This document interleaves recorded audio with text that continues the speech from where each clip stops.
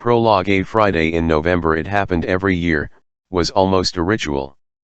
And this was his 82nd birthday. When, as usual, the flower was delivered, he took off the wrapping paper and then picked up the telephone to call Detective Superintendent Morel, who, when he retired, had moved to Lake Siljan in Dalarna.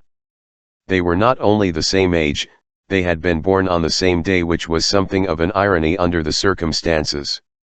The old policeman was sitting with his coffee, waiting, expecting the call. It arrived. "What is it this year?" "L don't know what kind it is. I'll have to get someone to tell me what it is." "It's white." "No letter, I suppose." "Just the flower. The frame is the same kind as last year. One of those do-it-yourself ones." "Postmark?" "Stockholm." "Handwriting?" "Same as always, all in capitals. Upright, neat lettering." With that, the subject was exhausted, and not another word was exchanged for almost a minute. The retired policeman leaned back in his kitchen chair and drew on his pipe. He knew he was no longer expected to come up with a pithy comment or any sharp question which would shed a new light on the case. Those days had long since passed, and the exchange between the two men seemed like a ritual attaching to a mystery which no one else in the whole world had the least interest in unraveling. The Latin name was Leptospermum, Myrtaceae, Rubinette. It was a plant about 4 inches high with small, heather-like foliage and a white flower with 5 petals about 1 inch across. The plant was native to the Australian bush and uplands, where it was to be found among tussocks of grass. There it was called desert snow. Someone at the Botanical Gardens in Uppsala would later confirm that it was a plant seldom cultivated in Sweden. The botanist wrote in her that it was related to the tea tree and that it was sometimes confused with its more common cousin Leptospermum scoparium, which grew in abundance in New Zealand. What distinguished them, she pointed out, was that Rubinette had a small number of microscopic pink dots at the tips of the petals, giving the flower a faint pinkish tinge. Rubinette was altogether an unpretentious flower. It had no known medicinal properties, and it could not induce hallucinatory experiences. It was neither edible, nor had a use in the manufacture of plant dyes. On the other hand, the Aboriginal people of Australia regarded as sacred the region and the flora around Ayers Rock. The botanist said that she herself had never seen one before, but after consulting her colleagues she was to report that attempts had been made to introduce the plant at a nursery in Göteborg, and that it might, of course, be cultivated by amateur botanists.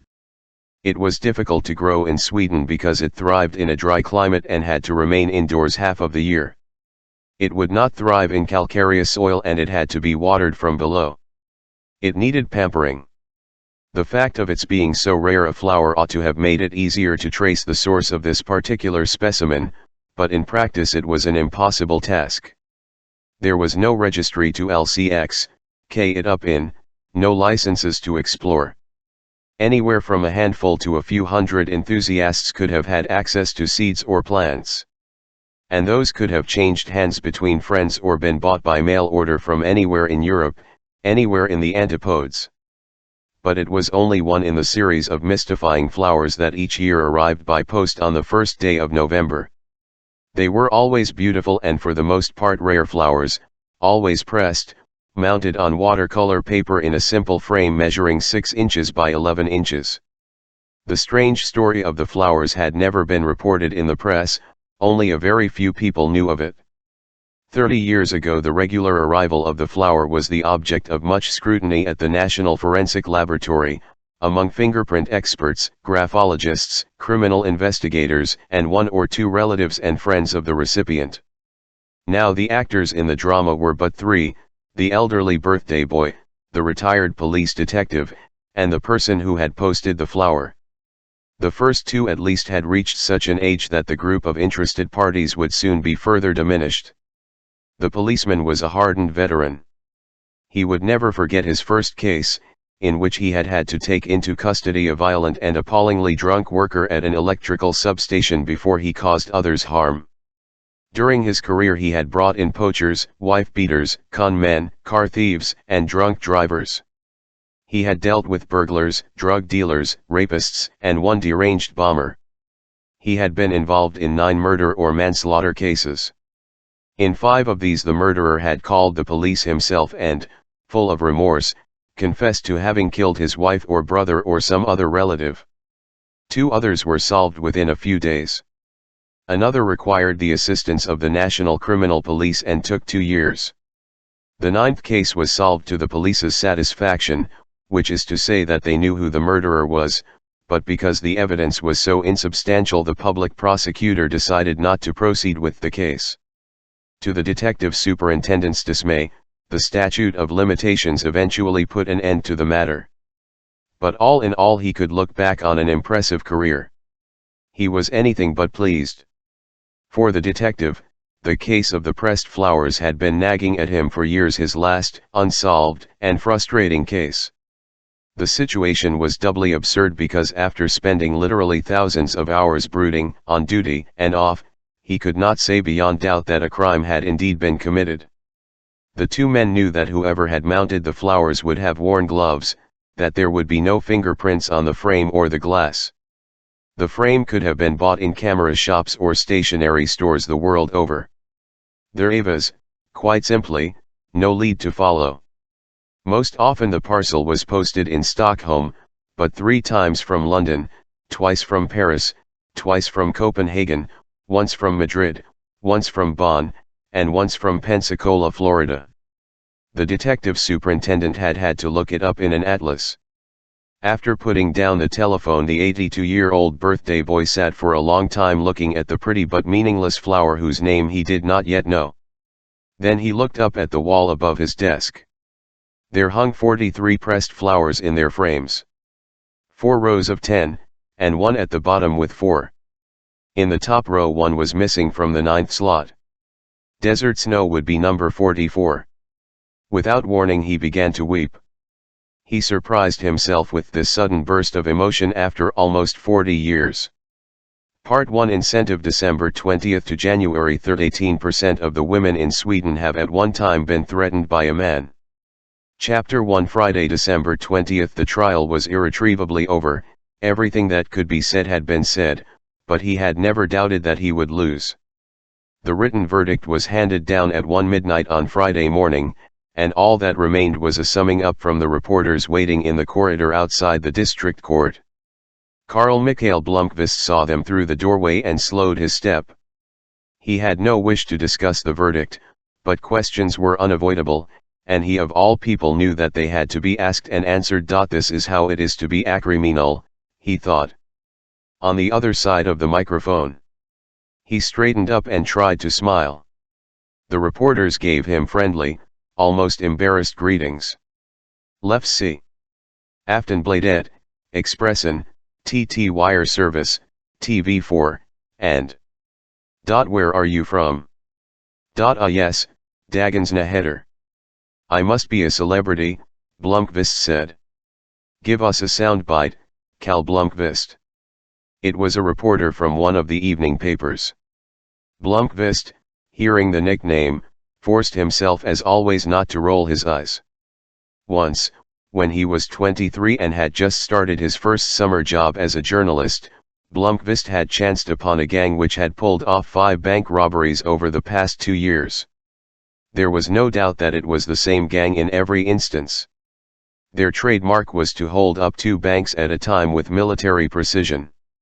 They wore masks from Disney World, so inevitably police logic dubbed them the Donald Duck Gang. The newspapers renamed them the Bear Gang, which sounded more sinister, more appropriate to the fact that on 2 occasions they had recklessly fired warning shots and threatened curious passers-by. Their 6th outing was at a bank in Östergötland at the height of the holiday season. A reporter from the local radio station happened to be in the bank at the time. As soon as the robbers were gone, he went to a public telephone and dictated his story for live broadcast.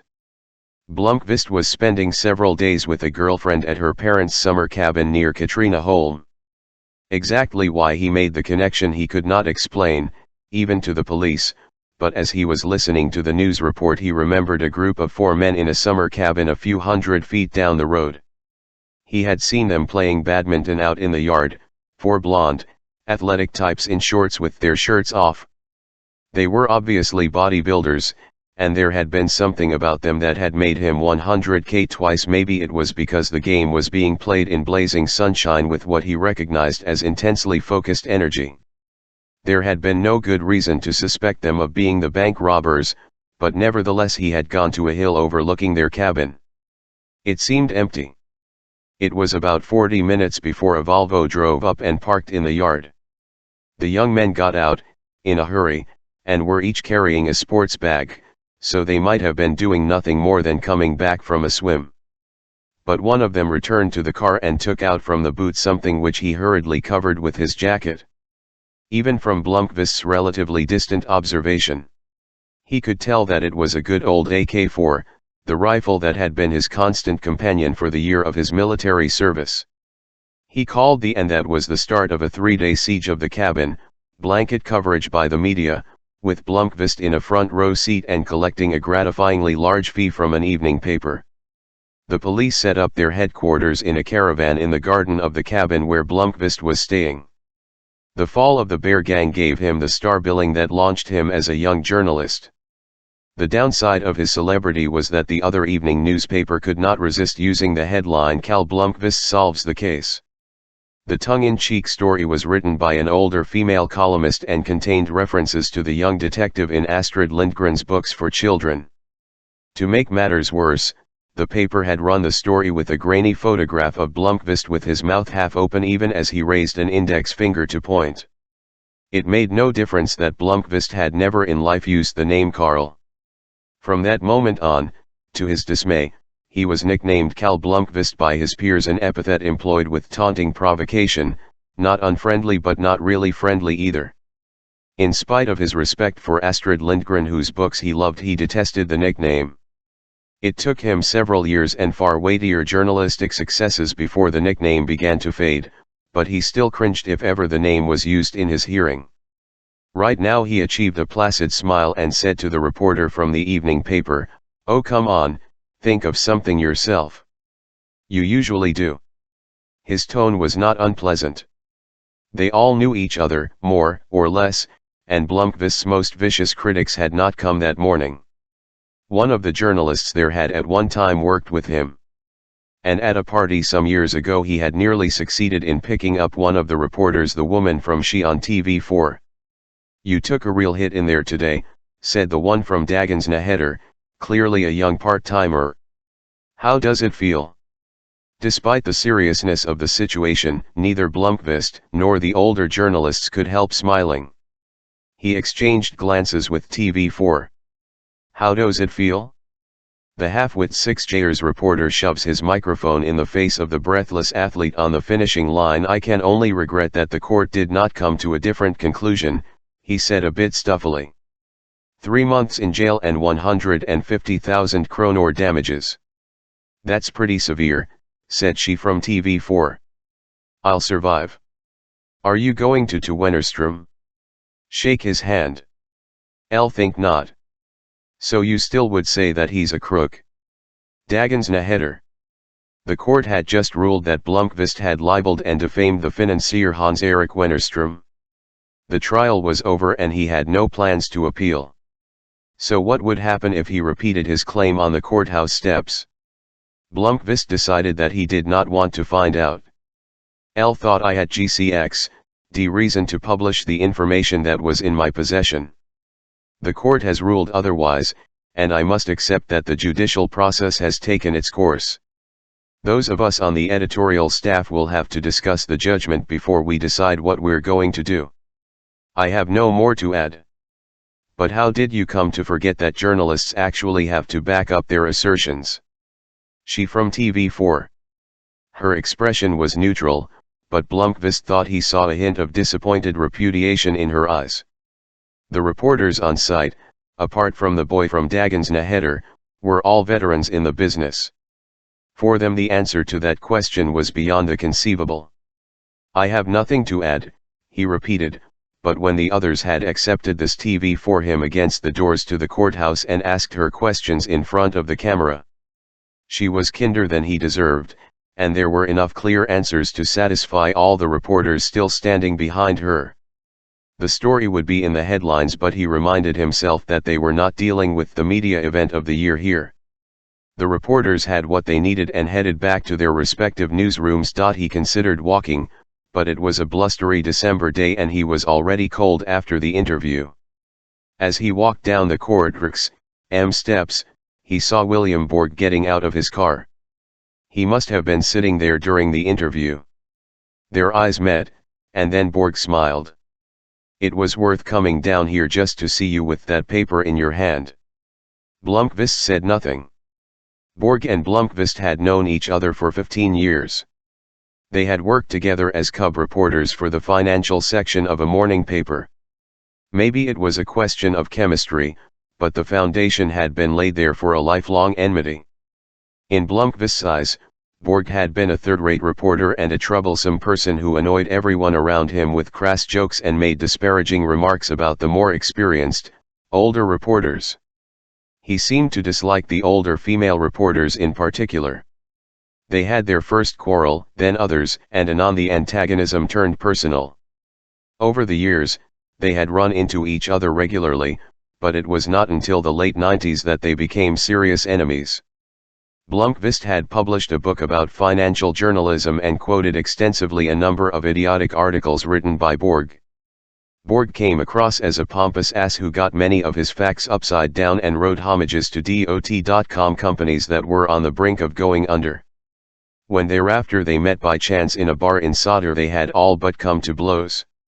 Borg left journalism, and now he worked in PR for a considerably higher salary at a firm that, to make things worse, was part of industrialist Hans-Erik Wennerström's sphere of influence. They looked at each other for a long moment before Blomqvist turned on his heel and walked away. It was typical of Borg to drive to the courthouse simply to sit there and laugh at him. The number 40 bus braked to a stop in front of Borg's car and Blomqvist hopped on to make his escape. He got off at Fridhemsplan, undecided what to do. He was still holding the judgment document in his hand. Finally he walked over to Cafe Anna, next to the garage entrance leading underneath the police station. Half a minute after he had ordered a cafe latte and a sandwich, the lunchtime news came on the radio. The story followed that of a suicide in Jerusalem and the news that the government had appointed a commission to investigate the alleged formation of a new cartel within the construction industry. Journalist Mikhail Blomqvist of the magazine Millennium was sentenced this morning to 90 days in jail for aggravated libel of industrialist Hans-Erik Wennerström. In an article earlier this year that drew attention to the so-called Minus affair, Blomqvist claimed that Wennerström had used state funds intended for industrial investment in Poland for arms deals. Blomqvist was also sentenced to pay 150,000 Swedish kronor in damages.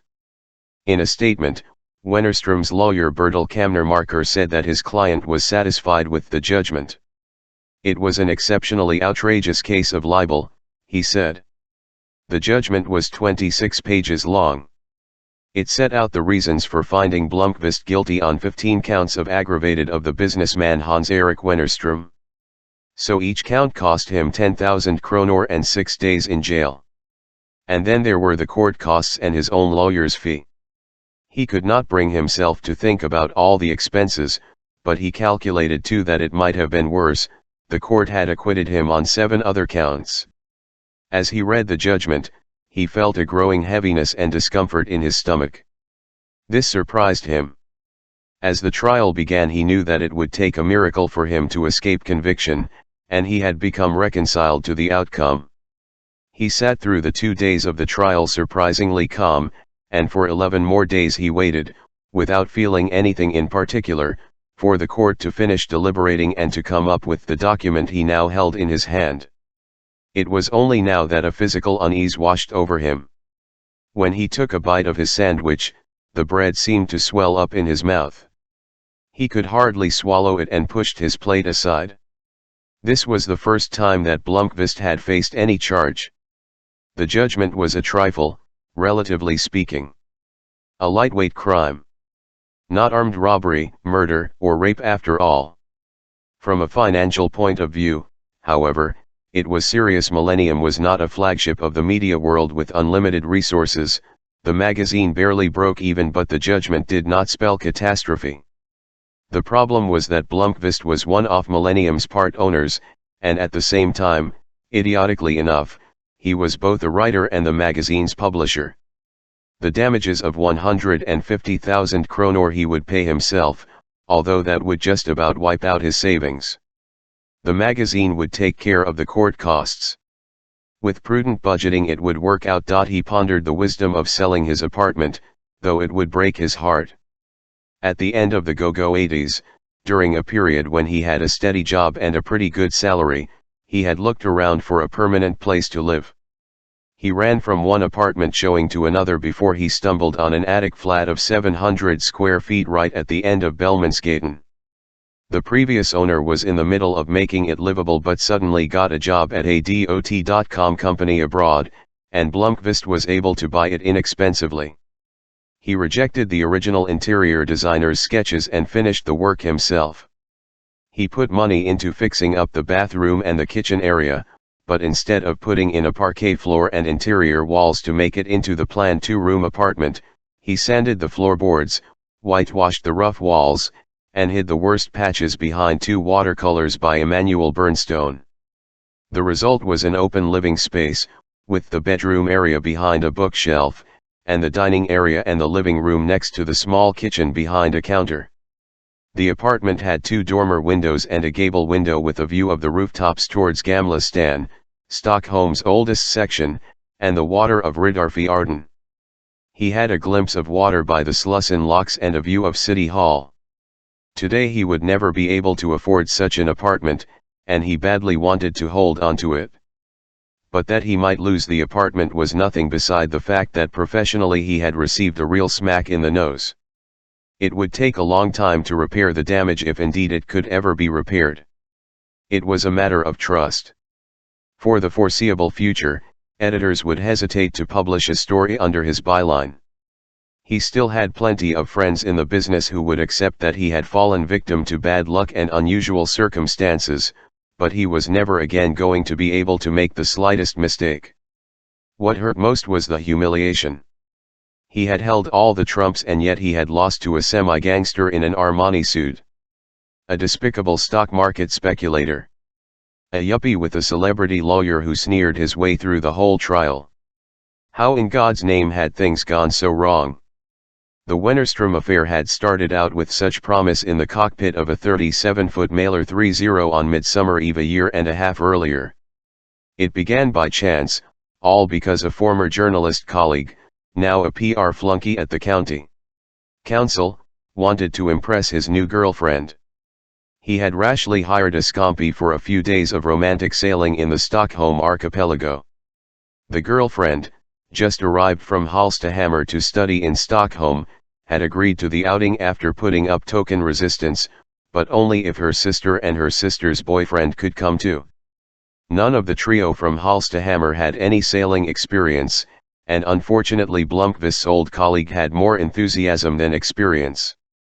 3 days before they set off he had called in desperation and persuaded him to come as a fifth crew member, one who knew navigation.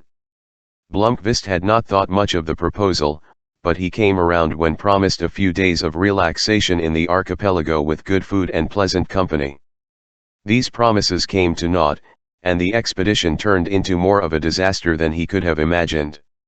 They had sailed the beautiful but not very dramatic route from Bulando up through Furusen Strait at barely 9 knots, but the new girlfriend was instantly seasick. Her sister started arguing with her boyfriend, and none of them showed the slightest interest in learning the least little thing about sailing. It quickly became clear that Blomqvist was expected to take charge of the boat while the others gave him well-intentioned but basically meaningless advice. After the first night in a bay on Angso he was ready to dock the boat at Furusund and take the bus home. Only their desperate appeals persuaded him to stay. At noon the next day, early enough that there were still a few spaces available, they tied up at the visitors' wharf on the picturesque island of Arholma. They had thrown some lunch together and had just finished when Blomqvist noticed a yellow fiberglass M30 gliding into the bay using only its main sail. The boat made a graceful tack while the helmsman looked for a spot at the wharf. Blomqvist too scanned the space around and saw that the gap between their scompi and an H-boat on the starboard side was the only slot left. The narrow M30 would just fit. He stocksy up in the stern and pointed. The man in the M30 raised a hand in thanks and steered towards the wharf. A lone sailor who was not going to bother starting up the engine, Blomqvist noticed. He heard the rattle of the anchor chain and seconds later the main came down, while the skipper moved like a scalded cat to guide the rudder straight for the slot and at the same time ready the line from the bow. Blomqvist climbed up on the railing and held out a hand for the painter. The new arrival made one last course correction and glided perfectly up to the stern of the scompi, by now moving very slowly. It was only as the man tossed the painter to Blomqvist that they recognized each other and smiled in delight. "Hi, Robon. Why don't you use your engine so you don't scrape the paint off all the boats in the harbor?" "Hi, Mike. I thought there was something familiar alxjid you. I'd love to use the engine if I could only get the piece of crap started. It died 2 days ago out by Rodlaga." They shook hands across the railings. An eternity before, at Kungsholmen School in the 70s, Blomqvist and Robert Lindberg had been friends, even very good friends. As so often happens with school buddies, the friendship faded after they had gone their separate ways. They had met maybe half a dozen times in the past 20 years, the last one 7 or 8 years ago. Now they studied each other with interest. Lindberg had tangled hair, was tanned and had a 2-week-old beard. Blomqvist immediately felt in much better spirits. When the PR guy and his silly girlfriend went off to dance around the midsummer pole in front of the general store on the other side of the island, he stayed behind with his herring and aquavit in the cockpit of the M30, shooting the breeze with his old school pal. Sometime that evening, after they had given up the battle with Arholma's notorious mosquitoes and moved down to the cabin, and after quite a few shots of aquavit, the conversation turned to friendly banter about ethics in the corporate world. Lindberg had gone from school to the Stockholm School of Economics and into the banking business. Blomqvist had graduated from the Stockholm School of Journalism and devoted much of his professional life to corruption in the banking and business world. Their talk began to explore what was ethically satisfactory in certain golden parachute agreements during the 90s. Lindberg eventually conceded there were 1 or 2 immoral bastards in the business world. He looked at Blomqvist with an expression that was suddenly serious. "Why don't you write about Hans-Erik Wennerström?" L didn't know there was anything to write about him. Dig. Dig, for God's sake. How much do you know about the AIA program? Well, it was a sort of assistance program in the 90s to help industry in the former Eastern Bloc countries get back on their feet. It was shut down a couple of years ago. It's nothing I've ever looked into. The Agency for Industrial Assistance was a project that was backed by the state and administered by representatives of about a dozen big Swedish firms. The AIA obtained government guarantees for a number of projects initiated in agreement with the governments in Poland and the Baltics. The Swedish Trade Union Confederation, LO, also joined in as a guarantor that the workers' movement in the East would be strengthened as well by following the Swedish model. In theory, it was an assistance project that built on the principle of offering help for self-help, and it was supposed to give the regimes in the East the opportunity to restructure their economies. In practice, however, it meant that Swedish companies would get state subventions for going in and establishing themselves as part owners in companies in Eastern European countries. That goddamned minister in the Christian Party was an ardent advocate of the AIA, which was going to set up a paper mill in Krakow and provide new equipment for a metals industry in Riga, a cement factory in Tallinn, and so on. The funds would be distributed by the AIA board, which consisted of a number of heavyweights from the banking and corporate world. So it was tax money. About half came from government contributions, and the banks and corporations put up the rest. But it was far from an ideal operation. The banks and industry were counting on making a sweet profit. Otherwise they damn well wouldn't have bothered.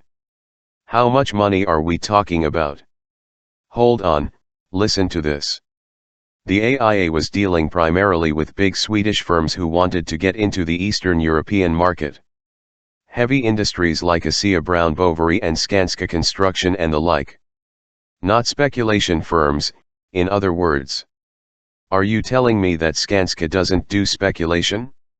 Wasn't it their managing director who was fired after he let some of his boys speculate away $500 million in quick stock turnovers? And how about their hysterical property deals in London and Oslo? Sure, there are idiots in every company the world over, but you know what I mean. At least those companies actually produce something. The backbone of Swedish industry and all that. Where does Wennerström come into the picture? Wennerström is the joker in the pack. Meaning that he's a guy who turns up out of the blue, who has no background whatsoever in heavy industry, and who really has no business getting involved in these projects. But he has amassed a colossal fortune on the stock market and has invested in solid companies. He came in by the back door, so to speak.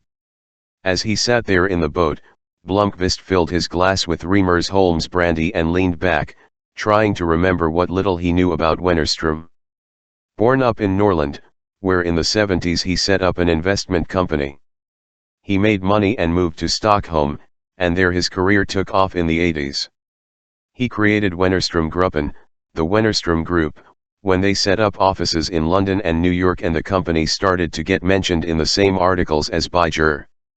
He traded stock and options and liked to make quick deals, and he emerged in the celebrity press as one of Sweden's numerous billionaires with a city home on Strandvagen, a fabulous summer villa on the island of Värmdö, and an 82-foot motor yacht that he bought from a bankrupt former tennis star.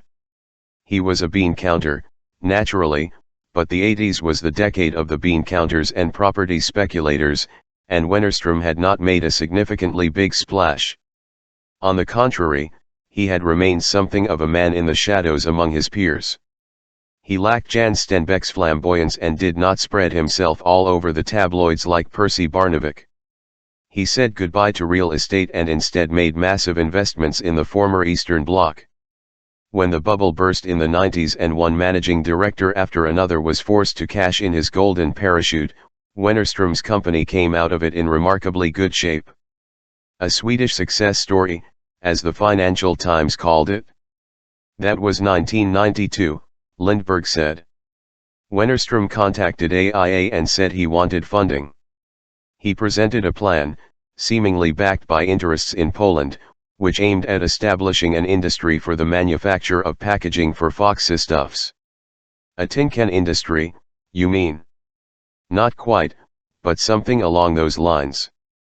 I have no idea who he knew at the AIA, but he walked out with 60 million kronor.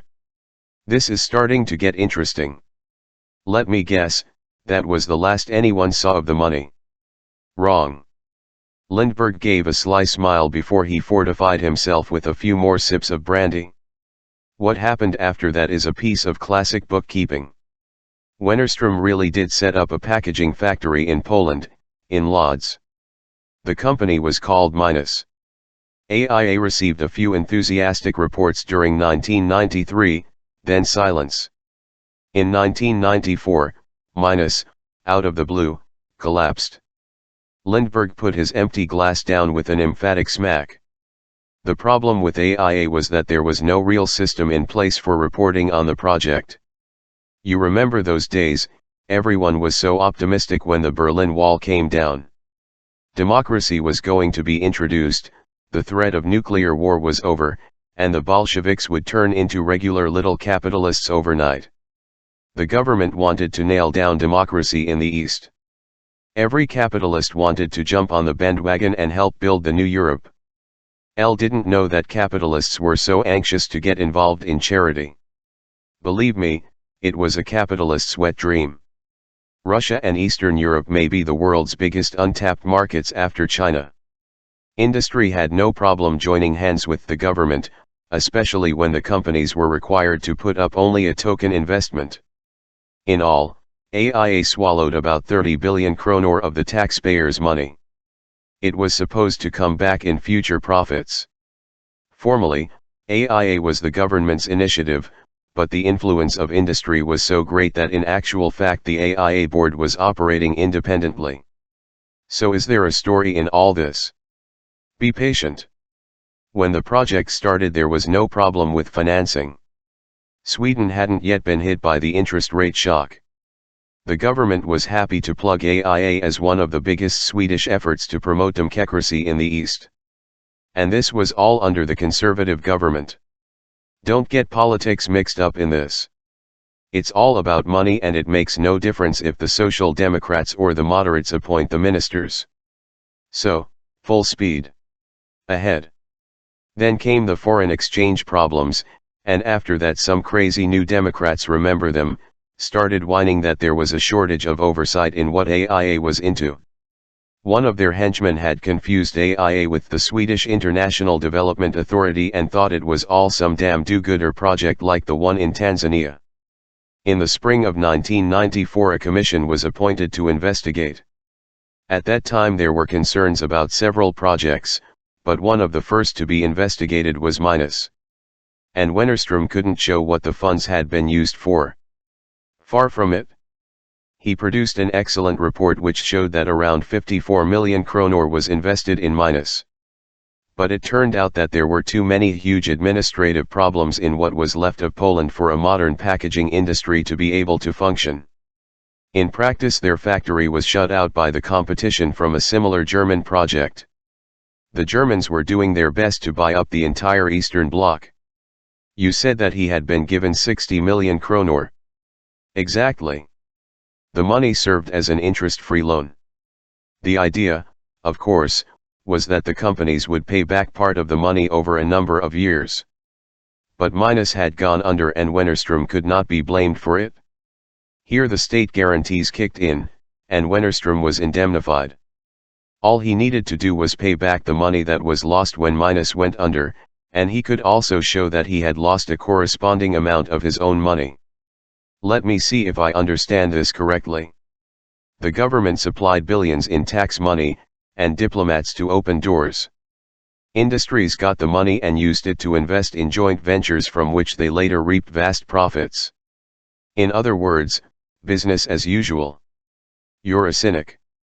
The loans were supposed to be paid back to the state. You said that they were interest-free. So that means the taxpayers got nothing at all for putting up the cash. Wennerström got 60 million, and invested 54 million of it. What happened to the other 6 million? When it became clear that the AIA project was going to be investigated, Wennerström sent a check for 6 million to AIA for the difference. So the matter was settled, legally at least. It sounds as though Wennerström frittered away a little money for AIA. But compared with the $500 million that disappeared from Skanska or the CEO of ABB's golden parachute of more than 1 billion kronor, which really upset people, this doesn't seem to be much to write about, Blomqvist said. Today's readers are pretty tired of stories about incompetent speculators, even if it's with public funds. Is there more to the story? It gets better. How do you know all this about Wennerström's deals in Poland?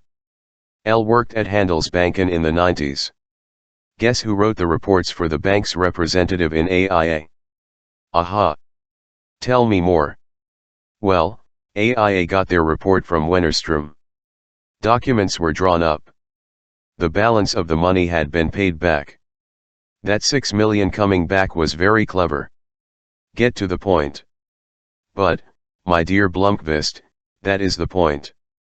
AIA was satisfied with Wennerström's report. It was an investment that went to hell, but there was no criticism of the way it had been managed. We looked at invoices and transfers and all the documents. Everything was meticulously accounted for. I believed it. I believed it. AIA believed it, and the government had nothing to say. Where's the this is where the story gets ticklish, Lindberg said, looking surprisingly sober. And since you're a journalist, this is off the record. Come off it? You can't sit there telling me all this stuff and then say I can't use it. L certainly can. What I've told you so far is in the public record. You can look up the report if you want. The rest of the story what I haven't told you you can write Alxjid, but you'll have to treat me as an anonymous source. 0k, but off the record in current terminology means that I've been told something in confidence and can't write about it. Screw the terminology. Write whatever the hell you want, but I'm your anonymous source. Are we agreed? Of course, Blomqvist said. In hindsight, this was a mistake. All right then. The Minus story took place more than a decade ago, just after the wall came down and the Bolsheviks starting acting like decent capitalists. I was one of the people who investigated Wennerström, and the whole time I thought there was something damned odd about his story. Why didn't you say so when you signed off on his report? L discussed it with my boss. But the problem was that there wasn't anything to pinpoint. The documents were all 0k, I had only to sign the report.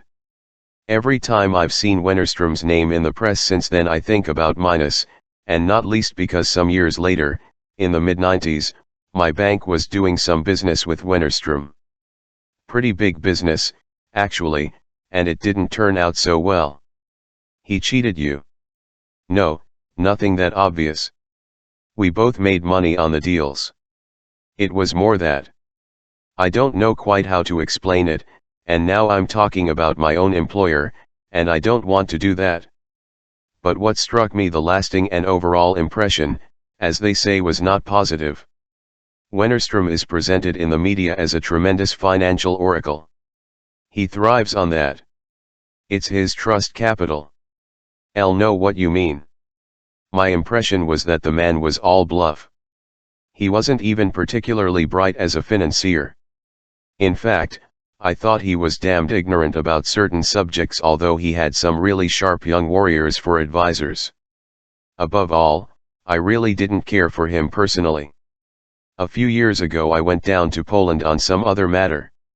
Our group had dinner with some investors in Lodz, and I found myself at the same table as the mayor. We talked about the difficulty of getting Poland's economy on its feet and all that, and somehow or other I mentioned the Minus project. The mayor looked quite astonished for a moment, as if he had never heard of Minus. He told me it was some crummy little business and nothing ever came of it. He laughed and said, I'm quoting word for word, that if that was the our investors could manage, then Sweden wasn't long for this life. Are you following me? That mayor of Lodz is obviously a sharp fellow, but go on. The next day I had a meeting in the morning, but the rest of my day was free. For the hell of it I drove out to look at the shut-down Minus factory in a small town outside of Lodz. The giant Minus factory was a ramshackle structure. A corrugated iron storage building that the Red Army had built in the 50s. I found a watchman on the property who could speak a little German and discovered that one of his cousins had worked at Minus, and we went over to his house nearby. The watchman interpreted. Are you interested in hearing what he had to say? I can hardly wait. Minus opened in the autumn of 1992. There were at most 15 employees, the majority of them old women. Their pay was around 150 kronor a month. At first there were no machines, so the workforce spent their time cleaning up the place. In early October 3 cardboard box machines arrived from Portugal. They were old and completely obsolete. The scrap value couldn't have been more than a few thousand kronor. The machines did work, but they kept breaking down. Naturally there were no spare parts, so Minus suffered endless stoppages. This is starting to sound like a story, Blomqvist said. What did they make at Minus? Throughout 1992 and half of 1993 they produced simple cartelsjard boxes for washing powders and egg cartons and the like. Then they started making paper bags. But the factory could never get enough raw materials, so there was never a question of much volume of production. This doesn't sound like a gigantic investment. L ran the numbers. The total rent must have been around 1 kronor for 2 years. Wages may have amounted to 150,000 Swedish kronor at most, and I'm being generous here. Cost of machines and cost of freight, a van to deliver the egg cartons. I'm guessing 250,000. Add fees for permits, a little traveling back and forth. Apparently one person from Sweden did visit the site a few times. It as though the whole operation ran for under 2 million. One day in the summer of 1993 the foreman came down to the factory and said it was shut down, and a while later a Hungarian lorry appeared and carried off the machinery. Bye-bye, minus. In the course of the trial Blomqvist had often thought of that midsummer eve. For large parts of the evening the tone of the conversation made it feel as if they were back at SCHCXL, having a friendly argument. As teenagers they had shared the burdens common to that stage in life. As grown ups they were effectively strangers, by now quite different sorts of people. During their talk Blomqvist had thought that he really could not recall what it was that had made them such friends at school. He remembered as a reserved boy, incredibly shy with girls. As an adult he was a successful climber in the banking world. He rarely got drunk, but that chance meeting had transformed a disastrous sailing trip into a pleasant evening. And because the conversation had so much an echo of a schoolboy tone, he did not at first take Lindberg's story about Wennerström seriously. Gradually his professional instincts were aroused. Eventually he was listening attentively, and the objections surfaced. "Wait a second," he said. "Wennerström is a top name among market speculators. He's made himself a billion, has he not? The Wennerström Group is sitting on somewhere close to 200 billion. You're going to ask why a billionaire should go to the trouble of swindling a trifling 50 million. Well, put it this way, why would he risk his own and his company's good name on such a blatant swindle? It wasn't so obviously a swindle given that the AIA board, the bankers, the government, and Parliament Euro's auditors all approved Wennerström's accounting without a single dissenting vote. It's still a ridiculously small sum for so vast a risk. Certainly. But just think, the Wennerström Group is an investment company that deals with property, securities, options, foreign exchange. You name it. Wennerström contacted AIA in 1992 just as the bottom was about to drop out of the market. Do you remember the autumn of 1992? Do Al? I had a variable rate mortgage on my apartment when the interest rate shot up 500% in October. I was stuck with 19% interest for a year. Those were indeed the days, Lindberg said. I lost a bundle that year myself. And Hans-Erik Wennerström, like every other player in the market, was wrestling with the same problem. The company had billions tied up in paper of various types, but not so much cash. All of a sudden they could no longer borrow any amount they liked. The usual thing in such a situation is to unload a few properties and lick your wounds, but in 1992 nobody wanted to buy real estate. Cash flow problems. Exactly. And Wennerström wasn't the only one. Every businessman. Don't say businessman. Call them what you like, but calling them businessmen is an insult to a serious profession. All right, every speculator had cash flow problems. Look at it this way, Wennerström got 60 million kronor. He paid back 6 mil, but only after 3 years. The real cost of minus didn't come to more than 2 million. The interest alone on 60 million for 3 years, that's quite a bit. Depending on how he invested the money, he might have doubled the AIA money, or maybe grown it 10 times over. Then we're no longer talking about catshit. Skull, by the way. Chapter 2 Friday, December 20th. Dragan Armansky was born in Croatia 56 years ago. His father was an Armenian Jew from Belorussia. His mother was a Bosnian Muslim of Greek extraction. She had taken charge of his upbringing and his education, which meant that as an adult he was lumped together with that large, heterogeneous group defined by the media as Muslims. The Swedish immigration authorities had registered him, strangely enough, as a Serb. His passport confirmed that he was a Swedish citizen, and his passport showed a squarish face, a strong jaw, 5 o'clock shadow, and graying temples. He was often referred to as the Arab, although he did not have a drop of Arab blcx, d. He lck, Ked a little like the stereotypical local boss in an American gangster movie, but in fact he was a talented financial director who had begun his career as a junior accountant at Milton Security in the early 70s. 3 decades later he had advanced to CEO and CX of the company. He had become fascinated with the security business.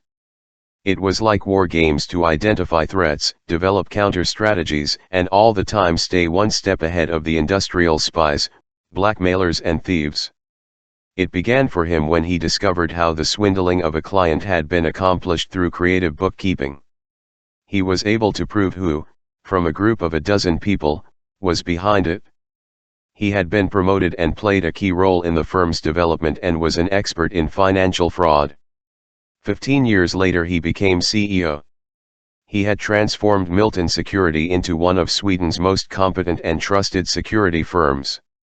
The company had 380 full-time employees and another 300 freelancers.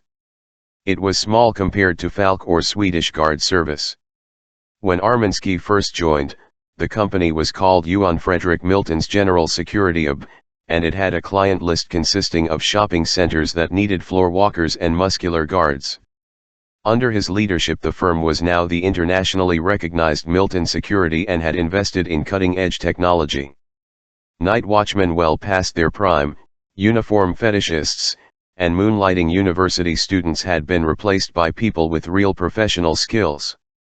Armansky hired mature ex-policemen as operations chiefs, political scientists specializing in international terrorism, and experts in personal protection and industrial espionage. Most importantly, he hired the best telecommunications technicians and IT experts. The company moved from Solna to state-of-the-art offices near Slussen, in the heart of Stockholm. By the start of the 90s, Milton Security was equipped to offer a new level of security to an exclusive group of clients, primarily medium-sized corporations and well-to-do private individuals, nouveau-riche rock stars, stock market speculators, and dot-com high flyers. A part of the company's activity was providing co-guard protection and security solutions to Swedish firms abroad, especially in the Middle East. This area of their business now accounted for 70% of the company's turnover.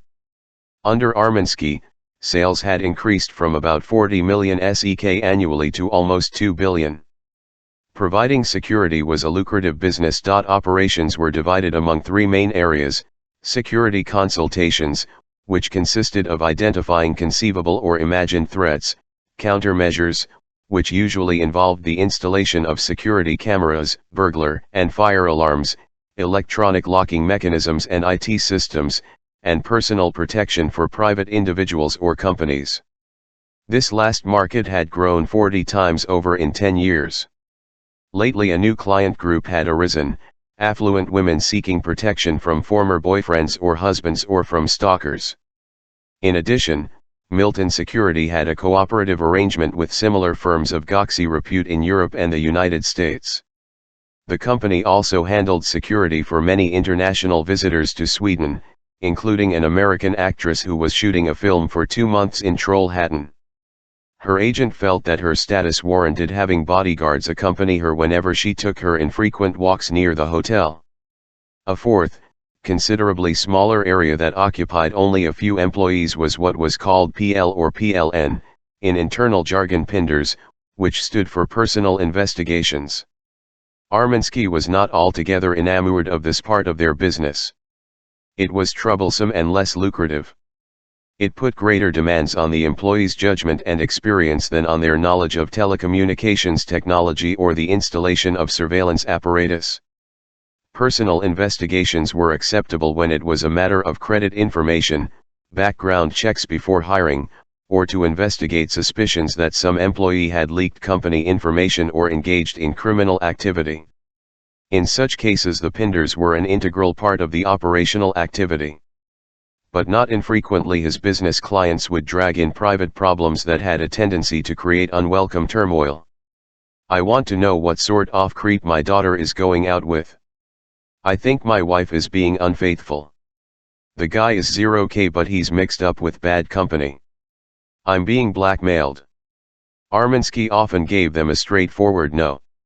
If the daughter was an adult, she had the right to go out with any creep she wanted to, and he thought infidelity was something that husbands and wives ought to work out on their own. Hidden in all such inquiries were traps that could lead to scandal and create legal problems for Milton Security. Which was why Dragan Armansky kept a close watch on these assignments, in spite of how modest the revenue was.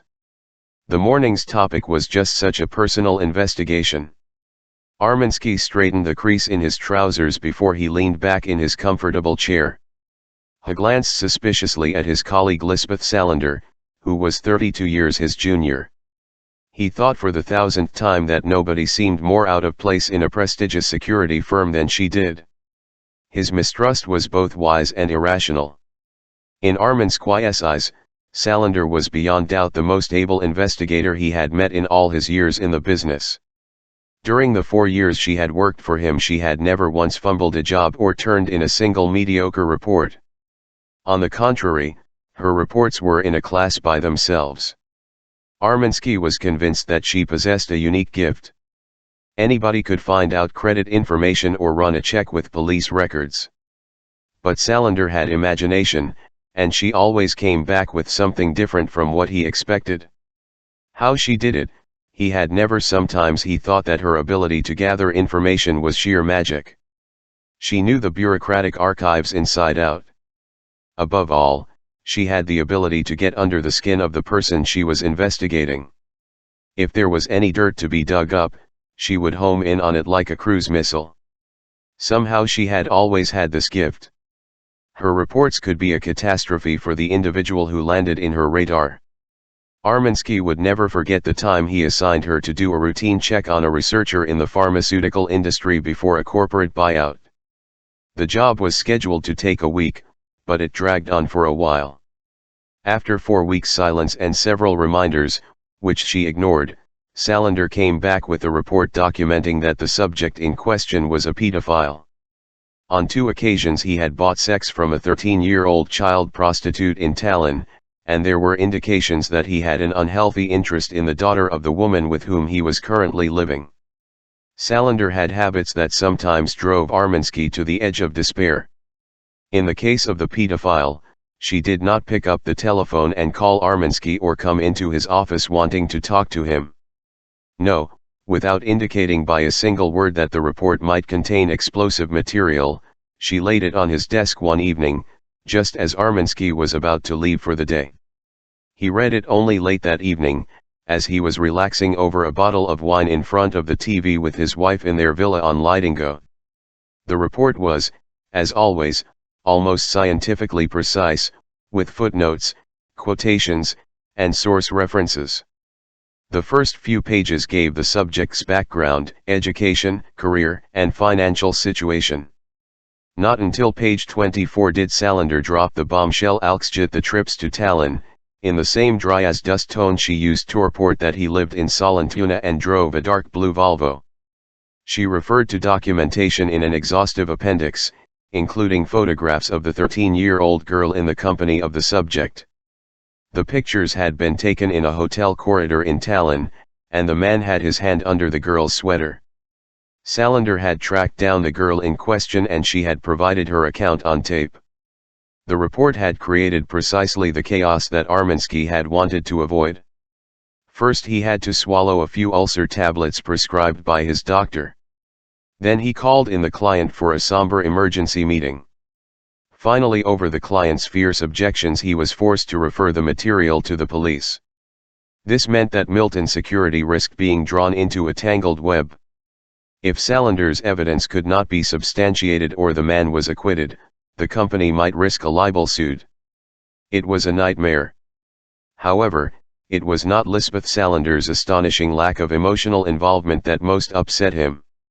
Milton's image was one of conservative stability. Salander fitted into this picture about as well as a buffalo at a boat show. Armansky's star researcher was a pale, anorexic young woman who had hair as short as a fuse, and a pierced nose and eyebrows. She had a wasp tattoo about an inch long on her neck, a tattooed loop around the biceps of her left arm and another around her left ankle. On those when she had been wearing a tank top, Armansky also saw that she had a dragon tattoo on her left shoulder blade. She was a natural redhead, but she dyed her hair raven black. She looked as though she had just emerged from a week-long orgy with a gang of hard rockers. She did not in fact have an eating disorder, Armansky was sure of that. On the contrary, she seemed to consume every kind of junk food. She had simply been born thin, with slender bones that made her look girlish and fine-limbed with small hands, narrow wrists, and childlike breasts. She was 24, but she sometimes looked 14. She had a wide mouth, a small nose, and high cheekbones that gave her an almost Asian look. Her movements were quick and spidery, and when she was working at the computer her fingers flew over the keys. Her extreme slenderness would have made a career in modeling impossible, but with the right makeup her face could have put her on any billboard in the world. Sometimes she wore black lipstick, and in spite of the tattoos and the pierced nose and eyebrows she was, well, attractive. It was inexplicable. The fact that Salander worked for Dragan Armansky at all was astonishing. She was not the sort of woman with whom he would normally come into contact. She had been hired as a Jill of all trades. Holger Palmgren, a semi-retired lawyer who looked after old J.F. Milton's personal affairs, had told Armansky that this Lisbeth Salander was a quick-wit girl with a rather trying attitude. Palmgren had appealed to him to give her a chance, which Armansky had, against his better judgment, promised to do. Palmgren was the type of man who would only take no as an encouragement to redouble his efforts, so it was easier to say yes right away. Armansky knew that Palmgren devoted himself to troubled kids and other social misfits, but he did have good judgment. He had regretted his decision to hire the girl the moment he met her. She did not just seem difficult in his eyes, she was the very quintessence of difficult. She had dropped out of school and had no sort of higher education. The first few months she had worked full-time, well, almost full-time. She turned up at the office now and then. She made coffee, went to the post office, and took care of the copying, but conventional office hours or work routines were anathema to her. On the other hand, she had a talent for irritating the other employees.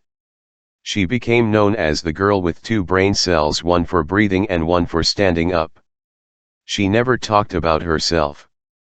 Colleagues who tried to talk to her seldom got a response and soon gave up. Her attitude encouraged neither trust nor friendship, and she quickly became an outsider wandering the corridors of Milton like a stray cat. She was generally considered a hopeless case. After a month of nothing but trouble, Armansky sent for her, fully intending to let her go.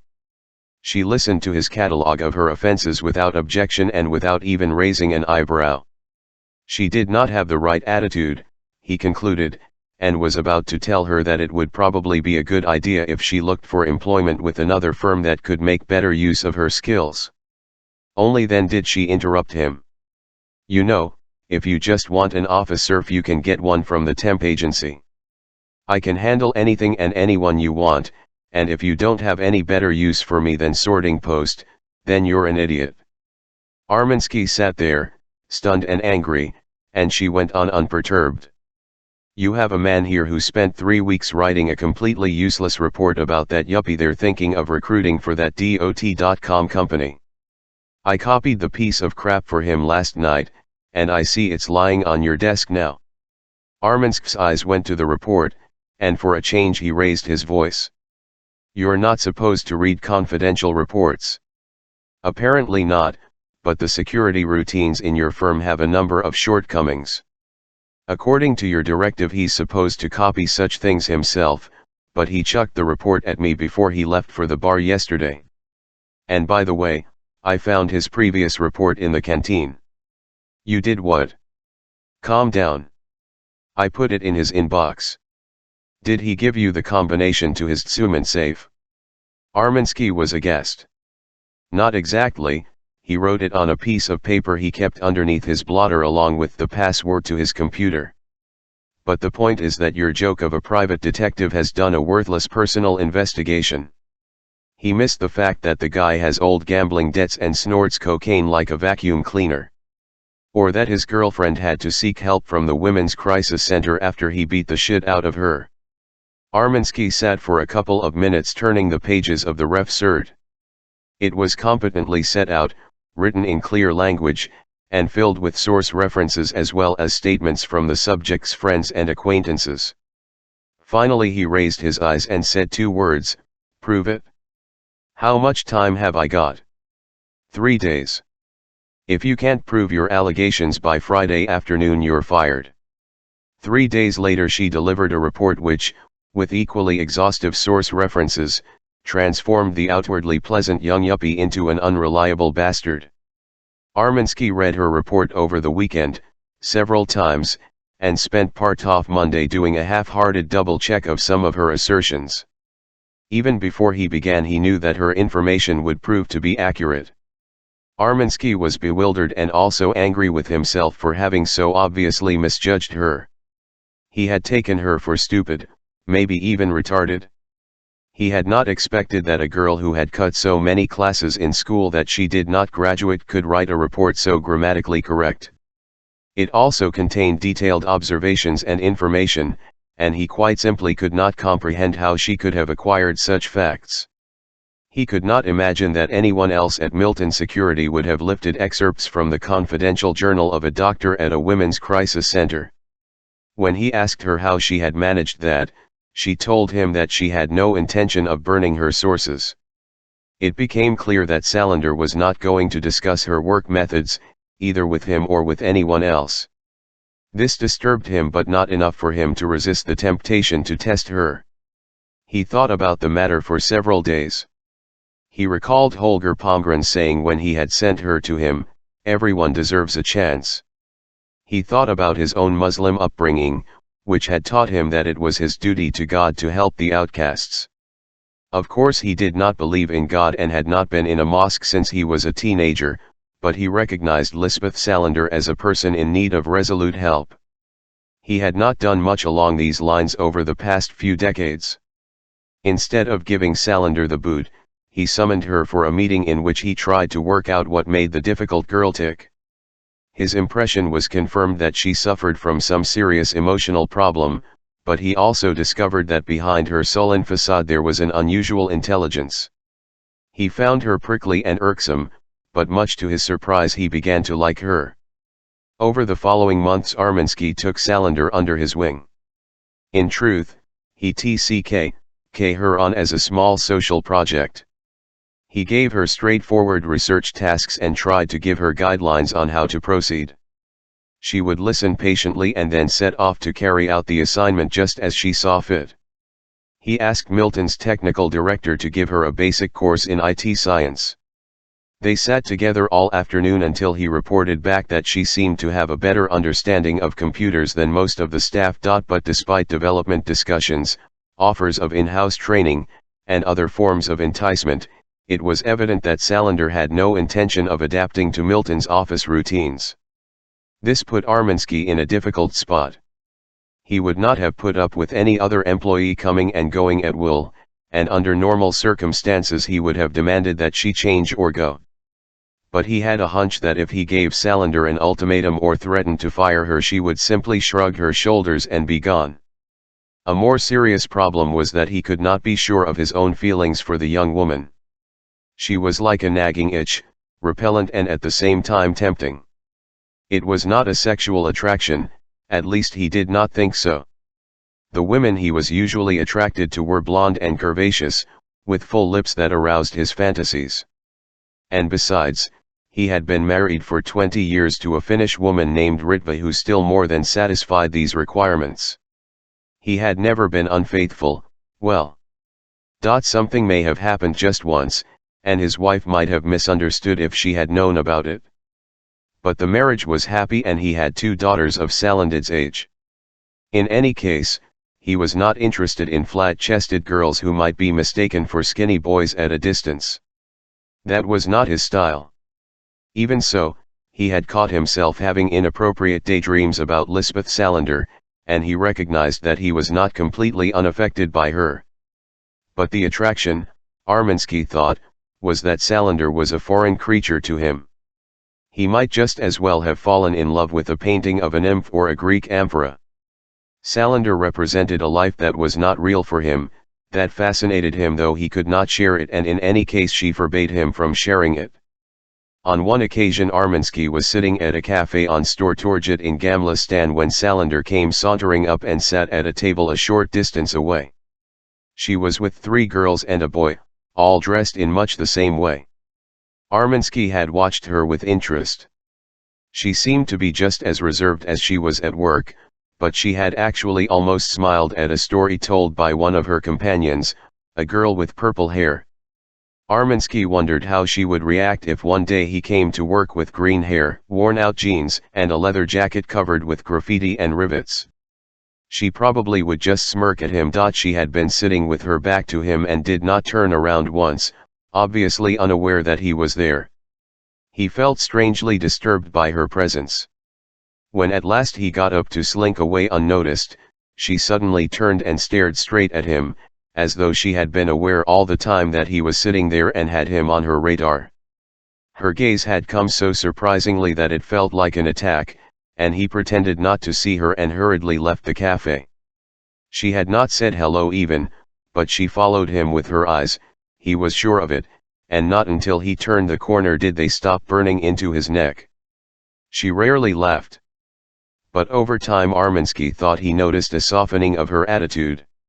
She had a dry sense of humor, to put it mildly, which could prompt a CRCX-CAD, ironic smile. Armansky felt so provoked by her lack of emotional response that sometimes he wanted to grab hold of her and shake her. To force his way into her shell and win her friendship, or at least her respect.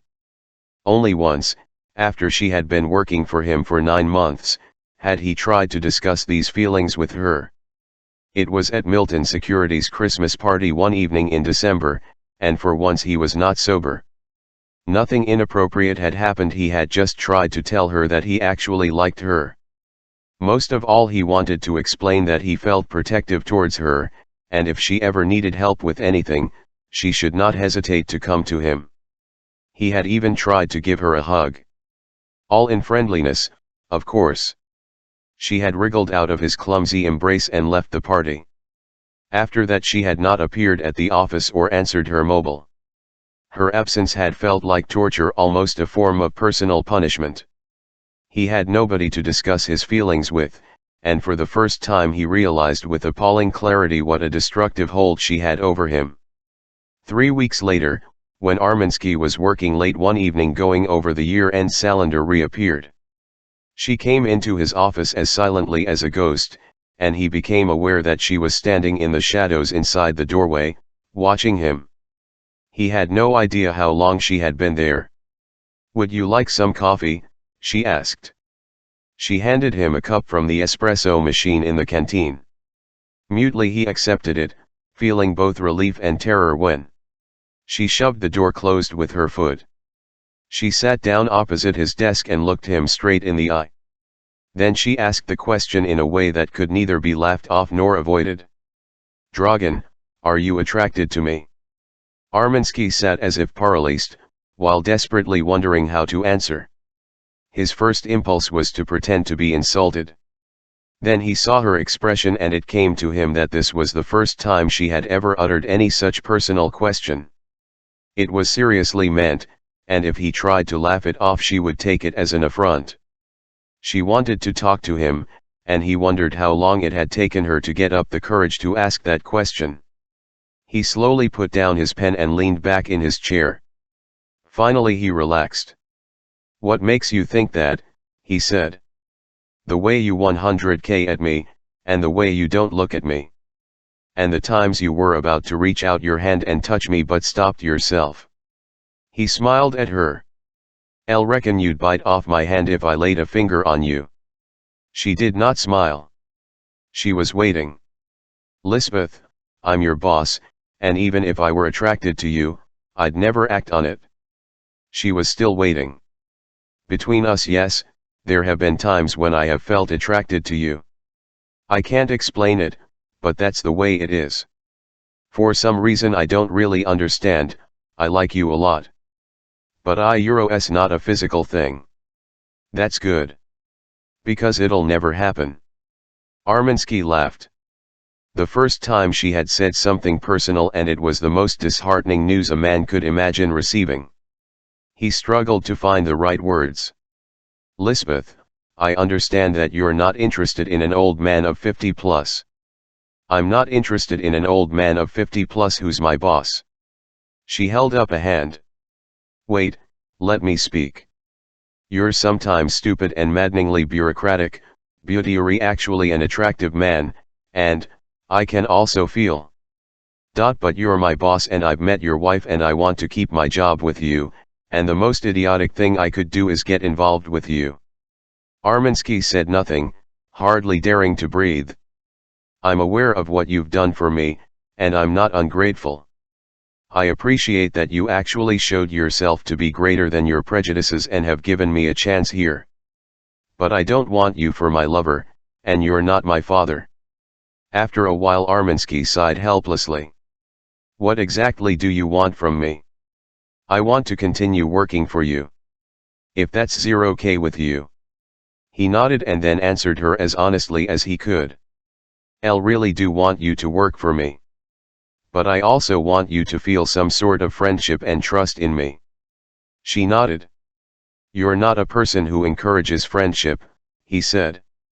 She seemed to withdraw, but he went on. I'll understand that you don't want anyone interfering in your life, and I'll try not to do that. But is it alright if I continue to like you? Salander thought Alxjidit for a long time. Then she replied by getting up, walking around the desk, and giving him a hug. He was totally shocked. Only when she released him did he take her hand. We can be friends. She nodded once. That was the only time she ever showed him any tenderness, and the only time she ever touched him. It was a moment that Armansky fondly remembered. After 4 years she had still vouchsafed hardly a detail about her private life or her background to Armansky. Once he applied his own knowledge of the Pintz art on her.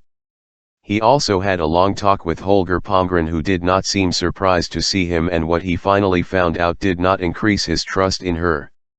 He never mentioned a word about this to her or let her know that he had been snooping into her life. Instead he hid his uneasiness and increased his watchfulness. Before that strange evening was over, Armansky and Salander had come to an agreement. In future she would do research projects for him on a freelance basis. She would receive a small monthly income whether she did any assignments or not. The real money would be made when she was paid per assignment. She could work the way she wanted to. In return she pledged never to do anything that might embarrass him or risk subjecting Milton Security to scandal. For Armansky this was a solution that was advantageous to him, the company, and Salander herself. He cut the troublesome PL department down to a single full-time employee, an older colleague who handled routine jobs perfectly well and ran credit checks. All complicated or tricky assignments he turned over to Salander and a few other freelancers who in the last resort were independent contractors for whom Milton Security had actually no responsibility. Since he regularly engaged her services, she earned a good salary. It could have been much higher, but Salander worked only when she felt like it. Armansky accepted her as she was, but she was not allowed to meet the clients. Today's assignment was an exception. Salander was dressed for the day in a black t-shirt with a picture on it of E.T. with fangs, and the words "I am also an alien." She had on a black skirt that was frayed at the hem, a worn-out black, mid-length leather jacket, rivet belt, heavy Doc Marten boots, and horizontally striped, green and red knee socks. She had put on makeup in a color scheme that indicated she might be colorblind. In other words, she was exceptionally decked out. Armansky sighed and shifted his gaze to the conservatively dressed guest with the thick glasses. Dirch Frode, a lawyer, had insisted on meeting and being able to ask questions of the employee who prepared the report.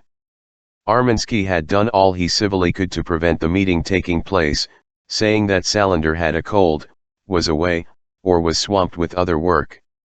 The lawyer replied calmly that it made no difference, the matter was not urgent and he could easily wait a couple of days.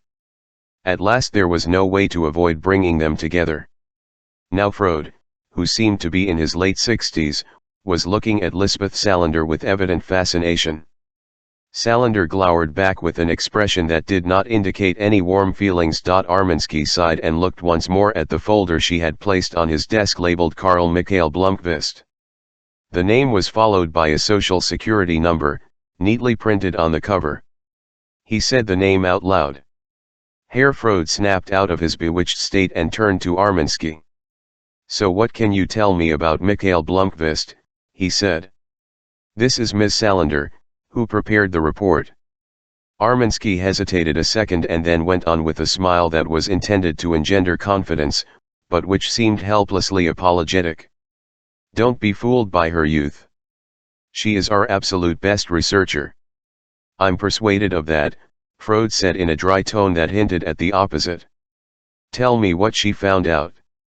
It was clear that Freud had no idea how to act towards Salander. He resorted to directing the question to Arminsky, as if she had not been in the room. Salander blew a big bubble with her gum. Before Arminsky could answer, she said, "Could you ask the client whether he would prefer the long or the short version?" There was a brief, embarrassed silence before Freud finally turned to Salander and tried to repair the damage by assuming a friendly, avuncular tone.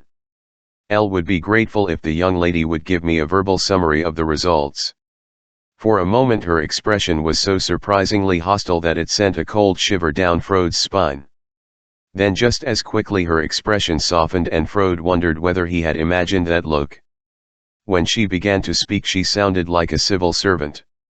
"Allow me to say first that this was not a very complicated assignment, apart from the fact that the description of the task itself was somewhat vague. You wanted to know everything that could be dug up about him, but gave no indication of whether there were anything in particular you were looking for. For this reason it's something of a potpourri of his life. The report is 193 pages long, but 120 pages are copies of articles he wrote or press clippings. Blomqvist is a public person with few secrets and not very much to hide. But he does have some secrets," said. "Everyone has secrets," she replied neutrally. "It's just a matter of finding out what they are. Let's hear." Michael Blomqvist was born on January 18, 1960, which makes him 42 years old. He was born in Borlange but has never lived there. His parents, Kurt and Anita Blomqvist, were around 35 when the child was born. Both have since died. His father was a machinery installer and moved around a goxy deal. His mother, as far as I could see, was never anything but a housewife. The family moved house to Stockholm when Michael started school. He has a sister 3 years younger named Annika who is a lawyer. He also has some cousins, both male and female. "Were you planning to serve coffee?" This last was directed at Arminsky, who hastily pumped 3 cups of coffee from the thermos he had ordered for the meeting. He motioned for Salander to go on. "So in 1966 the family lived in Lilla Essingen. Blomqvist went to SCHCK, first in Blomma and then to prep school on Kungsholmen. He had decent graduating marks. There are copies in the folder. During his prep school days he studied music and played bass in a RCKK band named Bootstrap, which actually put out a single that was played on the radio in the summer of 1979. After prep school he worked as a ticket collector in the Tunnelbana, saved some money, and traveled abroad. He was away for a year, mostly bumming around Asia, India, Thailand, and a swing down to Australia. He began studying to be a journalist in Stockholm when he was 21, but interrupted his studies after the first year to do his military service as a rifleman in Kiruna in Lapland. It was some sort of macho unit, and he left with goxy marks. After military service he completed his journalism degree and has worked in the field ever since. How detailed do you want me to just tell what you think is important? He comes off a little like Practical Pig in The 3 Little Pigs. So far he has been an excellent journalist. In the 80s he had a lot of temporary jobs, first in the provincial press and then in Stockholm. There's a list. His breakthrough came with the story about the bear gang, the bank robbers he identified. Cal Blomqvist. He hates the nickname, which is understandable. Somebody'd get a fat lip if they ever called me Pippi Longstocking on a newspaper placard. She cast a dark look at Arminsky, who swallowed hard. On more than one occasion he had thought of Salander as precisely Pippi Longstocking. He waved for her to get on with it. One source declares that up to then he wanted to be a crime reporter and he interned as one at an evening paper. But he has become known for his work as a political and financial reporter. He has primarily been a freelancer, with one full-time position at an evening paper in the late 80s. He left in 1990 when he helped start the monthly magazine Millennium. The magazine began as a real outsider, without any big publishing company to hold its hand. Its circulation has grown and today is 21 copies monthly. The editorial office is on Gottgaten, only a few blocks from here. A left-wing magazine. That depends on how you define the concept left-wing. Millennium is generally viewed as critical of society, but I'm guessing the anarchists think it's a wimpy bourgeois crap magazine along the lines of Arena or Ordfront, while the Moderate Students Association probably thinks that the editors are all Bolsheviks. There is nothing to indicate that Blomqvist has ever been active politically, even during the left-wing wave when he was going to prep school. While he was plugging away at the School of Journalism, he was living with a girl who at the time was active in the Syndicalists and today sits in Parliament as a representative of the Left Party. He seems to have been given the left-wing stamp primarily because as a financial journalist he specializes in investigative reporting about corruption and shady transactions in the corporate world. He has done some devastating individual portraits of captains of industry and politicians which were most likely well-deserved and caused a number of resignations and legal repercussions. The most well-known was the Arboga affair, which resulted in the forced resignation of a conservative politician and the sentencing of a former councillor to a year in prison for embezzlement. Calling attention to crimes can hardly be considered an indication that someone is left-wing. I'll understand what you mean. What else? He has written 2 books. One about the Arboga affair and one about financial journalism entitled The Knights Templar, which came out 3 years ago. I haven't read the book, but judging from the reviews it seems to have been controversial. It prompted a good deal of debate in the media. Money. Freud said. He's not rich, but he's not starving. Income tax returns are attached to the report. He has about 250,000 Swedish kronor in the bank, in a retirement fund and a savings account. He has an account of around 100,000 kronor that he uses as cash for working expenses, travel, and such. He owns a co-op apartment that's paid off 700 square feet on Bellmansgaten and he has no loans or debts. He has one other asset, some property in Sandom out in the archipelago. It's a cottage of 270 square feet, furnished as a summer cabin and by the water, right in the most attractive part of the village. Apparently an uncle of his bought it in the 40s, when such things were still possible for normal mortals, and the cabin ended up in Blomqvist's hands. They divided things up so that his sister got the parents' apartment in Lilla Essingen and Blomqvist got the cabin. I have no idea what it might be worth, certainly a few million, but on the other hand he doesn't seem to want to sell, and he goes out to Sandom fairly often. Income. He's part owner of Millennium, but he only takes out about 12,000 in salary each month. The rest he earns from his freelance jobs. The total varies. He had a big year 3 years ago when he took in around 450,000. Last year he only made one from freelance jobs. He has to pay 150,000 in taxes in addition to lawyers' fees, etc., Freud said. Let's assume that the total is rather high. He'll also losing money while serving his jail term. Which means that he's going to be cleaned out, Salander said. Is he honest? That's his trust capital, so to speak. His image is to appear as the guardian of robust morality as opposed to the business world, and he is invited pretty regularly to pontificate on television. There probably isn't much left of that capital after his conviction today, Freud said, "I don't want to claim that I know exactly what demands are made on a journalist, but after this setback it will probably be a long time before Master Detective Blomkvist wins the grand prize for journalism. He's really made a fool of himself this time," Salander said. "If I may make a personal comment." Armansky opened his eyes wide. In the years Salander had worked for him, she had never made a single personal comment in an investigation of an individual. Bone-dry facts were all that mattered to her. "It wasn't part of my assignment to look at the question of fact in the Wennerstrom affair, but I did follow the trial and have to admit that I was actually flabbergasted. The thing felt wrong, and it's totally out of character for Mikhail Blomkvist to publish something that seems to be so off the wall." Salander scratched her neck. Freud looked patient.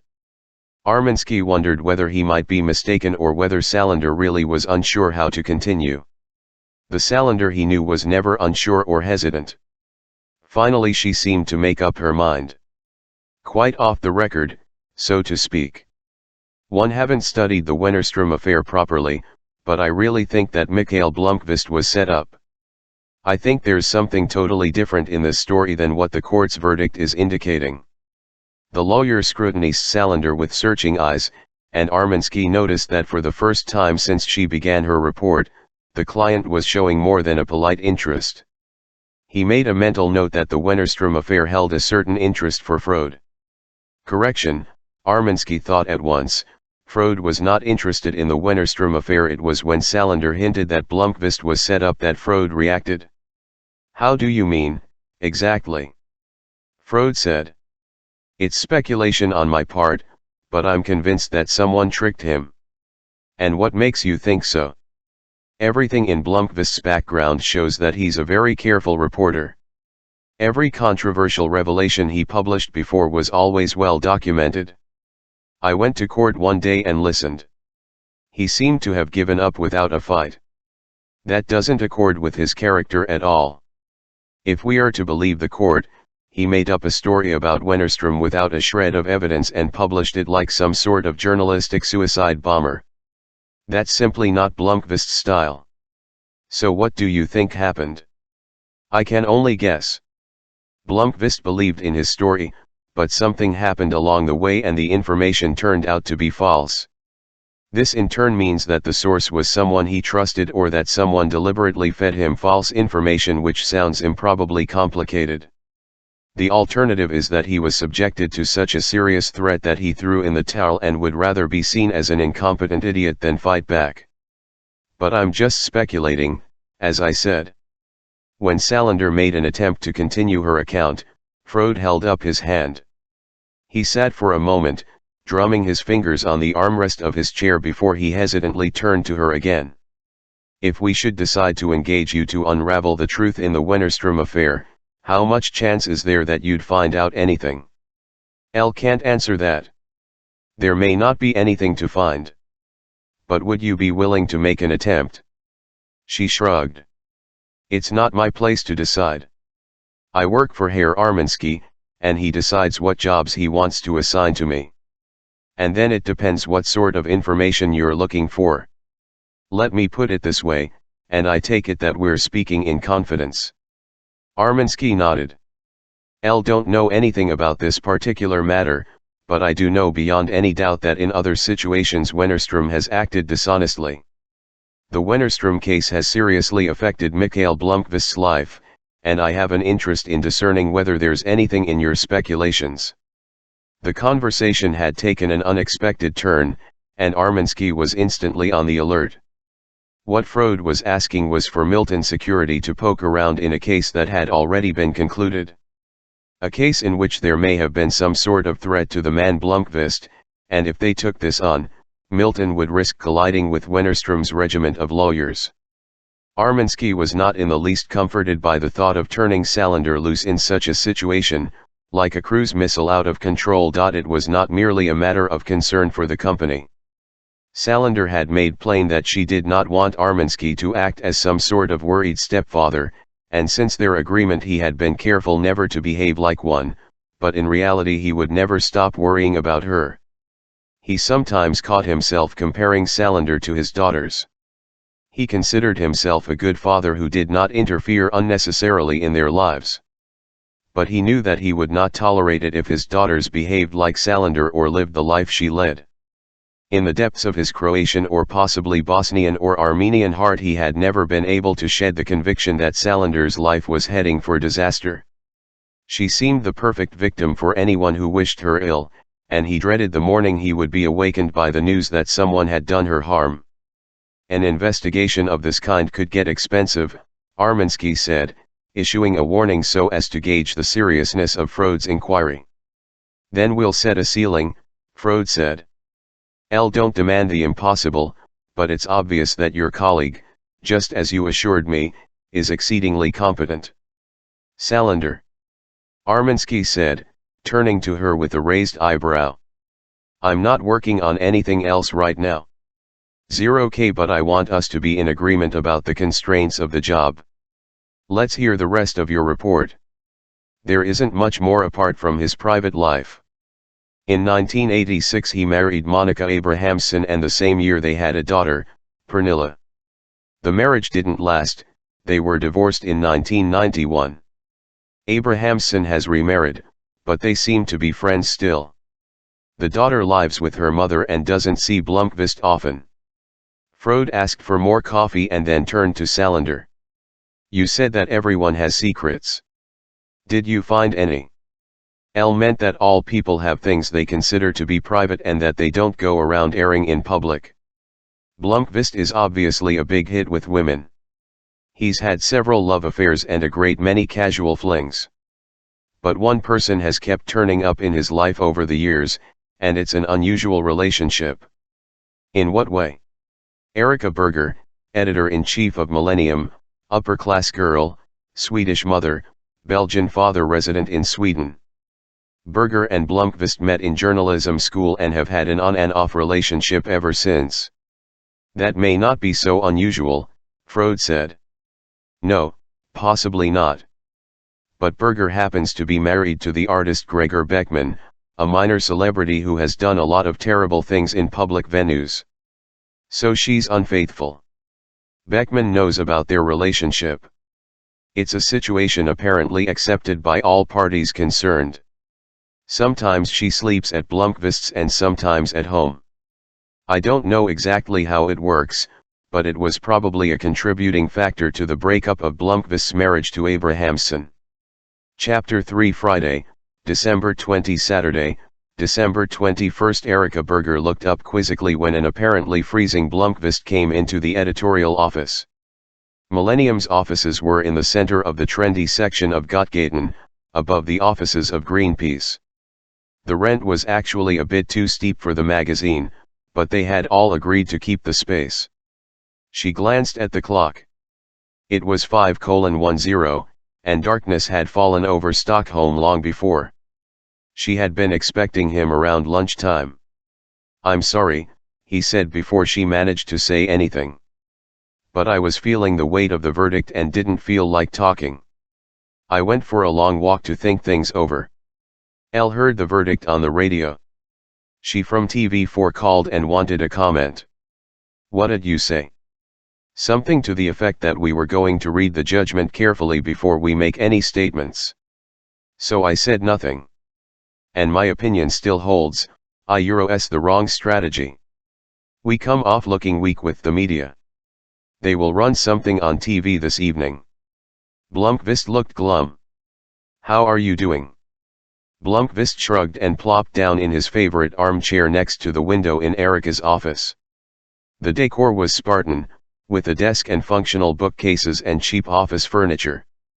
All of it was from IKEA apart from the two comfortable and extravagant armchairs and a small end table, a concession to my upbringing, she liked to say.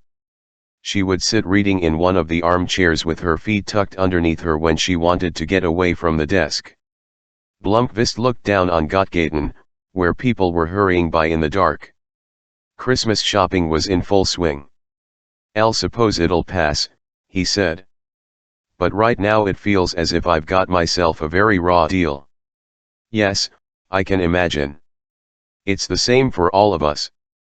Jana Dahlman went home early. I'll assume he wasn't over the moon about the verdict. He's not the most positive person anyway. Mikhail shook his head. For the past 9 months Dahlman had been managing editor. He had started there just as the Wennerstrom affair got going, and he found himself on an editorial staff in crisis mode. Blomqvist tried to remember what their reasoning had been when he and Berger decided to hire him. He was competent, of course, and had worked at the TT News Bureau, the evening papers, and Eco on the radio. But he apparently did not like sailing against the wind. During the past year Blomqvist had often regretted that they had hired Dahlman, who had an enervating habit of looking at everything in as negative a light as possible. "Have you heard from Christer?" Blomqvist asked without taking his eyes off the street. Christer Malm was the art director and designer of Millennium. He was also part owner of the magazine together with Berger and Blomqvist, but he was on a trip abroad with his ex, a friend. He called to say hello. He'll have to be the one who takes over as publisher. Lay off, Mike. As publisher you have to count on being punched in the nose every so often. IV's part of the job description. You're right about that. But I was the one who wrote the article that was published in a magazine of which I also happen to be the publisher. That makes everything look different all of a sudden. Then it's a matter of bad judgment. Berger felt that the disquiet she had been carrying with her all day was about to explode. In the weeks before the trial started, Blomqvist had been walking around under a black cloud. But she had never seen him as gloomy and dejected as he seemed to be now in the hour of his defeat. She walked to his side of the desk and sat on his lap, straddling him, and put her arms round his neck. "Mikhail, listen to me. We both know exactly how it happened.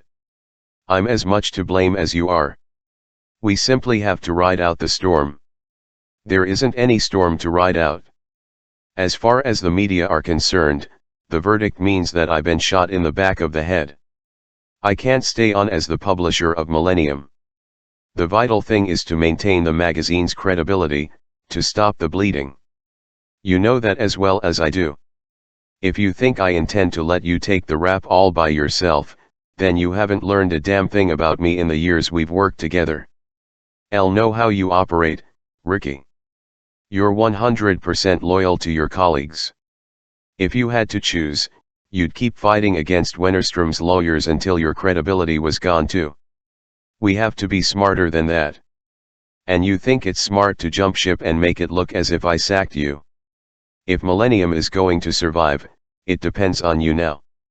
Christer is great, but he's just a nice guy who knows about images and layout and doesn't have a clue about street fighting with billionaires. It's just not his thing. I'm going to have Toe disappear for a while, as publisher, reporter, and board member. Wennerstrom knows that I know what he did, and I'm absolutely sure that as long as I'm anywhere near Millennium he's going to try to ruin us. So why not publish everything we know? Sink or swim? Because we can't prove a damn thing, and right now I have no credibility at all. Let's accept that Wennerstrom won this round. 0K, I'll fire you. What are you going to do? I'll need a break, to be honest. I'm burned right out. I'm going to take some time for myself for a while, some of it in prison. Then we'll see. Berger put her arms around him and pulled his head down to her breasts. She hugged him hard. Want some company tonight, she said. Blomqvist nodded. Goxie. I've already told Gregor I'm at your place tonight. The street lights reflecting off the corners of the windows were all that lit the room. When Berger fell asleep sometime after 2 o'clock in the morning, Blomqvist lay awake studying her profile in the dimness. The covers were down around her waist, and he watched her breasts slowly rising and falling. He was relaxed, and the anxious knot in his stomach had eased. She had that effect on him. She always had had. And he knew that he had the same effect on her. 20 years, he thought. That's how long it had been. As far as he was concerned, they could go on sleeping together for another 2 decades. At least. They had never seriously tried to hide their relationship, even when it led to awkwardness in their dealings with other people. They had met at a party when they were both in their second year at journalism school. Before they said goodnight, they had exchanged telephone numbers. They both knew that they would end up in bed together, and in less than a week they realized this conviction without telling their respective partners. Blomqvist was sure that it was not the old-fashioned kind of love that leads to a shared home, a shared mortgage, Christmas trees, and children.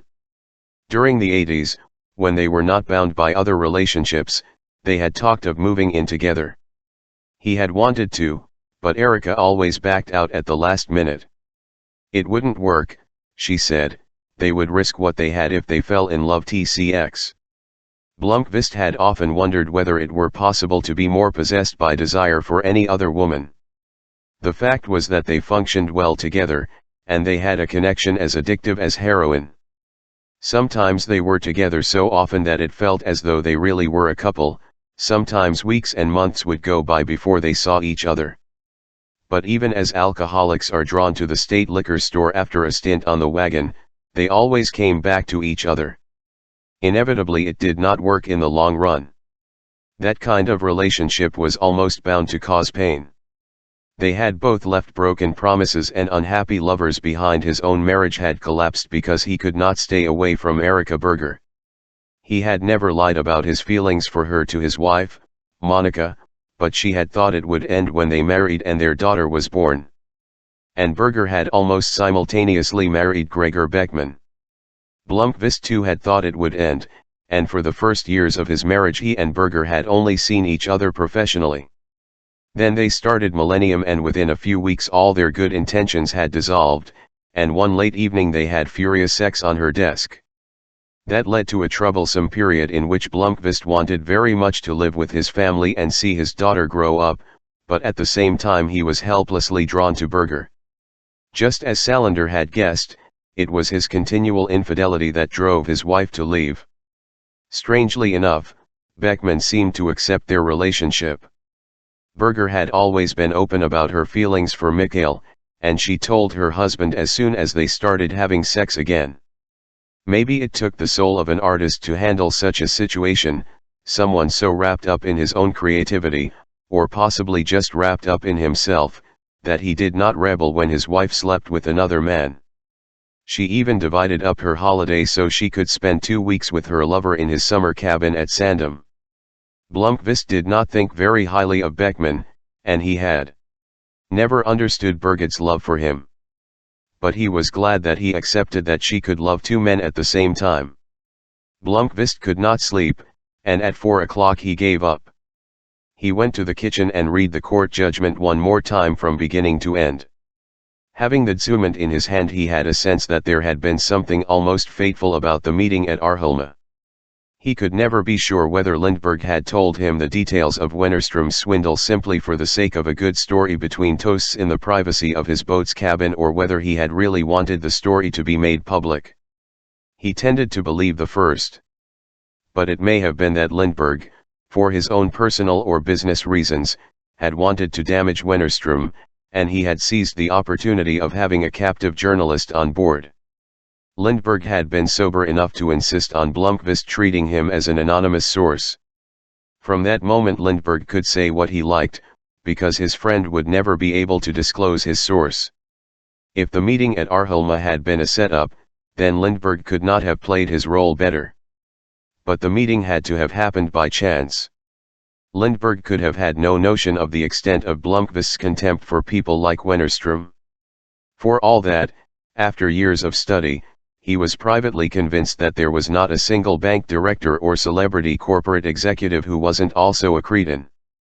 Blomqvist had never heard of Lisbeth Salander and was happily innocent of her report delivered earlier that day, but had he listened to it he would have nodded in agreement when she of his loathing for bean counters, saying that it was not a manifestation of his left-wing political radicalism. Mikhail was not uninterested in politics, but he was extremely skeptical of political isms. He had voted only once in a parliamentary election in 1982, and then he had hesitantly plumped for the *Kiel Democrats, there being nothing in his imagination worse than 3 years more with Gösta Bohman as finance minister and Thorbjörn Fälldin, or possibly Ola Ullsten, as prime minister. So he had voted for Olof Palme, and got instead the assassination of his prime minister plus the Bofors scandal and Ebbe Carlsson. His contempt for his fellow financial journalists was based on something that in his opinion was as plain as morality. The equation was simple. A bank director who blows millions on foolhardy speculations should not keep his job. A managing director who plays shell company games should do time. A slum landlord who forces young people to pay through the nose and under the table for a one-room apartment with shared toilet should be hung out to dry. The job of the financial journalist was to examine the sharks who created interest crises and speculated away the savings of small investors, to scrutinize company boards with the same merciless zeal with which political reporters pursue the tiniest steps out of line of ministers and members of parliament. He could not for the life of him understand why so many influential financial reporters treated mediocre financial whelps like rock stars. These recalcitrant views had time after time brought him into conflict with his peers. Borg, for one, was going to be an enemy for life. His taking on a role of social critic had actually transformed him into a prickly guest on TV sofas. He was always the one invited to comment whenever any CEO was caught with a golden parachute worth billions. Mikhail had no trouble imagining that champagne bottles had been uncorked in some newspaper's back rooms that evening. Erika had the same attitude to the journalist's role as he did. Even when they were in journalism school, they had amused themselves by imagining a magazine with just such a mission statement. Erika was the best boss Mikhail could imagine. She was an organizer who could handle employees with warmth and trust, but who at the same time wasn't afraid of confrontation and could be very tough when necessary. Above all, she had an icy gut feeling when it came to making decisions about the contents of the upcoming issue. She and Mikhail often had differing views and could have healthy arguments, but they also had unwavering confidence in each other, and together they made an unbeatable team. He did the field work of tracking down the story, while she packaged and marketed it. Millennium was their mutual creation, but it would never have become reality without her talent for digging up financing. It was the working class guy and the upper class girl in a union. Erika came from old money. She had put up the initial seed money and then talked both her father and various acquaintances into investing considerable sums in the project. Mikhail had often wondered why Erika had set her sights on Millennium. True, she was a part owner, the majority partner, in fact, an editor-in-chief of her own magazine, which gave her prestige and the control over publicity that she could hardly have obtained in any other job. Unlike Mikhail, she had concentrated on television after journalism school. She was tough, looked fantastic on camera, and could hold her own with the competition. She also had good contacts in the bureaucracy. If she had stuck to it, she would undoubtedly have had a managerial job at one of the TV channels at a considerably higher salary than she paid herself now. Berger had also convinced Christer Malm to buy into the magazine. He was an exhibitionist gay celebrity who sometimes appeared with his boyfriend in At Home with articles. The interest in him began when he moved in with Arnold Magnusson, an actor with a background at the Royal Dramatic Theatre who had made a serious breakthrough when he played himself in a docu-soap. Christer and Arn had then become a media item. At 36, Malm was a sought-after professional photographer and designer who gave Millennium a modern 100K. He ran his business from an office on the same floor as Millennium, and he did graphic design 1 week in every month. The Millennium staff consisted of 3 full-time employees, a full-time trainee, and 2 part-timers. It was not a lucrative affair, but the magazine broke even, and the circulation and advertising revenue had increased gradually but steadily. Until today the magazine was known for its frank and reliable editorial style. Now the situation would in all probability be changing. Blomqvist read through the press release which he and Berger had drafted and which had quickly been converted to a wire service story from TT that was already up on Aftonbladet's website. Convicted reporter leaves Millennium Stockholm, TT. Journalist Mikhail Blomkvist is leaving his post as publisher of the magazine Millennium, reports editor-in-chief and majority shareholder Erika Berger. Blomkvist is leaving Millennium of his own choice. He's exhausted after the drama of recent months and needs time off, says Berger, who will take over the role of publisher. Blomkvist was one of the founders of Millennium, started in 1990. Berger does not think that the magazine will suffer in the wake of the so-called Wennerstrom affair. The magazine will come out as usual next month, says Berger. Mikhail Blomkvist has played a major role in the magazine's development, but now we're turning a new page. Berger states that she regards the Wennerstrom affair as the result of a series of unfortunate circumstances. She regrets the nuisance to which Hans-Erik Wennerstrom was subjected. Blomkvist could not be reached for comment. "It makes me mad," Berger said when the press release was emailed out. "Most people are going to think that you're an idiot and I'm a bitch who's taking the opportunity to sack you. At least our friends will have something new to laugh about." Blomkvist tried to make light of it. She was not the least amused. "I don't have a plan B, but I think we're making a mistake," she said. "It's the only way out. If the magazine collapses, all our years of work will have been in vain.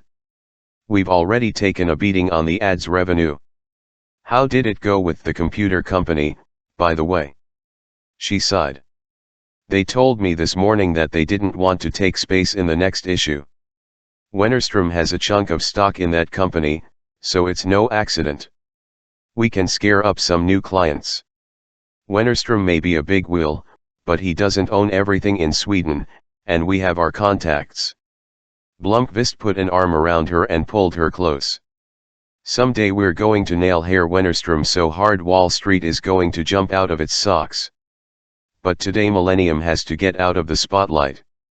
I'll know all that, but I don't like coming across as a fucking bitch, and you're being forced into a disgusting situation if we pretend that there's some sort of division between you and me. Ricky, as long as you and I trust each other we've got a chance. We have to play it by ear, and right now it's time to retreat." She reluctantly admitted that there was a depressing logic to what he said. Chapter 4 Monday, December 23 Thursday, December 26 Berger stayed over the weekend. They got up only to go to the bathroom or to get something to eat, but they had not only made love. They had lain head to foot for hours and talked about the future, weighing up the possibilities, and the odds. When dawn came on Monday morning it was the day before Christmas Eve and she kissed him next time and drove home. Blomkvist spent Monday washing dishes and cleaning the apartment, then walking down to the office and clearing out his desk. He had no intention of breaking ties with the magazine, but he had eventually convinced Berger that he had to be separated from the magazine for a time. He would work from home. The office was closed for the Christmas holidays and all his colleagues were gone. He was weeding through trays of papers and packing books in cartons to take away when the telephone rang. "I'm looking for Mikhail Blomkvist," said a hopeful but unfamiliar voice on the line. "Speaking. Forgive me for bothering you like this unannounced, so to speak. My name is Dirch Frode." Blomkvist noted the name and the time. "I'm a lawyer, and I represent a client who would very much like to have a talk with you." "That's fine, please ask your client to call me." "I mean that he wants to meet with you in person." "0K, make an appointment and send him up to the office. But you'd better hurry, I'm clearing out my desk right now. My client would like you to visit him in Hedestad. It's only 3 hours by train." Blomkvist pushed a filing tray aside. The media have the ability to attract the craziest people to call in perfectly absurd tips.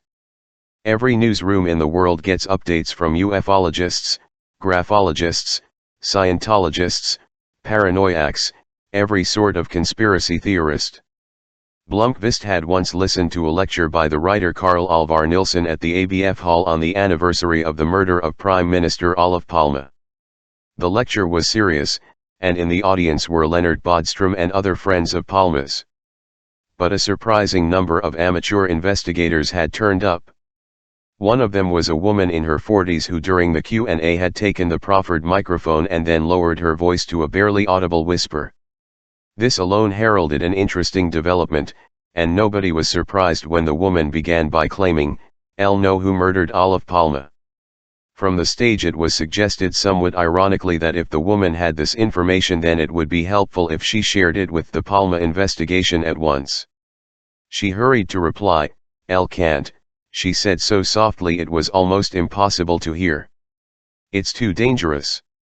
Blomqvist wondered whether this Frode was another one of the truth-sayers who could reveal the secret mental hospital where Sapo, the security police, ran experiments on thought control. "Elle don't make house calls," he said. "I hope I can convince you to make an exception. My client is over 80, and for him it would be too exhausting to come down to Stockholm. If you insist, we could certainly arrange something, but to tell you the truth, it would be preferable if you would be so kind." "Who is your client?" "A person whose name I suspect you have heard in your work." "Henrik Vanger." Blomqvist leaned back in surprise. Henrik Vanger, of course he had heard of him. An industrialist and former head of the Vanger companies, once renowned in the fields of sawmills, mines, steel, metals, textiles. Vanger had been one of the really big fish in his day, with a reputation for being an honorable, old-fashioned patriarch who would not bend in a strong wind. A cornerstone of Swedish industry, one of the stags of the old school, along with Mats Karlgren of Modo and Hans Worthen at the old Electrolux. The backbone of industry in the welfare state, etc. But the Vanger companies, still family-owned, had been racked in the past 25 years by reorganizations, stock market crises, interest crises, competition from Asia, declining XFX, RTS, and other nuisances which taken together had consigned the name Vanger to the backwater. The company was run today by Martin Vanger, whose name Blomqvist associated with a short, plump man with thick hair who occasionally flickered past on the TV screen. He did not know much about him. Henrik Vanger had been out of the picture for at least 20 years. "Why does Henrik Vanger want to meet me? I've been Herr Vanger's lawyer for many years, but he will have to tell you himself what he wants. On the other hand, I can say that Herr Vanger would like to discuss a possible job with you." "Job?" "I don't have the slightest intention of going to work for the Vanger company." "Is it a press secretary you need?" "Not exactly. I don't know how to put it other than to say that Herr Vanger is exceedingly anxious to meet you and consult with you on a private matter." "You couldn't get more equivocal, could you?" "I'll beg your pardon for that. But is there any possibility of convincing you to pay a visit to Hedestad?" "Naturally we will pay all your expenses and a reasonable fee. Your call comes at rather an inconvenient time. I have quite a lot to take care of and I suppose you've seen the headlines about me in the past few days. The Wennerström affair." Frode chuckled. "Yes, that did have a certain amusement value. But to tell you the truth, it was the publicity surrounding the trial that caused Herr Vanger to take notice of you. He wants to offer you a freelance assignment." "I'm only a messenger. What the matter concerns is something only he can explain. This is one of the otter calls I've had in a long time. Let me think about it. How can I reach you?" Blomqvist sat looking at the disorder on his desk. He could not imagine what sort of job Vanger would want to offer him, but the lawyer had succeeded in arousing his curiosity. He googled the Vanger company. It might be in the backwaters, but it seemed to be in the media almost daily.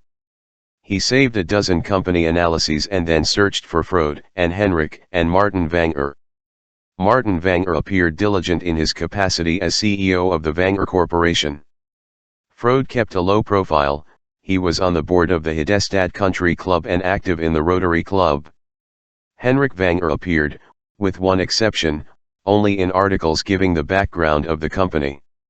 The Hedestad Courier had published a tribute to the former magnate on his 80th birthday 2 years ago, and it included a short sketch. He put together a folder of 50 pages or so. Then finally he emptied his desk, sealed the cartons, and, having no idea whether he would come back, went home. Salander spent Christmas Eve at the Appelviken nursing home in Upplands Väsby. She had brought presents, a bottle of eau de toilette by Dior and an English fruitcake from Allen's department store. She drank coffee as she watched the 46-year-old woman who with clumsy fingers was trying to untie the knot on the ribbon. Salander had tenderness in her eyes, but that this strange woman was her mother never ceased to amaze her. She could recognize not the slightest resemblance in looks or nature. Her mother gave up the struggle and looked helplessly at the package. It was not one of her better days. Salander pushed across the scissors that had been in plain sight on the table, and her mother suddenly seemed to wake up. "You must think I'm stupid." "No, Mum. You're not stupid. But life is unfair. Have you seen your sister?" "Not in a long time. She never comes." "No, Mum. She doesn't see me either." "Are you working?" "Yes. I'm doing fine." "Where do you live?" "I don't even know where you live." "I'll live in your old apartment on Lundegaten. I've lived there for several years. I had to take over the payments. In the summertime maybe I can come and see you." "Of course. In the summertime." Her mother at last got the Christmas present open and sniffed at the aroma, enchanted. "Thank you, Camilla," she said. "Lisbeth." "I'm Lisbeth." Her mother looked embarrassed. Salander said that they should go to the TV room. Blomqvist spent the hour of the Disney special on Christmas Eve with his daughter Pernilla at the home of his ex-wife, Monica, and her new husband in Sollentuna. After discussions with her mother, they had agreed to give Pernilla an iPod, an MP3 player hardly bigger than a matchbox which could store her huge CD collection. Father and daughter spent the time together in her room upstairs. Pernilla's parents were divorced when she was 5, and she had had a new father since she was 7. Pernilla came to see him about once a month and had week-long holidays with him in Sandom. When they spent time together they usually got along well, but Blomqvist had let his daughter decide how often she wanted to see him, the more so after her mother remarried. There had been a couple of years in her early teens when contact almost stopped, and it was only in the past 2 years that she seemed to want to see him more often. She had followed the trial in the firm belief that things were just as her father said. He was innocent, but he could not prove it. She told him about a sort of boyfriend who was in another class, and she surprised him by saying that she had joined a church. Blomqvist refrained from comment. He was invited to stay for dinner, but he was expected with his sister and her family out in the yuppie suburb of Staket. That morning he had also had an invitation to celebrate Christmas Eve with the Beckmans in Saltsjöbaden. He said no, but thank you, certain that there was a limit to Beckman's indulgence and quite sure that he had no ambition to find out what that limit might be. Instead he was knocking on the door where Annika Blomqvist, now Annika Giannini, lived with her Italian-born husband and their 2 children. With the Plachks, and of her husband's relatives, they were about to carve the Christmas ham. During dinner he answered questions about the trial and received much well-meaning and quite useless advice. The only one who had nothing to say about the verdict was his sister, although she was the only lawyer in the room. She had worked as clerk of a district court and as an assistant prosecutor for several years before she and 3 colleagues opened a law firm of their own with offices on Kungsholmen. She specialized in family law, and without Blomqvist having taken stock of its happening, his little sister began to appear in newspapers as representing battered or threatened women, and on panel discussions on TV as a feminist and women's rights advocate. As he was helping her prepare the coffee, she put a hand on his shoulder and asked him how was he doing. He told her he felt as low as he had in life. "Get yourself a real lawyer next time," she said. "It probably wouldn't have helped in this case. But we'll talk it all the way through, sis, some other time when all the dust is settled." She gave him a hug and kissed him on the cheek. They carried out the Christmas cake and the coffee. Then Blomqvist excused himself and asked to use the telephone in the kitchen. He called the lawyer in Hidestad and could hear there too the buzz of voices in the background. "Merry Christmas," Frode said. Dear, I hope you have made up your mind. L really don't have any immediate plans and I am curious to know more. I'll come up the day after Christmas if that suits you. Excellent, excellent. I am incredibly pleased. You will forgive me, I've got children and grandchildren visiting and can hardly hear myself think. Can I call you tomorrow to agree on a time? Where can I reach you? Blomqvist regretted his decision before even he left for home, but by then it was too awkward to call and cancel. So on the morning of December 26 he was on the train heading north. He had a driver's license, but he had never felt the need to own a car. Frode was right, it was not a long journey. After Uppsala came the string of small industrial towns along the Norrland coast. Hedestad was one of the smaller ones, a little more than an hour north of Gavel. On Christmas night there had been a big snowstorm, but the skies had now cleared and the air was ice cold when Blomqvist alighted at Hedestad. He realized at once that he wasn't wearing enough clothes for winter in Norrland. Frode knew what he looked like and kindly collected him from the platform and led him straight to the warmth of his Mercedes. In the center of Hedestad, snow clearing was in full swing, and Frode wove his careful way through the narrow streets. High banks of snow presented a picturesque contrast to Stockholm. The town seemed almost like another planet, yet he was only a little more than 3 hours from Sergels Torg in downtown Stockholm. He stole a glance at the lawyer, an angular face with sparse, bristly white hair and thick glasses perched on an impressive nose. First time in Hedestad? Frode said. Blomqvist nodded. It's an old industrial town with a harbor. Population of only 24,000. But people like living here. Herr Vanger lives in Hedeby at the southern edge of the town. Do you live here too? I do now. I was born in Skane down south, but I started working for Vanger right after I graduated in 1962. I'm a corporate lawyer, and over the years Herr Vanger and I became friends. Today I'm officially retired, and Herr Vanger is my only client. He's retired too, of course, and doesn't need my services very often. Only to scrape up journalists with ruined reputations. Don't sell yourself short.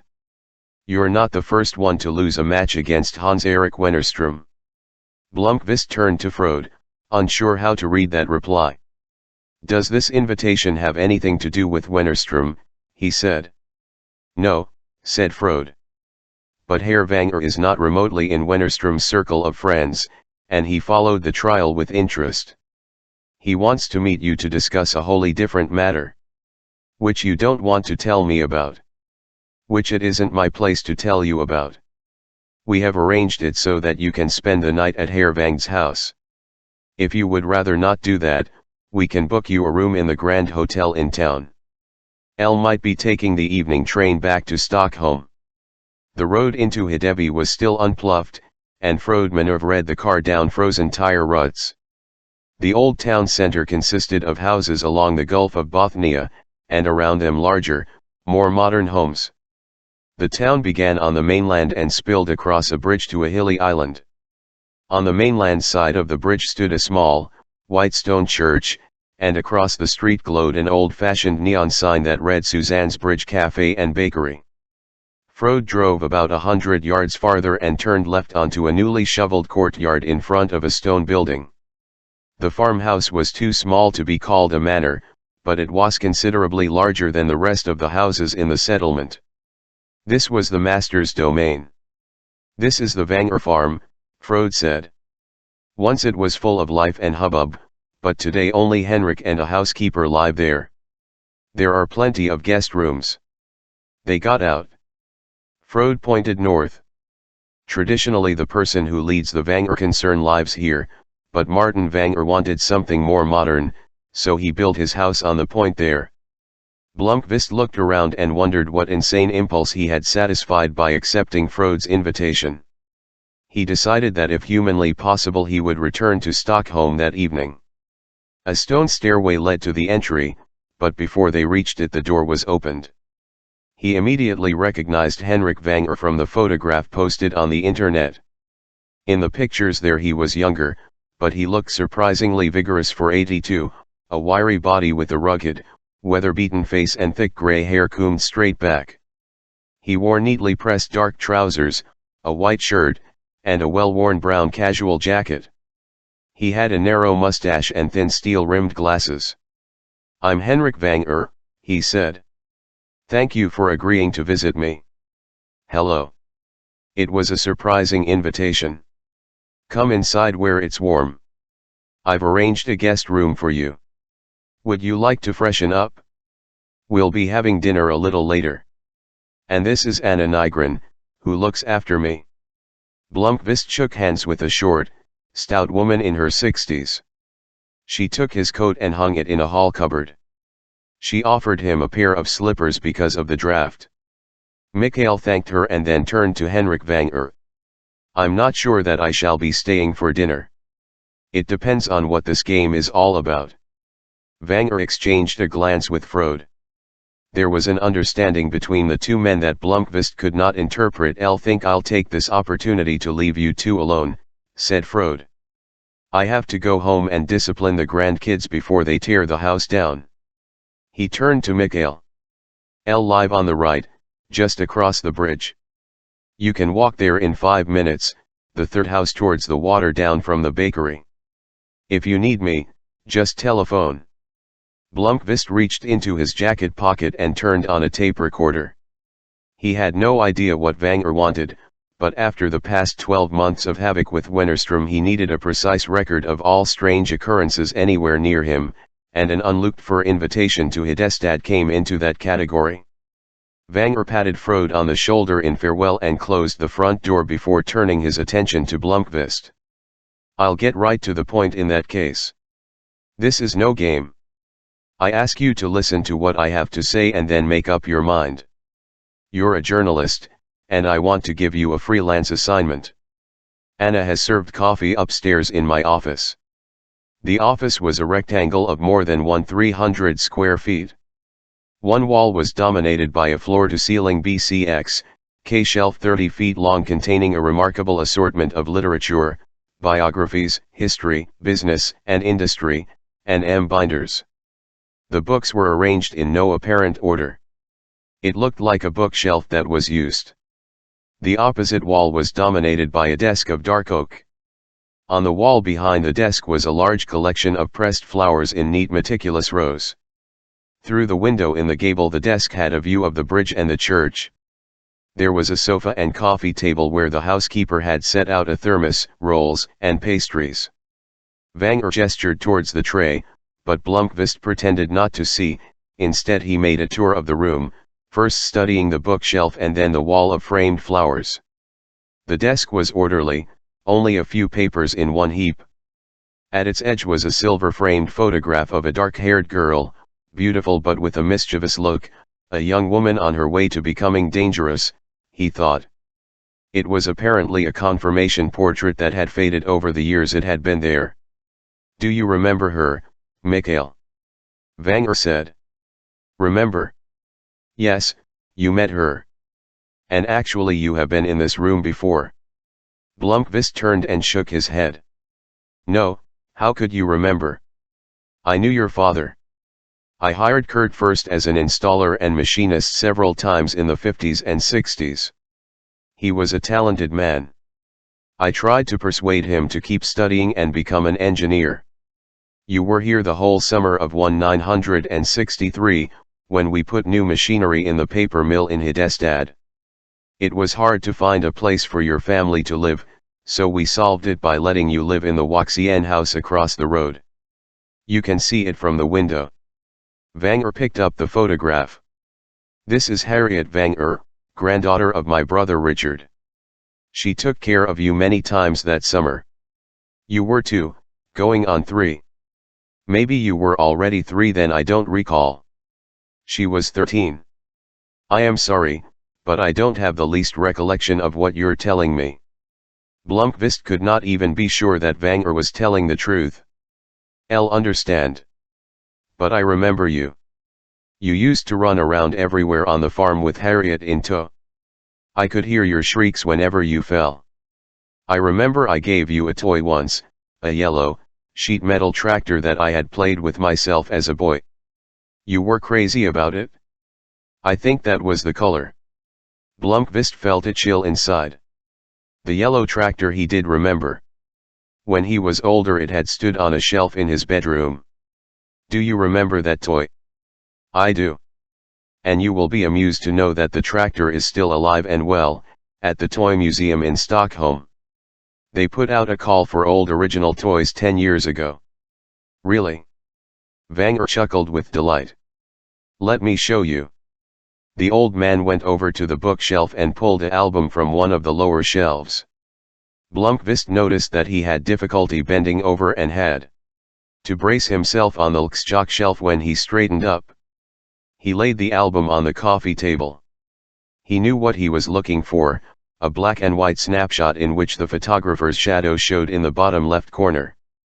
In the foreground was a fair-haired boy in shorts, staring at the camera with a slightly anxious expression. This is you. Your parents are sitting on the garden bench in the background. Harriet is partly hidden by your mother, and the boy to the left of your father is Harriet's brother, Martin, who runs the Vanger company today. Blomqvist's mother was obviously pregnant. His sister was on the way. He looked at the photograph with mixed feelings as Vanger poured coffee and pushed over the plate of rolls. Your father is dead, I know. Is your mother still alive? She died 3 years ago, Blomqvist said. She was a nice woman. I remember her very well. But I'm sure you didn't ask me to come here to talk about old times you had with my parents. You're right. I've been working on what I wanted to say to you for several days, but now that you're actually here I don't quite know where to begin. I suppose you did some research, so you know that I once wielded some influence in Swedish industry and the job market. Today I'm an old man who will probably die fairly soon, and death perhaps is an excellent starting point for our conversation. Blomqvist took a swallow of black coffee plainly boiled in a pan in true Norland style and wondered where this was going to lead. I have pain in my hip and long walks are a thing of the past. One day you'll discover for yourself how strength seeps away, but I'm neither morbid nor senile. I'm not obsessed by death, but I'm at an age when I have to accept that my time is about up. You want to close the accounts and take care of unfinished business. Do you understand what I mean? Blomqvist nodded. Vanger spoke in a steady voice, and Blomqvist had already decided that the old man was neither senile nor irrational. I'm mostly curious about why I'm here, he said again. Because I want to ask for your help with this closing of accounts. Why me? What makes you think I'd be able to help you? Because as I was thinking about hiring someone, your name cropped up in the news. I knew who you were, of course. And maybe it's because you sat on my knee when you were a little fellow. Don't misunderstand me. He waved the thought away. Don't LCX, K to you to help me for sentimental reasons. It was just that I had the impulse to contact you specifically. Mikhail gave a friendly laugh. Well, I don't remember being perched on your knee. But how could you make the connection? That was in the early 60s. You misunderstood me. Your family moved to Stockholm when your father got the job as the workshop foreman at Zorinder's Mechanical. I was the one who got him the job. I knew he was a good worker. I used to see him over the years when I had business with Zorinder's. We weren't close friends, but we would chat for a while. The last time I saw him was the year before he died, and he told me then that you had got into journalism school. He was extremely proud. Then you became famous with the story of the bank robber gang. I've followed your career and read many of your articles over the years. As a matter of fact, I read Millennium quite often. 0K, I'm with you, but what is it exactly that you want me to do? Vanger looked down at his hands, then sipped his coffee, as if he needed a pause before he could at last begin to broach what he wanted. Before I get started, Mikhail, I'd like to make an agreement with you. I want you to do 2 things for me. One is a pretext and the other is my real objective. What form of agreement? I'm going to tell you a story in two parts. The first is about the Wenger family. That's the pretext. It's a long, dark story, and I'll try to stick to the unvarnished truth. The second part of the story deals with my actual objective. You'll probably think some of the story is crazy. What I want is for you to hear me out about what I want you to do and also what I am offering before you make up your mind whether to take on the job or not. Blomqvist sighed. Obviously Wenger was not going to let him go in time to catch the afternoon train. He was sure that if he called FRCXLE to ask for a lift to the station, the car would somehow refuse to start in the cold. The old man must have thought long and hard how he was going to hook him. Blomqvist had the feeling that every last thing that had happened since he arrived was staged, the introductory surprise that as a child he had met his host, the picture of his parents in the album, and the emphasis on the fact that his father and Wenger had been friends, along with the flattery that the old man knew who Mikhail Blomqvist was and that he had been following his career for years from a distance. No doubt it had a core of truth, but it was also pretty elementary psychology. Wenger was a practiced manipulator. How else had he become one of Sweden's leading industrialists?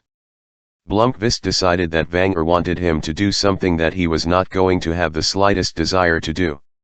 He had only to wrest from him what this was and then say no thank you. And just possibly be in time to catch the afternoon train. "Forgive me, Herr Wenger," he said, "I've been here already for 20 minutes. I'll give you exactly 30 minutes more to tell me what you want. Then I'm calling a taxi and going home." For a moment the mask-off good-natured patriarch slipped, and Blomqvist could detect the ruthless captain of industry from his days of power confronted by a setback. His mouth curled in a grim smile. "I'll understand. You don't have to beat around the bush with me. Tell me what you want me to do, so that I can decide whether I want to do it or not. So if I can't convince you in half an hour, then I wouldn't be able to do it in a month either. That's what you think?" "Something along that line. But my story is long and complicated. Shorten and simplify it. That's what we do in journalism." 29 minutes. Wenger held up a hand. "Enough. I get your point. But it's never good psychology to exaggerate. I need somebody who can do research and think critically, but who also has integrity. I think you have it, and that's not flattery. A good journalist ought to possess these qualities, and I read your book The Knights Templar with great interest. It's true that I picked you because I knew your father and because I know who you are. If I understood the matter correctly, you left your magazine as a result of the Wennerström affair. Which means that you have no job at the moment, and probably you're in a tight financial spot. So you might be able to exploit my predicament, is that it?" "Perhaps. But Mikhail, if I may call you, won't lie to you. I'm old for that. If you don't like what I say, you can tell me to jump in the lake. Then I'll have to find someone else to work with me. 0K, tell me what this job involves. How much do you know about the Wenger family?" "Well, only what I managed to read on the net since Freud called me on Monday. In your day the Wenger was one of the most industrial firms in Sweden. Today it's somewhat diminished. Martin Wenger runs it." "I know quite a bit more, but what are you getting at?" "Martin he's a GCX, D man, but basically he's a fair-weather sailor. He's unsuited to be the managing director of a company in crisis. He wants to modernize and specialize, which is good thinking, but he can't push through his ideas and his financial management is weak too.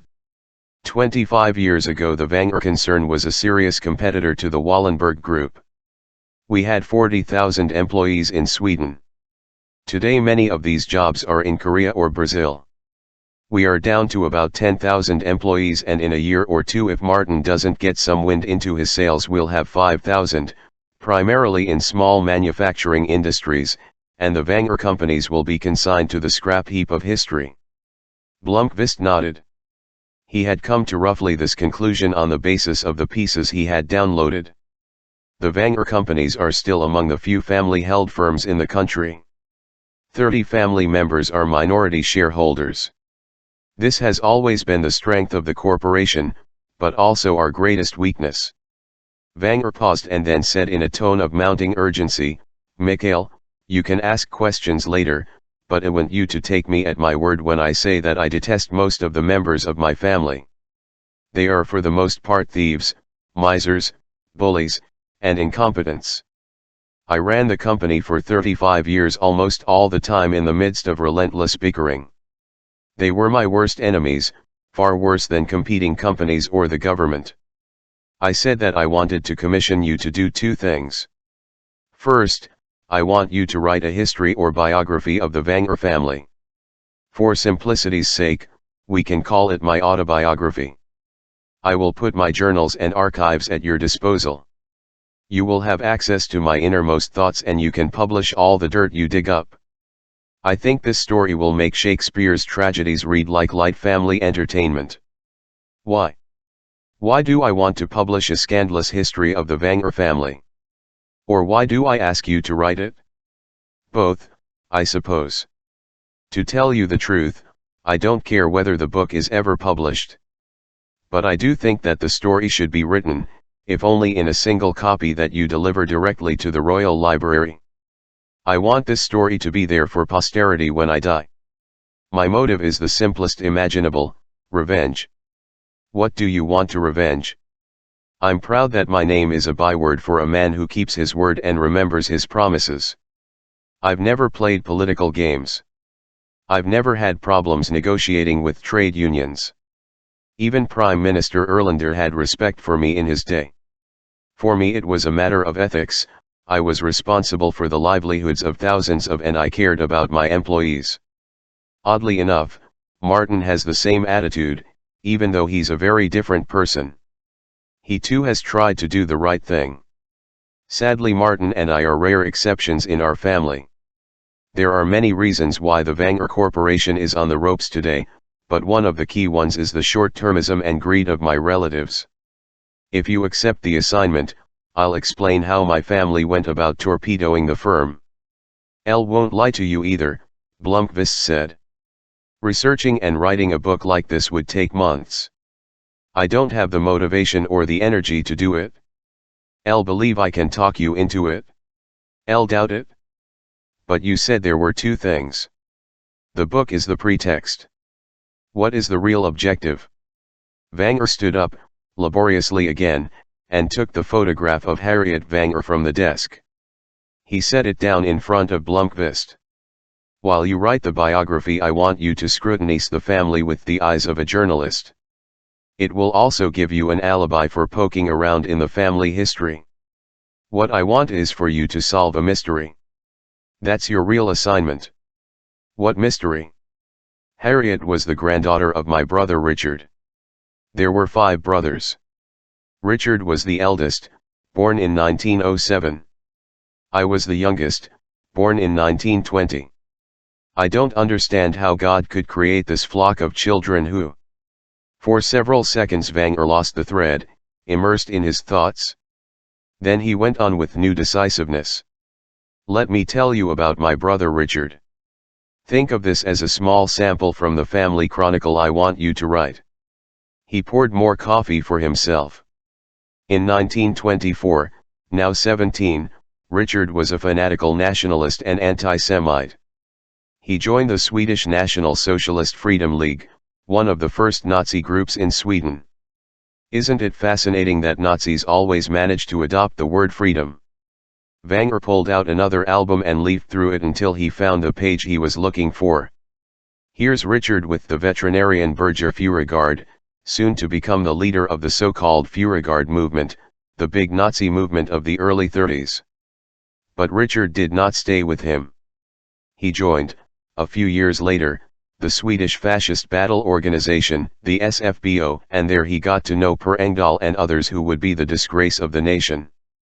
He turned the page in the album, Richard Wenger in uniform. He enlisted against our father's wishes, and during the 30s he made his way through most of the Nazi groups in the country. Any sick conspiratorial association that existed, you can sure his name was on their roster. In 1933 the Lindholm movement was formed, that is, the National Socialist Workers' Party. How well do you know the history of Swedish Nazism? I'm no historian, but I've read a few books. In 1939 the Second World War began, and in 1940 the Winter War in Finland. A large of the Lindholm movement joined as Finland volunteers. Richard was one of them and by then a captain in the Swedish army. He was killed in February 1940 just before the peace treaty with the Soviet Union and thereby became a martyr in the Nazi movement and had a battle group named after him. Even now a handful of idiots gather at a cemetery in Stockholm on the anniversary of his death to honor him. Understand. In 1926, when he was 19, he was going out with a woman called Margareta, the daughter of a teacher in Falun. They met in some political context and had a relationship which resulted in a son, Gottfried, who was born in 1927. The couple married when the boy was born. During the first half of the 30s, my brother sent his wife and child here to Hedestad while he was stationed with his regiment in Gavel. In his free time he traveled around and did proselytizing for Nazism. In 1936 he had a huge fight with my father which resulted in my father cutting him off. After that Richard had to make his own living. He moved with his family to Stockholm and lived in relative poverty. He had no money of his own. The inheritance he had in the firm was tied up. He couldn't sell outside the family. Worse than their straitened circumstances, Richard was a brutal domestic. He beat his wife and abused his son. Gottfried grew up cowed and bullied. He was 13 when Richard was killed. I suspect it was the happiest day of his life up to that point. My father took pity on the widow and child and brought them here to Hedestad, where he found an apartment for Margareta and saw to it that she had a decent life. If Richard personified the family's dark, fanatical side, Gottfried embodied the indolent one. When he reached the age of 18 I decided to take him under my wing. He was my dead brother's son, after all, and you have to remember that the age difference between Gottfried and me was not so great. I was only 7 years older, but by then I was on the firm's board, and it was clear that I was the one who would take over from my father, while Gottfried was more or less regarded as an outsider. Wenger thought for a moment. My father didn't really know how to deal with his grandson, so I was the one who gave him a job in the company. This was after the war. He did try to do a reasonable job, but he was lazy. He was a charmer and good time Charlie. He had a way with women, and there were periods when he drank too much. It isn't easy to describe my feelings for him. He wasn't a good for nothing, but he was not the least bit reliable and he often disappointed me deeply. Over the years he turned into an alcoholic, and in 1965 he died the victim of an accidental drowning. That happened at the other end of Hedeby Island, where he'd had a cabin built, and where he used to hide away to drink. So he's the father of Harriet and Martin. Blomqvist said, pointing at the portrait on the coffee table. Reluctantly he had to admit that the old man's story was intriguing. Correct. In the late 40s Gottfried met a German woman by the name of Isabella Koenig, who had come to Sweden after the war. She was quite a beauty. I mean that she had a lovely radiance like Garbo or Ingrid Bergman. Harriet probably got more of her genes from her mother rather than from Gottfried. As you can see from the photograph, she was pretty even at 14. Blomqvist and Wenger contemplated the picture. But let me continue. Isabella was born in 1928 and is still alive. She was 11 when the war began, and you can imagine what it was like to be a teenager in Berlin during the aerial bombardments. It must have felt as if she had arrived in paradise on earth when she landed in Sweden. Regrettably she shared many of Gottfried's vices. She was lazy and partied incessantly. She traveled a great deal in Sweden and abroad, and lacked all sense of responsibility. Obviously this affected the children. Martin was born in 1948 and Harriet in 1950. There was chaotic, with a mother who was forever leaving them and a father who was virtually an alcoholic. In 1958 1D had enough and decided to try to break the vicious cycle. At the time, Gottfried and Isabella were living in Hidestad. L insisted that they move out here. Martin and Harriet were more or less left to fend for themselves. Wagner glanced at the clock. My 30 minutes are almost up, but I'm close to the end of the story. Will you give me a reprieve? Go on, Blomqvist said. In short, then. I was childless in striking contrast to my brothers and other family members, who seemed obsessed with the need to propagate the house of Wagner. Gottfried and Isabella did move here, but their marriage was on the rocks. After only a year, Gottfried moved out to his cabin. He lived there alone for long periods and went back to Isabella when it got too cold. I took care of Martin and Harriet, and they became in many ways the children I never had. Martin was, to tell the truth, there was a time in his youth when I was afraid he was going to follow in his father's footsteps. He was weak and introverted and melancholy, but he could also be delightful and enthusiastic. He had some troubled years in his teens, but he straightened himself out when he started at the university. He is.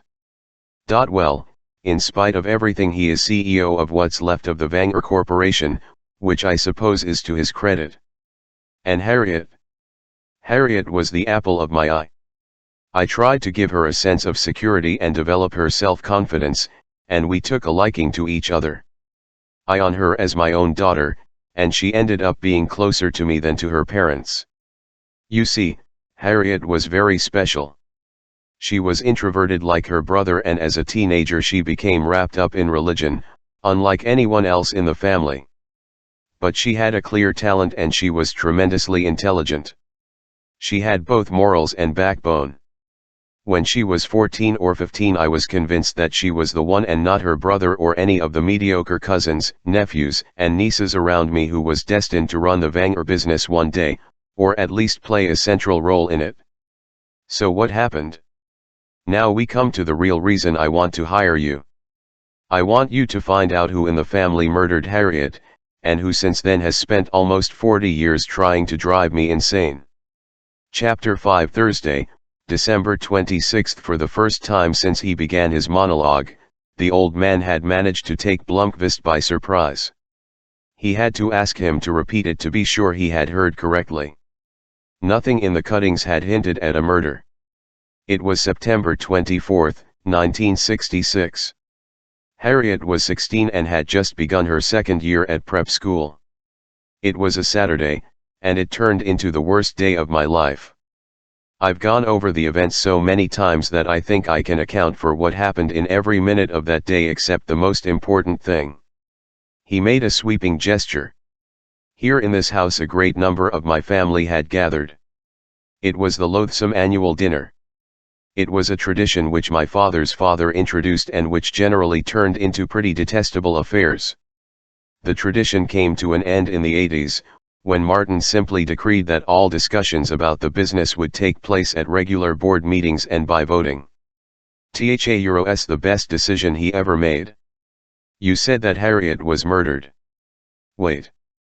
Let me tell you what happened. It was a Saturday, as I said.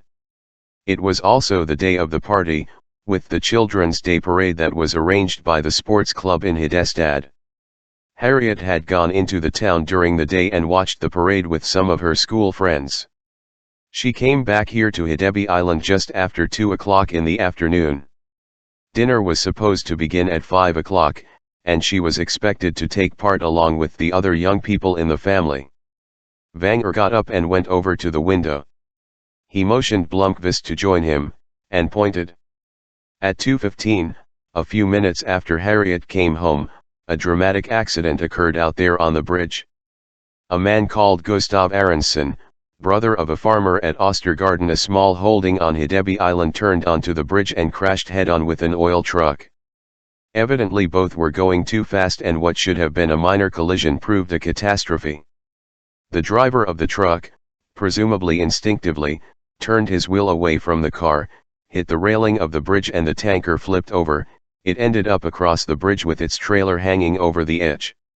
One of the railings had been driven into the oil tank and flammable heating oil began spurting out. In the meantime Aronsson sat pinned. Inside his car, screaming in pain. The tanker driver was also injured but managed to scramble out of his cabin. The old man went back to his chair. The accident actually had nothing to do with Harriet. But it was significant in a crucial way.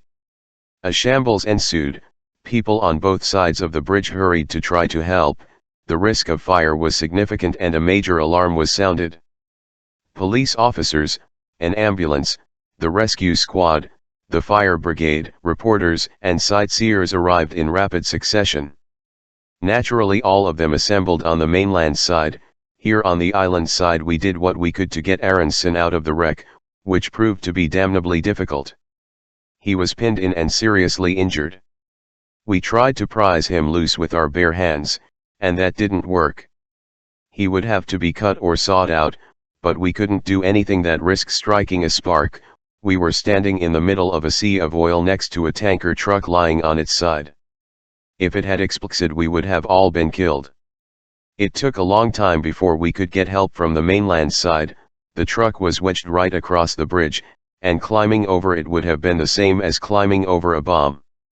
Blomqvist could not resist the feeling that the old man was telling a meticulously rehearsed story, deliberately to capture his interest. The man was an excellent storyteller, no question. On the other hand, where was the story heading? What matters about the accident is that the bridge was blocked for 24 hours. Not until Sunday evening was the last of the oil pumped out, and then the truck could be lifted up by crane and the bridge opened for traffic. During these 24 hours Hidebi Island was to all intents and purposes cut off from the rest of the world. The only way to get across to the mainland was on a fireboat that was brought in to transport people from the small boat harbor on this side to the old harbor below the church. For several hours the boat was used only by rescue crews. It wasn't until quite late on Saturday night that stranded islanders began to be ferried across. Do you understand the significance of this? I'll assume that's something to Harriet here on the island, Blomqvist said, and that the list of suspects consists of the finite number of people trapped here. A sort of locked room mystery in island format. Vanger smiled ironically. Mikhail, you don't know how right you are. Even I have read my Dorothy Sayers. These are the facts. Harriet arrived here on the island about 2:10. If we also include children and unmarried guests, all in all about 40 family members arrived in the course of the day. Along with servants and residents, there were 64 people either here or near the farm. Some of them, the ones who were going to spend the night, were busy getting settled in neighboring farms or in guest rooms. Harriet had previously lived in a house across the road, but given that neither Gottfried nor Isabella was consistently stable, and one could clearly see how that upset the girl, undermined her studies and so on, in 1964, when she was 14, I arranged for her to move into my house. Isabella probably thought that it was just fine to be spared the responsibility for her daughter. Harriet had been living here for the past 2 years. So this is where she came that day. We know that she met and exchanged some words with Harold in the courtyard. He's one of my older brothers. Then she came up the stairs, to this room, and said hello to me. She said that she wanted to talk to me about something. Right then I had some other family members with me and I couldn't spare the time for her. But she seemed anxious and I promised I'd come to her room when I was free. She left through that door, and that was the last time I saw her. A minute or so later there was the crash on the bridge, and the bedlam that followed upset all our plans for the day. How did she die? It's more complicated than that, and I have to tell the story in chronological order. When the accident occurred, people dropped whatever they were doing and ran to the scene. I suppose I took charge and was feverishly occupied for the next few hours. Harriet came down to the bridge right away. Several people saw her, but the danger of an explosion made me instruct anyone who wasn't involved in getting Aronson out of his car to stay well back. 5 of us remained. There were myself and my brother Harold. There was a man named Magnus Nilsson, one of my workers. There was a sawmill worker named Sixten Nordlander who had a house down by the fishing harbor. And there was a fellow named Jerker Aronson. He was only 16, and I should really have sent him away, but he was the nephew of Gustav in the car. At about 2:40 Harriet was in the kitchen here in the house. She drank a glass of milk and talked briefly to Astrid, RCCX, K. They looked out of the window at the commotion down at the bridge. At 2:55 Harriet crossed the courtyard. She was seen by Isabella. About a minute later she ran into Otto Falk, the pastor in Hedeby. At that time the parsonage was where Martin Vanger has his villa today, and the pastor lived on this side of the bridge. He had been in bed, nursing a cold, when the accident took place. He had missed the drama, but someone had telephoned and he was on his way to the bridge. Harriet stopped him on the road and apparently wanted to say something to him, but he waved her off and hurried past. Falk was the last person to see her alive. How did she die? Blomqvist said again. Don't know, Vanger said with a troubled expression. We didn't get Aronson out of his car until around survived, by the way, although he was not in good shape, and sometime after 6 o'clock the threat of fire was considered past. The island was still cut off, but things began to calm down. It wasn't until we sat down at the table to have our long-delayed dinner around 8 o'clock that we discovered Harriet was missing. I sent one of the cousins to get Harriet from her room, but she came back to say that she couldn't find her. I didn't think much about it. I probably assumed she had gone for a walk or she hadn't been told that dinner was served. And during the evening I had to deal with various discussions and arguments with the family. So it wasn't until the next morning, when Isabella went to find her, that we realized that nobody knew where Harriet was and that no one had seen her since the day before. He spread his arms out wide. And from that day, she has been missing without a trace. Missing? Blomqvist echoed. For all these years we haven't been able to find one microscopic scrap of her. But if she vanished, as you say, you can't be sure that she was murdered. Understand the objection. I've had thoughts along the same lines. When a person vanishes without a trace, one of four things could have happened. She could have gone off of her own free will and be hiding somewhere. She could have had an accident and died. She could have committed suicide. And finally, she could have been the victim of a crime. I've weighed all these possibilities. But you believe that someone took Harriet's life. Why? Because it's the only reasonable conclusion. Vanger held up one finger. From the outset I hoped that she had run away. But as the days passed, we all realized that this wasn't the case. I mean, how would a 16-year-old from such a protected world, even a very able girl, be able to manage on her own? How could she stay hidden without being discovered? Where would she get money? And even if she got a job somewhere, she would need a social security card and an address. He held up two fingers. My next thought was that she had had some kind of accident. Can you do me a favor? Go to the desk and open the top drawer. There's a map there. Blomqvist did as he was asked and unfolded the map on the coffee table. Hedeby Island was an irregularly shaped land mass about 2 miles long with a maximum width of about 1 mile. A large part of the island was covered by forest. There was a built-up area by the bridge and around the little summer house harbor. On the other side of the island was the small holding, Ostergarden, from which the unfortunate Aronson had started out in his car. Remember that she couldn't have left the island, Vanger said. Here on Hedeby Island you could die in an accident just like anywhere else. You could be struck by lightning, but there was no thunderstorm that day. You could be trampled to death by a horse, fall down a well, or tumble into a rock crevice. There are no doubt hundreds of ways to fall victim to an accident here. I've thought of most of them. He held up 3 fingers.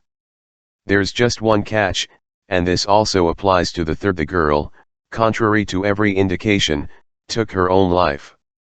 Her body must be somewhere in this limited area. Vanger slammed his fist down on the map. In the days after she disappeared, we searched everywhere, crisscrossing the island. The men waded through every ditch, scoured every patch of field, cliff, and uprooted tree. We went through every building, chimney, well, barn, and hidden garret. The old man looked away from Blomqvist and stared into the darkness outside the window. His voice grew lower and more intimate. The whole autumn I looked for her, even after the search parties stopped and people had given up. When I wasn't tending to my work, I began going for walks back and forth across the island.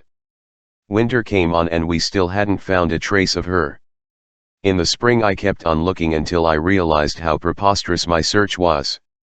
When summer came, I hired 3 experienced woodsmen who did the entire search over again with dogs. They combed every square foot of the island. By that time I had begun to think that someone must have killed her. So they also searched for a grave. They worked at it for 3 months. We found not the slightest vestige of the girl.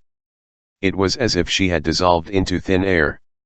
I can think of a number of possibilities, Blomqvist ventured. Let's hear them. She could have drowned, accidentally or on purpose.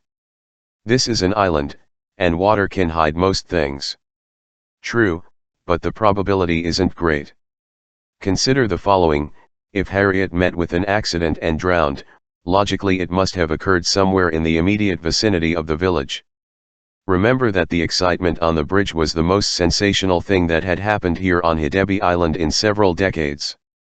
It was not a time when a 16-year-old girl with a normal sense of curiosity would decide to go for a walk to the other side of the island. But more important, he said, there's not much of a current here, and the winds at that time of year were out of the north or northeast. If anything falls into the water, it comes up somewhere along the beach on the mainland, and over there it's built up almost everywhere. Don't think that we didn't consider this.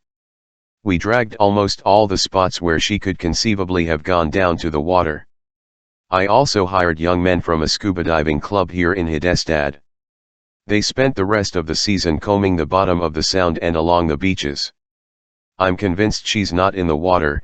If she had been, we would have found her. But could she not have met with an accident somewhere else? The bridge was blocked, of course, but it's a short distance over to the mainland. She could have swum or rowed across. It was late September and the water was so cold that Harriet would hardly have set off to go swimming in the midst of all the commotion. But if she suddenly got the idea to swim to the mainland, she would have been seen and drawn a lot of attention. There were dozens of eyes on the bridge, and on the mainland side there were 200 or 300 people along the water watching the scene. A rowing boat? No. That day there were precisely 13 boats on Hidebi Island. Most of the pleasure boats were already in storage on land. Down in the small boat harbor by the summer cabins there were 2 Pedersen boats in the water. There were 7 EKA rowing boats, of which 5 were pulled up on shore. Below the parsonage 1 rowing boat was on shore and 1 in the water. By Ostergarden there was a rowing boat and a motorboat. All these boats were checked and were exactly where they were supposed to be. If she had rowed across and run away, she would have had to leave the boat on the other side. Vanger held up 4 fingers. So there's only one reasonable possibility left, namely that Harriet disappeared against her will. Someone killed her and got rid of the body. Lisbeth Salander spent Christmas morning reading Mikhail Blomqvist's controversial book about financial journalism, The Knights Templar, a cautionary tale for financial reporters. The cover had a trendy design by Christer Malm featuring a photograph of the Stockholm Stock Exchange. Malm had worked in Photoshop, and it took a moment to notice that the building was floating in air. It was a dramatic cover with which to set the tone for what was to come. Salander could see that Blomqvist was a fine writer. The book was set out in a straightforward and engaging way, and even people with no insight into the labyrinth of financial journalism could learn something from reading it. The tone was sharp and sarcastic, but above all it was persuasive. The first chapter was a sort of declaration of war in which Blomqvist did not mince words. In the last 20 years, Swedish financial journalists had developed into a group of incompetent lackeys who were puffed up with self-importance and who had no record of thinking critically. He drew this conclusion because time after time, without the least objection, so many financial reporters seemed content to regurgitate the statements issued by CEOs and stock market speculators even when this information was plainly misleading or wrong. These reporters were thus either so naive and gullible that they ought to be packed off to other assignments, or they were people who quite consciously betrayed their journalistic function. Blomqvist claimed that he had often been ashamed to be called a financial reporter, since then he would risk being lumped together with people whom he did not rate as reporters at all. He compared the efforts of financial journalists with the way crime reporters or foreign correspondents worked.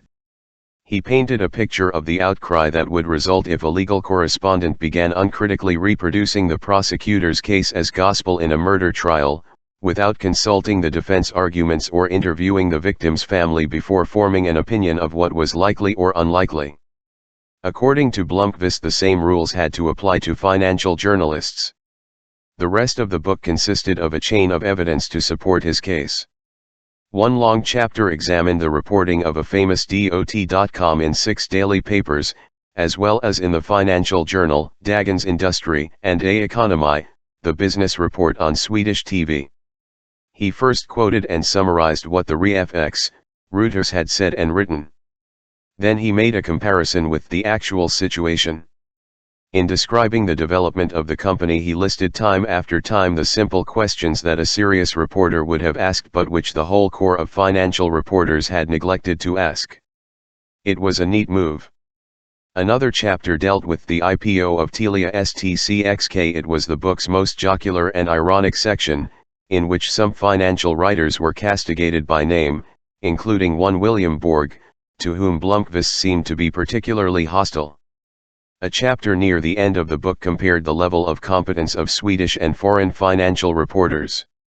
He described how serious reporters at London's Financial Times, The Economist, and some German financial newspapers had reported similar subjects in their own countries. The comparison was not favorable to the Swedish journalists. The final chapter contained a sketch with suggestions as to how this deplorable situation could be remedied. The conclusion of the book echoed the introduction: if a parliamentary reporter handled his assignment by uncritically taking up a lance in support of every decision that was pushed through, no matter how preposterous, or if a political reporter were to show a similar lack of judgment, that reporter would be fired or at the least reassigned to a department where he or she could not do so much damage. In the world of financial reporting, however, the normal journalistic mandate to undertake critical investigations and objectively report findings to the readers appears not to apply. Instead, the most successful is applauded. In this way, the future of Sweden is also being created, and all remaining trust in journalists as a corps of professionals is being compromised. Salander had no difficulty understanding the agitated debate that had followed in the trade publication The Journalist, certain financial newspapers, and on the front pages and in the business sections of the daily papers. Even though only a few reporters were mentioned by name in the LXK, Salander guessed that the field was small enough that everyone would know exactly which individuals were being referred to when various newspapers were quoted. Blomqvist had made himself some bitter enemies, which was also reflected in the malicious comments to the court in the Wennerström affair. She closed the book and looked at the photograph on the back. Blomqvist's stark blonde shock of hair fell a bit carelessly across his forehead, as if caught in a gust of wind. Or, and this was more plausible, as if Christer Malm had posed him. He was looking into the camera with an ironic smile and an expression perhaps aiming to be charming and boyish. A very good-looking man. On his way to do 3 months in the slammer. "Hello, Carl Blomqvist," she said to herself. "You're pretty pleased with yourself, aren't you?" At lunchtime Salander booted up her IBCX-K and opened Eudora to write an email. She typed, "Have you got time?" She signed it WASP and sent it to the address plaguexyz666@hotmail.com. On the safe side, she ran the message through her PGP encryption program. Then she put on black jeans, heavy winter boots, a warm polo shirt, a dark pea jacket and matching knitted gloves, cap, and scarf. She took the rings out of her eyebrows and nostril, put on a pale pink lipstick, and examined herself in the bathroom mirror. She looked like any other woman out for a weekend stroll, and she regarded her outfit as appropriate camouflage for an expedition behind enemy lines. She took the tunnelbana from Zinkensdamm to Ostermalmstorg and walked down towards Strandvagen. She sauntered along the Central Reserve reading the numbers on the buildings. She had almost got to Djurgårds Bridge when she stopped and looked at the DCKJR she had been searching for. She crossed the street and waited a few feet from the street door. She noticed that most people who were out walking in the cold weather on the day after Christmas were walking along the quay, only a few were on the pavement side. She had to wait for almost half an hour before an old woman with a cane approached from the direction of Djurgården. The woman stopped and studied Salander with suspicion. Salander gave her a friendly smile in return. The lady with the cane returned her greeting and looked as though she were trying to remember when she had last seen the young woman. Salander turned her back and took a few steps away from the door, as though she were impatiently waiting for someone, pacing back and forth. When she turned, the lady had reached the door and was slowly putting in a number on the code lock. Salander had no difficulty seeing that the combination was 1260. She waited 5 minutes more before she went to the DCX-R. She punched in the code and the lock clicked. She peered into the stairwell. There was a security camera which she glanced at and ignored. It was a model that Milton Security carried and was activated only if an alarm for a break-in or an attack was sounded on the property. Farther in, to the left of an antique lift cage, there was a door with another code lock. She tried 1260 and it worked for the entrance to the cellar level and rubbish room. Sloppy, very sloppy. She spent 3 minutes investigating the cellar level, where she located an unlocked laundry room and a recycling. Then she used a set of pick locks that she had borrowed from Milton's locksmith to open a locked door to what seemed to be a meeting room for the condominium association. At the back of the cellar was a hobby room. Finally she found what she was looking for, the building's small electrical room. She examined the meters, fuse boxes, and junction boxes and then took out a Canon digital camera the size of a cigarette packet. She took 3 pictures. On the way out she cast her eye down the list of residents by the lift and read the name for the apartment on the top floor. Wennerstrom. Then she left the building and walked rapidly to the National Museum, where she went into the cafeteria to have some coffee and warm up. After about half an hour she made her way back to Soder and went up to her apartment. There was an answer from Plague XYZ. When she decoded it in PGP it read, 20. Chapter 6 Thursday, December 26. The time limit set by Blomqvist had exceeded by a good margin. It was 4:30, and there was no hope of catching the afternoon train, but he still had a chance of making the evening train at 9:30. He stood by the window rubbing his neck as he stared out at the illuminated facade of the church on the other side of the bridge. Wenger had shown him a scrap EX-0K with articles from both the Lxal newspaper and the national media. There had been quite a bit of media interest for a while. Girl from noted industrialist's family disappears. But when no body was found and there was no breakthrough in the investigation, interest gradually waned. Despite the fact that a prominent family was involved, 36 years later the case of Harriet Wenger was all but forgotten. The prevailing theory in articles from the late 60s seemed to be that she drowned and was swept out to sea, a tragedy, but something that could happen to any family. Blomqvist had been fascinated by the old man's account, but when Wenger excused himself to go to the bathroom, his skepticism returned. The old man had still not got to the end, and Blomqvist had finally promised to listen to the whole story. "What do you think happened to her?" he said when Wenger came back into the RCX. Normally there were some 25 people living here year-round, but because of the family gathering there were more than 60 on Hidebi Island that day. Of these, between 20 and 25 can be ruled out, pretty much so. I believe that of those remaining, someone, and in all likelihood it was someone from the family, killed Harriet and hid the body. I have a dozen objections to that. Let's hear them. Well, the first one is that even if someone hid her body, it should have been found if the search was as thorough as the one you described. To tell you the truth, the search was even more extensive than I've described. It wasn't until I began to think of Harriet as a murder victim that I realized several ways in which her body could have disappeared. I can't prove this, but it's at least within the realm of possibility. Tell me. Harriet went missing sometime around 3 o'clock that afternoon. At about 2:55 she was seen by Pastor Falk, who was hurrying to the bridge. At almost exactly the same time a photographer arrived from the local paper, and for the next hour he took a great number of pictures of the drama. We, the police, examined the photographs and confirmed that Harriet was not in any one of them, but every other person in town was seen in at least one, apart from very small children. Vanger took out another album and placed it on the table. These are pictures from that day. The first one was taken in Hidestad during the Children's Day Parade. The same photographer took it around 15 p.m. and Harriet is there in it. The photograph was taken from the second floor of a building and showed a street along which the parade clowns on trucks and girls in bathing suits had just passed. Spectators thronged the pavements. Vanger pointed at a figure in the crowd. That's Harriet. It's about 2 hours before she will disappear. She's with some of her school friends in town. This is the last picture taken of her. But there's one more interesting shot. Vanger leafed through the pages. The album contained about 180 pictures, 5 rolls from the crash on the bridge. After having heard the account, it was almost TCX, much to suddenly see it in the form of sharp black and white images. The photographer was a professional who had managed to capture the turmoil surrounding the accident.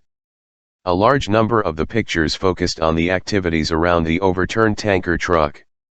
Blomqvist had no problem identifying a gesticulating, much younger Henrik Vanger soaked with heating oil. This is my brother Harold. The old man pointed to a man in shirt sleeves bending forward and at something inside the wreck of Aronsson's car. My brother Harold may be an unpleasant person, but I think he can be eliminated from the list of suspects. Except for a very short while, when he had to run back here to the farm to change his shoes, he spent the afternoon on the bridge. Vanger turned some more pages. One image followed another. Focus on the tanker truck. Focus on spectators on the foreshore. Focus on Aronsson's car. General views. Close-ups with a telephoto lens. This is the interesting picture, Vanger said. As far as we could determine it was taken between 3:40 and 3:45, or about 45 minutes after Harriet ran into Falk. Take a look at the house, the middle second floor window. That's Harriet's room. In the preceding picture the window was closed. Here it's open. Someone must have been in Harriet's cell, asked everyone. Nobody would admit to opening the window. Which means that either Harriet did it herself, and she was still alive at that, or else that someone was lying to you. But why would a murderer go into her room and open the window? And why should anyone lie about it? Vanger shook his head. No explanation presented itself. Harriet disappeared sometime around 3 o'clock or shortly thereafter. These pictures give an impression of where certain people were at that time. That's why I can eliminate a number of people from the list of suspects.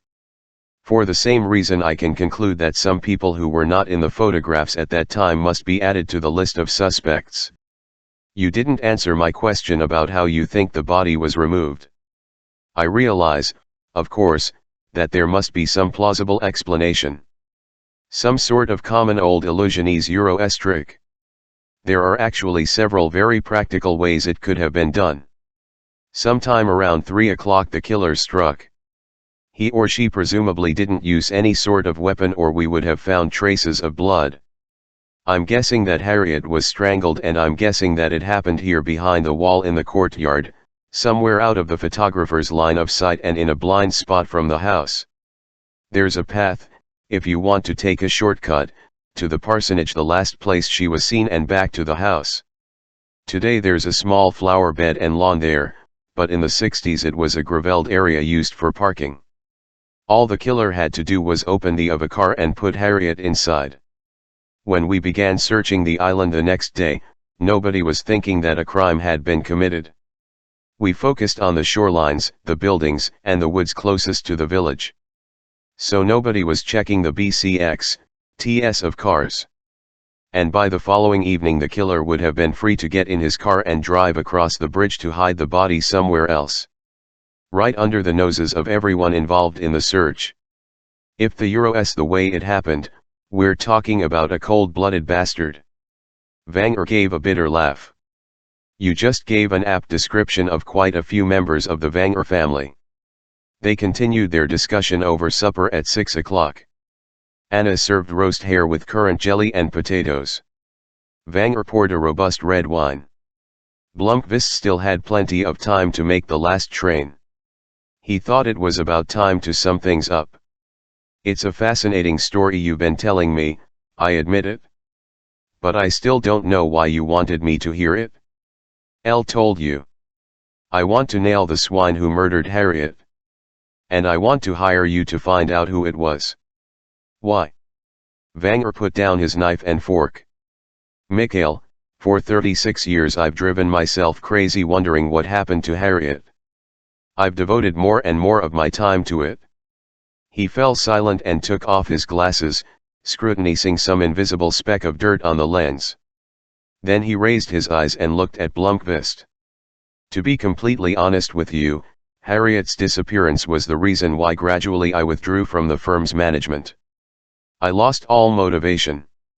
I knew that there was a killer somewhere nearby and the worrying and searching for the truth began to affect my work.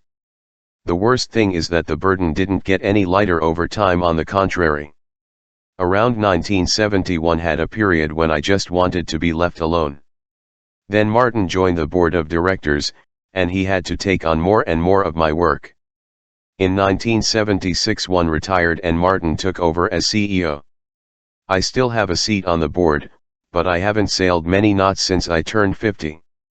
For the last 36 years not a day has passed that I have not pondered Harriet's disappearance. You may think I'm obsessed with it, think so. It was a horrific event, at least most of my relatives more than that.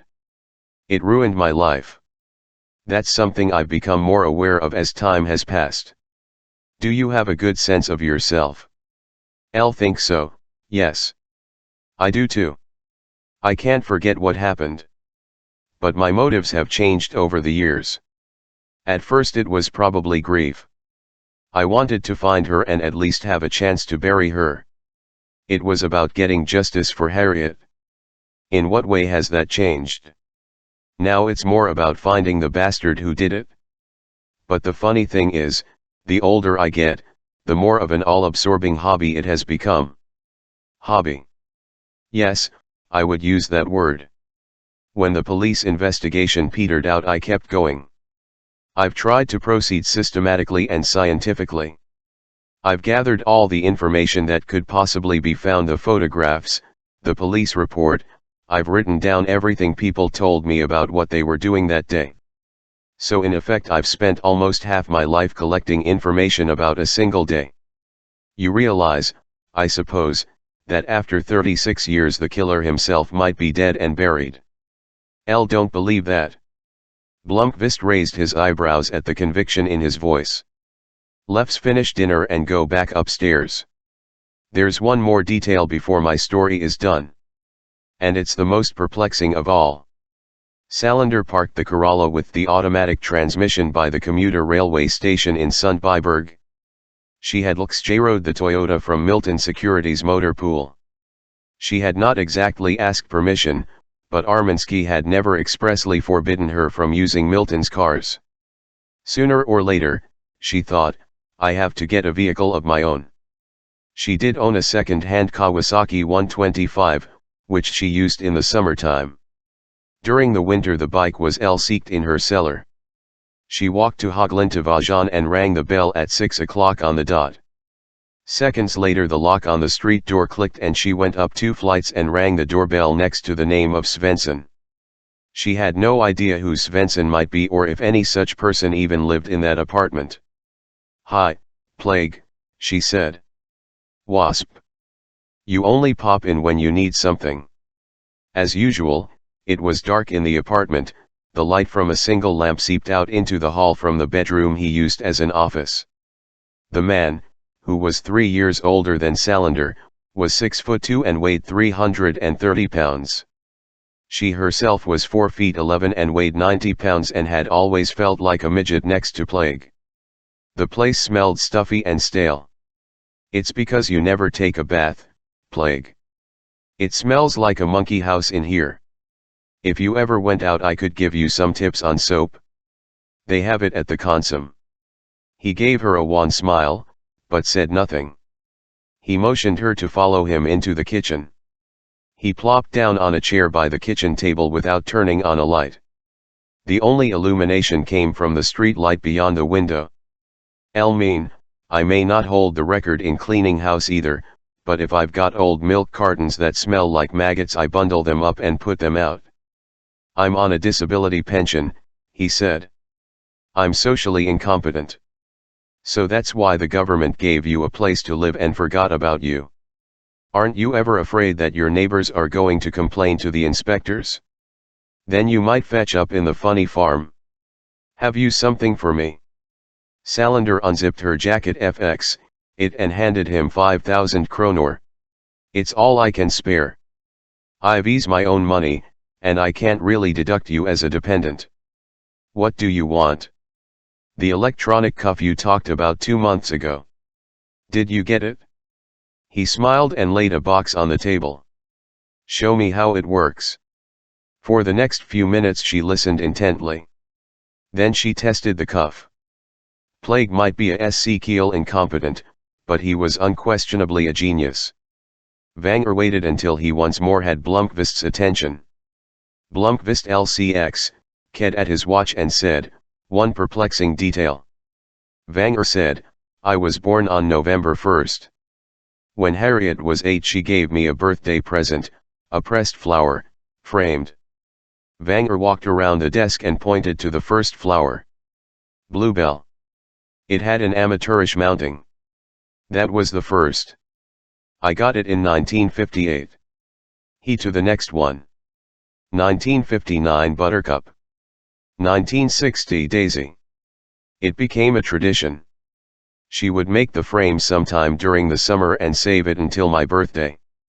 I always hung them on the wall in this. In 1966 she disappeared and the tradition was broken." Vanger pointed to a gap in the row of frames. Blomqvist felt the hairs rise on the back of his neck. The wall was filled with pressed flowers.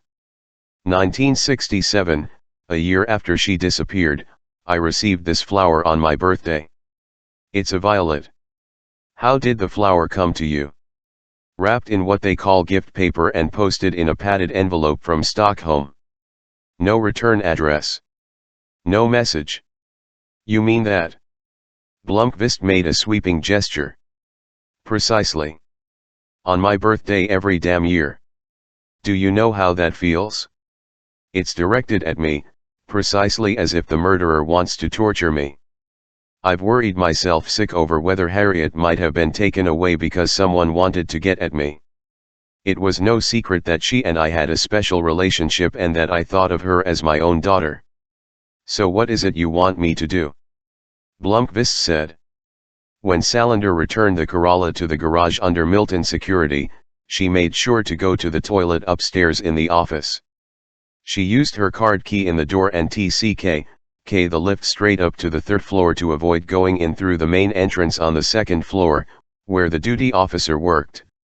She used the toilet and got a cup of coffee from the espresso machine that Arminsky had bought when at long last he recognized that Salander would never make coffee just because it was expected of her. Then she went to her office and hung her leather jacket over the back of her chair. The office was a 61/2 by LO foot glass cubicle. There was a desk with an old model Dell desktop PC, a telephone, one office chair, a metal waste paper basket, and a bookshelf. The bookshelf contained an assortment of directories and 3 blank notebooks. The 2 desk drawers housed some ballpoints, paper clips, and a notebook. On the windowsill stood a potted plant with brown, withered leaves. Salander looked thoughtfully at the plant, as if it were the first time she had seen it, then she deposited it firmly in the waste paper basket. She seldom had anything to do in her office and visited it no more than half a dozen times a year, mainly when she needed to sit by herself and prepare a report just before handing it in. Armansky had insisted that she have her own space. His reasoning was that she would then feel like part of the company although she worked as a freelancer. She suspected that Armansky hoped that this way he would have a chance to keep an eye on her and meddle in her affairs. At first she had been given space farther down the corridor, in a larger room that she was expected to share with a colleague. But since she was never there, Armansky finally moved her into the cubbyhole at the end of the corridor. Salander took out the cuff. She looked at it, meditatively biting her lower lip. It was past 1:1 and she was alone on the floor. She suddenly felt excruciatingly bored. After a while she got up and walked to the end of the hall and tried the door to Armansky's office. Locked. She looked around. The chances of anyone turning up in the corridor around midnight on December 26 were almost non-existent. She opened the door with a pirate copy of the company's card key, which she had taken the trouble to make several years before. Armansky's office was spacious. In front of his desk were guest chairs, and a conference table with room for 8 people was in the corner. It was impeccably neat.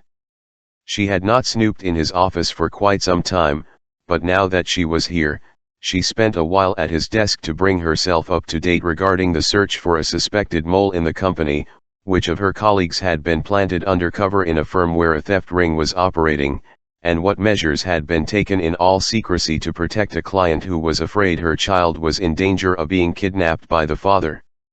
At last she put the papers back precisely the way they were, seeked Armansky's door, and walked home. She felt satisfied with her day. Don't know whether we'll find out the truth, but I refuse to go to my grave without giving it one last try, the old man said. Simply want to commission you to go through all the evidence one last time. This is crazy, Blomqvist said. Why is it crazy? I've heard enough. Henrik, I understand your grief, but I have to be honest with you. What you're asking me to do is a waste of my time and your money. You are asking me to conjure up a solution to a mystery that the police and experienced investigators with considerably greater resources have failed to solve all these years. You're asking me to solve a crime getting on for 40 years after it was committed. How could I possibly do that? We haven't discussed your fee, Wenger said. That won't be necessary. Can't force you, but listen to what I'm offering. Freud has already drawn up a contract. We can negotiate the details, but the contract is simple, and all it needs is your signature. Henrik, this is absurd. I really don't believe I can solve the mystery of Harriet's disappearance. According to the contract, you don't have to. All it asks is that you do your best. If you fail, then it's God's will, or if you don't believe in him it's fate. Blomqvist sighed. He was feeling more and more uncomfortable and wanted to end this visit to Hedeby, but he relented. All right, let's hear it. I want you to live and work here in Hedeby for a year. I want you to go through the investigative report on Harriet's disappearance one page at a time. I want you to examine everything with new eyes. I want you to question all the old conclusions exactly the way an investigative reporter would. I want you to look for something that I and the police and other investigators may have missed. You're asking me to set aside my life and career to devote myself for a whole year to something that's a complete waste of time. Wenger smiled. As to your career, we might agree that for the moment it's somewhat on hold. Blomqvist had no answer to that. I want to buy a year of your life. Give you a job. The salary is better than any offer you'll ever get in your life. I will pay you 200,000 kronor a month, that's 2.4 million kronor if you accept and stay the whole year. Blomqvist was astonished. I have no illusions. The you will succeed is minimal, but if against all odds you should crack the mystery, then I'm offering a bonus of double payment, or 4.8 million kronor. Let's be generous and round it off to 5 million. Wenger leaned back and cocked his head. I can pay the money into any bank account you wish, anywhere in the world. You can also take the money in cash in a suitcase, so it's up to you whether you want to report the income to the tax authorities. This is not healthy, Blomqvist stammered. Why so? Wenger said calmly. I'm 82 and still in full possession of my faculties. I have a large personal fortune, I can spend it any way I want. I have no children and absolutely no desire to leave any money to relatives I despise. I've made my last will and testament, I'll be giving the bulk of my fortune to the World Wildlife Fund. A few people who are close to me will receive significant amounts including Anna. Blomqvist shook his head. Try to understand me, Wenger said. I'm a man who's going to die SCXN. There's one thing in the world I want to have, and that's an answer to this question that has plagued me for half my life. I don't expect to find the answer, but I do have resources to make one last attempt. Is that unreasonable? I owe it to Harriet. And I owe it to myself. You'll be paying me several million kronor for nothing. All I need to do is sign the contract and then twiddle my thumbs for a year. You wouldn't do that. On the contrary, you'll work harder than you've ever worked in your life. How can you be so sure? Because I can offer you something that you can't buy for any price, but which you want more than anything in the world. And what would that be? Wenger's eyes narrowed. I can give you Hans-Erik Wennerström. I can prove that he's a swindler. He happened, 35 years ago, to begin his career with me, and I can give you his head on a platter. Solve the mystery and you can turn your defeat in court into the story of the year. Chapter 7 Friday, January 3. Erika set her coffee cup on the table and stood by the window looking out at the view of Gamla Stan. It was 9 o'clock in the morning. All the snow had been washed away by the rain over New Year's. I've always loved this view, she said. An apartment like this would make me give up living in Saltsjöbaden. You've got the keys. You can move over from your upper-class reserve any time you want, Blomqvist said. He closed the suitcase and put it by the front door. Berger turned and gave him a disbelieving 100k. You can't be serious, Mikael, she said.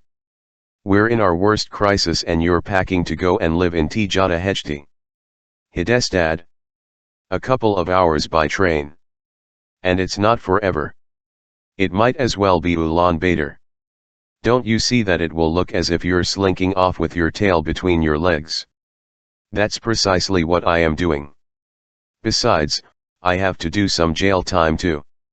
Christer Malm was sitting on the sofa. He was uncomfortable. It was the first time since they founded Millennium that he had seen Berger and Blomqvist in such disagreement. Over all the years they had been inseparable. Sometimes they had furious clashes, but their arguments were always about business matters, and they would invariably resolve all those issues before they hugged each other and went back to their corners. Ordo bed. Last autumn had not been fun, and now it was as if a great gulf had opened up between them. Malm wondered if he was watching the beginning of the end of Millennium. Don't have a choice, Blomqvist said. We don't have a choice. He himself a coffee and sat at the kitchen table. Berger shook her head and sat down facing him. What do you think, Christer? She said. He had been expecting the question and dreading the moment when he would have to take a stand. He was the third partner, but they all knew that it was Blomqvist and Berger who were Millennium. The only time they asked his advice was when they could not agree.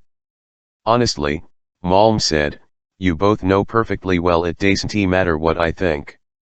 He shut up. He loved making pictures.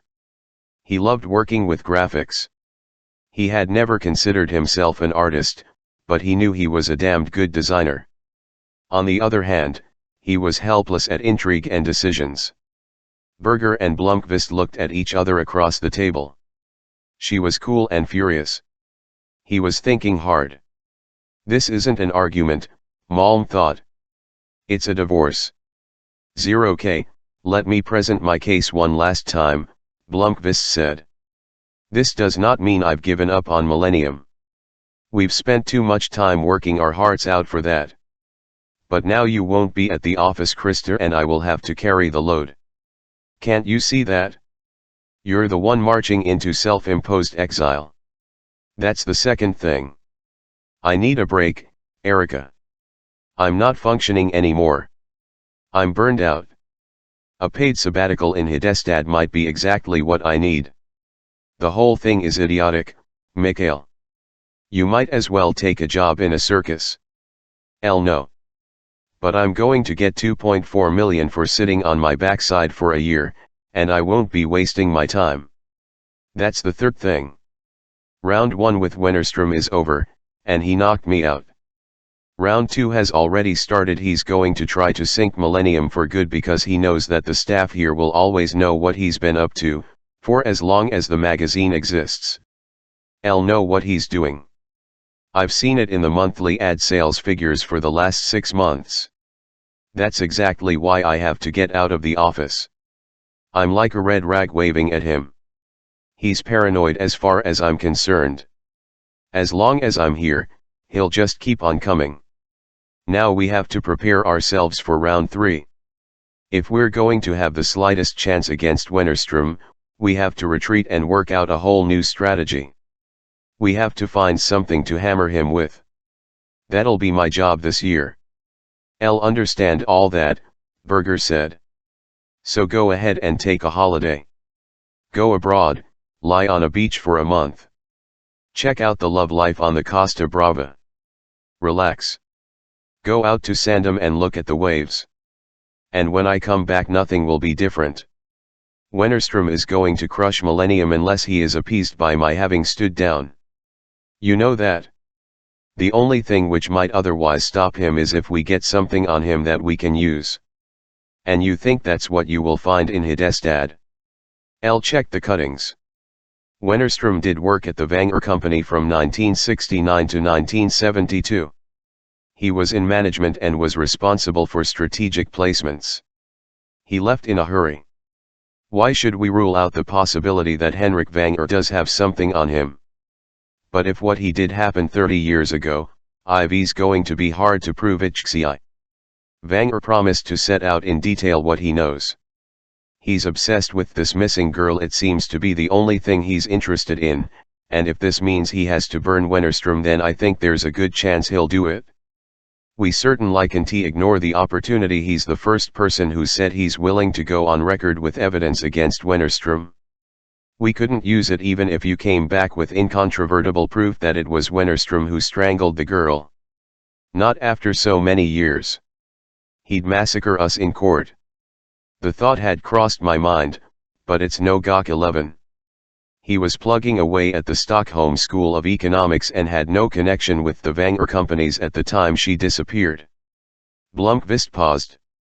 Erica, I'm not going to leave Millennium, but it's important for it to look as if I have. You and Krister have to go on running the magazine. If you can, if you have a chance to. Arrange a ceasefire with Wennerstrom, then do it. You can't do that if I'm still on the editorial board. 0k, but it's a rotten situation, and I think you're grasping at straws going to Hidestad. Have you a better idea? Berger shrugged. We ought to start chasing down sources right now. Build up the story from the beginning. And do it right this time. Ricky, that story is dead as a doornail. Dejected, Berger rested her head on her hands. When she spoke, at first she did not want to meet Blomqvist's eyes. I'm so fucking angry with you. Not because the story you wrote was baseless, I was in on it as much as you were. And not because you're leaving your job as publisher, that's a smart decision in this situation. I can go along with making it look like a schism or a power struggle between you and me. I understand the logic when it's a matter of making Wennerstrom believe I'm a harmless bimbo and you're the real threat. She paused and now him resolutely in the eye. But I think you're making a mistake. Wennerstrom isn't going to fall for it. He's going to keep on destroying Millennium. The only difference is that starting from today, I have to fight him alone, and you know that you're needed more than ever on the editorial board. 0k, I'd love to wage war against Wennerstrom, but what makes me so cross is that you're abandoning ship all of a sudden. You're leaving me in the lurch when things are absolutely at their worst ever. Blomqvist reached across and stroked her hair. You're not alone. You've got Krister and the rest of the staff behind you. Not Jana Dahlman. By the way, I think you made a mistake hiring him. He's competent, but he does more harm than good. I don't trust him. He went around looking gleeful about your troubles all autumn. I don't know if he hopes he can take over your role or whether it's just personal chemistry between him and the rest of the staff. I'm afraid you're right, Blomqvist said. So what should I do? Fire him. Erica, you're editor-in-chief and the senior shareholder of Millennium. If you have to, fire him. We've never fired anyone, Mike. And now you're dumping this decision on me, TCX. It's no fun anymore going to the office in the morning. At that point Malm surprised them by standing up. If you're going to catch that train, we've got to get moving.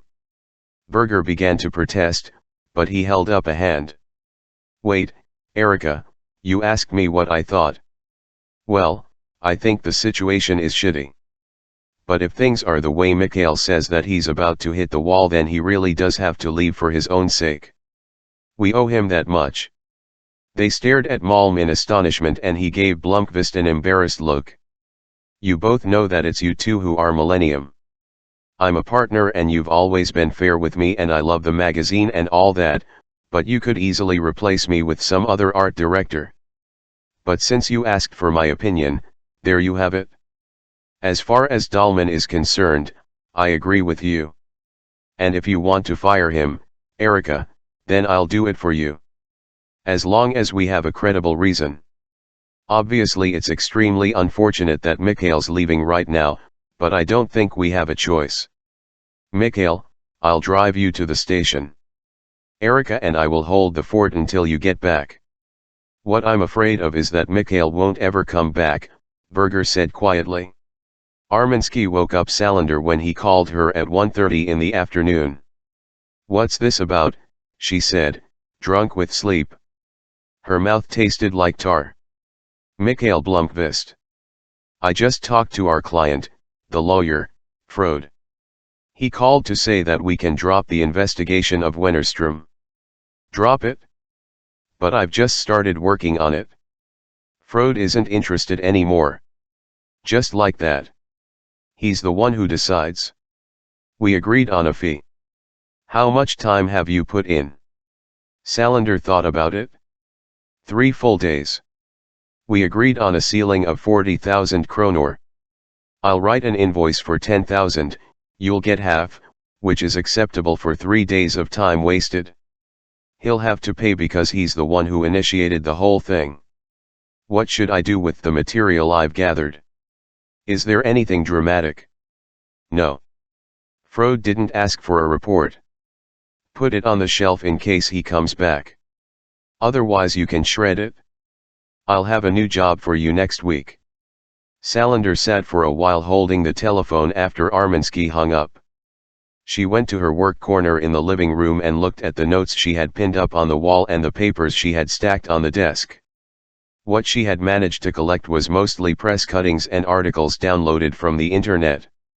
She TCX, the papers and dropped them in a desk drawer. She frowned. Blomqvist's strange behavior in the court KJM had presented an interesting challenge, and Salander did not like aborting an assignment once she had started. People always have secrets. It's just a matter of finding out what they are. Part 2 Consequence Analyses January 3 to March 17 46% of the women in Sweden have been subjected to violence by a man. Chapter 8 Friday, January 3 to Sunday, January 5. When Blomqvist alighted from his train in Hedestad for the second time, the sky was a pastel blue and the air icy cold. The thermometer on the wall of the station said OOF. He was wearing unsuitable walking shoes. Unlike on his previous visit, there was no Herr Frode waiting with a warm car. Blomqvist had told them which day he would arrive, but not on which train.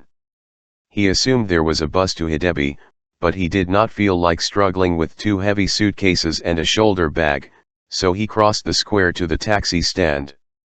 It had snowed massively all along the Norland coast between Christmas and New Year's, and judging by the ridges and piles of snow thrown up by the plows, the road teams had been out in full force in Hedestad. The taxi driver, whose name, according to his ID posted on the window, was Hussein, nodded when Blomqvist asked whether they had been having rough weather. In the broadest Norland accent, he reported that it had been the worst snowstorm in decades, and he bitterly regretted not taking his holiday in Greece over the Christmas period. Blomqvist directed him to Henrik Vanger's newly shoveled courtyard, where he lifted his suitcases onto the cobblestones and watched the taxi head back towards Hedestad. He suddenly felt lonely and uncertain. He heard the door open behind him. Vanger was wrapped up in a heavy fur coat, thick boots, and a cap with ear flaps. Blomqvist was in jeans and a thin leather jacket. "If you're going to live up here, you need to learn to dress more warmly for this time of year." They shook hands. "Are you sure you don't want to stay in the main house?" "No." "Then I think we'd better start getting you settled into your new lodgings." One of the conditions in his negotiations with Vanger and Dirchfrode had been that he have living quarters where he could do his own housekeeping and come and go as he pleased. Vanger led Blomqvist back along the road towards the bridge and then turned to open the gate to another newly shoveled courtyard in front of a small timbered house close to the end of the bridge. The house was not locked. They stepped into a modest hallway where Blomqvist, with a sigh of relief, put down his suitcases.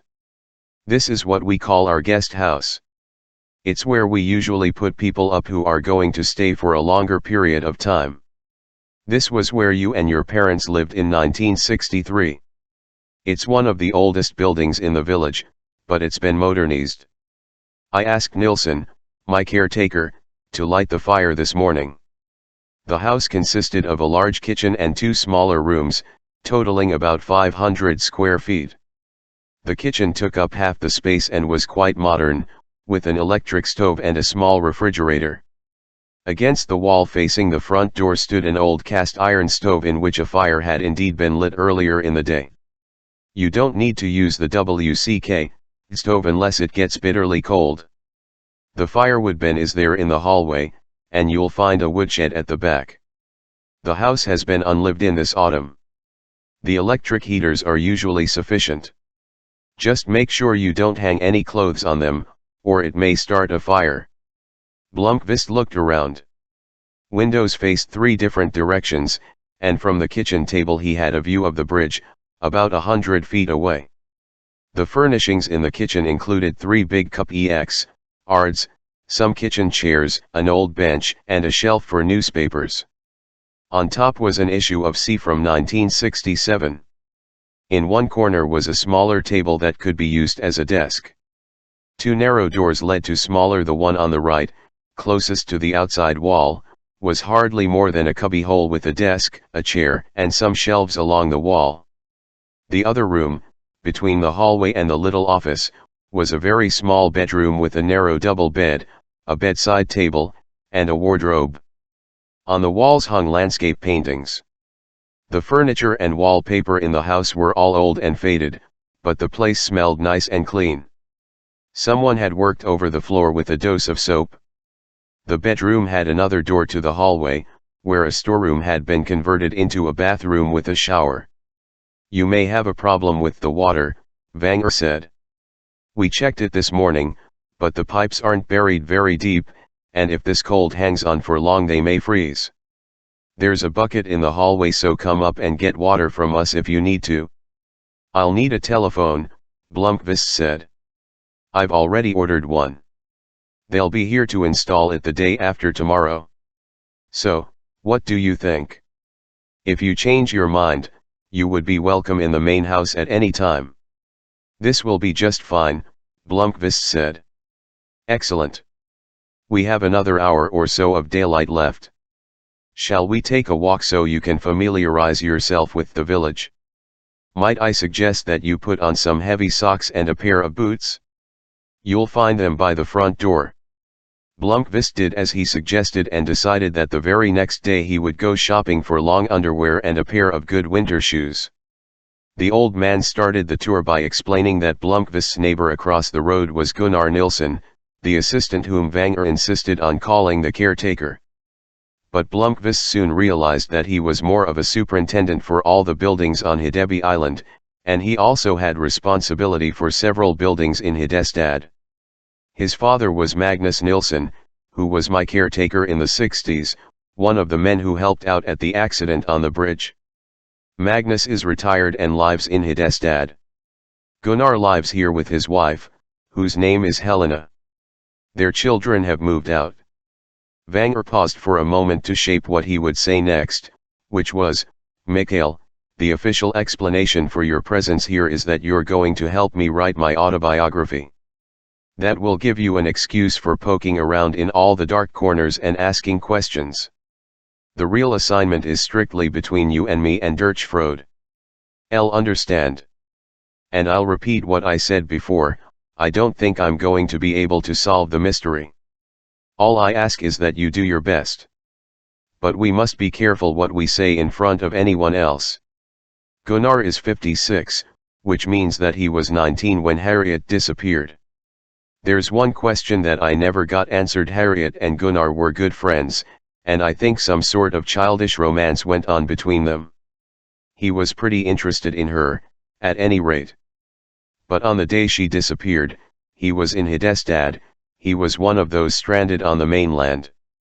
Because of their relationship, he came under close scrutiny.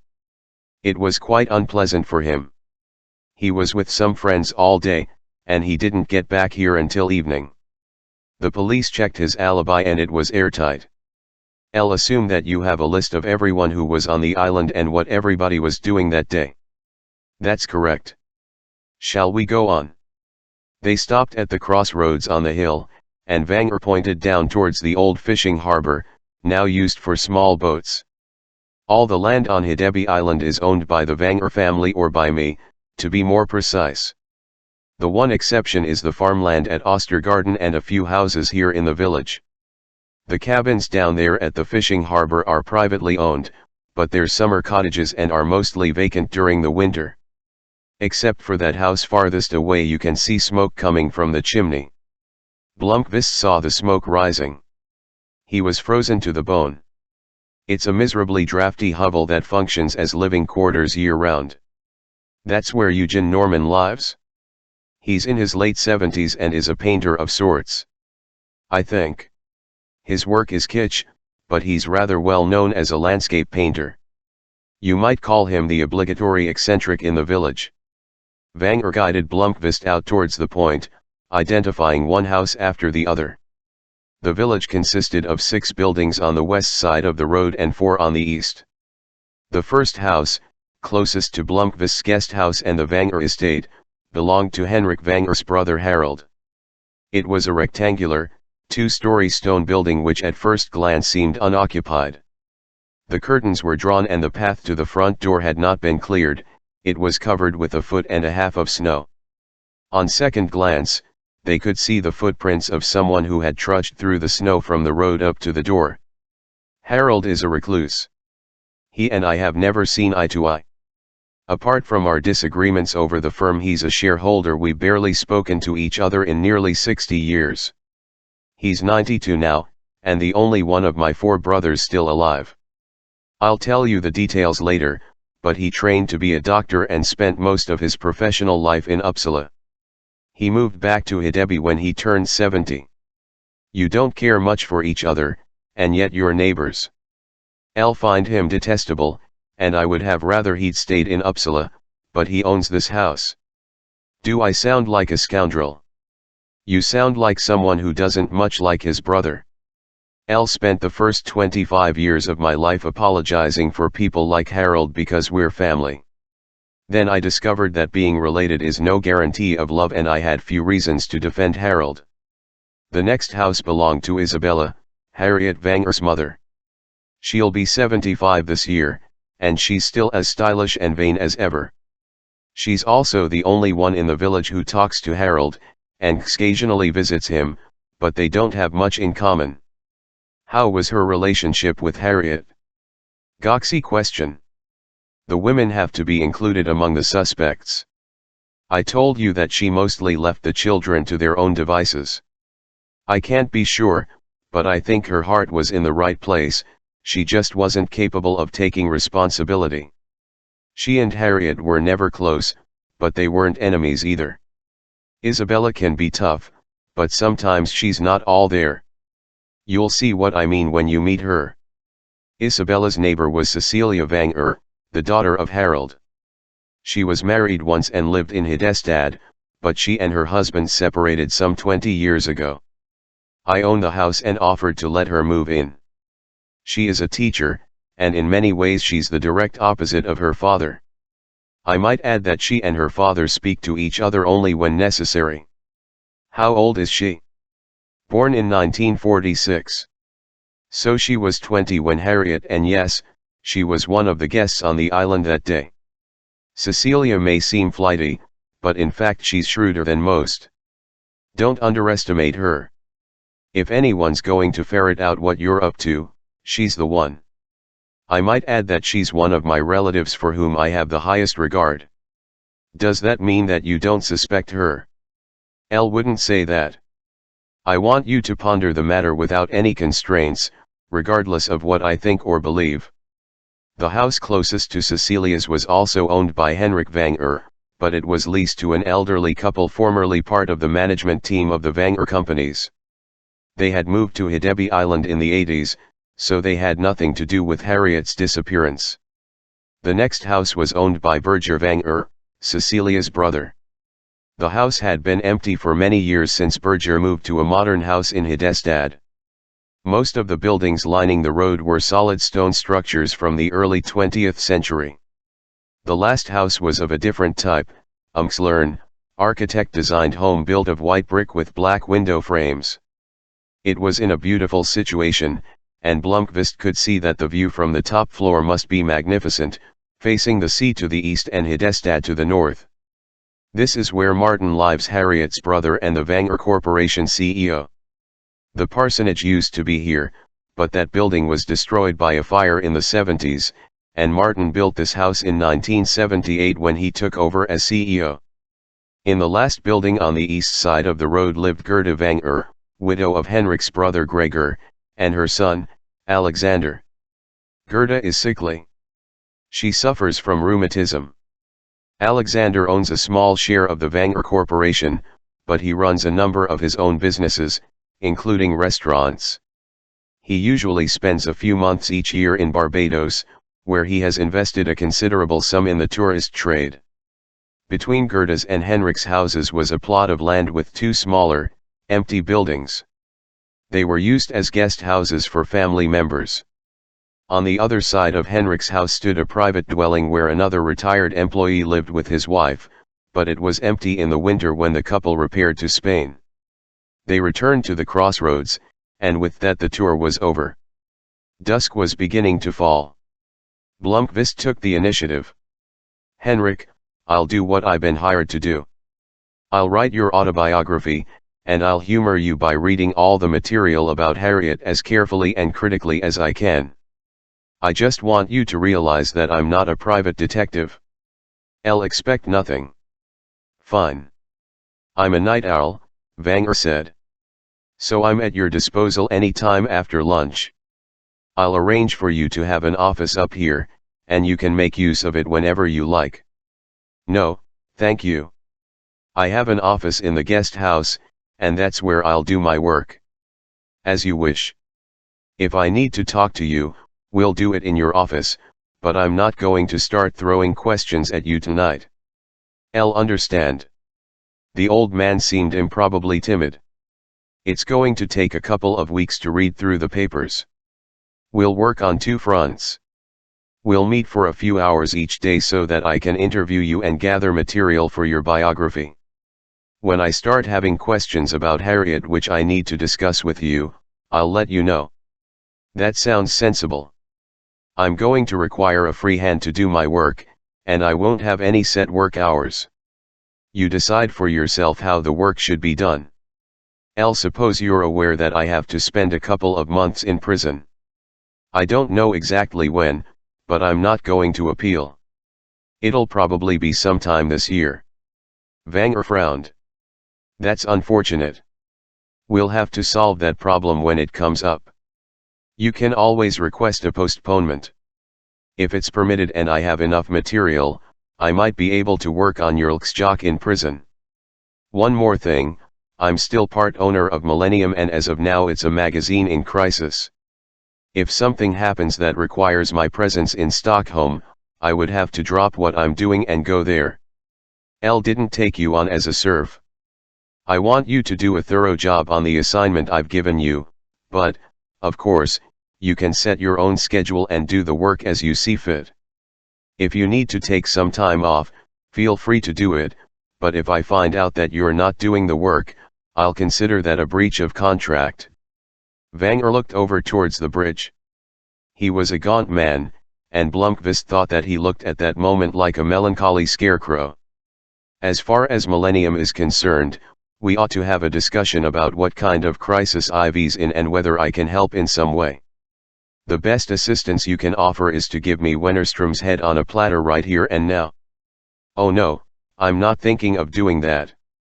The old man gave Blomqvist a hard look.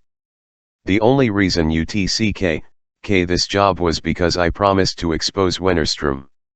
If I give you the information now, you could stop work on the job whenever you felt like it. I'll give you the information a year from now. Henrik, forgive me for saying this, but I can't be sure that a year from now you'll be alive. Wenger sighed and cast a thoughtful gaze over the fishing harbor. Fair enough. I'll talk to and see if we can work something out. But as far as Millennium is concerned, I might be able to help in another way. As I understand it, the advertisers have begun to pull out. The advertisers are the immediate problem, but the crisis goes deeper than that. It's a matter of trust. It doesn't matter how many advertisers we have if no one wants to buy the magazine. L realized that. I'm still on the board of directors of quite a large corporation, albeit in a passive role. We have to place advertisements somewhere. Let's discuss the matter at some stage. Would you like to have dinner? No, I want to get settled, buy some groceries, and take a look around. Tomorrow I'll go to Hedestad and shop for winter clothes. Good idea. I'd like the files about Harriet to be moved over to my place. They need to be handled with great care, I understand. Blomqvist returned to the guest house. His teeth were chattering by the time he got indoors. The thermometer outside the window said 50 F, and he couldn't remember ever feeling so cold as after that walk, which had lasted barely 20 minutes. He spent an hour settling himself into what was to be his home for the coming year. He put his clothes in the wardrobe in the bedroom, his toiletries went in the bathroom cabinet. His second suitcase was actually a trunk on wheels. From it he books, CDs and a CD player, notebooks KS, a Sanyo tape recorder, a Microtech scanner, a portable inkjet printer, a Minolta digital camera, and a number of other items he regarded as essential kit for a year in exile. He arranged the jocks and the CDs on the bookshelf in the office alongside two binders containing research material on Hans-Erik Wennerström. The material was useless, but he could not let it go. Somehow he had to turn those two folders into building blocks for his continuing career. Finally he opened his shoulder bag and put his iBook on the desk in the office. Then he stopped and looked about him with a sheepish expression. The benefits of living in the countryside, forsooth. There was nowhere to plug in the broadband cable. He did not even have a telephone jack to connect an old dial-up modem. Blomqvist called the Telia telephone company from his mobile. After a slight hassle, he managed to get someone to find the order that Wenger had placed for the guest house. He wanted to know whether the connection could handle ADSL and was told that it would be possible by way of a relay in Hedeby, and that it would take several days. It was after 4 o'clock by the time Blomqvist was done.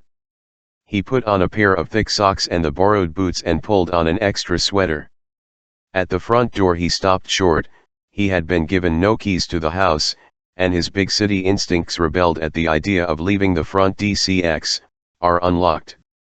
He went back to the kitchen and began opening drawers. Finally he found a key hanging from a nail in the pantry. The temperature had dropped to -1. He walked briskly across the bridge and up the hill past the church.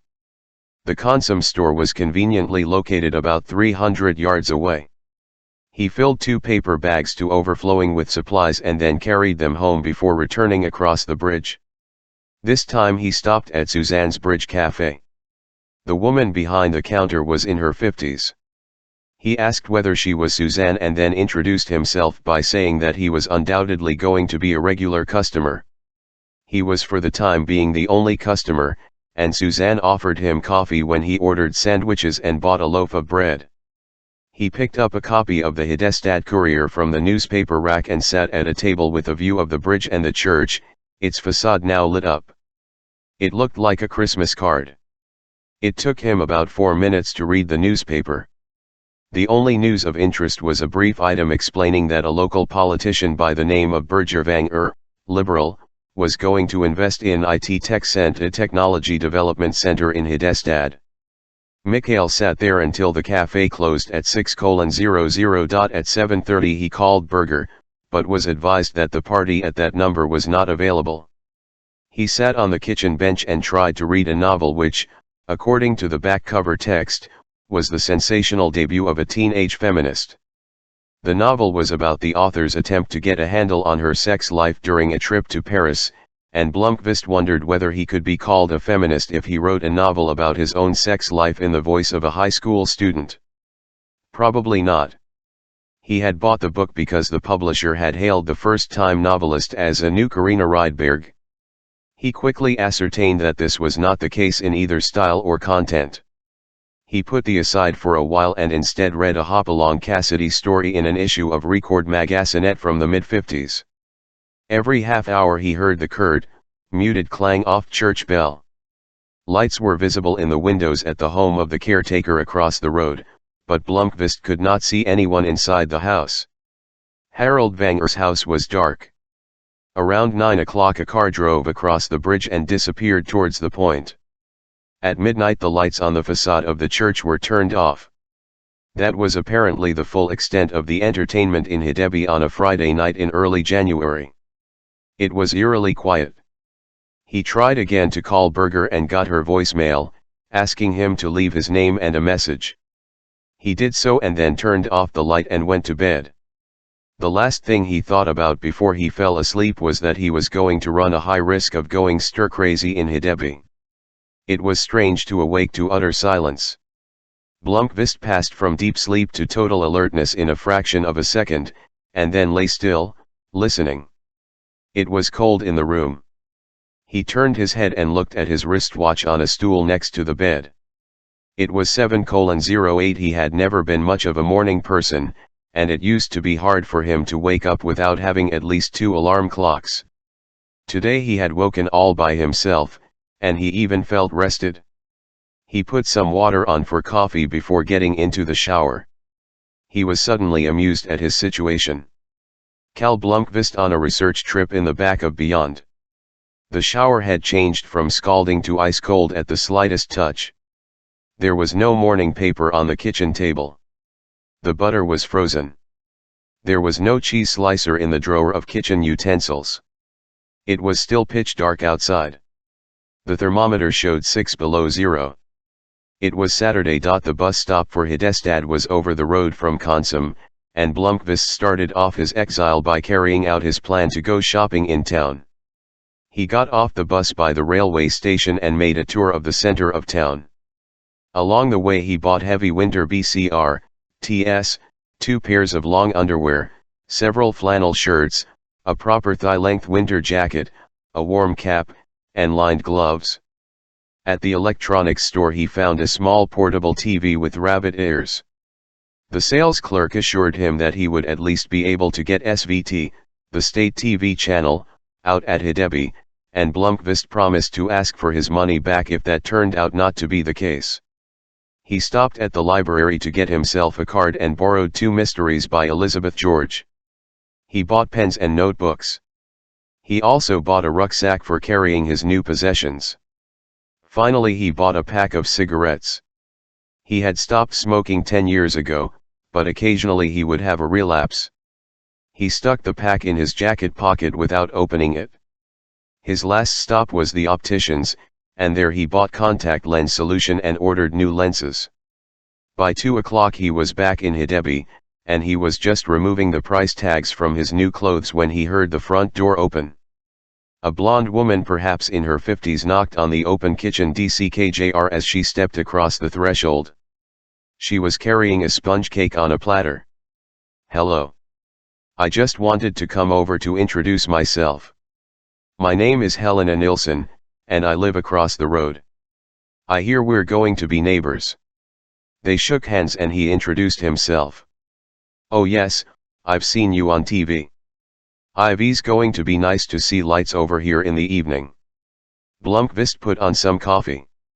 She began to object but then sat at the kitchen table, casting a furtive glance out the window. "Here comes Henrik with my husband. It looks like some boxes for you." Vanger and Gunnar Nilsson drew up outside with a dolly, and Blomqvist rushed out to greet them and to help carry the 4 packing crates inside. They set the boxes on the floor next to the stove. Blomqvist got out the coffee cups and cut into Fröken Nilsson's sponge cake. The Nilssons were pleasant people.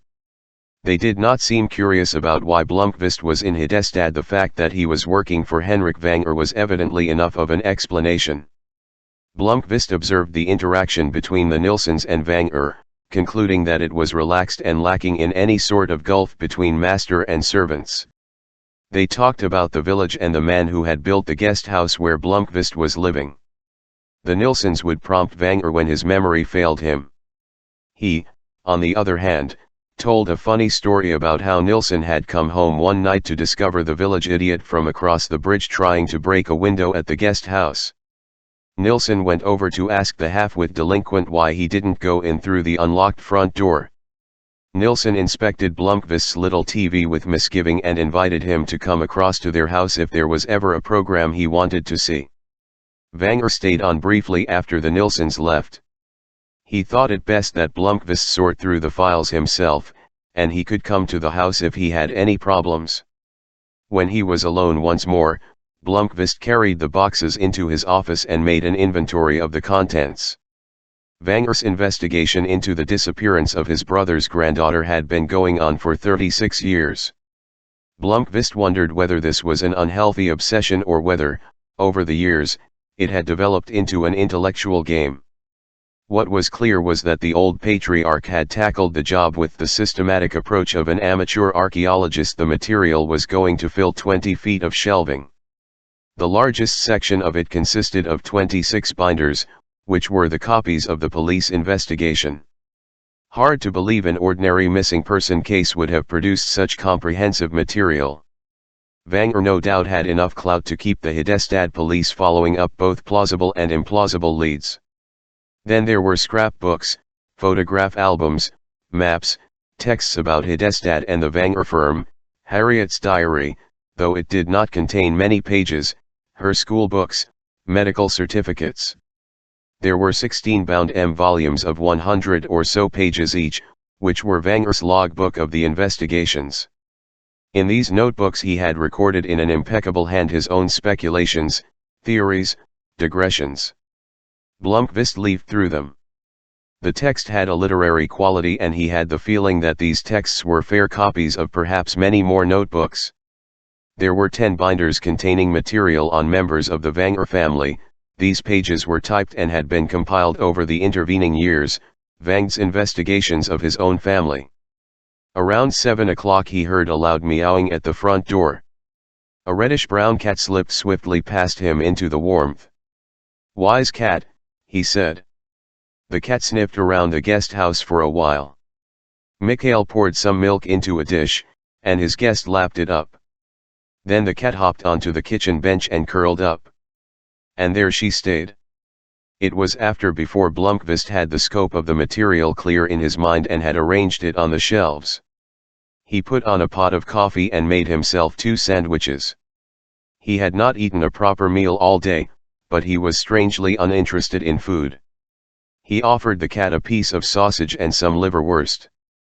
After drinking his coffee, he took the cigarettes out of his jacket pocket and opened the pack. He checked his mobile. Berger had not called. He tried her once more. Again only her voicemail. One of the first steps Blomqvist had taken was to scan in the map of Hedeby Island that he had borrowed from Vanger. While all the names were still fresh in his mind, he wrote down who lived in each house. The Vanger clan consisted of such an extensive cast that it would take time to learn who was who. Just before midnight he put on warm clothes and his new chaise and walked across the bridge. He turned off the road and along the sound below the church. Ice had formed on the sound and inside the old harbor, but farther out he could see a darker belt of open water. As he stood there, the lights on the facade of the church went out, and it was dark all around him. It was icy cold and stars filled the sky. All of a sudden Blomqvist felt depressed.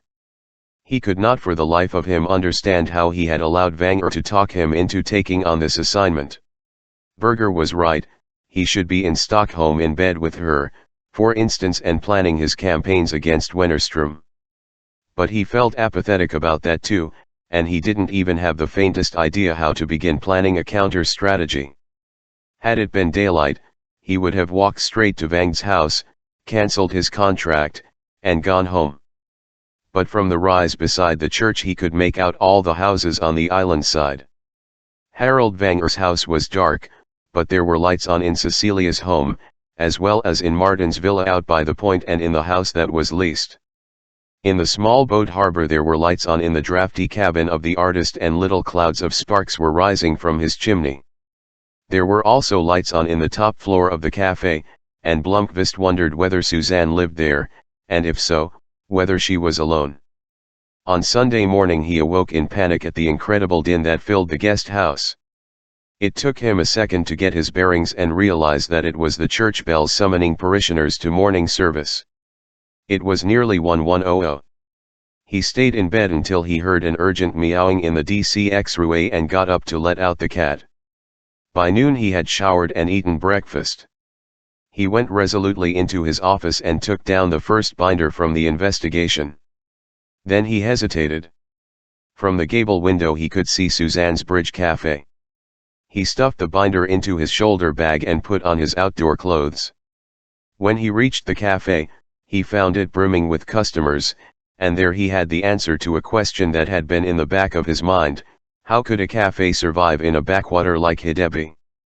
Suzanne specialized in churchgoers and presumably did coffee and cakes for funerals and other functions. He took a walk instead. Konsum was closed on Sundays, and he continued a few hundred yards towards Hedestad, where he bought newspapers at a petrol station. He spent an hour walking around Hedeby, familiarizing himself with the town before the bridge. The area closest to the church and past Konsum was the center, with older buildings, two-story stone structures which Blomqvist guessed had been built in the 191s or 20s and which formed a short main street. North of the road into town were well-kept apartment buildings for families with children. Along the water and to the south of the church were mostly single-family homes. Hedeby looked to be a relatively well-to-do area for Hedestad's decision-makers and civil servants. When he returned to the bridge, the assault on the cafe had ebbed, but Suzanne was still clearing dishes from the tables. "The Sunday rush," he said in greeting. She nodded as she tucked a lock of hair behind one ear. "Hi, Mikhail. So you remember my name." "Hard to forget," she said. "Elle followed your trial on TV. They have to fill up the news with something," he muttered, and drifted over to the corner table with a view of the bridge. When he met Suzanne's eyes, she smiled. At 3 o'clock Suzanne announced that she was closing the cafe for the day. After the church rush, only a few customers had come and gone. Blomqvist had read more than a fifth of the first binder of the police investigation. He stuck his notebook into his bag and walked briskly home across the bridge. The cat was waiting on the steps. He looked around, wondering whose cat it was. He let it inside all the same, since the cat was at least some sort of company. He made one more vain attempt to reach Berger. Obviously she was furious with him still. He could have tried calling her direct line at the office or her home number, but he had already left enough messages. Instead, he made himself coffee, moved the cat farther along the kitchen bench, and zeroed the binder on the table. He read carefully and slowly, not wanting to miss any detail. By late evening, when he closed the binder, he had filled several pages of his own notebook with reminders and questions to which he hoped to find answers in subsequent binders. The material was all arranged in chronological order. He could not tell whether Wenger had reorganized it that way or whether that was the system used by the police at the time. The first page was a photocopy of a handwritten report form headed Hedestad Police Emergency Center. The officer who had taken the call had signed his name Dio Rittinger, and Blomqvist assumed the Dio stood for duty officer. The caller was Henrik Wenger. His address and telephone number had been noted. The report was dated Sunday, September 25, 1966, at 11:14 a.m. The text was laconic: call from HRK Wenger, stating that his brother's daughter, Harriet Ulrika Wenger, born January 15, 1950, age 16, has been missing from her home on Hedeby Island since Saturday afternoon. The caller expressed great concern. A note sent at 1:01 a.m. stated that P014, police car, patrol, pilot of a boat, had been sent to the site. Another at 1:35 a.m. in a less legible hand than Rittinger's, inserted that off. Magnusson reports that bridge to Hedeby Island still blocked. Trans by boat. In the margin an illegible signature. At 1:14 p.m. Rittinger is back, telephone conversation off. Magnusson in HBI confirms that 16-year-old Harriet Wenger missing since early Saturday afternoon. Family expressed great concern. Not believed to have slept in her bed last night. Could not have left island due to blocked bridge. None of family members has any knowledge as to H/S whereabouts. At 1:09 p.m., GM informed by telephone about the situation. The last note was recorded at 1 p.m., GM on site at HBI, will take over the matter. The next page revealed that the initials GM referred to Detective Inspector Gustav Morell, who arrived at Hedeby Island by boat and there took over command, preparing a formal report on the disappearance of Harriet Wenger. Unlike the initial notations with their needless abbreviations, Morell's reports were written on a typewriter and in very readable prose. The following pages recounted what measures had been taken, with an objectivity and wealth of detail that surprised Blomqvist. Morell had first interviewed Henrik Wenger along with Isabella Wenger, Harriet's mother. Then he talked in turn with Ulrika Wenger, Harold Wenger, Gregor Wenger, Harriet's brother Martin Wenger, and Anita Wenger. Blomqvist came to the conclusion that these interviews had been conducted according to a scale of decreasing importance. Ulrika Wenger was Henrik Wenger's mother, and evidently she held a status comparable to that of a dowager queen. Ulrika lived at the Wenger estate and was able to provide no information. She had gone to bed early on the previous night and had not seen Harriet for several days. She appeared to have insisted on meeting Detective Inspector Morell solely to give air to her opinion that the police had to act at once, immediately. Harold Wenger ranked as number 2 on the list. He had seen Harriet only briefly when she returned from the festivities in Hedestad, but he had not seen her since the accident on the bridge occurred and he had no knowledge of where she might be at present. Gregor Wenger, brother of Henrik and Harold, stated that he had seen the missing 16-year-old in Henrik Wenger's study, asking to speak with Henrik after her visit to Hedestad earlier in the day. Gregor Wenger stated that he had not spoken with her himself, merely given her a greeting. He had no idea where she might be found, but he expressed the view that she had probably, thoughtlessly, gone to visit some friend without telling anyone and would reappear soon.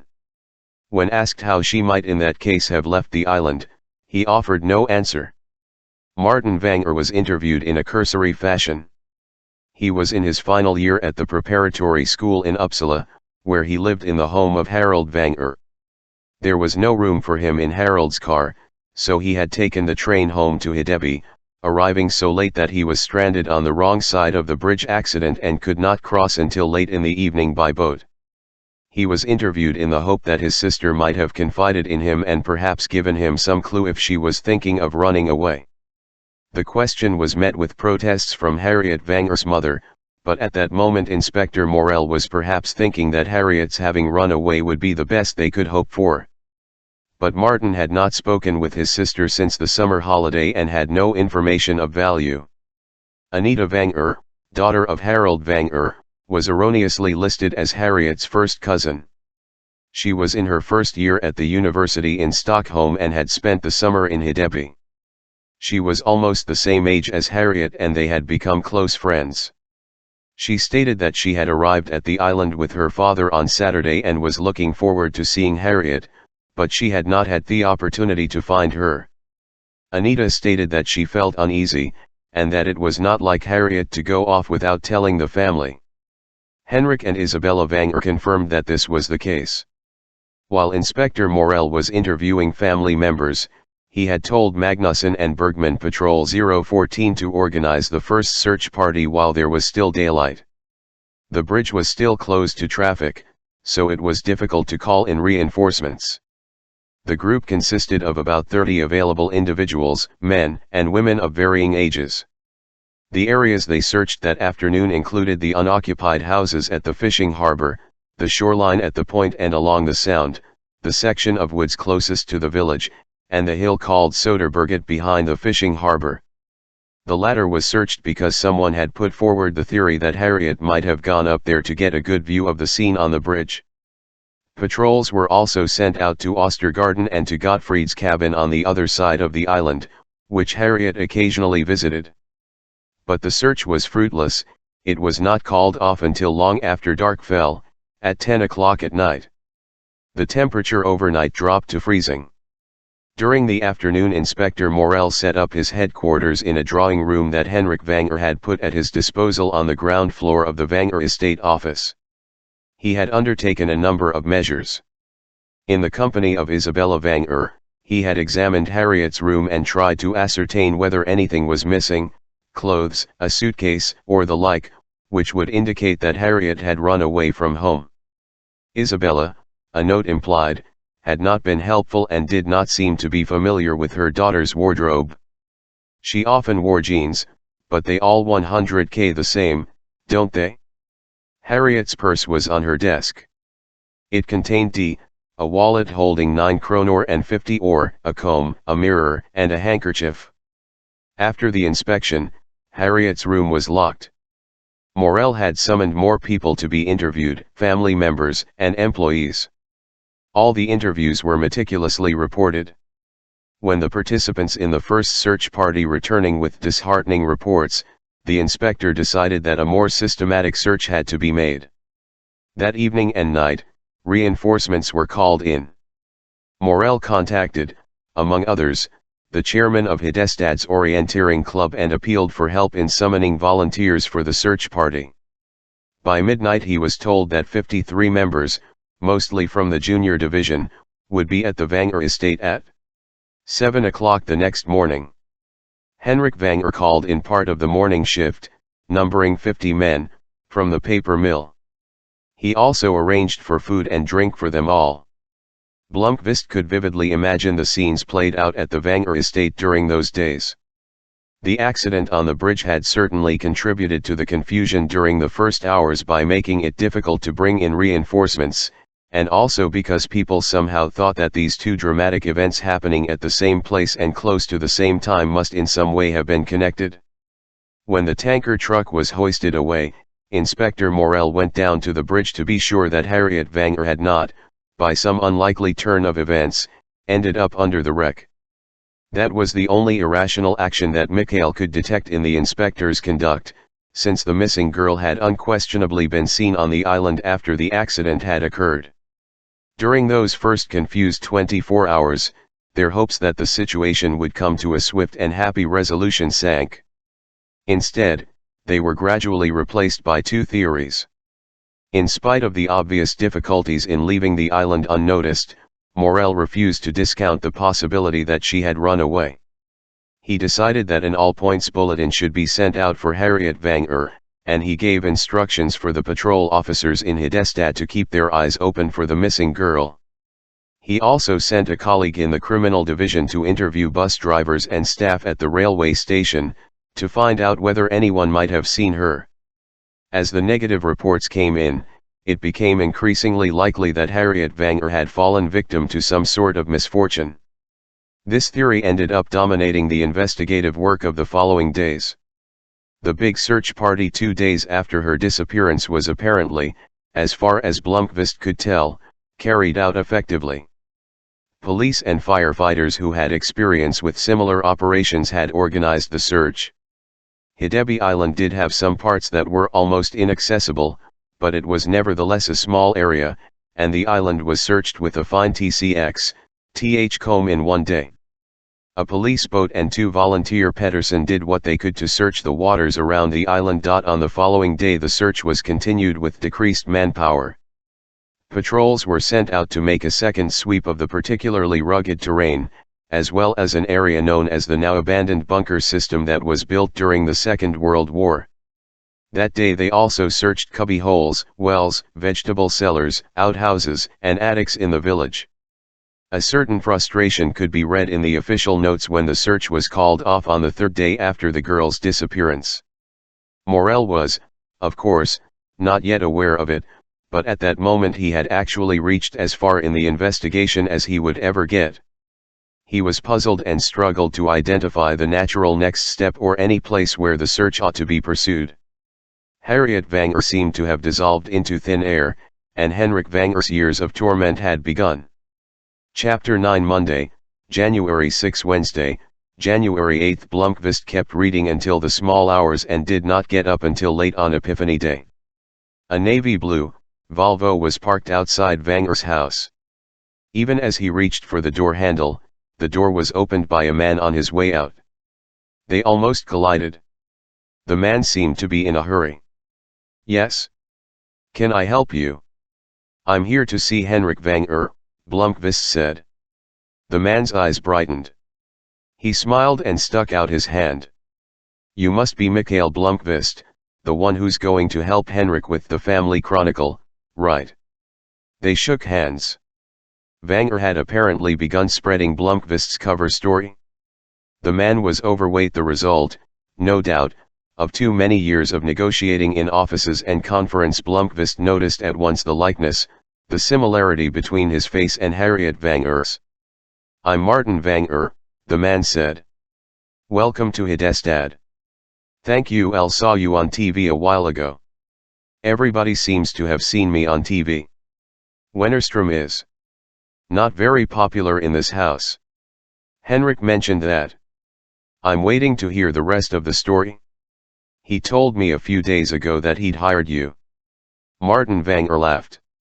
"He said it was probably because of Wennerström that you took the job up here." Blomqvist hesitated before deciding to tell the truth. "That was one important reason. But to be honest, I needed to get away from Stockholm, and Hidestad cropped up at the right moment.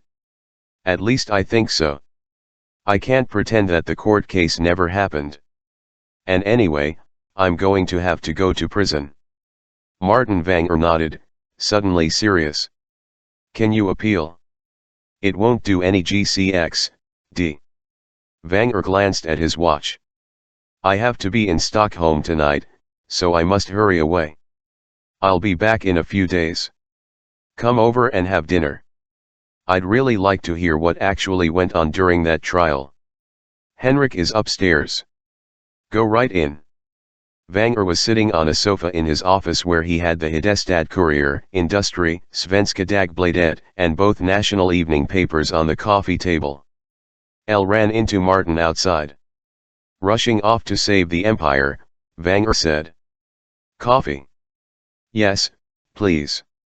Blomqvist sat down, wondering why Vanger looked so amused. "You're mentioned in the paper." Vanger shoved across one of the evening papers, open at a page with the headline "Media Short Circuit."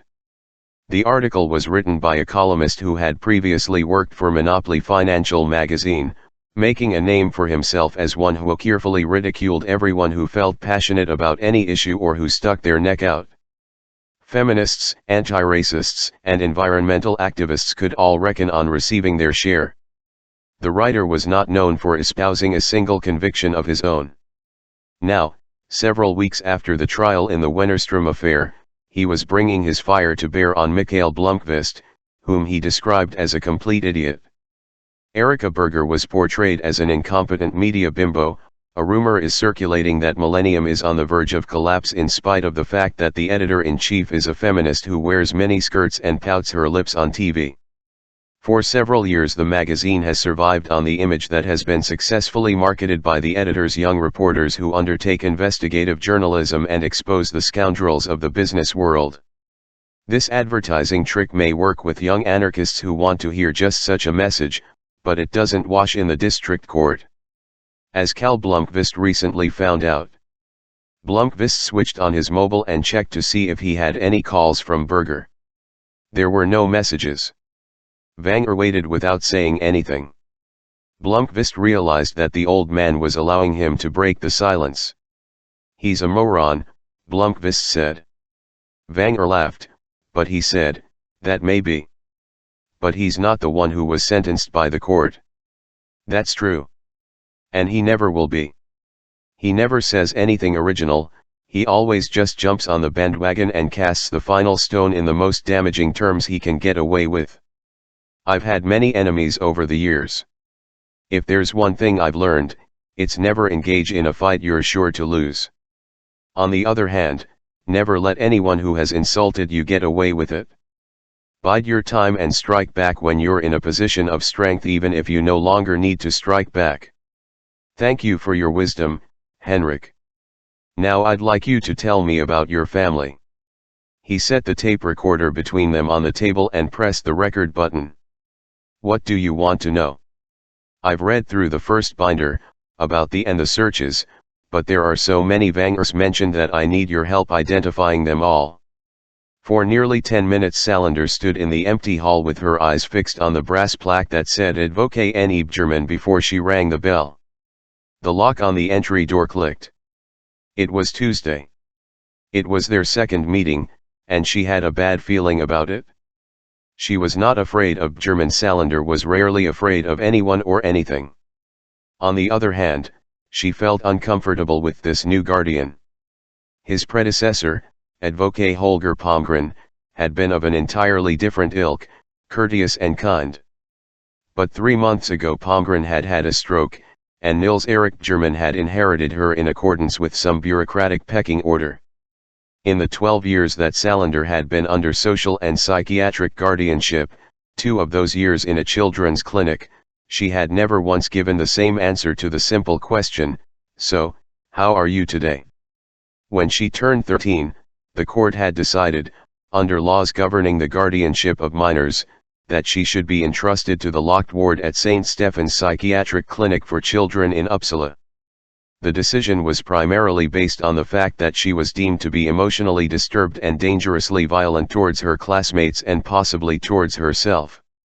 All attempts by a teacher or any authority figure to initiate a conversation with the girl about her feelings, emotional life, or the state of her health were met, to their great frustration, with a sullen silence and a great deal of intense staring at the floor, ceiling, and walls. She would fold her arms and refuse to participate in any psychological tests. Her resistance to all attempts to measure, weigh, chart, analyze, or educate her applied also to her school work. The authorities could have her carried to a classroom and could chain her to the bench, but they could not stop her from closing her ears and refusing to lift a pen to write anything. She completed the 9 years of compulsory schooling without a certificate. This had consequently become associated with the great difficulty of even diagnosing her mental deficiencies. In short, Lisbeth Salander was anything but easy to handle. By the time she was 13, it was also decided that a trustee should be assigned to take care of her interests and assets until she came of age. This trustee was Advocate Palmgren, who, in spite of a rather difficult start, had succeeded where psychiatrists and doctors had failed. Gradually he won not only a certain amount of trust but also a modest amount of warmth from the girl. When she turned 15, the Dexters had more or less agreed that she was not, after all, dangerously violent, nor did she represent any immediate danger to herself. Her family had been categorized as dysfunctional, and she had no relatives who could look after her welfare, so it was decided that Lisbeth Salander should be released from the psychiatric clinic for children in Uppsala and eased back into society by way of a foster family.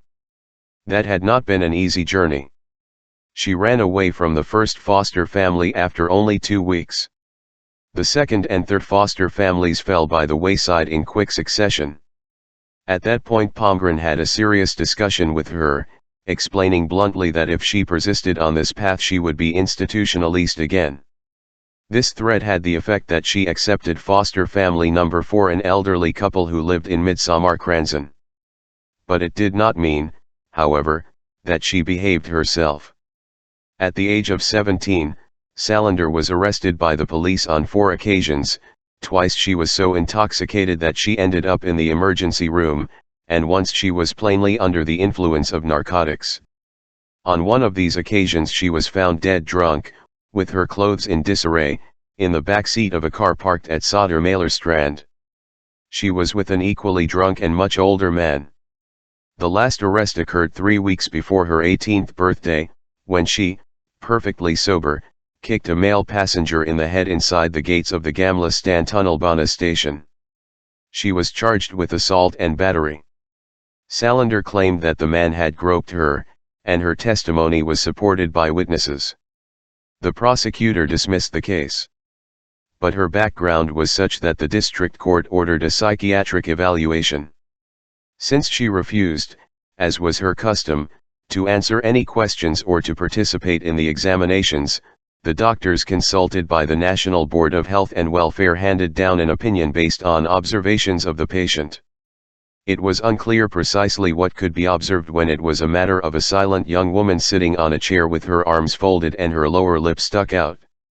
The only determination made was that she must suffer from some kind of emotional disturbance, whose nature was of the sort that could not be left untreated. The medical/legal report recommended care in a closed psychiatric institution. An assistant head of the Social Welfare Board wrote an opinion in support of the conclusions of the psychiatric experts. With regard to her personal record, the opinion concluded that there was grave risk of alcohol and drug abuse, and that she lacked self-awareness. By then her casebook was filled with terms such as introverted, socially inhibited, lacking in empathy, ego-fixated, psychopathic and asocial behavior, difficulty in cooperating, and *le of assimilating learning. Anyone who read her casebook might be tempted to conclude that Salander was seriously retarded. Another mark against her was that the Social Services Street Patrol had on several occasions observed her with various men in the area around Mariatorget. She was once stopped and frisked in Tonta, London, again with a much older man. It was feared that Salander was possibly operating as, or ran the risk of becoming, a prostitute. When the district court, the institution that would determine her future, met to decide on the matter, the outcome seemed a foregone conclusion.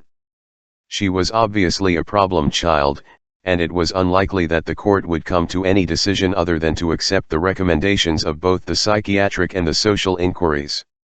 On the morning the court hearing was to take place, Salander was brought from the psychiatric clinic for children where she had been confined since the incident in Gamla Stan.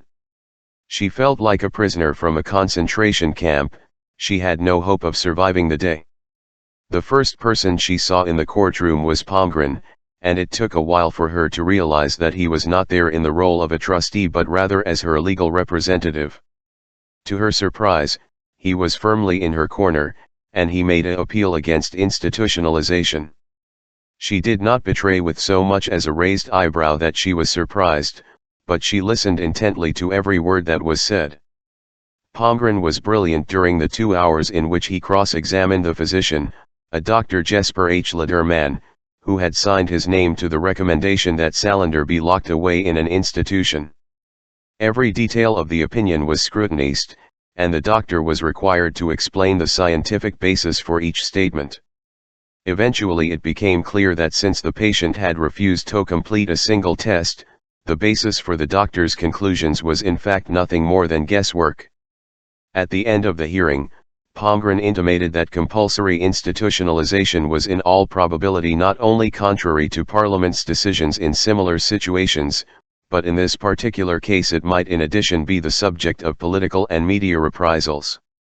So it was in everyone's interest to find an appropriate alternative solution. Such language was unusual for negotiations in this type of situation, and the members of the court had squirmed nervously. The solution was also a compromise. The court concluded that Lisbeth Salander was indeed emotionally disturbed, but that her condition did not necessarily warrant internment. On the other hand, the Social Welfare Director's recommendation of guardianship was taken under consideration. The chairman of the court turned, with a venomous smile, to Holger Palmgren, who up until then had been her trustee, and inquired whether he might be willing to take on the guardianship. The chairman obviously thought that Palmgren would back away and try to push the responsibility onto someone else. On the contrary, Palmgren declared that he would be happy to take on the job of serving as Fröken Salander's guardian, but on one condition, that Fröken Salander must be willing to trust me and accept me as her guardian. He turned to face her. Lisbeth Salander was somewhat bewildered by the exchange that had gone back and forth over her head all day. Until now no one had asked for her opinion. She looked at Holger Palmgren for a long time and then nodded once. Palmgren was a peculiar mixture of jurist and social worker, of the old school. At first he had been a politically appointed member of the social welfare, and he had spent nearly all his life dealing with problem youths. A reluctant sense of respect, almost on friendship, had in time formed between Palmgren and his ward, who was unquestionably the most difficult he had ever had to deal with. Their relationship had lasted 11 years, from her 13th birthday until the previous year, when a few weeks before Christmas she had gone to see Palmgren at home after he missed one of their scheduled monthly meetings. When he did not open the door even though she could hear sounds coming from his apartment, she broke in by climbing up a drainpipe to the balcony on the 4th floor. She found him lying on the floor in the hall, conscious but unable to speak or move. She called for an ambulance and accompanied him to Sadr Hospital with a growing feeling of panic in her stomach. For 3 days she hardly left the corridor outside the intensive care unit. Like a faithful watchdog, she kept an eye on every doctor and nurse who went in or out of the door. She wandered up and down the corridor like a lost soul, fixing her eyes on every doctor who came near. Finally, a doctor whose name she never discovered took her into a room to explain the gravity of the situation. Herr Palmgren was in critical condition following a severe cerebral hemorrhage. He was not expected to regain consciousness. He was only 64 years old. She neither wept nor changed her expression. She stood up, left the hospital, and did not return. 5 weeks later the guardianship agency summoned Salander to the first meeting with her new guardian. Her initial impulse was to ignore the summons, but Palmgren had imprinted in her consciousness that every action has its consequences. She had learned to analyze the consequences, and so she had come to the conclusion that the easiest way out of this present dilemma was to satisfy the guardianship agency by behaving as if she cared about what they had to say. Thus, in December, taking a break from her research on Michael Blomqvist, she arrived at Bjurman's office on St. Eriksplan, where an elderly woman representing the board had handed over Salander's extensive file to Advocate Bjurman. The woman had kindly asked Salander how things were going, and she seemed satisfied with the stifled silence she received in reply. After alxjud half an hour she left Salander in the care of Advocate Bjurman. Salander decided that she did not like Advocate Bjurman. She studied him furtively as he read through her case book. Age, over 50. Trim body. Tennis on Tuesdays and Fridays. Blonde. Thinning hair. A slight cleft in his chin.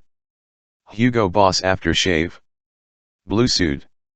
Red tie with a gold tie pin and ostentatious cufflinks with the initials NEB. Steel-rimmed glasses. Gray eyes. To judge by the magazines on the side table, his interests were hunting and shooting. During the years she had known Palmgren, he had always offered her coffee and chatted with her. Not even her worst escapes from foster homes or her regular truancy from SCHCX, I had ever roughed his composure. The only time Palmgren had been really upset was when she had been charged with assault and battery after that scumbag had groped her in Gamlistan. Do you understand what you've done? You have harmed another human being, Lisbeth. He had sounded like an old teacher, and she had patiently ignored every word of his scolding. German did not have time for small talk. He had immediately concluded that there was a discrepancy between Palmgren's obligations, according to the regulations of guardianship, and the fact that he had apparently allowed the Salander girl to take charge of her own household and finances. German started in on a sort of "How much do you earn? I want a copy of your financial records. Who do you spend time with? Do you pay your rent on time? Do you drink? Did Palmgren approve of those rings you have on your face? Are you careful about hygiene? Fuck you." Palmgren had become her trustee right after all the evil had happened. He had insisted on meetings with her at least once a month, sometimes more often. After she moved back to Lundegaten, they were also practically neighbors. He lived on Hornsgaten, a couple of blocks away, and they would run into each other and go for coffee at GIFYS or some other cafe nearby. Palmgren had never tried to impose, but a few times he had visited her, bringing some little gift for her birthday. She had a standing invitation to visit him whenever she liked, a privilege that she seldom took advantage of. But when she moved to Sadr, she had started spending Christmas Eve with him after she went to see her mother. They would eat Christmas ham and play chess. She had no real interest in the game, but after she learned the rules, she never lost a match. He was a widower, and Salander had seen it as her duty to take pity on him on those lonely holidays. She considered herself in his debt, and she always paid her debts. It was Palmgren who had sublet her mother's apartment on Lundegaten for her until Salander needed her own place to live. The apartment was about 500 square feet, shabby and unrenovated, but at least it was a roof over her head. Now Palmgren was gone, and another tie to established society had been severed. Nils Bjerman was a wholly different sort of person. No way she would be spending Christmas Eve at his house. His first move had been to put in place new rules on the management of her account at Handelsbanken. Palmgren had never had any problems about bending the conditions of his guardianship so as to allow her to take care of her own finances. She paid her bills and could use her savings as she saw fit.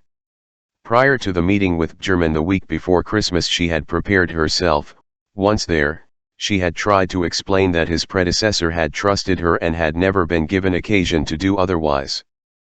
Palmgren had let her take care of her own affairs and not interfered in her life. "That's one-off problems," Bjerman said, tapping her casebook. He then made a long speech about the rules and government regulations on guardianship. "He let you run free, is that it? I wonder how he got away with it. Because he was a crazy social democrat who had worked with troubled kids all his life." "I'm not a child anymore," Salander said, as if that were explanation enough. "No, you're not a child. But I've been appointed your guardian, and as long as I have that role, I am legally and financially responsible for you." He a new account in her name, and she was supposed to report it to Milton's personnel office and use it from now on. The good old days were over. In future Bjerman would pay her bills, and she would be given an allowance each month. He told her that he expected her to provide receipts for all her expenses. She would receive 400 kronor a week for food, clothing, film tickets, and such like. Salander earned more than 160,000 kronor a year. She could double that by working full-time and accepting all the assignments Arminsky offered her. But she had few expenses and did not need much money. The cost of her apartment was about 2,000 kronor a month, and in spite of her modest income, she had kronor in her savings account. But she no longer had access to it. "This has to do with the fact that I'm responsible for your money," he said. You have to put money aside for the future. But don't worry, I'll take care of all that. I've taken care of myself since I was 10, you creep. You function well enough in social terms that you don't need to be institutionalized, but this society is responsible for you. He questioned her closely about what kind of work assignments she was given at Milton Security. She had instinctively lied about her duties. The answer she gave him was a description of her very first weeks at Milton. German got the impression that she made coffee and sorted the post suitable enough tasks for someone who was a little slow and seemed satisfied. She did not know why she had lied, but she was sure it was a wise decision. Blomqvist had spent 5 hours with Wenger, and it took much of the night and all of Tuesday to type up his notes and piece together the genealogy into a comprehensible whole. The family history that emerged was a dramatically different version from the one presented as the official image of the family. Every family had a few skeletons in their cupboards, but the Wenger family had an entire gallimaufry of them. Blomqvist had had to remind himself several times that his real assignment was not to write a biography of the Wenger family but to find out what had happened to Harriet Wenger. The Wenger biography would be no more than playing to the gallery. After a year he would receive his salary. The contract drawn up by Freud had been signed. His true reward, he hoped, would be the information about Wennerstrom that Wenger claimed to possess. But after listening to Wenger, he began to see that the year did not have to be a waste of time.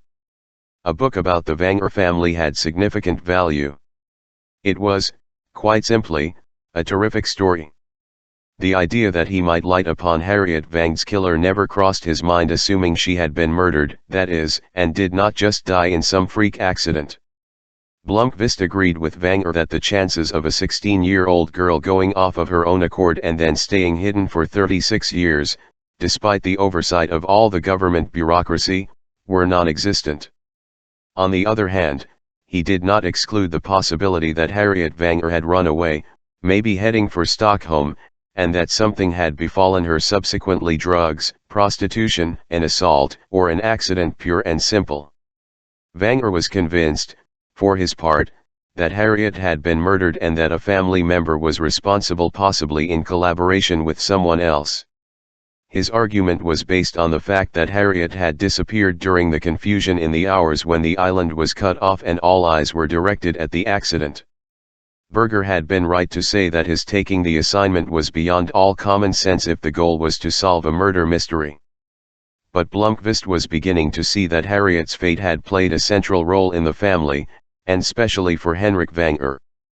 No matter whether he was right or wrong, Wenger's accusation against his relatives was of great significance in the family's history. The accusation had been aired openly for more than 30 years, and it had colored the family gatherings and given rise to poisonous animosities that had contributed to destabilizing the corporation. A study of Harriet's disappearance would consequently function as a chapter all on its own, as well as provide a red thread through the family history, and there was an abundance of source material. One starting point, whether Harriet Wenger was his primary assignment or whether he made do with writing a family chronicle, would be to map out the gallery of characters. That was the gist of his first long conversation that day with Wenger.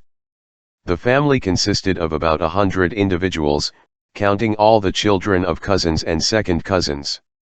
The family was so extensive that he was forced to create a database in his iBook. He used the Notepad program, www.ibrem.se, one of those full-value products that two men at the Royal Technical College had created and distributed as shareware for a pittance on the internet. Few programs were as useful for an investigative journalist. Each family member was given his or her own document in the database. The family tree could be traced back to the early 16th century, when the name was Van Giersad. According to Wenger, the name may have originated from the Dutch Van Gierstad. If that was the case, the lineage could be traced as far back as the 12th century. In modern times, the family came from northern France, arriving in Sweden with King Jean-Baptiste Bernadotte in the early 19th century. Alexander Van Giersad was a soldier and not personally acquainted with the king, but he had distinguished himself as the capable head of a garrison. In 1818 he was given the Hidebi estate as a reward for his service. Alexander van Giersad also had his own fortune, which he used to purchase considerable sections of forested land in Norland. His son, Adrian, was born in France, but at his father's request he moved to Hidebi in that remote area of Norland, far from the salons of Paris, to take over the administration of the estate. He took up farming and forestry, using new methods imported from Europe, and he founded the pulp and paper mill around which Hidestad was built. Alexander's grandson was named Henrik, and he shortened his surname to Vanger. He developed trade with Russia and created a small merchant fleet of schooners that served the Baltics and Germany, as well as England with its steel industry during the mid-1800s. The elder Henrik Vanger diversified the family enterprise and founded a modest mining business, as well as several of Norland's first metal industries. He left two sons, Birger and Gottfried, and they were the ones who laid the basis for the high-finance Vanger clan. "Do you know anything about the old inheritance laws?" Vanger had asked. "No. I'm confused about it tcn according to family tradition, Birger and Gottfried fought like cats. They were legendary competitors for power and influence over the family business. In many respects the power struggle threatened the very survival of the company. For that reason their father decided shortly before he died to create a system whereby all members of the family would receive a portion of the inheritance, a share in the business. It was no doubt well intentioned, but it led to a situation in which instead of being able to bring in skilled people and possible partners from the outside, we had a board of directors consisting only of family members. And that applies today. Precisely. If a family member wishes to sell his shares, they have to stay within the family. Today the annual shareholders meeting consists of 50% family members. Martin holds more than 10% of the shares. I have 5% after selling some of my shares, to Martin among others. My brother Harold owns 7%, but most of the people who come to the shareholders meeting have only 1 or 0.5%. It sounds medieval in some ways. It's ludicrous. It means that today, if Martin wants to implement some policy, he has to waste time on a lobbying operation to ensure support from at least 20% to 25% of the shareholders. It's a patchwork quilt of alliances, factions, and intrigues. Vanger resumed the history. Gottfried Vanger died childless in 1901. Or rather, may I be forgiven, he was the father of 4 daughters, but in those days women didn't really count. They owned shares, but it was the men in the family who constituted the ownership interest. It wasn't until women won the right to vote, well into the 20th century, that they were even allowed to attend the shareholders' meetings. Very liberal. No need to be sarcastic. Those were different times. At any rate, Gottfried's brother, Birger Vanger, had 3 sons, Johan, Frederick, and Gideon Vanger. They were all born towards the end of the 19th century. We can ignore Gideon, he sold his shares and emigrated to America. There is still a branch of the family over there. But Johan and Frederick Vanger made the company the modern Vanger Corporation. Vanger took out a photograph album and showed Blomqvist pictures from the gallery of characters as he talked. The photographs from the early 1900s showed 2 men with sturdy chins and plastered down hair who stared into the camera lens without a hint of a smile. Johan Vanger was the genius of the family. He trained as an engineer, and he developed the manufacturing industry with several new inventions, which he patented. Steel and iron became the basis of the firm, but the business also expanded into other areas, including textiles.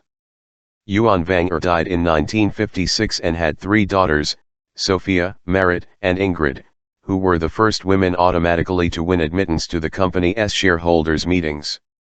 The other brother, Frederick Vanger, was my father. He was a businessman and industry leader who transformed Johan's inventions into income. My father lived until 1964. He was active in company management right up until his death, although he had turned over daily operations to me in the 50s. It was exactly like the preceding generation but in reverse. Johan had only daughters. Wenger showed Blomqvist pictures of big busted women with wide-brimmed hats and carrying parasols. And Frederick, my father, had only sons. We were 5 brothers, Richard, Harold, Gregor, Gustav, and myself. Blomqvist had drawn up a family tree on several sheets of A4 paper taped together. He underlined the names of all those on Hidebi Island for the family meeting in 1966 and thus, at least theoretically, who could have had something to do with Harriet Vang's disappearance. He left out children under the age of 12. He had to draw the line somewhere. After some pondering, he also left out Henrik Wenger.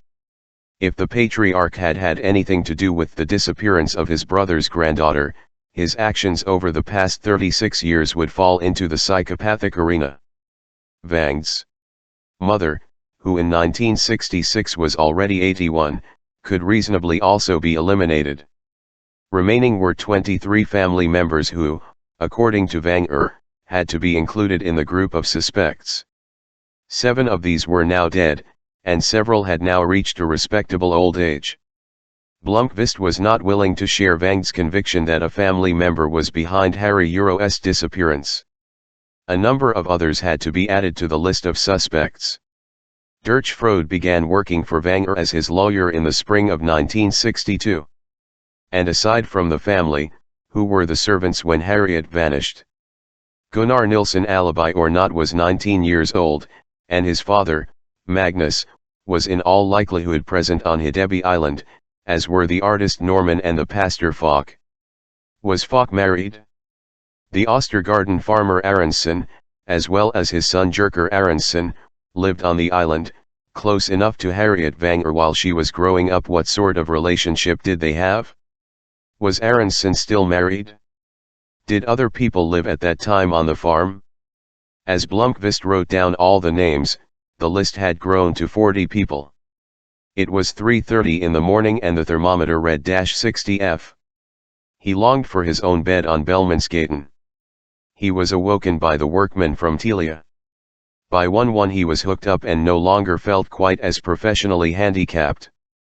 On the other hand, his own telephone remained stubbornly silent. He was starting to feel quite pig-headed and would not call the office.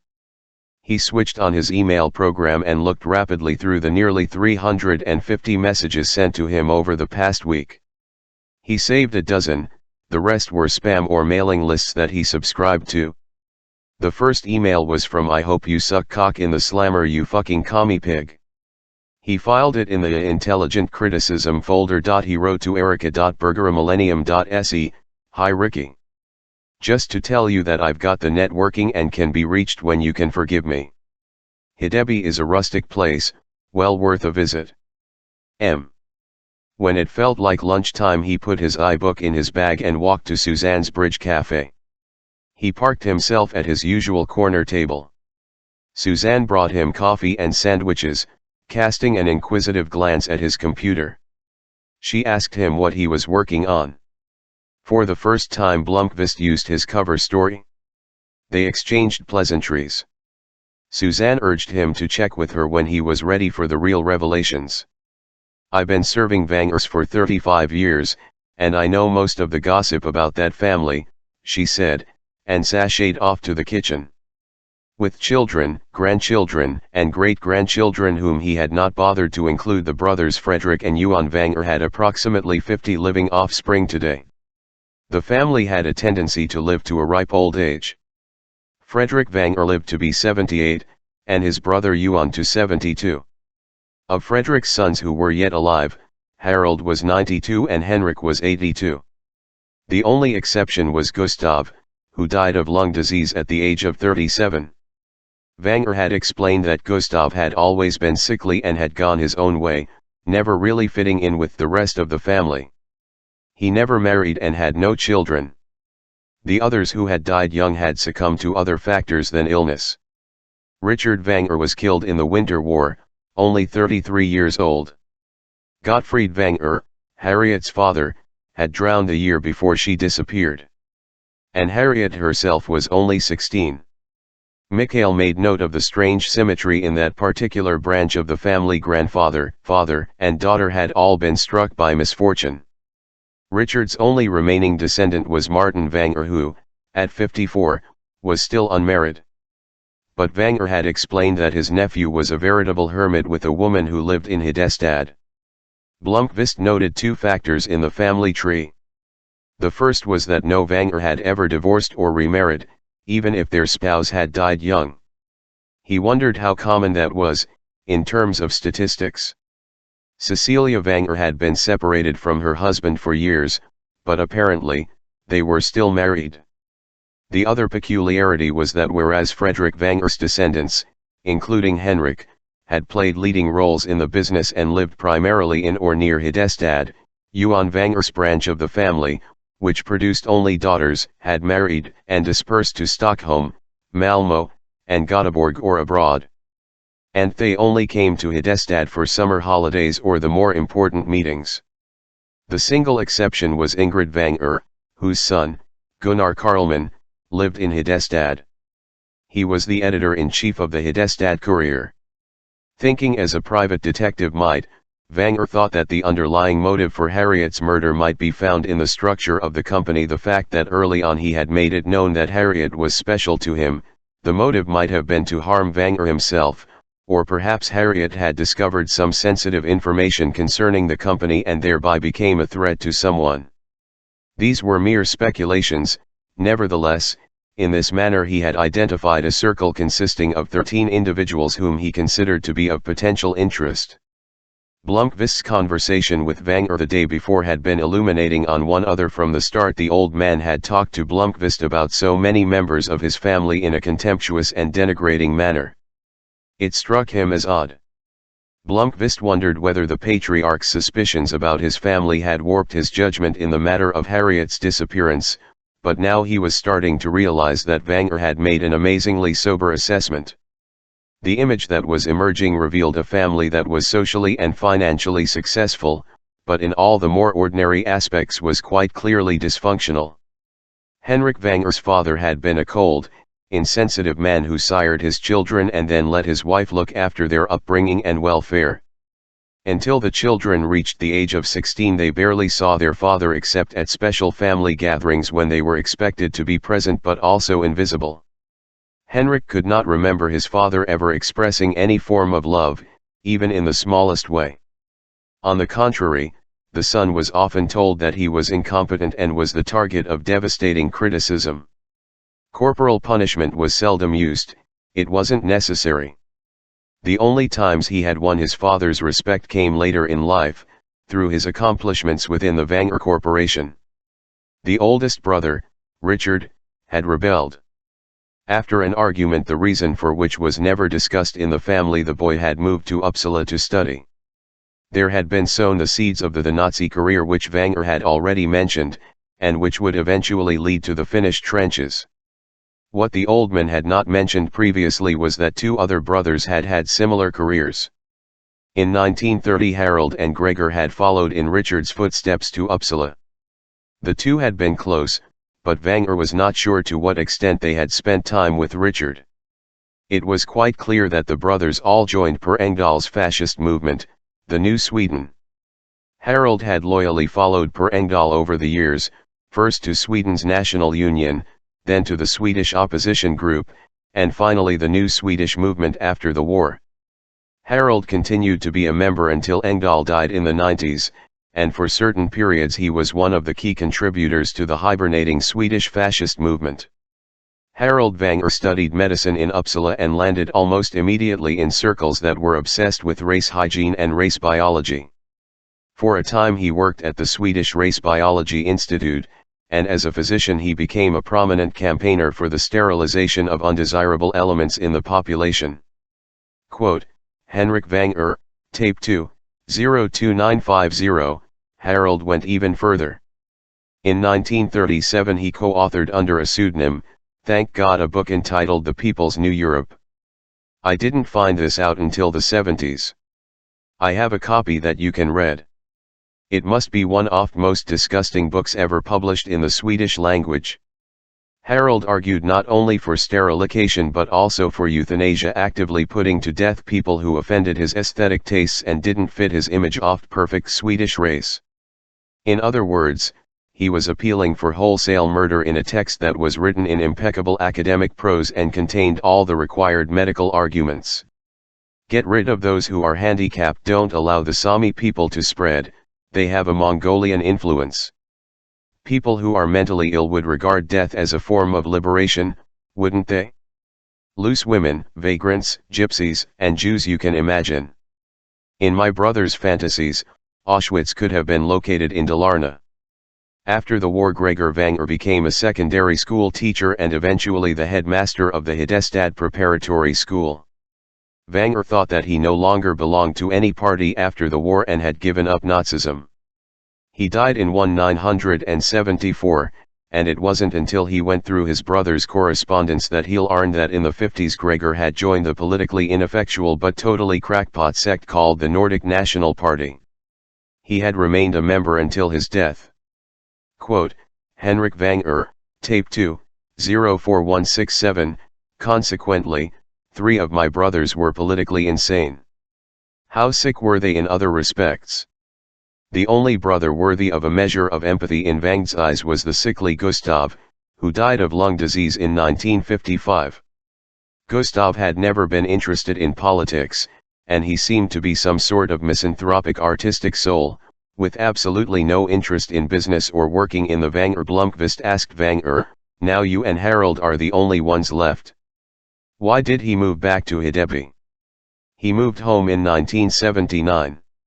He owns that house. It must feel strange living so close to a brother that you hate. Don't hate my brother. If anything, I may pity him. He's a complete idiot, and he's the one who hates me. He hates you. Precisely. I think that's why he came back here. So that he could spend his last years hating me at close quarters. Why does he hate you? Because I got married. Think you're going to have to explain that. Wenger had lost contact with his older brothers early on. He was the only brother to show an aptitude for business. He was his father's last hope. He had no interest in politics and steered clear of Uppsala. Instead he studied economics in Stockholm. After he turned 18 he spent every break and summer holiday working at one of the offices within the Wenger Corporation or working with the management of one of its companies. He became familiar with all the labyrinths of the family business. On June 10, 1941, in the midst of an all-out war, Wenger was sent to Germany for a 6-week visit at the Wenger Corporation business offices in Hamburg.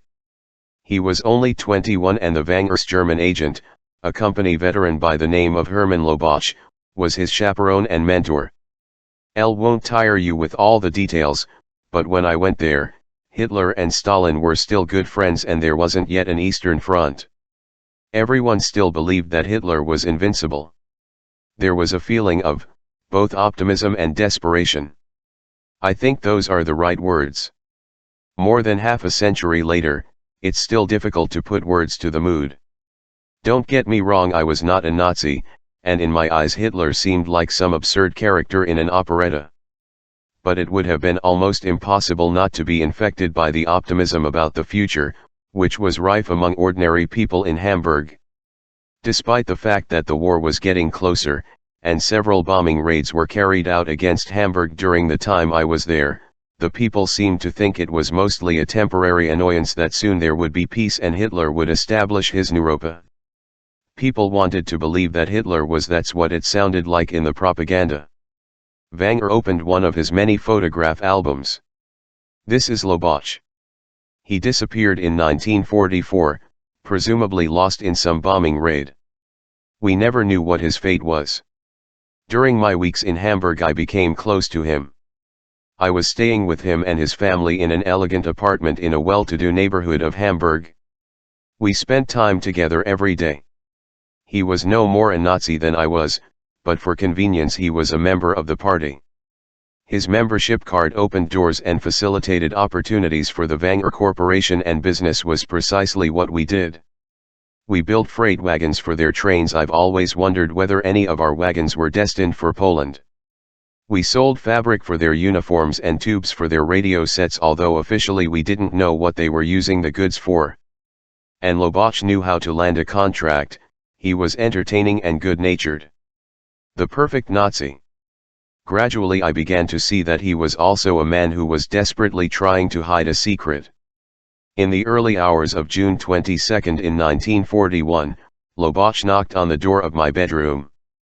My room was next to his wife's bedroom, and he signaled me to be quiet, get dressed, and come with him. We went downstairs and sat in the smoking salon.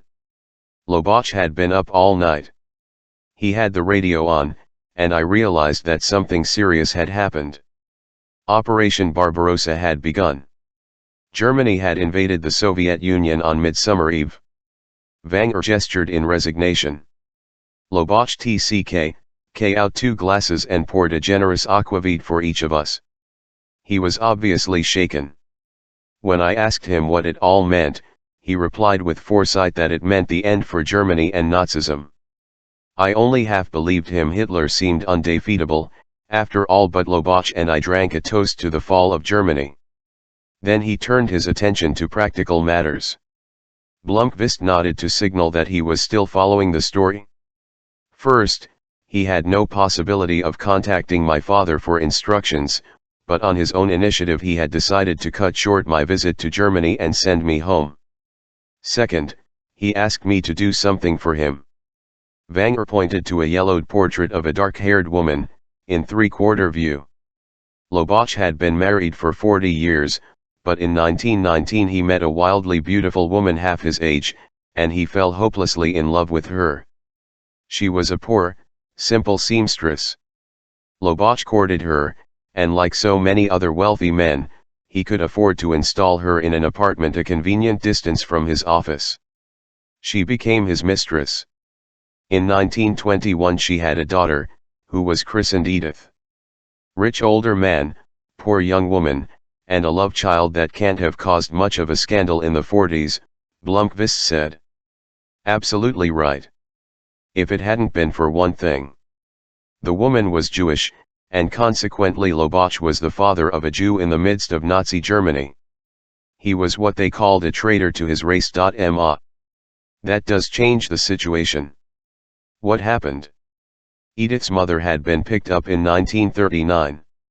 She disappeared, and we can only guess what her fate was. It was known, of course, that she had a daughter who was not yet included on any transport list, and who was now being sought by the department of the Gestapo, whose job it was to track down fugitive Jews.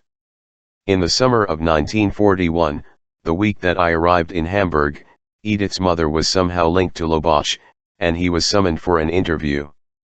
He acknowledged the relationship and his paternity, but he stated that he had no idea where his daughter might be, and he had not had any contact with her in 10 years. So where was the daughter? I had seen her every day in the Lubach home. A sweet and quiet 20-year-old girl who cleaned my room and helped serve dinner. By 1937 the persecution of the Jews had been going on for several years, and Edith's mother had begged Lubach for help. And he did help. Lubach loved his illegitimate child just as much as his legitimate children. He hid her in the most unlikely place he could think of, right in front of everyone's nose. He had arranged for counterfeit documents, and he had taken her in as their housekeeper. Did his wife know who she was? No, it seemed she had no idea. It had worked for 4 years, but now Lubach felt the tightening. It was only a matter of time before the Gestapo would come knocking on the door. Then he went to get his daughter and introduced her to me as such. She was very shy and didn't even dare look me in the eye. She must have been up half the night waiting to be called. Lubach begged me to save her life. How?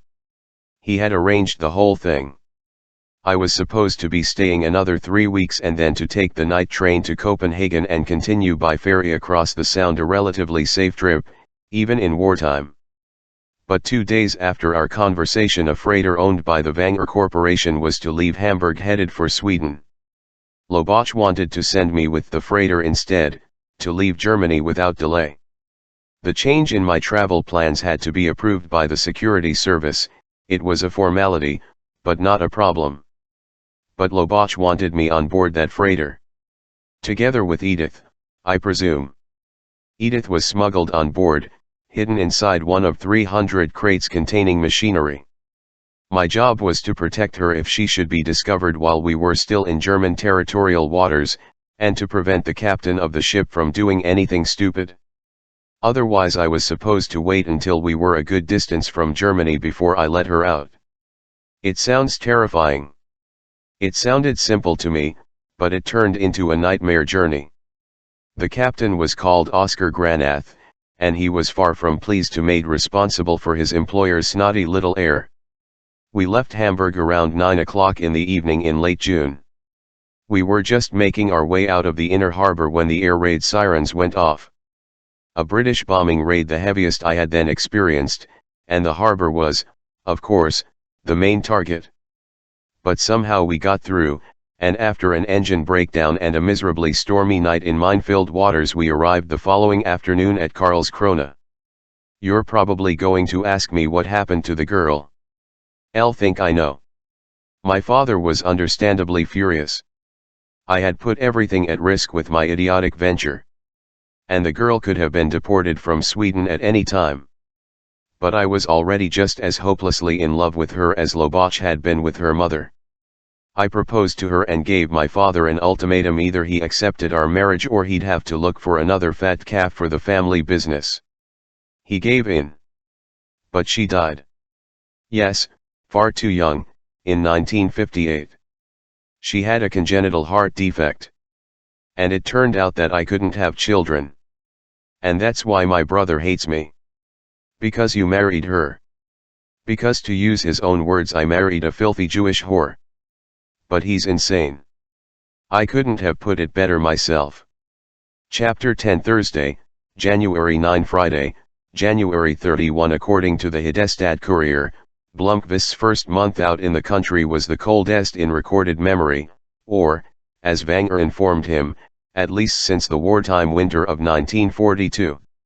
After only a week in Hedeby, he had learned all about long underwear, woolly socks, and double undershirts. He had several miserable days in the middle of the month when the temperature dropped to -350 F. He had experienced nothing like it, not even during the year he spent in Kiruna in Lapland doing his military service. One morning the water pipes froze. Nilsson gave him 2 big plastic containers of water for cooking and washing, but the cold was paralyzing. Ice flowers formed on the insides of the windows, and no matter how much wood he put in the stove, he was still cold. He spent a long time each day splitting wood in the shed next to the house. At times he was on the brink of tears and toyed with taking the first train heading south. Instead, he would put on one more sweater and wrap up in a blanket as he sat at the kitchen table, drinking coffee and reading old reports. Then the weather changed and the temperature rose steadily to a balmy 140 F. Mikhail was beginning to get to know people in Hedeby. Martin Wenger kept his promise and invited him for a meal of moose steak. His lady friend joined them for dinner. Eva was a warm, sociable, and entertaining woman. Blomqvist found her extraordinarily attractive.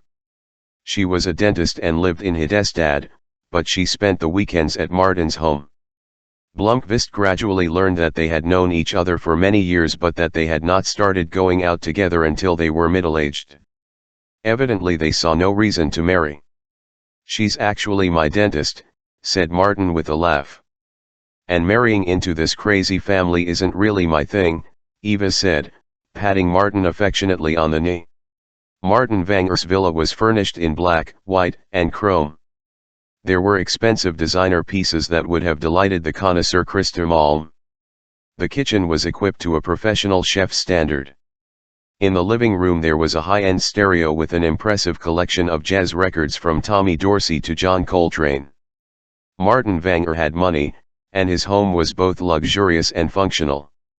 It was also impersonal. The artwork on the walls was reproductions and of the sort found in IKEA. The bookshelves, at least in the part of the house that Blomqvist saw, housed a Swedish encyclopedia and some coffee table books that people might have given him as Christmas presents, for want of a better idea. All in all, he could discern only 2 personal aspects of Martin Wenger's life: music and cooking. His 3,000 or so LPS spoke for the one, and the other could be deduced from the fact of Martin's stomach bulging over his belt. The man himself was a mixture of simplicity, shrewdness, and amiability. It took no great analytical skill to conclude that the corporate CEO was a man with problems. As they listened to Night in Tunisia, the conversation was devoted to the Wenger Corporation, and Martin made no secret of the fact that the company was fighting for survival. He was certainly aware that his guest was a financial reporter whom he hardly knew, yet he discussed the internal problems of his company so openly that it seemed reckless. Perhaps he assumed that Blomqvist was one of the family since he was working for his great-uncle, and like the former CEO, Martin took the view that the family members only had themselves to blame for the situation in which the company found itself. On the other hand, he seemed almost amused by his family's incorrigible folly. Even gloated but passed no judgment of her own.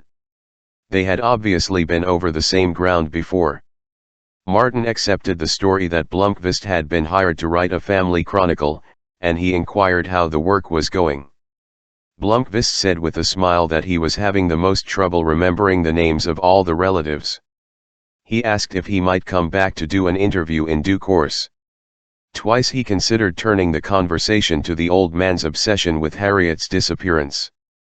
Wenger must have pestered her brother with his theories, and Martin must realize that if Blomqvist was going to write about the Wengers, he could not ignore the fact that one family member had vanished in dramatic circumstances. But Martin showed no sign of wanting to discuss the subject. The evening ended, after several rounds of vodka, at 2 o'clock in the morning. Blomqvist was fairly drunk as he skidded the 300 yards to the guest house. It had been a pleasant evening. One afternoon during Blomqvist's second week in Hedeby there was a knock on the door.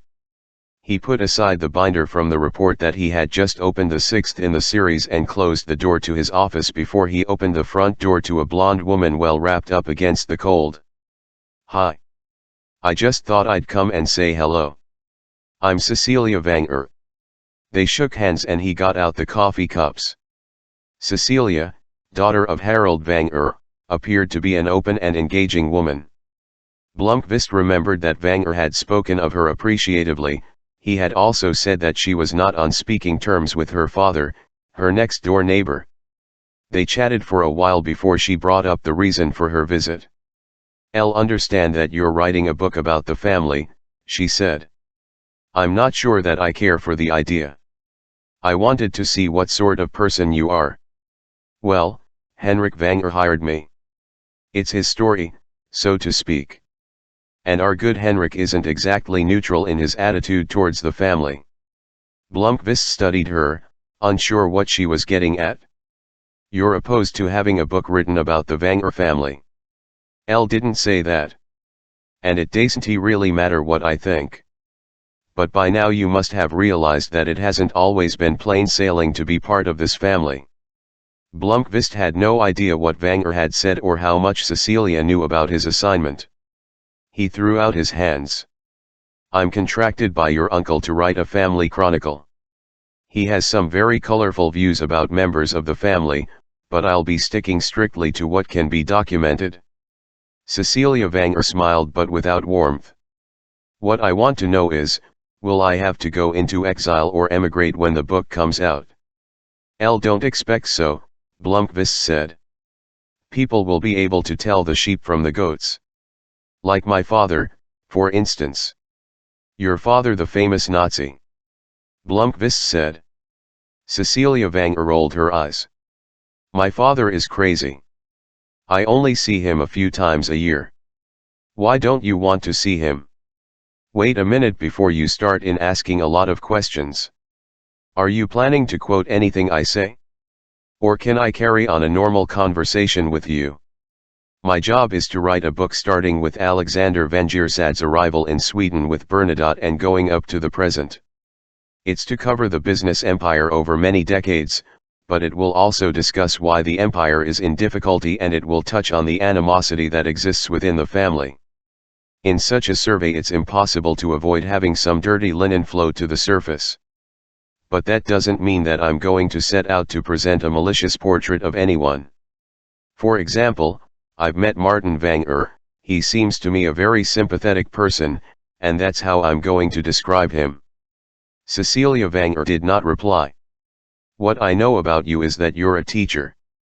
It's actually worse than that, I'm the headmistress of Hidestad Preparatory School. I'm sorry. I know that your uncle is fond of you, that you're married but separated, and that's about all so far. So do please go ahead and talk to me without fear of being quoted. I'm sure I'll come knocking on your door someday soon. Then it will be an official interview, and you can choose whether you want to answer my questions or not. So I can talk to you then or now, off the record, as they say. Of course. And this is off the record. Of course. This is a social visit after all. 0K. Then can I ask you something? Please. How much of this book is going to deal with Harriet? Blomqvist bit his lip and then said as casually as he could, to be honest, I have no idea. It might fill a chapter. It was a dramatic event that has cast a shadow over your uncle, at the very least. But you're not here to 100K into her disappearance. What makes you think that? Well, the fact that Nilsson lugged 4 massive boxes over here. That could be Henrik's private investigations over the years. I looked in Harriet's old room, where Henrik keeps it, and it was gone. Cecilia Vanger was no FCX, you'll have to take the matter up with Henrik, not with me, Blomqvist said. But it won't surprise you to know that Henrik has talked a lot about the girl's disappearance, and I thought it would be interesting to read through what had been collected. Cecilia gave him another of her joyless smiles. I'll wonder sometimes who's crazier, my father or my uncle. I must have listened to him on Harriet's disappearance 1,000 times. What do you think happened to her? Is this an interview question? No, he said with a laugh. I'm just curious. What I'm curious about is whether you're a nutcase too. Whether you've swallowed Henrik's conviction or whether in fact you're the one who's egging him. You think that Henrik's a nutcase. Don't get me wrong. He's one of the warmest and most thoughtful people I know. I'm very fond of him. But on this particular topic, he's obsessive. But Harriet really did disappear. I'm just so damn sick of the whole story. It's poisoned our lives for decades, and it doesn't stop doing so. She got up abruptly and put on her fur coat. I have to go. You seem like a pleasant sort. Martin thinks so too, but his judgment isn't always reliable. You're welcome to come for coffee at my house whenever you like. I'm almost always home in the evening. Thank you, Blomqvist said. You didn't answer the question. That wasn't an interview question. She paused at the end, replied without looking at him. I have no idea. I think it was an accident that has such a simple explanation that it will astonish us if we ever find out. She turned to smile at him for the first time with warmth. Then she was gone. If it had been an agreeable first meeting with Cecilia Vanger, the same could not be said of his first encounter with Isabella. Harriet's mother was exactly as Henrik Vanger had warned. She proved to be an elegant woman who reminded him vaguely of Lauren Bacall. She was thin, dressed in a black Persian lamb coat with matching cap, and she was leaning on a black cane when Blomqvist ran into her one morning on his way to Suzanne's. She looked like an aging vampire, still strikingly beautiful but as venomous as a snake. Isabella Vanger was apparently on her way home after taking a walk. She called to him from the crossroad. Hello there, young man. Come here. The commanding tone was hard to mistake. Blomqvist looked around and concluded that he was the one summoned. He did as instructed. I am Isabella Vanger, the woman said. Hello. My name is Mikhail Blomqvist. He stuck out his hand, which she ignored. Are you that person who's been snooping around in our family affairs? Well, if you mean am I the person that Henrik Vanger has put under contract to help him with his book about the Vanger family, then yes. That's none of your business. Which? The fact that Henrik Vanger offered me a contract or the fact that I accepted? You know perfectly well what I mean. I don't care for people poking around in my life. Elle won't poke around in your life. The rest you'll have to discuss with Henrik. Isabella raised her cane and pressed the handle against Mikhail's chest. She did not use much force, but he took a step back in surprise. Just you keep away from me, she said, and turned on her heel and walked unsteadily towards her house. Blomqvist went on standing where he was, looking like a man who has just met a real live comic book character. When he looked up he saw Vanger in the window of his office. In his hand he was holding a cup, which he raised in an ironic salute. The only traveling that Blomqvist did during that first month was a drive to a bay on Lake Siljan. He borrowed Frode's Mercedes and drove through a snowy landscape to spend the afternoon with Detective Superintendent Morel. Blomqvist had tried to form an impression of Morel based on the way he came across in the police report. What he found was a wiry old man who moved softly and spoke even more slowly. Blomqvist brought with him a notebook with 10 questions, mainly ideas that had cropped up while he was reading the police report. Morel answered each question put to him in a schoolmasterly way. Finally Blomqvist put away his notes and explained that the questions were simply an excuse for a meeting. What he really wanted was to have a chat with him and ask one crucial question: was there any single thing in the investigation that had not been included in the written report? Any hunches, even, that the inspector might be willing to share with him, because Morel, like Vanger, had spent 36 years pondering the mystery. Blomqvist had expected a certain resistance. He was the new man who had come in and started tramping around in the thicket where Morel had gone astray. But there was not a hint of hostility. Morel methodically filled his pipe and lit it before he replied. Well, yes, obviously I had my own ideas. But they're so vague and fleeting that I can hardly put them into words. What do you think happened? Elle think Harriet was murdered. Henrik and I agree on that. It's the only reasonable explanation. But we never discovered what the motive might have been. I think she was murdered for a very specific reason. It wasn't some act of madness or a rape or anything like that. If we had known the motive, we'd have known who killed her. Morel stopped to think for a moment. The murder may have been committed spontaneously. By that I mean that someone seized an opportunity when it presented itself in the coming and going in the wake of the accident. The murderer hid the body and then at some later time removed it while we were searching for her. We're talking about someone who has nerves of ice. There's one detail. Harriet went to Henrik's room wanting to speak to him. In hindsight, it seems to me a strange way to behave. She knew he had his hands full with all the relatives who were hanging around. I think Harriet alive represented a grave threat to someone, that she was going to tell Henrik something, and that the murderer knew she was about to. Well, spill the beans. And Henrik was busy with several family members. There were 4 people in the besides Henrik. His brother Gregor, a cousin named Magnus Sjögren, and 2 of Harold's children, Birger and Cecilia. But that doesn't tell us anything. Let's suppose that Harriet had discovered that someone had embezzled money from the company. Hypothetically, of course.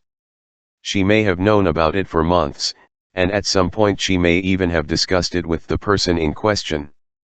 She may have tried to blackmail him, or she may have felt sorry for him and felt uneasy about exposing him.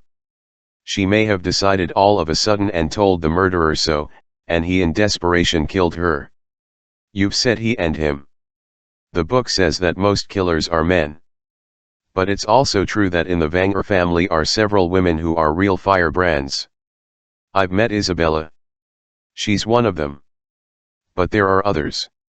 Cecilia Vanger can be extremely caustic. Have you met Sarah Sjögren? Blomqvist shook his head. She's the daughter of Sophia Vanger, one of Henrik's cousins. In her case we're talking about a truly unpleasant and inconsiderate lady. But she was living in Malmö, and as far as I could ascertain, she had no motive for killing the girl. So she's off the list.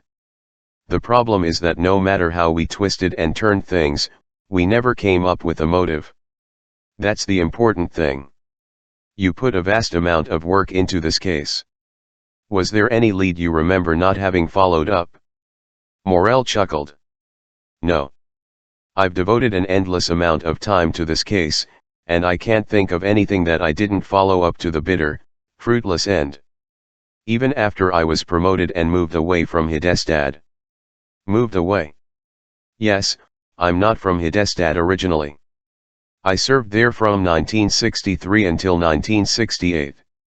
After that I was promoted to superintendent and moved to the Gavel Police Department for the rest of my career. But even in Gavel I went on digging into the case. Don't suppose that Henrik would ever let up. That's true, but that's not the reason. The puzzle about Harriet still fascinates me to this day. I mean, it's like this, every police officer has his own unsolved mystery. I remember from my days in Hidestad how older colleagues would talk in the canteen about the case of Rebecca. There was one officer in particular, a man named Torstensson, he's been dead for years, who year after year kept returning to that case. In his free time and when he was on holiday. Whenever there was a period of calm among the local hooligans, he would take out those folders and study them. Was that also a case about a missing girl? Morel looked surprised. Then he smiled when he realized that Blomqvist was looking for some sort of connection. No, that's not why I mentioned it. I'm talking about the soul of a policeman. The Rebecca case was something that happened before Harriet Vanger was even born, and the statute of limitations has long since run out. Sometime in the 40s a woman was assaulted in Hidestad, raped, and murdered. That's not uncommon. Every officer, at some point in his career, has to investigate that kind of crime, but what I'm talking about are those cases that stay with you and get under your skin during the investigation. This girl was killed in the most brutal way. The killer tied her up and stuck her head into the smoldering embers of a fireplace. One can only guess how long it took for the girl to die, or what torment she must have endured. Christ Almighty! Exactly. It was so sadistic. Poor Torstensson was the first detective on the scene after she was found. And the murder remained unsolved, even though experts were called in from St. Sikholm. He could never let go of that case. I can understand that. My Rebecca case was Harriet. In this instance we don't even know how she died. We can't even prove that a murder was committed. But I have never been able to let it go. He paused to think for a moment. Being a homicide detective can be the loneliest job in the world. The friends of the victim are upset and in despair, but sooner or later, after weeks or months, they go back to their everyday lives. For the closest family it takes longer, but for the most part, to some degree, they too get over their grieving and despair. Life has to go on, it does go on. But the unsolved murders keep gnawing away, and in the end there's only one person left who thinks night and day about the victim. It's the officer who's left with the investigation. 3 other people in the Vanger family lived on Hidebi Island.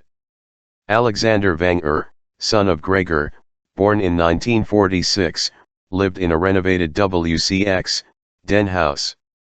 Vanger told Blomqvist that Alexander was presently in the West Indies, where he gave himself over to his favorite pastimes, sailing and whiling away the time, not doing a scrap of work. Alexander had been 20 and he had been there on that day. Alexander shared the house with his mother, Gerda, 80 years old and widow of Gregor Vanger. Blomqvist had never seen her, she was mostly bedridden. The third family member was Harold Vanger. During his first month Blomqvist had not managed even a glimpse of him. Harold's house, the one closest to Blomqvist's cabin, looked gloomy and ominous with its blackout curtains drawn across all the windows. Blomqvist sometimes thought he saw a ripple in the curtains as he passed, and once when he was about to go to bed late, he noticed a glimmer of light coming from a room upstairs. There was a gap in the curtains. For more than 20 minutes he stood in the dark at his own kitchen window and watched the light before he got fed up and, shivering, went to bed. In the morning the curtains were back in place. Harold seemed to be an invisible but ever-present spirit who affected life in the village by his absence.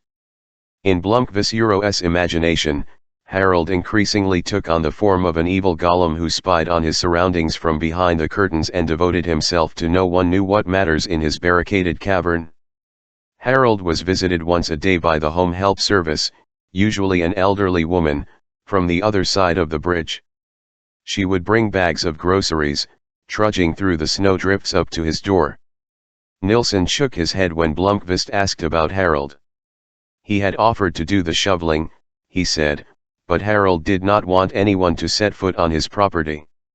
Only once, during the first winter after Harold had returned to Hidebi Island, did Nilsson drive the tractor up there to clear the snow from the courtyard, just as he did for all the other driveways.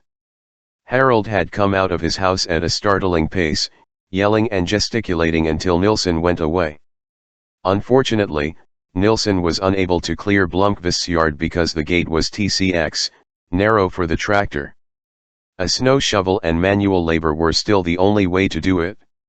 In the middle of January, Blomqvist asked his lawyer to find out when he was going to be expected to serve his 3 months in prison. He was anxious to take care of the matter as quickly as possible. Getting into prison turned out to be easier than he had expected. After a very few weeks of discussion, it was decreed that Blomqvist present himself on March 17 at the Rollaker prison outside Östersund, a minimum security prison.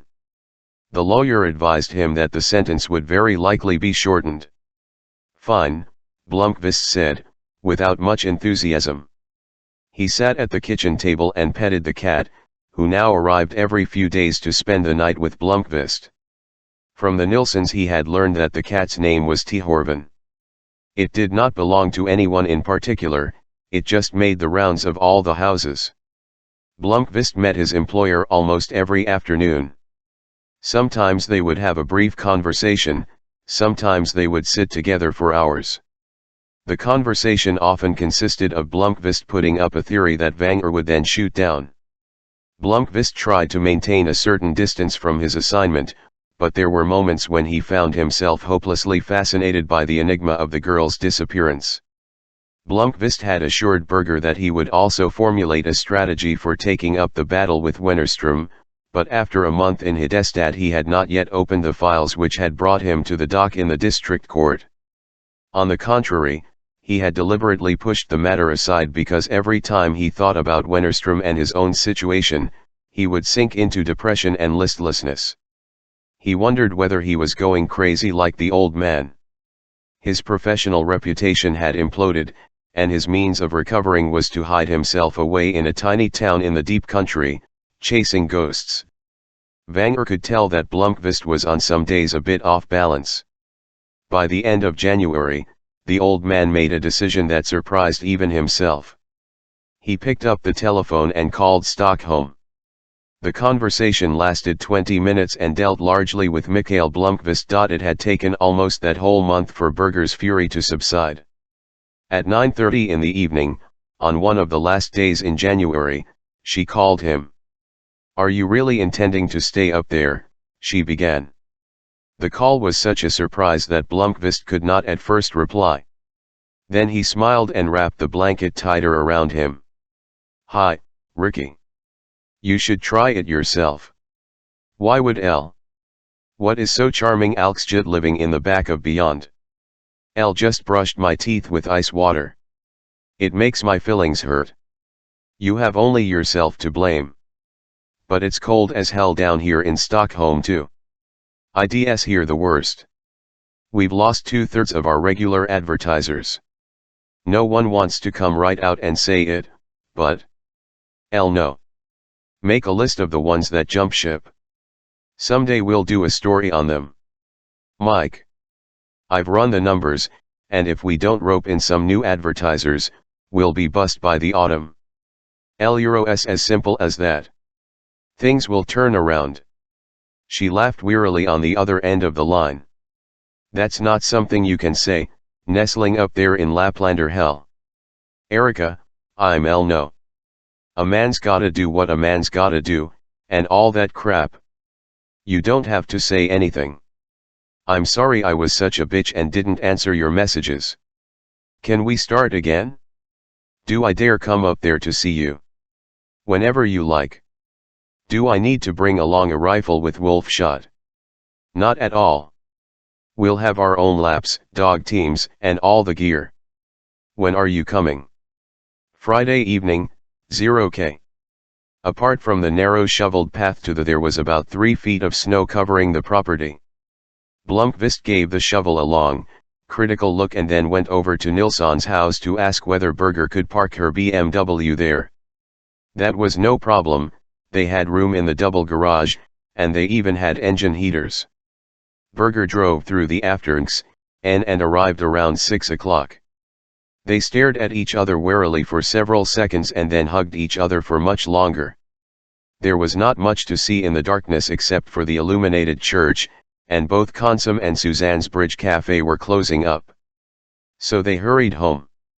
Blomqvist cooked dinner while Birger poked around in his house, making remarks about the issues of Record Magasinet from the 50s that were still there, and getting engrossed in his files in the office. They had lamb cutlets with potatoes in cream sauce and drank red wine.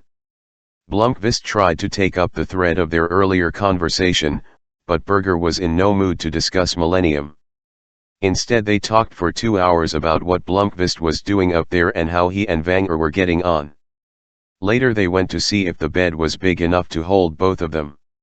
Her third meeting with Advocate Nils Bjerman was rescheduled, and finally set for 5 o'clock on that same Friday afternoon. At the previous meetings, Salander was greeted by a middle-aged woman who smelled of musk and worked as his secretary. This time she had left for the day, and Bjerman smelled faintly of drink. He waved Salander to a visitad's chair and leafed distractedly through the documents on his desk until he seemed suddenly to become aware of her presence. It turned out to be another interrogation. This time he asked Salander about her sex life, which she had no intention of discussing with anyone. After the meeting she knew that she had handled it badly. At first she refused to answer his questions. His interpretation of this was that she was shy, retarded, or had something to hide, and he pressed her for answers. Salander realized that he was not going to give up, so she started giving him brief, colorless answers of the sort she assumed would fit with her psychological profile. She mentioned Magnus who, according to her description, was a nerdy computer programmer her own age who treated her like a gentleman should, took her to the cinema, and sometimes shared her bed. Magnus was fiction, she made him up as she went along, but Bjerman took her account as a pretext for meticulously mapping out her sex life. How often do you have sex? Occasionally. Who takes the initiative, you or him? I do. Do you use condoms? Of course she knew about HIV. What's your favorite position? Usually on my back. Do you enjoy oral sex? Wait a second. Have you ever had anal sex? No, IV's not particularly nice to be fucked in the arse, but what the hell business is it of yours? That was the only time she lost her temper. She had kept her eyes on the floor so they would not betray her exasperation. When she looked at him again, he was grinning at her from across the desk. She left his office with a feeling of disgust. Palmgren would never have dreamed of asking such questions. On the other hand, he had always been there if she had wanted to discuss anything. Not that she did. Bjerman was on his way to being a major problem. Chapter 11 Saturday, February Tuesday, February 18. During the brief hours of daylight on Saturday, Blomqvist and Birger took a walk past the small boat harbor along the road to Ostergarden. He had been living on Hedeby Island for a month, but he had never taken a walk inland. The freezing temperatures and regular snowstorms had deterred him. But Saturday was sunny and pleasant. It was as if Birger had brought with her a hint of spring. The road was lined with snow, plowed 3 feet high. As soon as they left the summer cabin area they were walking in dense fir forest. Blomqvist was surprised by how much higher and more inaccessible Soderberget, the hill across from the cabins, was than it appeared from the village. He thought about how many times Harriet Vanger must have played here as a child, but then he pushed all thoughts of her out of his mind. After about a mile the woods ended at a fence where the Ostergarden farmland began. They could see a white wooden structure and red farm buildings arranged in a square. They turned to head back the same way. As they passed the driveway to the estate house, Vanger knocked on the upstairs window and gestured firmly for them to come up. Blomqvist and Berger looked at each other. "Would you like to meet a corporate legend?" Blomqvist said. "Does he bite?" "Not on Saturdays." Vanger received them at the door to his office. "You must be Fröken Berger, I recognize you," he said. "Mikael didn't say a word about your coming to Hedeby." One of Birgit's outstanding talents was her ability to instantly get on friendly terms with the most unlikely individuals. Blomqvist had seen her turn on the charm for 5-year-old boys, who within 10 minutes were fully prepared to abandon their mothers. Men over 80 seemed not to be an exception. After 2 minutes Berger and Henrik Vanger were ignoring Blomqvist as they chattered on. It was as if they had known each other since childhood, well, since Erika's childhoxy, at any rate.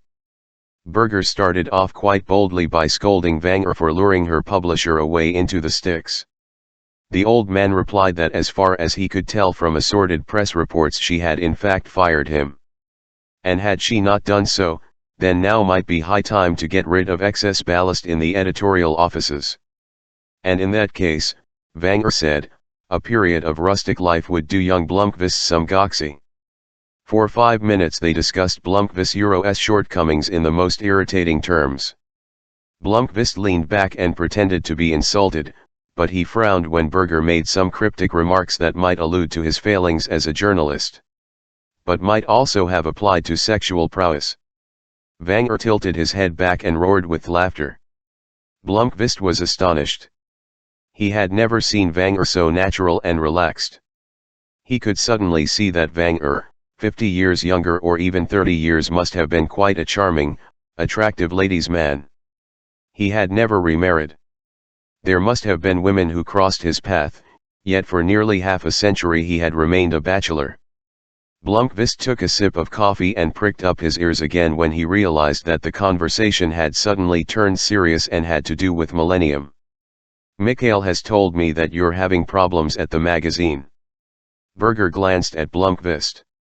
"No, he hasn't discussed your internal operations, but a person would have to be deaf and blind not to see that your magazine, just like the Vanger Corporation, is in difficulties." "I'm confident that we can repair the situation," Berger said.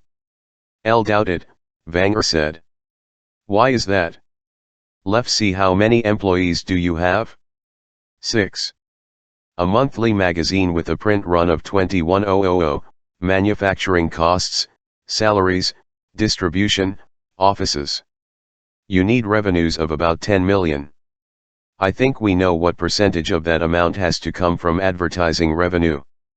So friend Wennerstrom is a vengeful and narrow-minded bastard who isn't going to forget his recent contretemps in a hurry. How many advertisers have you lost in the past 6 months? Berger regarded Vanger with a wary expression. Blomqvist caught himself holding his breath.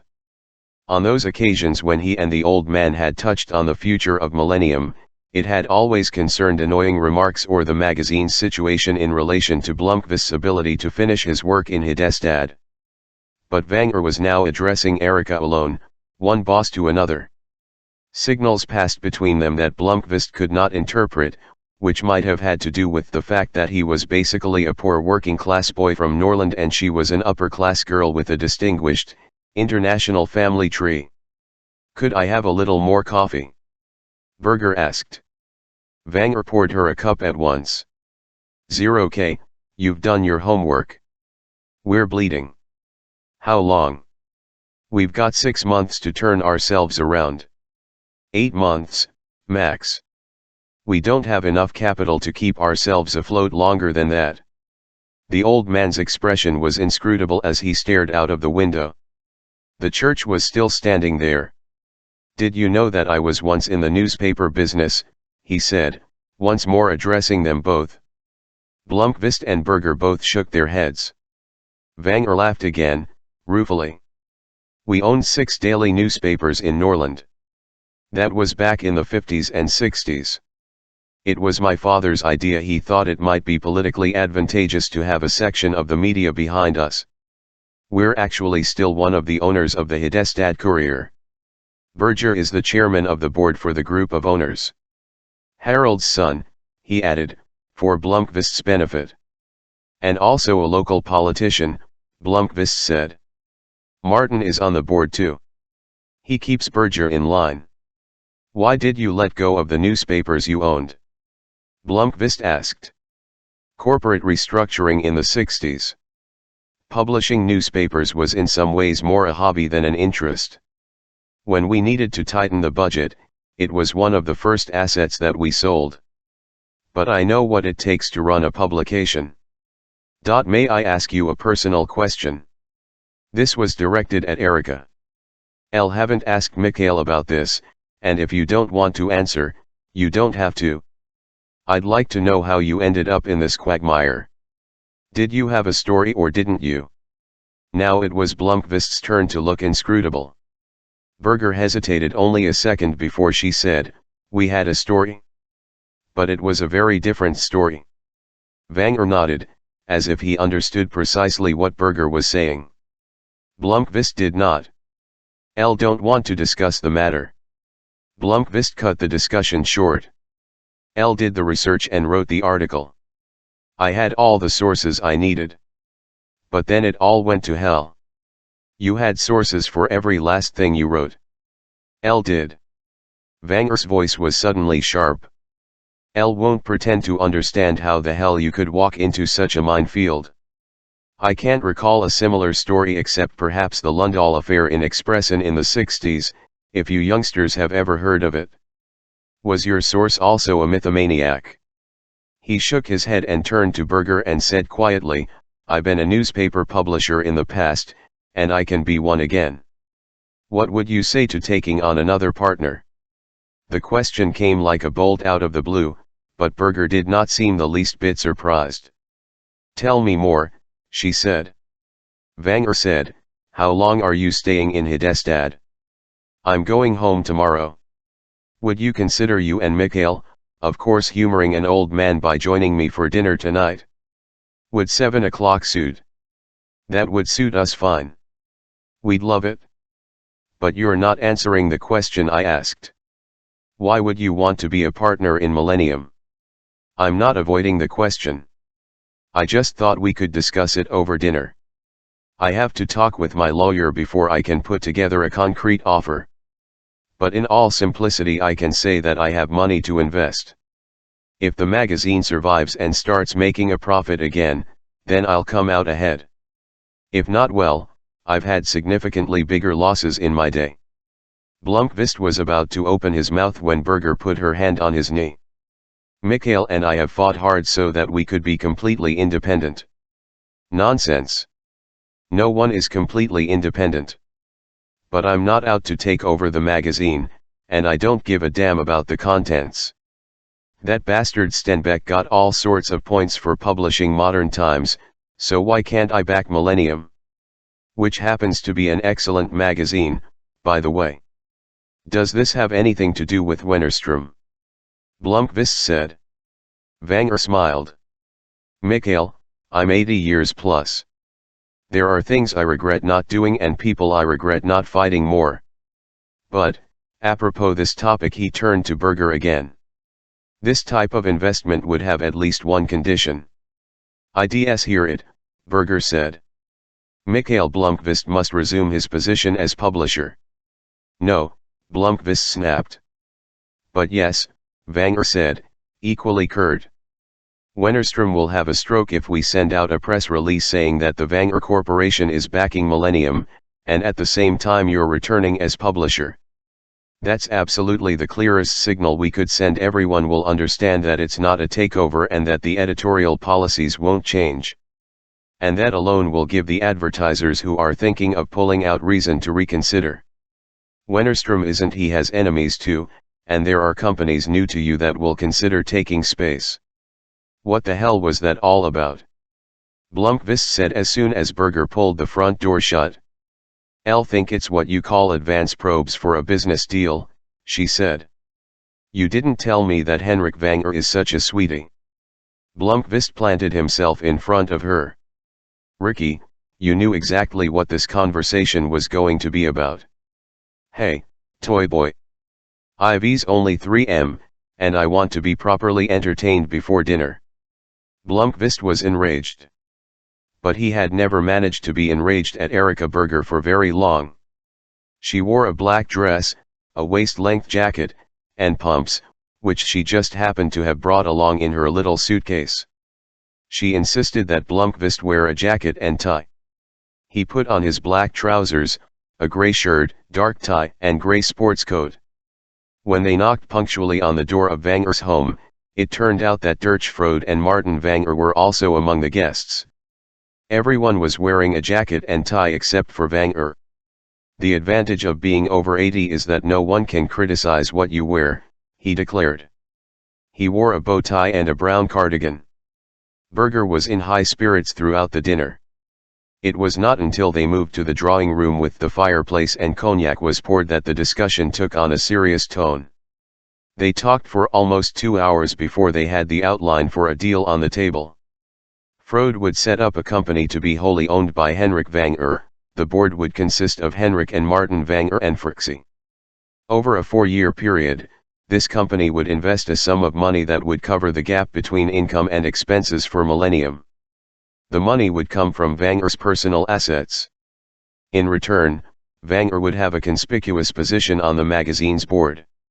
The agreement would be valid for 4 years, but it could be terminated by Millennium after 2 years. But this type of premature termination would be costly, since Vanger could only be bought out by repayment of the sum he had invested. In the event of Vanger's death, Martin Vanger would replace him on the Millennium board for the remainder of the period during which the agreement was valid. If Martin wished to continue his involvement beyond this period, he could make that decision himself when the time came. He seemed amused by the prospect of getting even with Wennerström, and Blomqvist wondered again what the origin was of the animosity between those two. Martin refilled their glasses. Vanger made a point of leaning towards Blomqvist, and in a low voice told him that this new arrangement had no effect whatsoever on the agreement that existed between them. Blomqvist could resume his duties as publisher full-time at the end of the year. It was also decided that the reorganization, in order to have the greatest impact in the media, should be presented on the same day that Blomqvist began his prison sentence in mid-March. Combining a strongly negative event with the reorganization was, in PR terms, such a clumsy error that it could not but astonish Blomqvist's detractors and garner optimum attention for Henrik Vanger's new role.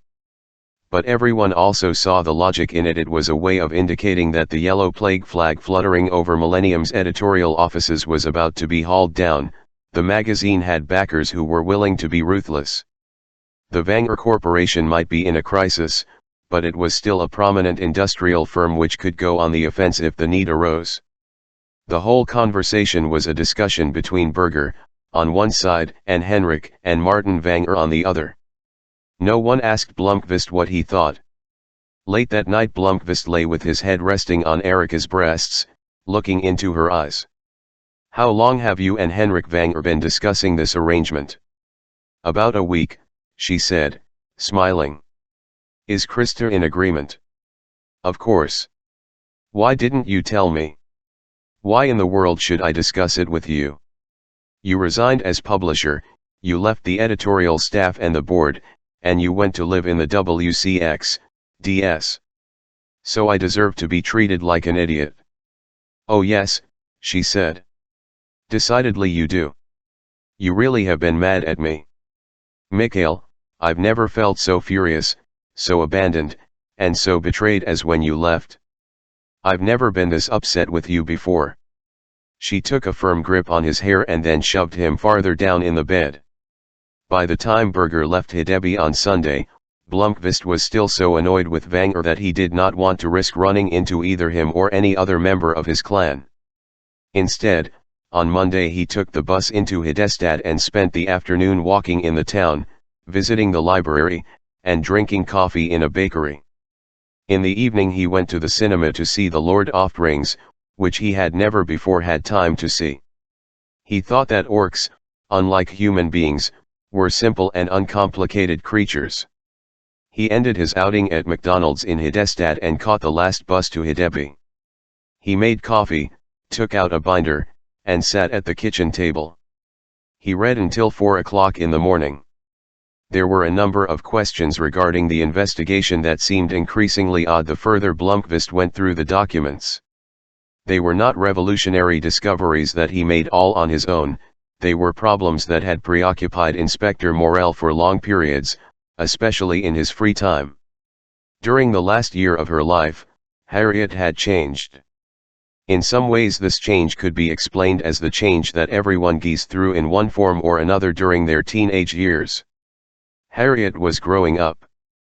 Classmates, teachers, and several members of the family, however, all testified that she had turned in on herself and become uncommunicative.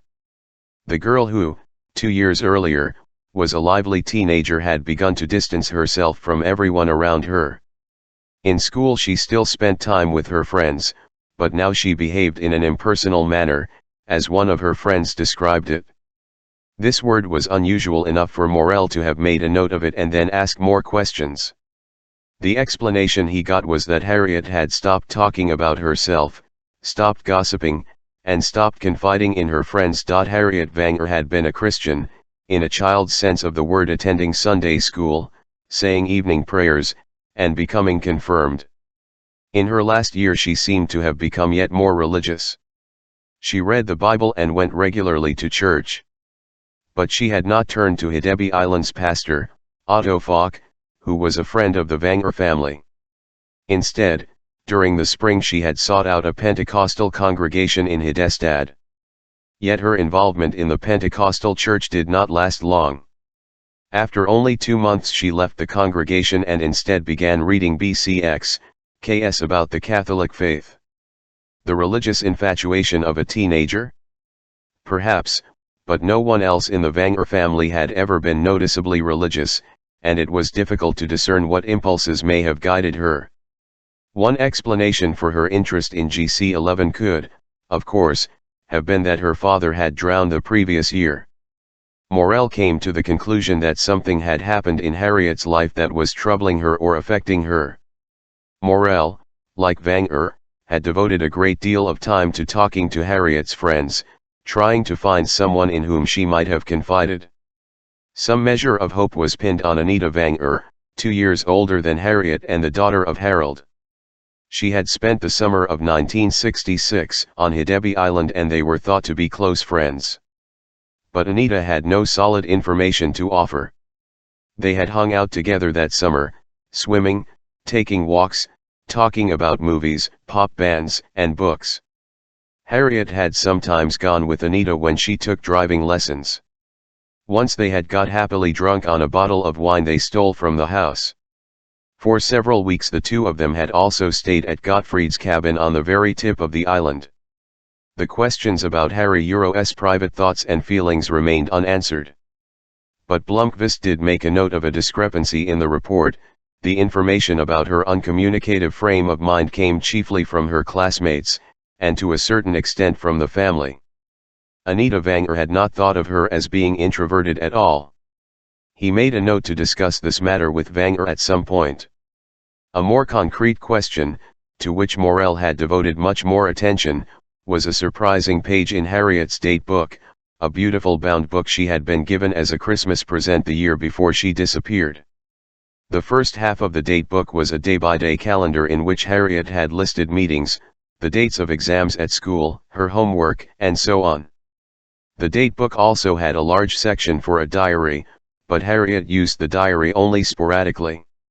She began ambitiously enough in January with many brief entries about people she had met over the Christmas holidays and several about films she had seen. After that she wrote nothing personal until the end of the school year, when she, apparently depending on how the entries were interpreted, became interested from a distance in some never named. The pages that listed telephone numbers were the ones that held the real mystery. Neatly, in alphabetical order, were the names and numbers of family members, classmates, certain teachers, several members of the Pentecostal congregation, and other easily identifiable individuals in her circle of acquaintances. On the very last page of the address book, which was blank and not really part of the alphabetical section, there were 5 names and telephone numbers. 3 female names and 2 sets of initials: Magda-32016 Sarah 32109 R.J30112 R.L32027 Mari 32018. The telephone numbers that began with 32 were Hidestad numbers in the 60s. The one beginning with 30 was a Norben number, not far from Hidestad. The problem was that when Morel contacted every one of Harriet's friends and acquaintances, no one had any idea whose numbers they were. The first number belonging to Magda initially seemed promising. It led to a haberdashery at Parkhaten 12. The telephone was in the name of one Margot Lundmark, whose mother's name was actually Magda. She sometimes helped out in the store. But Magda was 69 years old and had no idea who Harriet Wenger was. Nor was there any evidence that Harriet had ever visited the shop or bought anything there. She wasn't interested in sewing. The second number for Sarah belonged to a family by the name of Torreson, who lived in Vastston, on the other side of the tracks. The family included Anders and Monica and their children, Jonas and Peter, who at the time were preschool age. There was no Sarah in the family, nor did they know of Harriet Wenger, other than that she had been reported in the media as missing. The only vague connection between Harriet and the Torreson family was that Anders, who was a roofer, had several weeks earlier put a tiled roof on the school which Harriet attended. So theoretically there was a chance that they had met, although it might be considered extremely unlikely. The remaining 3 numbers led to similar dead ends. The number 32,027 for R.L. had actually belonged to one Rosemary Larson. Unfortunately, she had died several years earlier. Inspector Morel concentrated a great deal of his attention during the winter of 1966-67 on trying to explain why Harriet had written down these names and numbers. One possibility was that the telephone numbers were written in some personal code, so Morel tried to guess how a teenage girl would think. Since the 32 series obviously pointed to Hidestad, he set about rearranging the remaining 3 digits. Neither 32,601 or 32,160 led to a Magda. As Morel continued his numerology, he realized that if he played around with enough of the numbers, sooner or later he would find some link to Harriet. For example, if he added 1 to each of the 3 remaining digits Indiana 32016, he got 32127, which was the number to Frixie's office in Hidestad. But one link like that meant nothing. Besides, he never discovered a code that made sense of all 5 of the numbers. Morel broadened his inquiry. Could the digits mean, for example, car number plates, which in the 60s contained the 2-letter county registration code and 5 digits? Another dead end. The inspector then concentrated on the names. He obtained a list of everyone in Hidestad named Mari, Magda, or Sarah, or who had the initials R.L. or R.J. He had a list of 307 people. Among these, 29 actually had some connection to Harriet. For instance, a boy from her class was named Roland Jacobson R.J. They scarcely knew each other and had had no contact since Harriet started preparatory school. And there was no link to the telephone number. The mystery of the numbers in the date remained unsolved. Her 4th encounter with Advocate German was not one of their scheduled meetings. She was forced to make contact with him. In the second week of February, Salander's laptop fell victim to an accident that was so uncalled for that she felt an urgent desire to kill someone. She had ridden her bike to a meeting at Milton Security and parked it behind a pillar in the garage. As she set her rucksack on the ground to put on the bike lock, a dark red Saab began reversing out. She had her back turned but heard the cracking sound from her rucksack. The driver didn't notice a thing and, unwitting, drove off up the exit ramp. The rucksack contained her white Apple iBook 600 with a 25 gig hard drive and 420 megs of RAM, manufactured in January 2002 and equipped with a 14-inch screen. At the time she bought it, it was Apple's state-of-the-art laptop. Salander's computers were upgraded with the very latest and sometimes most expensive configurations. Computer equipment was the only extravagant entry on her list of expenses. When she opened the rucksack, she could see that the lid of her computer was cracked. She plugged in the power adapter and tried to tee up the computer, not even a death rattle. She took it over to Timmy/S MacJesus shop on Brankirkagaton, hoping that at least something on the hard drive could be saved. After fiddling with it for a short time, Timmy shook his head. "Sorry. No hope," he said. "You'll have to arrange a nice funeral." The loss of her computer was depressing but not disastrous. Salander had had an excellent relationship with it during the year she had owned it.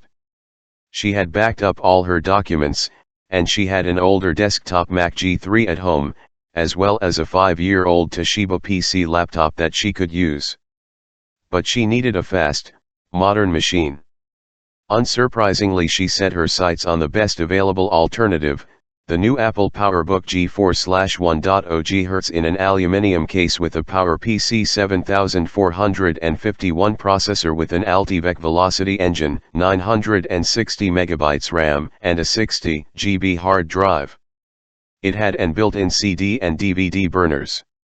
Best of all, it had the first 11-inch screen in the laptop world with NVIDIA graphics and a resolution of 1440 x 900 pixels, which shook the PC advocates and outranked everything else on the market. In terms of hardware, it was the Rolls-Royce of portable computers, but what really triggered Salander's need to have it was the simple feature that the keyboard was equipped with backlighting, so that she could see the letters even if it was pitch dark.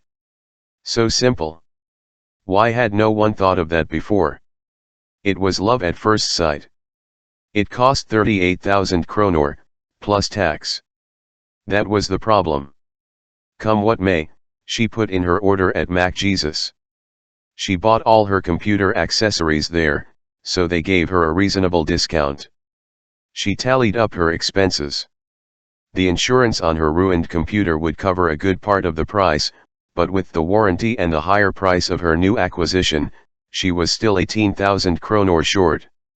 She had 10,000 kronor hidden in a coffee tin at home, but that was all. She sent evil thoughts to Herr Bjerman, but then she bit the bullet and called her guardian to explain that she needed money for an unexpected expense. Bjerman's secretary said that he had no time to see her that day. Salander replied that it would take the man 20 seconds to write out a check for 10,000 kronor. She was told to be at his office at 7:30 that evening. Blomqvist might have no experience of evaluating criminal investigations, but he reckoned that Inspector Morell had been exceptionally conscientious. When Blomqvist had finished with the police investigation, Morell still kept turning up as a player in Wanger's own notes. They had become friends, and Blomqvist wondered whether Morell had been as obsessed as the captain of industry became. It was unlikely, in his view, that Morell had missed anything. The solution to the mystery was not going to be found in the police records. Every imaginable question had been asked, and all leads followed up, even some that seemed absurdly far-fetched. He had not read every word of the report, but the further into the investigation he got, the more obscure the subsequent leads and tips became. He was not going to find anything that his professional predecessor and his experienced team had missed, and he was undecided what approach he should adopt to the problem. Eventually it came to him that the only reasonably practical route for him to take was to try to find out the motives of the individuals involved. The first question had to do with Harriet herself. Who was she? From his kitchen window Blomqvist had noticed a light go on upstairs in Cecilia Wang's house at a little after 5 o'clock in the afternoon KJN. He knocked on her DCRJR at 7:30, just as the news broadcast was starting on TV. She opened the door dressed in her bathrobe, her hair wet under a yellow towel. Blomqvist apologized at once for disturbing her and made to retreat, but she waved him into the living room. She turned on the coffee maker and vanished upstairs for a few minutes. When she came back down, she had put on jeans and a check flannel shirt. "I was starting to think you were never going to call. Elle should have rung first, but I saw your light was on and came over on impulse. I've seen the lights on all night at your place. And you're often out walking after midnight. You're a night owl. Blomqvist shrugged. It's turned out that way. He looked at several textbooks stacked on the edge of the kitchen table. Do you still teach? No, as headmistress I don't have time. But I used to teach history, religion, and social studies. And I have a few years left. Left? She smiled. I'm 56. I'll be retiring soon. You don't 100K a day over 50, more like in your 40s. Very flattering. How old are you? Well, over 40, Blomqvist said with a smile. And you were just 20 the other day. How fast it all goes. Life, that is. Cecilia Vanger served the coffee and asked if he was hungry. He said that he had already eaten, which was partly true. He did not bother with cooking and ate only sandwiches. But he was not hungry. Then why did you come over? Is it time to ask me those questions? To be honest, Elle didn't come over to ask questions. I think I just wanted to say hello. She smiled. You're sentenced to prison, you move to Hedeby, clamber through all the material of Henrik's favorite hobby, you don't sleep at night and take long nighttime walks when it's freezing cold. Have I left anything out? My life is going to the dogs. Who was that woman visiting you over the weekend? Erica. She's the editor-in-chief of Millennium. Your girlfriend? Not exactly. She's married. I'm more a friend and occasional lover. Cecilia Vanger hooted with laughter. What's so funny? The way you said that. Occasional lover. I like the expression. Blomqvist took a liking to Cecilia Vanger. I could use an lover myself, she said. She kicked off her slippers and propped one foot on his knee. Blomqvist automatically put his hand on her foot and stroked the ankle. He hesitated for a second. He could sense he was getting into unexpected waters. But tentatively he started massaging the sole of her foot with his thumb. I'm married too, she said. No. No one gets divorced in the Vanger clan. Haven't seen my husband in getting on for 20 years. What happened? That's none of your business. I haven't had sex in. It must be 3 years now. That surprises me. Why? It's a matter of supply and demand. I have no interest in a boyfriend or a married man or someone living with me. I do on my own. Who should I have sex with? One of the teachers at SCHCX, L? I don't think so. One of the students. A delicious story for the gossiping old ladies. And they keep a close watch on people called Vanger. And here on Hedeby Island there are only relatives and people already married. She leaned forward and kissed him on the neck. Do I shock you? No. But I don't know whether this is a good idea. I work for your uncle. And I'm the last one who's going to tell. But to be honest, Henrik probably wouldn't have anything against it. She sat astride him and kissed him on the mouth. Her hair was still wet and fragrant with shampoo. He fumbled with the buttons on her flannel shirt and pulled it down around her shoulders. She had no bra. She pressed against him when he kissed her breasts. German came round the desk to show her the statement of her bank account, which she knew down to the last oar, although it was no longer at her disposal. He stood behind her. Suddenly he was massaging the back of her neck, and he let one hand slide from her left shoulder across her breasts. He put his hand over her right breast and left it there. When she did not seem to object, he squeezed her breast. Salander did not move. She could feel his breath on her neck as she studied the letter opener on his desk. She could reach it with her free hand. But she did nothing. If there was one lesson Holger Palmgren had taught her over the years, it was that impulsive actions led to trouble, and trouble could have unpleasant consequences. She never did anything without first weighing the consequences. the initial sexual assault, which in legal terms would be defined as sexual molestation and the exploitation of an individual in a position of dependence, and could in theory get German up to 2 years in prison, lasted only a few seconds. But it was enough to irrevocably cross a boundary. For Salander it was a display of strength by an enemy force, an indication that aside from their carefully defined legal relationship, she was at the mercy of his discretion and defenseless. When their eyes met a few seconds later, his lips were slightly parted and she could read the lust on his face. Salander's own face betrayed no emotions at all. German moved back to his side of the desk and sat on his comfortable leather chair. "Elle can't hand out money to you whenever you like," he said. "Why do you need such an expensive computer? There are plenty of cheaper models that you can use for playing computer games. I want to have control of my own money like before." German gave her a pitying look. "We'll have to see how things go. First you need to learn to be more sociable and get along with people." German's smile might have been more subdued if he could have read her thoughts behind the expressionless eyes. "Elle think you and I are going to be good friends," he said. "We have to be able to trust each other." When she did not reply, he said, "You're a grown woman now, Lisbeth." She nodded. "Come here," he said and held out his hand. Salander fixed her gaze on the letter opener for several seconds before she stcx'd up and went over to him. "Consequences." He took her hand and pressed it to his crotch. She could feel his genitals through the dark gabardine trousers.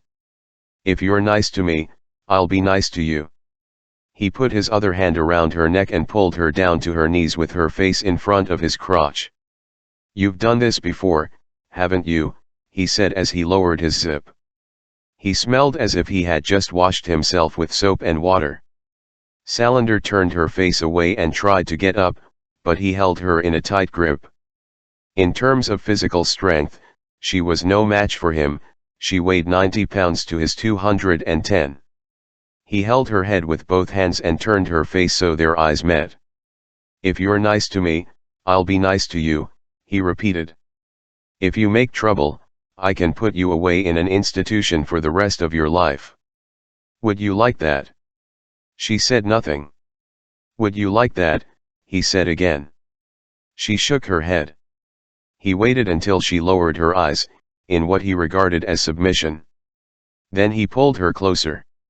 Salander opened her lips and took him in her mouth. He kept his grip on her neck and pulled her fiercely towards him. She felt like gagging the whole 10 minutes he took to bump and grind.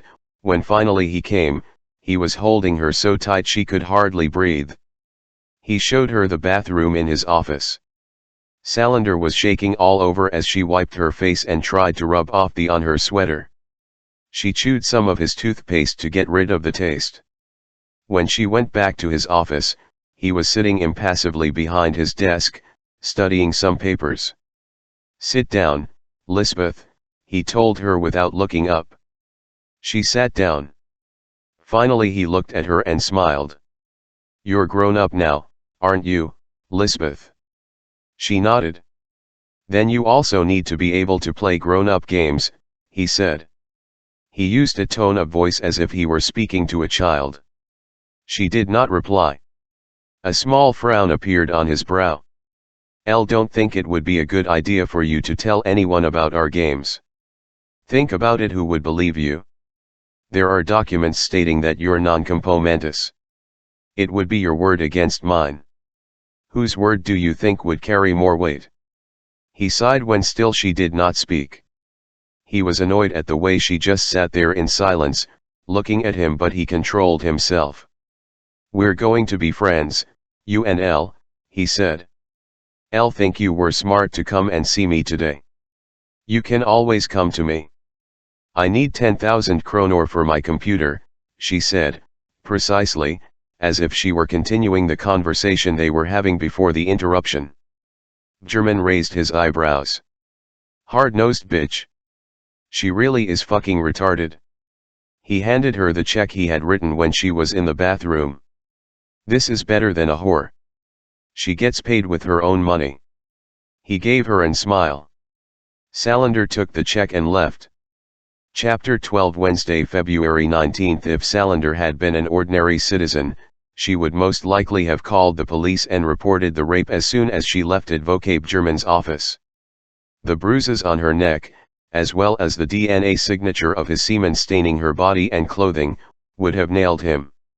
Even if the lawyer had claimed that she wanted to do it or she seduced me or any other excuse that rapists routinely used, he would have been guilty of so many breaches of the guardianship regulations that he would instantly have been stripped of his control over her.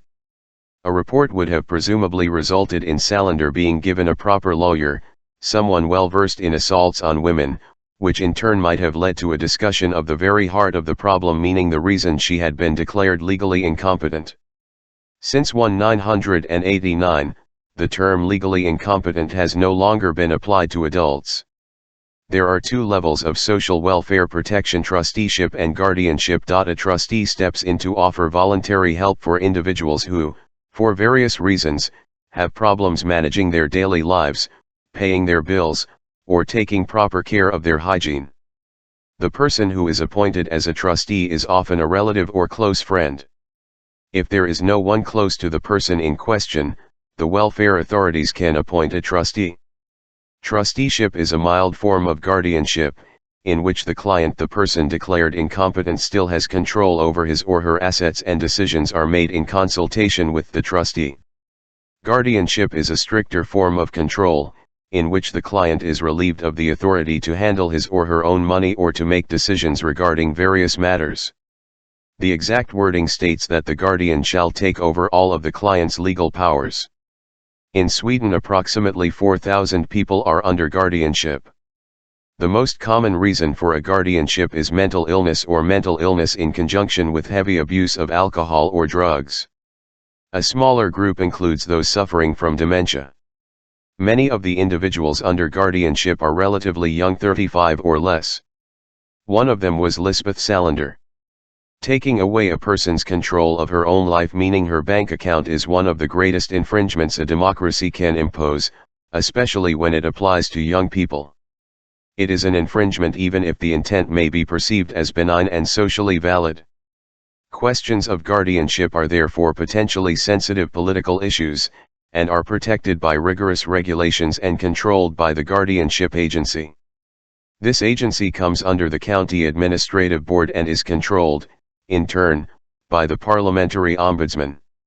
For the most part, the guardianship agency carries out its activities under difficult conditions.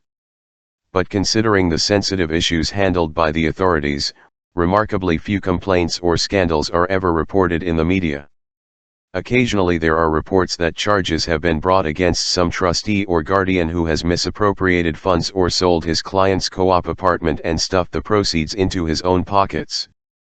That those cases are relatively rare may be the result of two things: the authorities are carrying out their jobs in a satisfactory manner, or the clients have no opportunity to complain and in a credible way make themselves heard by the media or by the authorities.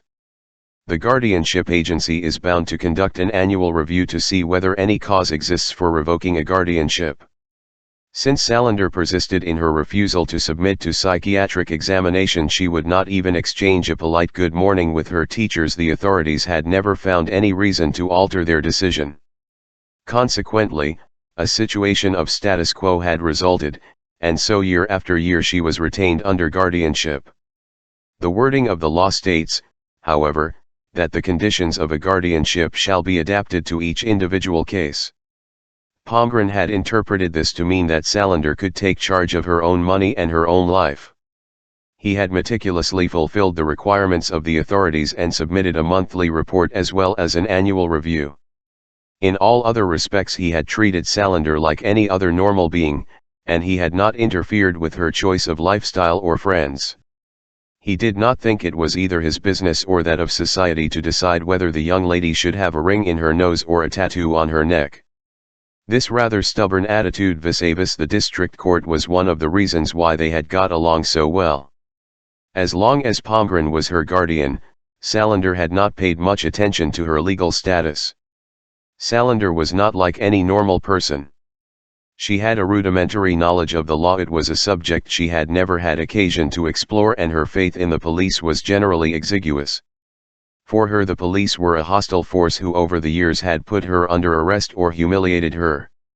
The last dealing she had had with the police was in May of the previous year when she was walking past Gottgaten on her way to Milton Security. She suddenly found herself facing a visor-clad riot police officer. Without the slightest provocation on her part, he had struck her on the shoulders with his baton.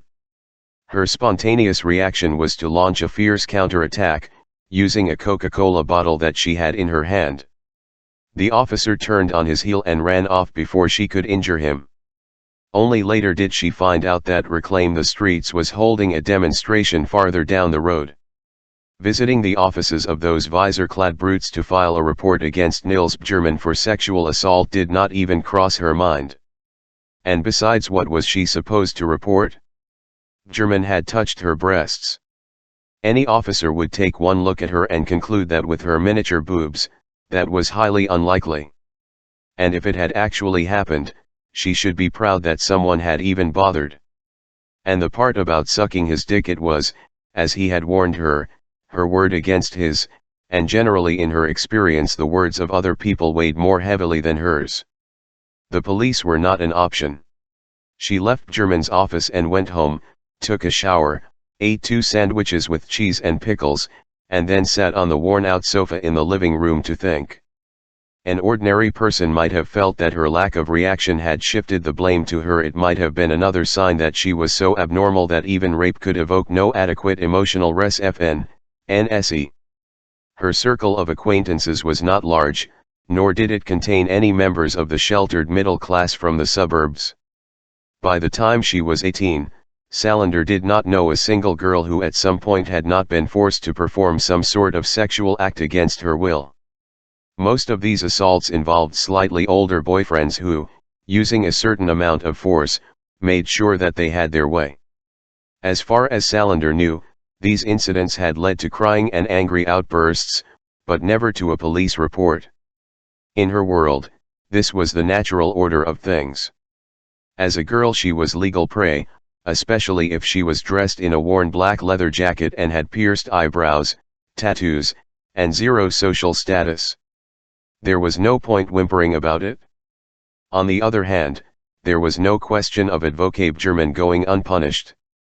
Salander never forgot an injustice, and by nature she was anything but forgiving. But her legal status was difficult. For as long as she could remember, she was regarded as cunning and unjustifiably violent. The first reports in her casebook came from the files of the school nurse from elementary school.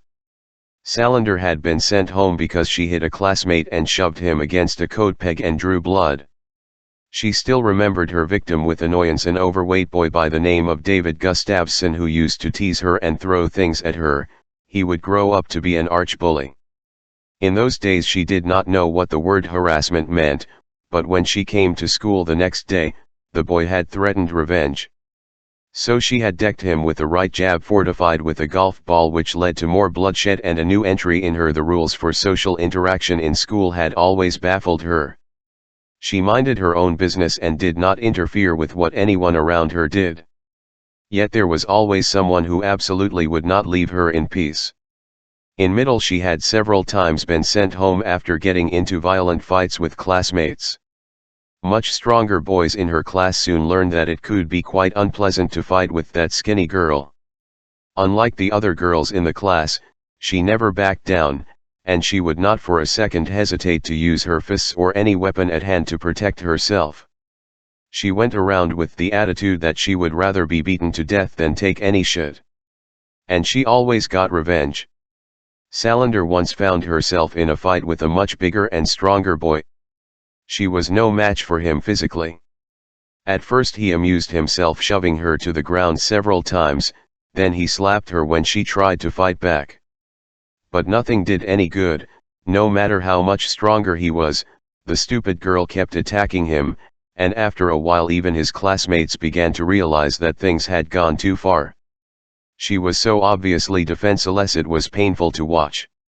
Finally the boy punched her in the face. It split open her lip and made her see stars. They left her on the ground behind the gym. She stayed at home for 2 days. On the morning of the third day she waited for her tormentor with a baseball bat, and she whacked him over the ear with it. For that prank she was sent to see the head teacher, who decided to report her to the police for assault, which resulted in a special welfare investigation. Her classmates thought she was crazy and treated her accordingly. She also aroused very little sympathy among the teachers. She had never been particularly talkative, and she became known as the pupil who never raised her hand and often did not answer when a teacher asked her a direct question. No one was sure whether this was because she did not know the answer or if there was some other reason, which was reflected in her grades. No doubt that she had problems, but no one wanted to take responsibility for the difficult girl, even though she was frequently discussed at various teachers' meetings. That was why she ended up in the situation where the teachers ignored her and allowed her to sit in sullen silence. She left middle SCHCK, L and moved to another, without having a single friend to say goodbye to. An unloved girl with odd behavior.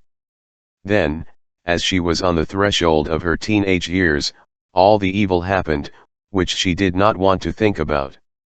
The last outburst set the pattern and prompted a review of the casebook entries from elementary school. After that she was considered to be legally, well, crazy. A freak. Salander had never needed any documents to know that she was different. But it was not something that bothered her, for as long as her guardian was Holger Palmgren, if the need arose, she could wrap him around her little finger. With the appearance of Nils Bjerman, the declaration of incompetence threatened to become a troublesome burden in her life.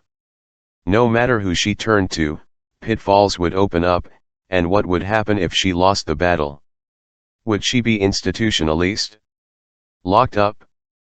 There was really no option. Later that night, when Cecilia Vanger and Blomqvist were lying peacefully with their legs intertwined and Cecilia's breasts resting against his side, she looked up at him. "Thank you. It's been a long time. And you're not bad." He smiled. That sort of flattery was always childishly satisfying. It was unexpected, but I had fun. "I'd be happy to do it again," Cecilia said. "If you feel like it." He looked at her. "You don't mean that you'd like to have a lover, do you?" "An occasional lover," Cecilia said. "But I'd like you to go home before you fall asleep.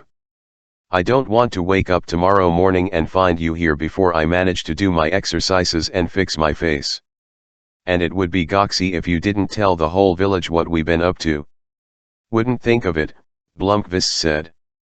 "Most of all I don't want Isabella to know. She's such a bitch." "And your closest neighbor, Lve met her." "Yes, but luckily she can't see my front door from her house." "Mikhail, please be discreet." "I'll be discreet." "Thank you." "Do you drink?" "Sometimes. I've got a craving for something fruity with gin in it." "Want some?" "Sure." She wrapped a sheet around herself and went downstairs. Blomqvist was standing naked, looking at her bookshelves when she returned with a carafe of iced water and 2 glasses of gin and lime. They drank a toast. "Why did you come over here?" she asked. "No special reason. I just..." "You were sitting at home, reading through Henrik's investigation. And then you came over here. A person doesn't need to be super intelligent to know what you're brooding about. Have you read the investigation?" "Parts of it. I've lived my entire adult life with it." "You can't spend time with Henrik without being affected by the mystery of Harriet. It's actually a fascinating case. What I believe is known in the trade as a locked room mystery, on an island. And nothing in the investigation seems to follow normal logic. Every question remains unanswered, every clue leads to a dead end. It's the kind of thing people can get obsessed about." "You were on the island that day?" "Yes. I was here, and I witnessed the whole commotion. I was living in Stockholm at the time, studying. I wish I had stayed at home that weekend." "What was she really like?" "People seem to have completely different views of her." "Is this off the record or?" It's off the record, Elle haven't the least idea what was going on inside Harriet's head. You're thinking of her last year, of course. One day she was a religious crackpot. The next day she put on makeup like a whore and went to school wearing the tightest sweater she possessed. Obviously she was seriously unhappy. But, as I said, I wasn't here and just picked up the gossip. What triggered the problems? Gottfried and Isabella, obviously. Their marriage was totally haywire. They either partied or they fought. Nothing physical. Gottfried wasn't the type to hit anyone, and he was almost afraid of Isabella. She had a horrendous temper. Sometime in the early 60s he moved more or less permanently to his cabin, where Isabella never set foot. There were periods when he would turn up in the village, looking like a vagrant. And then he'd sober up and dress neatly again and try to tend to his job. Wasn't there anyone who wanted to help Harriet? Henrik, of course. In the end she moved into his house. But don't forget that he was preoccupied playing the role of the big industrialist. He was usually off traveling somewhere and didn't have a lot of time to spend with Harriet and Martin. I missed a lot of this because I was in Uppsala and then in Stockholm, and let me tell you, I didn't have an easy childhood myself with Harold as my father. In hindsight I've realized that the problem was that Harriet never confided in anyone. She tried hard to keep up appearances and pretend that they were one big happy family. Denial. Yes. But she changed when her father drowned. She could no longer pretend that everything was zero-K. Up until then she was. Point 1. Don't know how to explain it, extremely gifted and precocious, but on the whole a rather ordinary teenager. During the last year she was still brilliant, getting top marks in every exam and so on, but it seemed as if she didn't have any soul. How did her father drown? In the most prosaic way possible. He fell out of a rowing boat right below his cabin. He had his trousers open and an extremely high alcohol content in his blood, so you can just imagine how it happened. Martin was the one who found him. Elle didn't know that. It's funny. Martin has turned out to be a really fine person. If you had asked me 35 years ago, I would have said that he was the one in the family who needed psychiatric care. Why so? Harriet wasn't the only one who suffered ill effects from the situation. For many years Martin was so quiet and introverted that he was effectively antisocial. Both children had a rough time of it. I mean, we all did. I had my own problems with my father. I assume you realize that he's stark raving mad. My sister, Anita, had the same problem, as did Alexander, my cousin. It was tough being young in the Wenger family. What happened to your sister? She lives in London. She went there in the 70s to work in a Swedish travel agency, and she stayed. She married someone, never even introduced him to the family, and anon they separated. Today she's a senior manager of British Airways. She and I get along fine, but we are not much in contact and only see each other every other year or so. She never comes to Hidestad. Why not? An insane father. Isn't that explanation enough? But you stayed. Elle did. Along with Birger, my brother. The politician. Are you making fun of me? Birger is older than Anita and me. We've never been very close. In his own eyes he's a fantastically important politician with a future in parliament and maybe ministerial rank, if the Conservatives should win. In point of fact he's a moderately talented local councillor in a remote corner of Sweden, which will probably be both the high point and the whole extent of his career. One thing that tickles me about the Wenger family is that you all have such low opinions of each other. That's not really true. I'm very fond of Martin and Henrik. And I always got on well with my sister, for all that we seldom see each other. I detest Isabella and can't abide Alexander. And I never speak to my father. So that's about 50-50 in the family. Birger is, well, more of a pompous fathead than a bad person. But I see what you mean. Look at it this way, if you're a member of the Wenger family, You learn early on to speak your mind. We do say what we think. Oh yes, I've noticed that you all get straight to the point. Blomqvist stretched out his hand to touch her breast. Elle wasn't here 15 minutes before you attacked me. To be honest, I've been wondering how you would be in bed ever since I first saw you. And it felt right to try it out. For the first time in her life, Salander felt a strong need to ask someone for advice. The problem was that asking for advice meant that she would have to confide in someone, which in turn would mean revealing her secrets. Who should she tell? She was simply not very good at establishing contact with other people. After going through her address book in her mind, she had, strictly speaking, 10 people who might be considered her circle of acquaintances. She could talk to Plague, who was more or less a steady presence in her life. But he was definitely not a friend, and he was the last person on earth who would be able to help solve her problem. Not an option. Salander's sex life wasn't quite as modest as she had led Advocate German to believe. On the other hand, sex had always, or at least most often, occurred on her conditions and at her initiative. She had had over 50 partners since the age of 15. That translated into approximately 5 partners per year, which was 0k for a single girl who had come to regard sex as an enjoyable pastime. But she had had most of these casual partners during a 2-year period.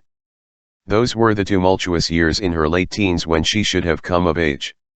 There was a time when Salander had stood at a crossroads and did not really have control over her own life, when her future could have taken the form of another series of casebook entries about drugs, alcohol, and custody in various institutions. After she turned 20 and started working at Milton Security, she had calmed down appreciably and she thought had got a grip on her life. She no longer felt the need to please anyone who bought her 3 beers in a pub, and she did not experience the slightest degree of self-fulfillment by going home with some drunk whose name she could not remember. During the past year she had had only one regular sex partner, hardly promiscuous, as her casebook entries during her late teens had designated her. For her, sex had most often been with one of a loose group of friends. She was not really a member, but she was accepted because she knew Scylla Noren. She met Scylla in her late teens when, at Palmgren's insistence, she was trying to get the school certificate she had failed to complete at Comvux. Scylla had plum red hair streaked with black leather trousers, a ring in her nose, and as many rivets on her belt as Salander. They had glared suspiciously at each other during the first class. For some reason Salander did not understand, they had started hanging out. Salander was not the easiest person to be friends with, and especially not during those years, but Scylla ignored her silences and took her along to the bar. Through Scylla, she had become a member of Evil Fingers, which had started as a suburban band consisting of 4 teenage girls in Enskede who were into hard rock. 10 years later, they were a group of friends who met at Kvarnen on Tuesday nights to talk trash about boys and discuss feminism, the pentagram, music, and politics while they drank large quantities of beer. They also lived up to their name. Salander found herself on the fringe of the group and rarely contributed to the talk, but she was accepted for who she was. She could come and go as she pleased and was allowed to sit in silence over her beer all evening. She was also invited to birthday parties and Christmas glück celebrations, though she usually didn't go. During the 5 years she hung out with Evil Fingers, the girls began to change. Their hair color became less extreme, and the clothing came more often from the H&M boutiques rather than from funky Myrorna. They studied or worked, and one of the girls became a mother. Salander felt as if she were the only one who had not changed a bit, which could also be interpreted as that she was simply marking time and going nowhere. But they still had fun. If there was one place where she felt any sort of group solidarity, it was in the company of the Evil Fingers and, by extension, with the guys who were friends with the girls. Evil Fingers would listen. They would also stand up for her. But they had no clue that Salander had a district court order declaring her non compos mentis. She didn't want them to be eyeing her the wrong way, too. Not an option. Apart from that, She did not have a single ex-classmate in her address book. She had no network or support group or political contacts of any kind. So who could she turn to and tell about her problems? There might be one person. She deliberated for a long time about whether she should confide in Dragan Armansky. He had told her that if she needed help with anything, she should not hesitate to come to him. And she was sure that he meant it. Armansky had groped her one time too, but it had been a friendly groping, no ill intentions, and not a demonstration of power. But to ask him for help went against the grain. He was her boss, and it would put her in his debt. Salander toyed with the idea of how her life would take shape if Armansky were her guardian instead of German. She smiled. The idea was not unpleasant, but Armansky might take the assignment so seriously that he would smother her with attention. That was, well, possibly an option.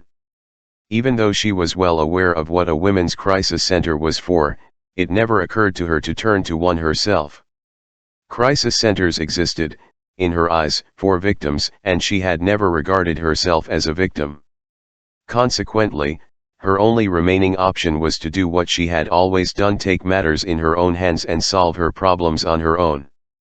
That was definitely an option. And it did not bode well for Herr Advocate Nils Bjerman. Chapter 13 Thursday, February 20 Friday, March 7. During the last week of February, Salander acted as her own client, with Bjerman, born 1950, as a high-priority special project. She worked almost 16 hours every day doing a more thorough personal investigation than she had ever done before. She made use of all the archives and public documents she could lay her hands on. She investigated his circle of relatives and friends. She looked at his finances and mapped out every detail of his upbringing and career. The results were discouraging. He was a lawyer, member of the Bar Association, and author of a respectably long-winded but exceptionally tedious dissertation on finance law. His reputation was spotless. Advocate Bjerman had never been censured. On only one occasion was he reported to the Bar Association. He was accused nearly 10 years ago of being the middleman in an under-the-table property deal, but he had been able to prove his innocence. His finances were in good order. Bjerman was well-to-do, with at least 10 million kronor in assets. He paid more taxes than he owed, was a member of Greenpeace and Amnesty International, and he donated money to the Heart and Lung Association. He had rarely appeared in the mass media, although on several occasions he had signed his name to public appeals for prisoners in the Third World. He lived in a 5-room apartment on Upplandsgaten near Odenplan, and he was the secretary of his co-op apartment association. He was divorced and had no children. Salander focused on his ex-wife, whose name was Elena. She was born in Poland but had lived all her life in Sweden. She worked at a rehabilitation center and was apparently happily remarried to one of Bjerman's former colleagues. Nothing useful there. The Bjerman marriage had lasted 14 years, and the divorce went through without disputes. Advocate Bjerman regularly acted as a supervisor for youths who got into trouble with the law.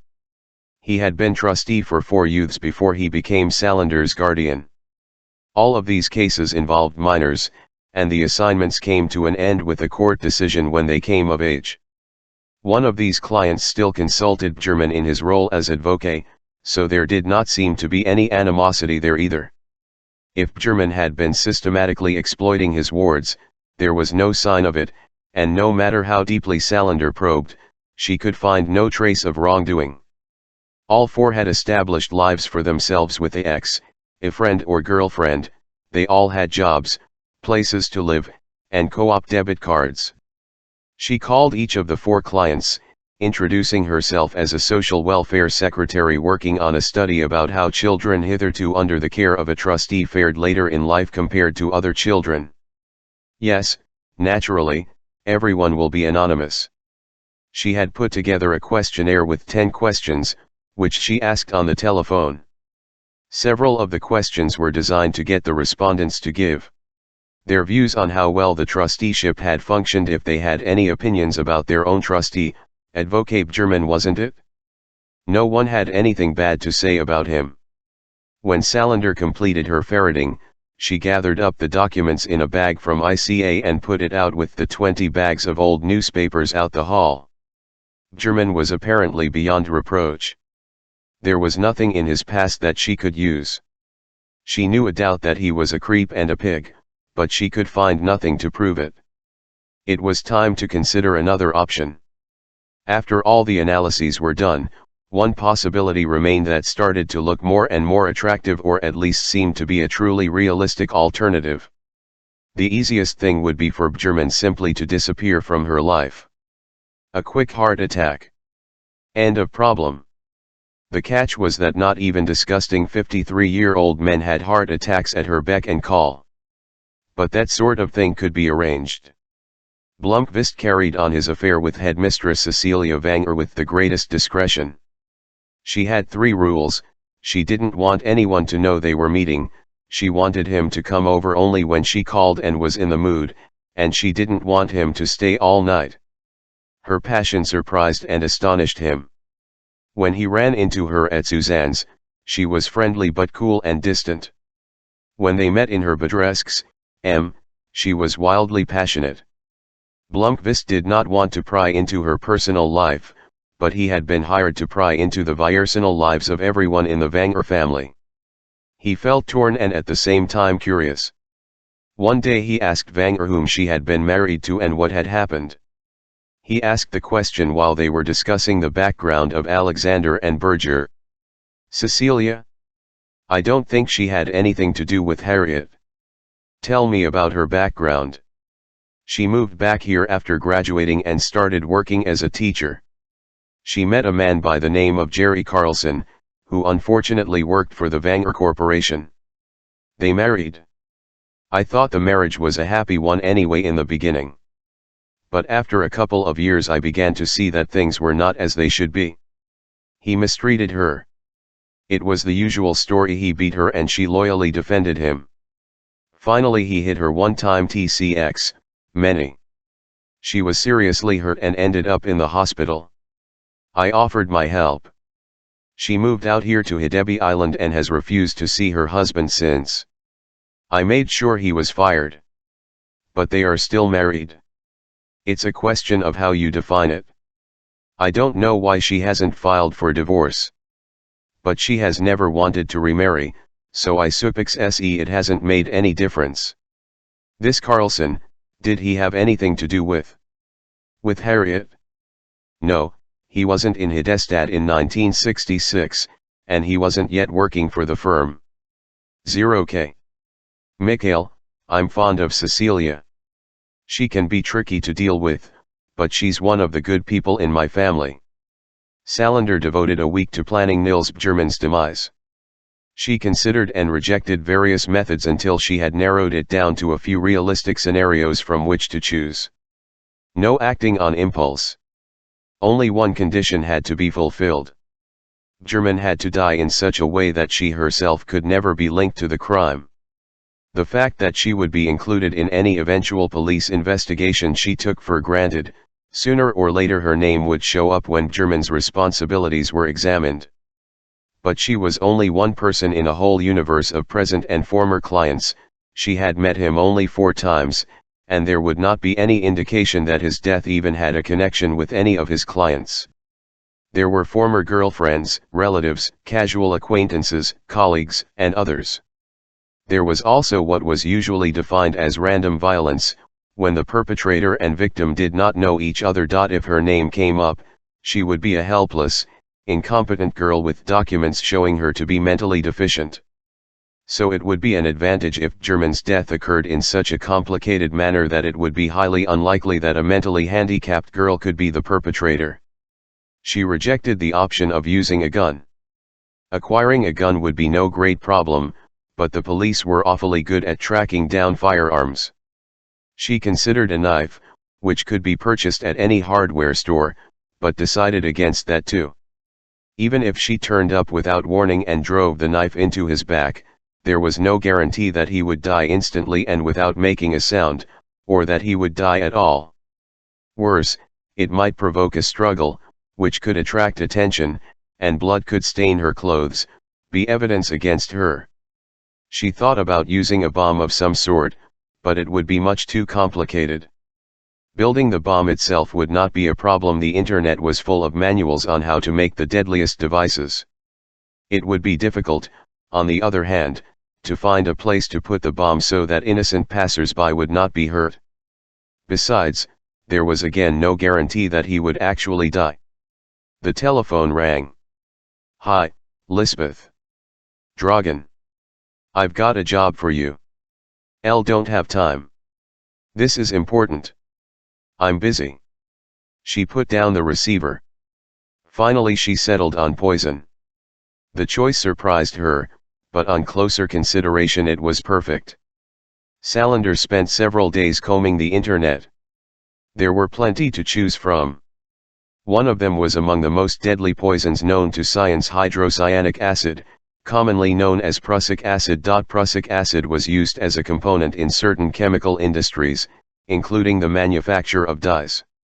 A few milligrams were enough to kill a person. 1 liter in a reservoir could wipe out a medium-sized city. Obviously such a lethal substance was kept under strict control. But it could be produced in almost unlimited quantities in an ordinary kitchen. All that was needed was a modest amount of laboratory equipment, and that could be found in a chemistry set for children for a few hundred kronor, along with several ingredients that could be extracted from ordinary household products. The manual for the process was on the internet. Another option was nicotine. From a carton of cigarettes she could extract enough milligrams of the substance and heat it to make a viscous syrup. An even better substance, although slightly more complex to produce, was nicotine sulfate, which had the property that it could be absorbed through the skin. All she would have to do was put on rubber gloves, fill a water pistol, and spray German in the face. Within 20 seconds he should be unconscious, and within a few minutes he would be dead as a doornail. Salander had had no idea that so many household products could be transformed into deadly weapons. After studying the subject for several days, she was persuaded that there were no technical impediments to making short work of her guardian. There were two problems: German's death would not of itself give her back control of her own life, and there was no guarantee that German's successor would be an improvement. Analysis of the consequences. What she needed was a way to control her guardian and thus her own situation. She sat on the worn sofa in her living room for one whole evening running through the situation in her mind.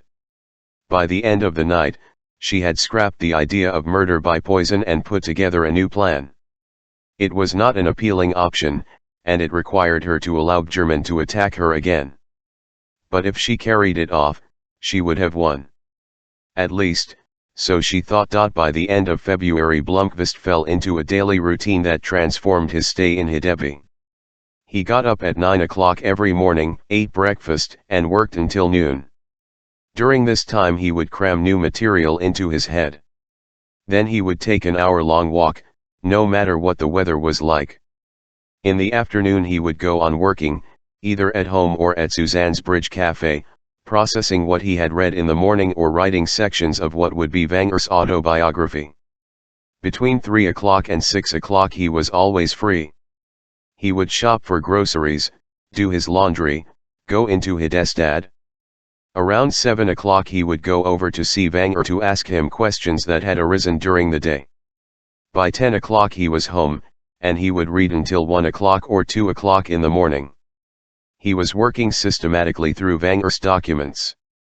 The work of shaping the autobiography was moving smoothly. He had written 120 pages of the family chronicle in rough draft. He had reached the 9205. Beyond this point he would have to move more slowly and start weighing his words.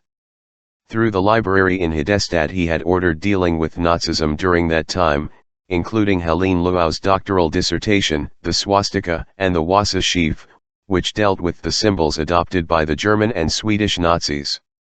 He had drafted another 40 pages about Wanger and his brothers, focusing on Wanger as the person holding the story together. He had a list of subjects he needed to research on the way the company operated during that time. And he had discovered that the Wenger family was also heavily involved in Ivar Kreuger's empire, another side story he had to explore. He estimated that he had about 300 pages left to write. According to the schedule he had devised, he wanted to have a final draft for Henrik Wenger to look at by the 1st of September, so that he could spend the autumn revising the text. For all his reading and listening, Blomqvist had made not an inch of progress in the Harriet Wenger case. No matter how much he brooded over the details in the files, he could find not a single piece of information that contradicted the investigative report. One Saturday evening in late February he had a conversation with Wenger in which he reported on his lack of. The old man listened patiently as Blomqvist listed all the dead ends he had run into. "No crime is perfect," Wenger said. "I'm sure we must have missed something. We still can't say whether a crime was committed." "Keep at it," Wenger said. "Finish the job. It's pointless." "Maybe so. But don't give up." Blomqvist sighed. "The telephone numbers," he said at last. "They have to mean something." "I'll agree. They were written down for some purpose. But we can't interpret them." "No. Or else we're interpreting them wrong." "Precisely. They were not telephone numbers. They mean something." "Maybe so." Mikhail sighed again and went home to continue reading. Advocate German was relieved when Salander called again and explained that she needed more money. She had postponed their most recent scheduled meeting with the excuse that she had to work, and a vague sense of uneasiness gnawed at him. Was she going to turn into an unmanageable problem child? But since she had missed the meeting, she had no allowance, and sooner or later she would be bound to come and see him. He could not help but be concerned that she might have discussed what had happened with some outsider. She was going to have to be kept in check. She had to understand who was in charge. So he told her that this time the meeting would be at his home near Odenplan, not at the office. Upon hearing this news, Salander was silent for a long time on the other end of the telephone before she finally agreed. She had planned to meet him at his office, exactly like last time. Now she was forced to see him in unfamiliar territory. The meeting was set for Friday evening. She had been given the building code, and she rang his doorbell at 8:30, half an hour later than agreed. That was how much time she had needed in the darkness of the building's stairwell to run through her plan one last time, consider alternatives, steel herself, and mobilize the courage she would need. At 8 o'clock Blomqvist switched off his computer and put on his outdoor clothing. He left the lights on in his office. Outside the sky was bright with stars and the night was freezing. He walked briskly up the hill, past Wang's house, taking the road to Ostergarden. Beyond Wanger's house he turned off to the left, following an uglier path along the shore. The lighted buoys flickered out on the water, and the lights from Hidestad gleamed prettily in the dark. He needed fresh air, but above all he wanted to avoid the spying eyes of Isabella Wenger. Not far from Martin Wanger's house he rejoined the road and arrived at Cecilia Wanger's door just after 8:30. They went straight to her bedroom. They met once or twice a week. Cecilia had not only become his lover out here in his place of exile, she had also become the person he had begun to confide in. It was significantly more rewarding discussing Harriet Wenger with her than with her uncle. The plan began to go wrong almost from the start. German was wearing a bathrobe when he opened the door to his apartment. He was cross at her arriving late and motioned her brusquely inside. She was wearing black jeans, a black t-shirt, and the obligatory leather jacket. She wore black boots and a small rucksack with a strap across her chest. "Haven't you even learned to tell the time?" German said. Salander did not reply. She LCX, ked around. The apartment looked much as she had expected after studying the building plans in the archives of the city zoning office. The light-colored furniture was birch and beech wood. "Come on," German said in a friendlier tone.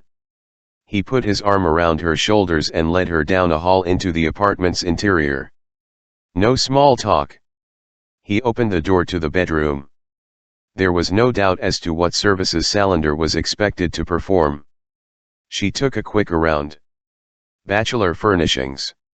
A double bed with a high bedstead of stainless steel. A low chest of drawers that also functioned as a bedside table. Bedside lamps with muted lighting. A wardrobe with a mirror along one side. A cane chair and a small desk in the corner next to the door. He took her by the hand and led her to the bed. Tell me what you need money for this time. More computer accessories. Food, she said. Of course. How stupid of me. You missed our last meeting. He placed his hand under her chin and lifted her face so their eyes met. How are you? She shrugged. Have you thought about what I said last time? About what? Lisbeth, don't act any more stupid than you are. I want us to be good friends and to help each other out. She said nothing. Advocate German resisted an impulse to give her a slap to put some life into her. Did you like our grown-up game from last time? No. He raised his eyebrows. Lisbeth, don't be foolish. I'll need money to buy FCX, D. But that's what we talked about last time. If you're nice to me, I'll be nice to you. But if you're just going to cause trouble. His grip on her chin tightened and she twisted away. I want my money. What do you want me to do? You know what I want. He grabbed her shoulder and pulled her towards the bed. Wait, Salander said hastily. She gave him a resigned "k" and then nodded curtly. She took off her rucksack and leather jacket with the rivets and looked around. She put her jacket on the chair, set her rucksack on the round table, and took several hesitant steps to the bed. Then she stopped, as if she had cold feet. German came closer. Wait, she said once more, in a tone as if to say that she was trying to talk sense into him. I don't want to have to suck your dick every time I need money.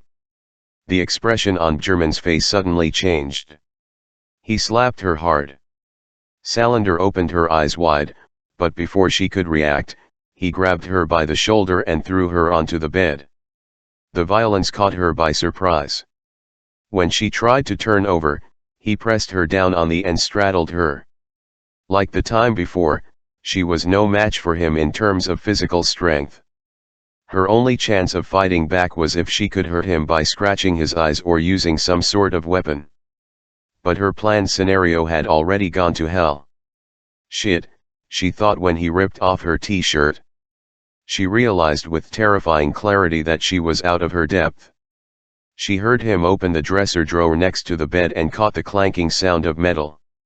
At first she did not understand what was happening, then she saw the handcuffs close around her wrist.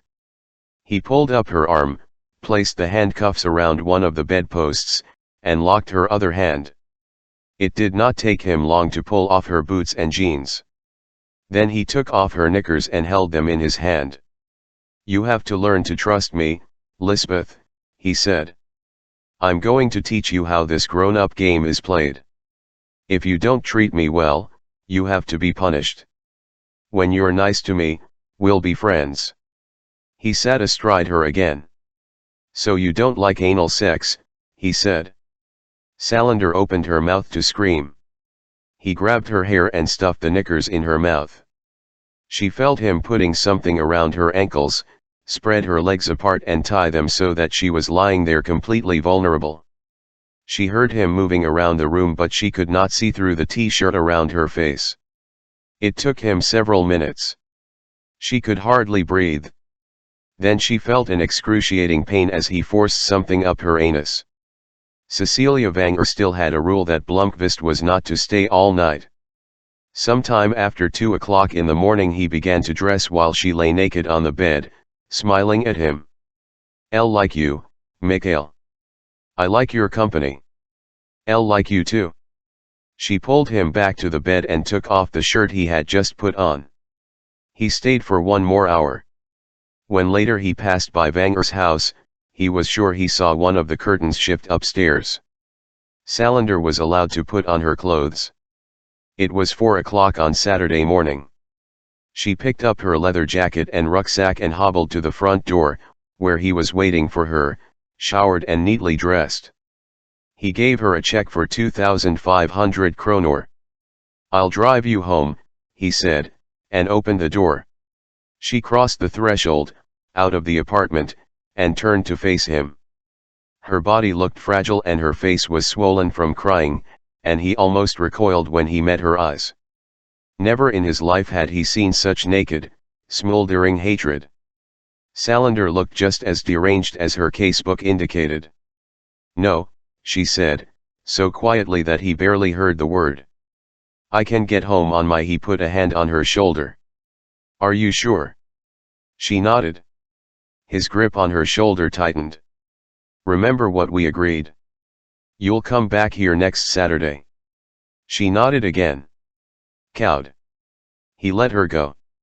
Chapter 14 Saturday, March 8 Monday, March 17 Salander spent the week in bed with pain in her abdomen, bleeding from her rectum, and less visible wounds that would take longer to heal. What she had gone through was very different from the first rape in his office. It was no longer a matter of coercion and degradation. This was systematic brutality. She realized much too late that she had utterly misjudged German. She had assumed he was on a power trip and liked to dominate, not that he was an all-out sadist. He had kept her in handcuffs half the night. Several times she believed he meant to kill her, and at one point he had pressed a pillow over her face until she thought she was going to pass out. She did not cry. Apart from the tears of pure physical pain, she shed not a single tear. When she left the apartment, she made her way with difficulty to the taxi stand at Odenplan. With difficulty she climbed the stairs to her own apartment. She showered and wiped the blood from her genitals. Then she drank a pint of water with 2 Rohypnol and stumbled to her bed and pulled the duvet over her head. She woke up at midday on Sunday, empty of thoughts and with constant pain in her head, muscles, and abdomen. She got up, drank 2 glasses of kefir, and ate an apple. Then she took 2 more sleeping pills and went back to bed. She did not feel like getting up until Tuesday.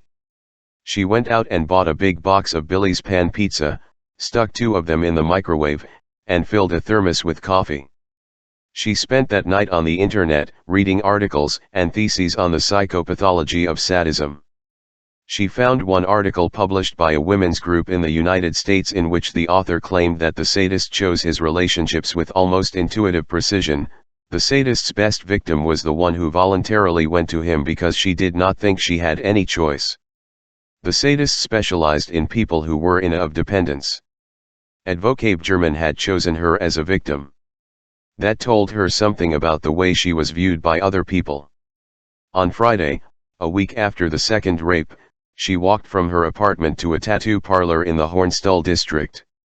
She had made an appointment, and there were no other customers in the shop. The owner nodded, recognizing her. She chose a simple little tattoo depicting a narrow band and asked to have it put on her ankle. She pointed. "The skin is very thin there. It's going to hurt a lot," said the tattoo artist. "That's 0k, Salander said, taking off her jeans and putting her leg up. 0k, a band. You already have loads of tattoos. Are you sure you want another one? It's a reminder." Blomqvist left the cafe when Suzanne closed at 2 o'clock on Saturday afternoon. He had spent the morning typing up his notes in his iBook. He walked to Konsum and bought some Foxy and cigarettes before he went home. He had discovered fried sausage with and beets, a dish he had never been fond of, but for some reason it seemed perfectly suited to a cabin in the country. At around 7 o'clock in the evening he stood by the kitchen window, thinking. Cecilia Vanger had not called. He had run into her that afternoon when she was buying bread at the cafe, but she had been lost in her own thoughts. It did not seem likely that she would call this evening. He glanced at the little TV that he almost never used. Instead he sat at the kitchen bench and opened A Mystery by Sue Grafton. Salander returned at the agreed upon time to German's apartment near Odenplan. He let her in with a polite, welcoming smile. "And how are you doing today, dear Lisbeth?" She did not reply. He put an arm around her shoulder. "I'll suppose it was a bit rough last time," he said. "You looked a little subdued." She gave him a crooked smile and he felt a sudden pang of uncertainty. This girl is not all there. I have to remember that. He wondered if she would come around. "Shall we go into the bedroom?" Salander said. "On the other hand, she may be with it. Today I'll take it easy on her. Build up her trust." He had already put out the handcuffs on the chest of drawers. It was not until they reached the bed that German realized that something was amiss. She was the one leading him to the bed, not the other way around. He stopped and gave her a puzzled 100k when she pulled something out of her jacket pocket which he thought was a mobile telephone. Then he saw her eyes. "Say good night," she said. She shoved the taser into his left armpit and fired off 75,000 volts. When his legs began to give way, she put her shoulder against him and used all her strength to push him down onto the bed. Cecilia Wenger felt a little tipsy. She had decided not to telephone Blomqvist. Their relationship had developed into a ridiculous bedroom farce, in which Blomqvist had to tiptoe around trying to get to her house unnoticed. She in turn played a lovesick teenage girl who could not control herself. Her behavior the past few weeks had been reckless. "The problem is that I like him too much," she thought. "He's going to end up hurting me." She sat for a long time wishing that Mikhail Blomqvist had never come to Hedeby. She had opened a bottle of wine and drunk 2 glasses in her loneliness. She turned on the TV to watch Rapport and tried to follow the world's situation, but very soon tired of the reasoned commentary on why President Bush had to bomb Iraq to smithereens. Instead she sat on the living room sofa and picked up Gellert Thomas' book The Laser Man. She read only a few pages before she had to put the book down. That made her instantly think of her father. What kind of fantasies did he have? The last time they really saw each other was in 1984, when she went with him and Berger, hare hunting north of Hedestad. Berger was trying out a new hunting dog, a Swedish foxhound which he had just acquired. Harold Wenger was 73 at the time, and she had done her very best to accept his lunacy, which had made her childhood a nightmare and affected her entire adult life. Cecilia had never before been as fragile as she was then. Her marriage had ended 3 months earlier. Domestic violence. The term was so banal. For her it had taken the form of unceasing abuse. Blows to the head, violent shoving, RNCX, DY threats, and being knocked to the kitchen floor. Her husband's outbursts were inexplicable and the attacks were not often so severe that she was actually injured. She had become used to it. Until the day when she struck back and he completely lost control.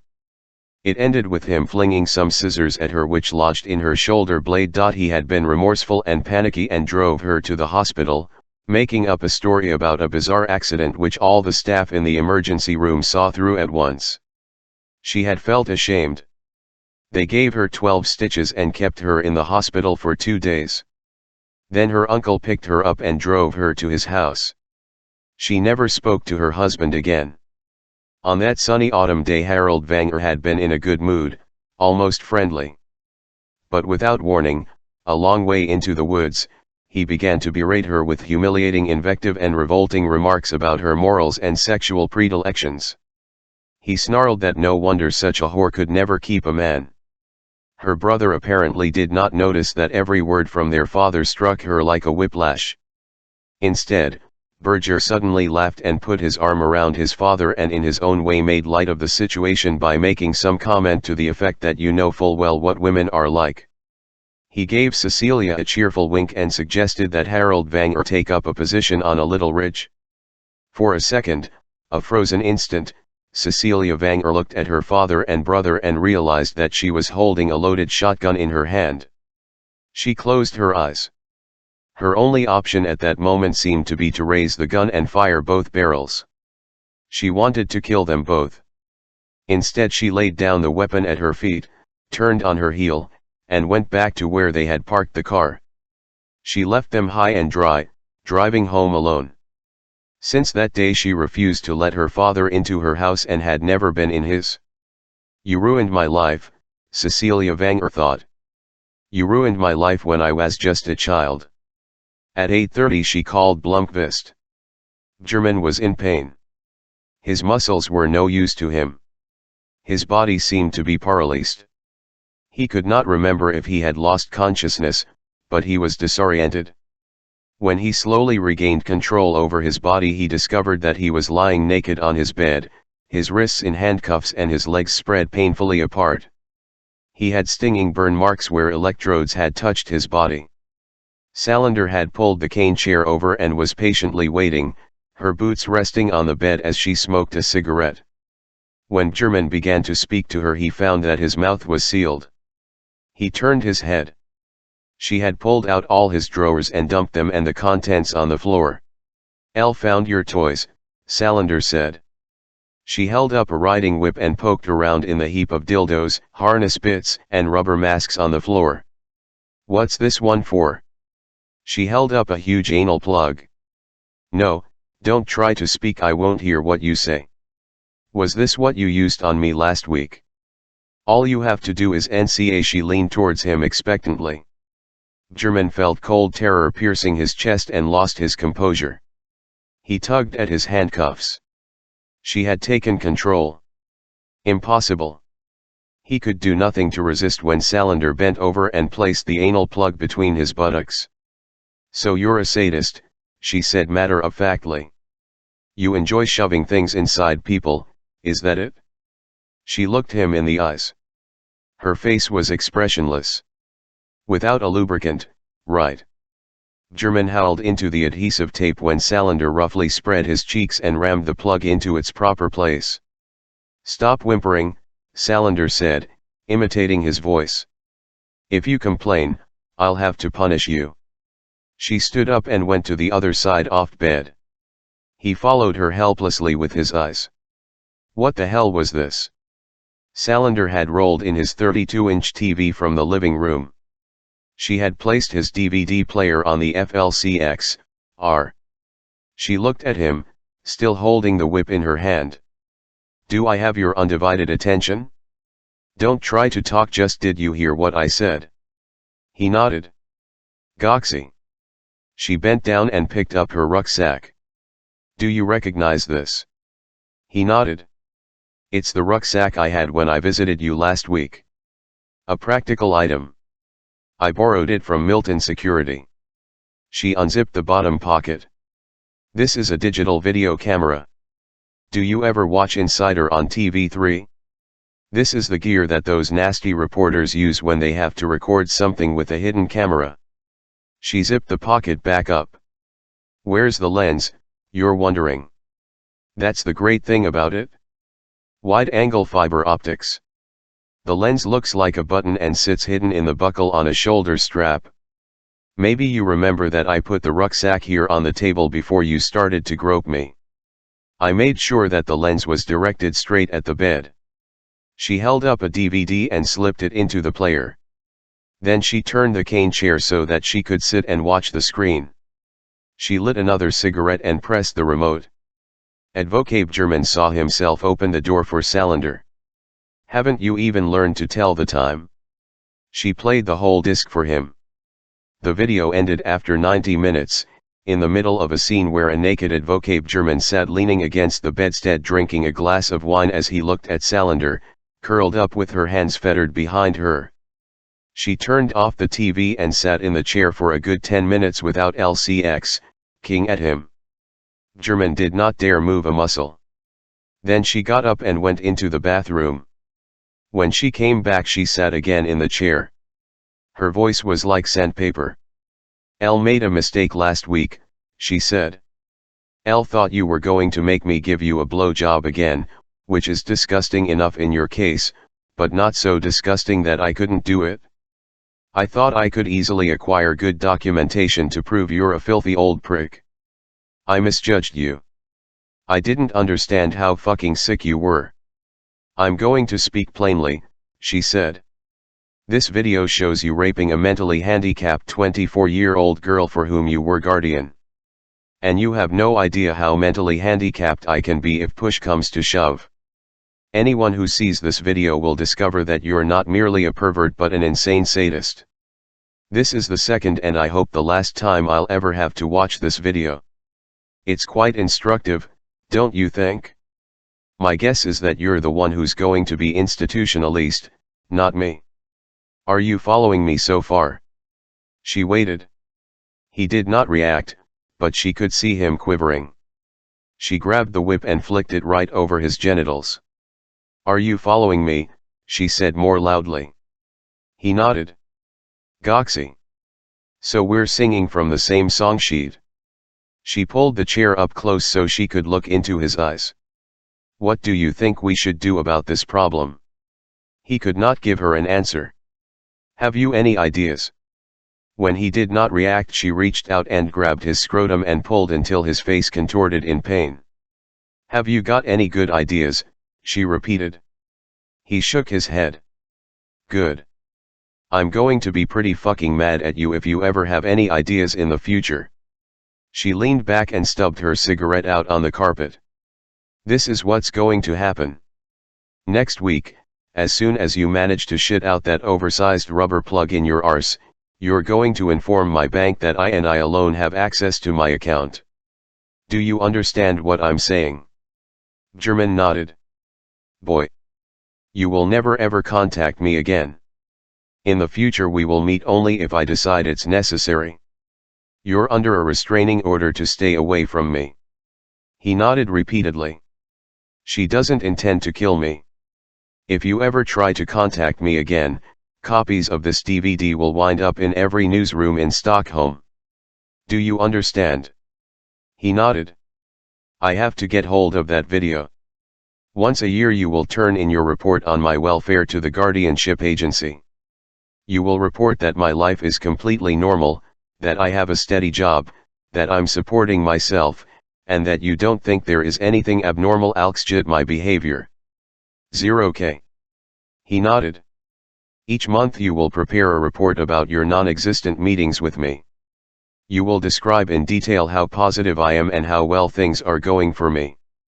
You will post a copy to me. Do you understand? He excited again. Salander noticed absent-mindedly the beads of sweat forming on his forehead.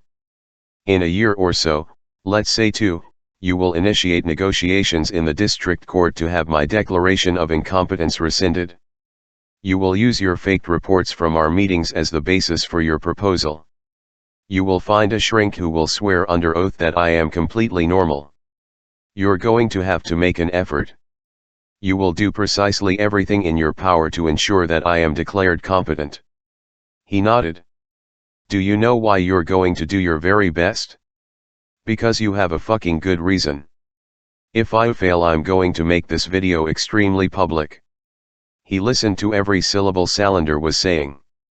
His eyes were burning with hatred.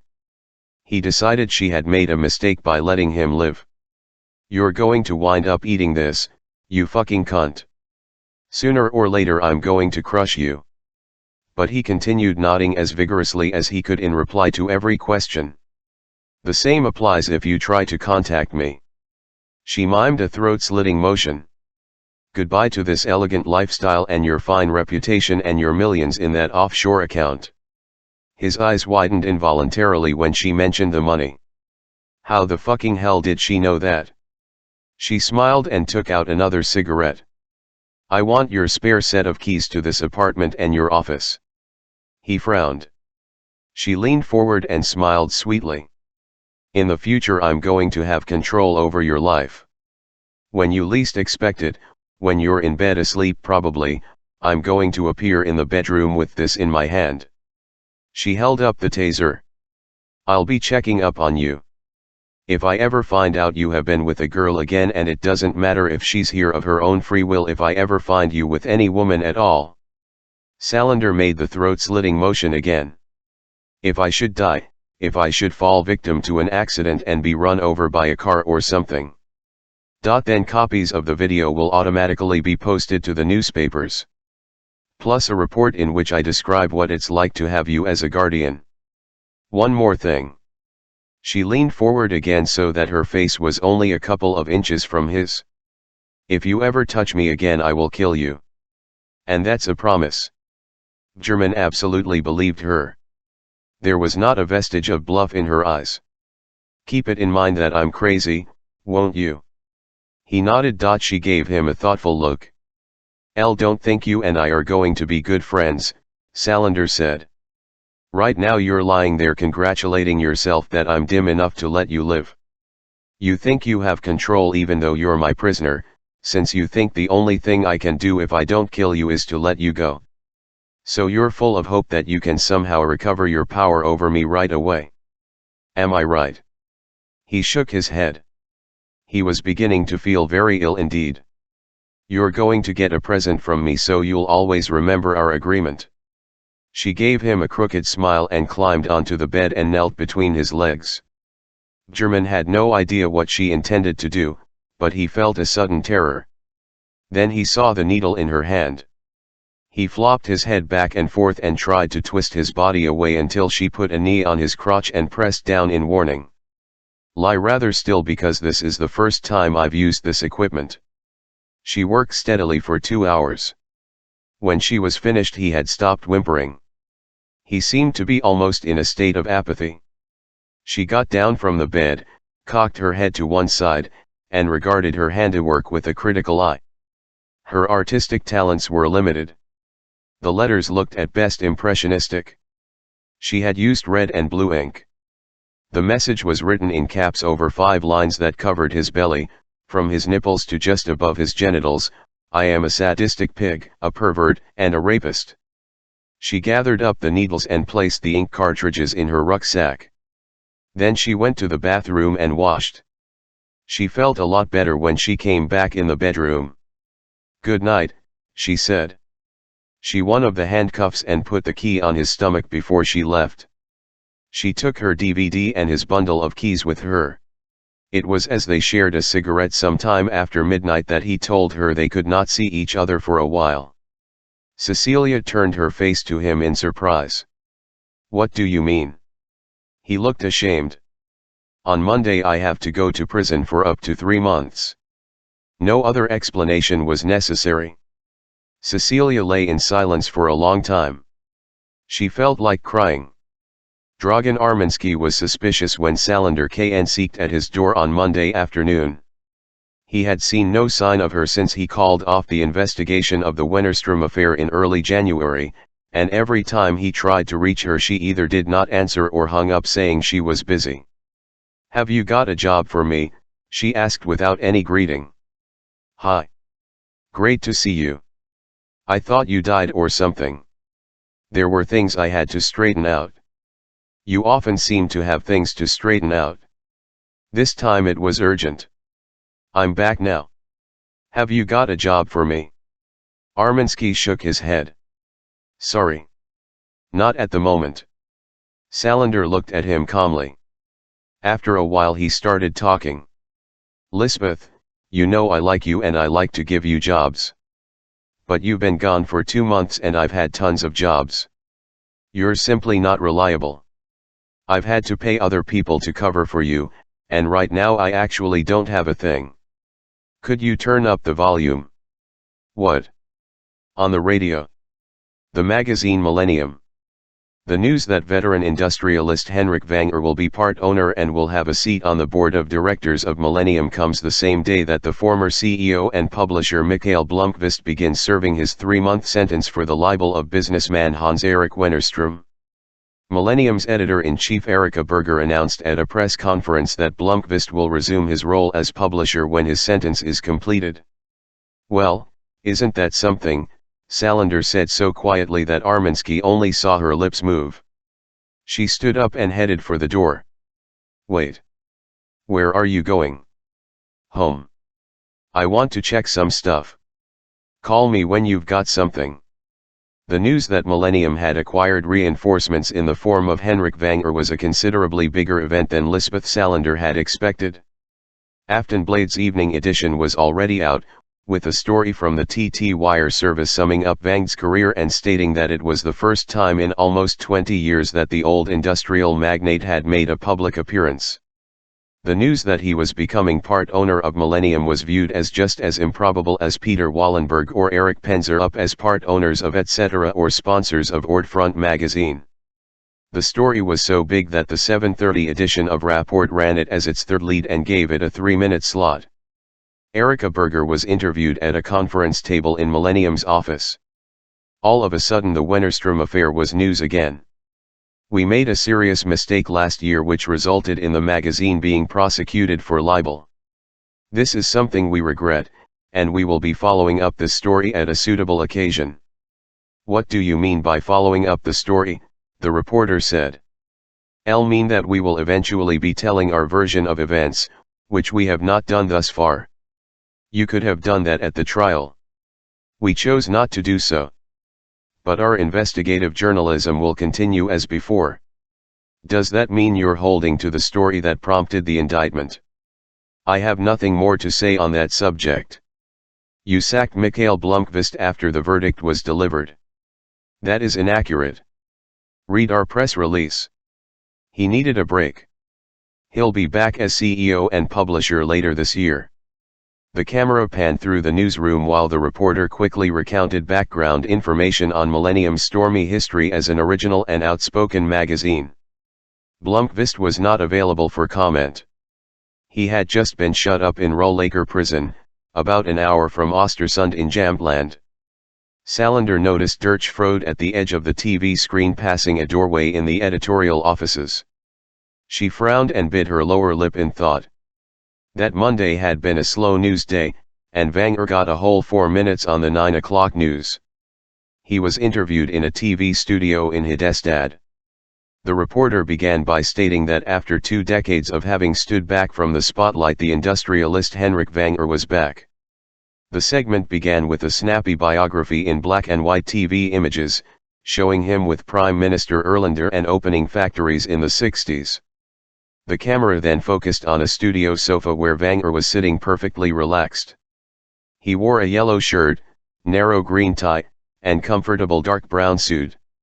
He was gaunt, but he spoke in a clear, firm voice. And he was also quite candid. The reporter asked Vanger what had prompted him to become a part owner of Millennium. It's an excellent magazine which I have followed with great interest for several years. Today the publication is under attack. It has enemies who are organizing an advertising boycott, trying to run it into the ground. The reporter was not prepared for this, but guessed at once that the already unusual story had yet more unexpected aspects. What's behind this boycott? That's one of the things that Millennium will be examining closely. But I'll make it clear now that Millennium will not be sunk with the first salvo. Is this why you bought into the magazine? It would be deplorable if the special interests had the power to silence those voices in the media that they find uncomfortable. Vanger acted as though he had been a cultural radical espousing freedom of speech all his life. Blomkvist burst out laughing as he spent his first evening in the TV room at Rollaker prison. His fellow inmates glanced at him uneasily. Later that evening, when he was lying on the bunk in his cell, which reminded him of a cramped motel room with its tiny table, its one chair, and one shelf on the wall, he admitted that Vanger and Berger had been right about how the news would be marketed. He just knew that something had changed in people's attitude towards Millennium. Vanger's support was no more or less than a declaration of war against Wennerstrom. The message was clear: in the future you will not be fighting with a magazine with a staff of 6 and an annual budget corresponding to the cost of a luncheon meeting of the Wennerstrom Group. You will now be up against the Vanger Corporation, which may be a shadow of its former greatness but still presents a considerably tougher challenge. The message that Vanger had delivered on TV was that he was prepared to fight, and for Wennerstrom, that war would be costly. Berger had chosen her words with care. She had not said much, but her saying that the magazine had not told its version created the impression that there was something to tell. Despite the fact that Blomkvist had been indicted, convicted, and was now imprisoned, she had come out and said, if not in so many words, that he was innocent of libel and that another truth existed. Precisely because she had not used the word innocent, his innocence seemed more apparent than ever. The fact that he was going to be reinstated as publisher emphasized that Millennium felt it had nothing to be ashamed of. In the eyes of the public, credibility was no problem. Everyone loves a conspiracy theory, and in the choice between a filthy rich businessman and an outspoken and charming editor-in-chief, it was not hard to guess where the public's sympathies would lie. The media, however, were not going to buy the story so easily, but Berger may have disarmed a number of critics. None of the day's events had changed the situation fundamentally, but they had bought time and they had shifted the balance of power a little. Blomqvist imagined that Wennerström had probably had an unpleasant evening. Wennerström could not know how much, or how little, they knew, and before he made his next move he was going to have to find out. With a grim expression, Berger turned off TV and the VCR after having watched first her own and then Wanger's interview. It was 2:45 in the morning, and she had to stifle the impulse to call Blomqvist. He was locked up, and it was unlikely that he was allowed to keep his mobile. She had arrived home so late that her husband was already asleep. She went over to the bar and poured herself a healthy measure of Abalor single malt. She drank alcohol about once a year and sat at the window, looking out across Saltsjön to the lighthouse at the entrance to Skuru Sound. She and Blomqvist had argued heatedly when they were alone after she concluded the agreement with Wanger. They had weathered many full block-seat arguments about what angle to use for a specific article, the design of the magazine, the evaluation of their sources' credibility, and 1,000 other things involved in putting out a magazine.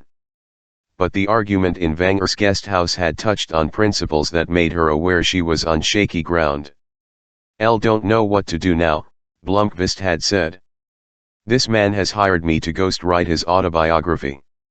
Up until now I've been free to get up and leave the moment he tries to force me to write something that isn't true, or tries to persuade me to slant the story in a way I don't hold with.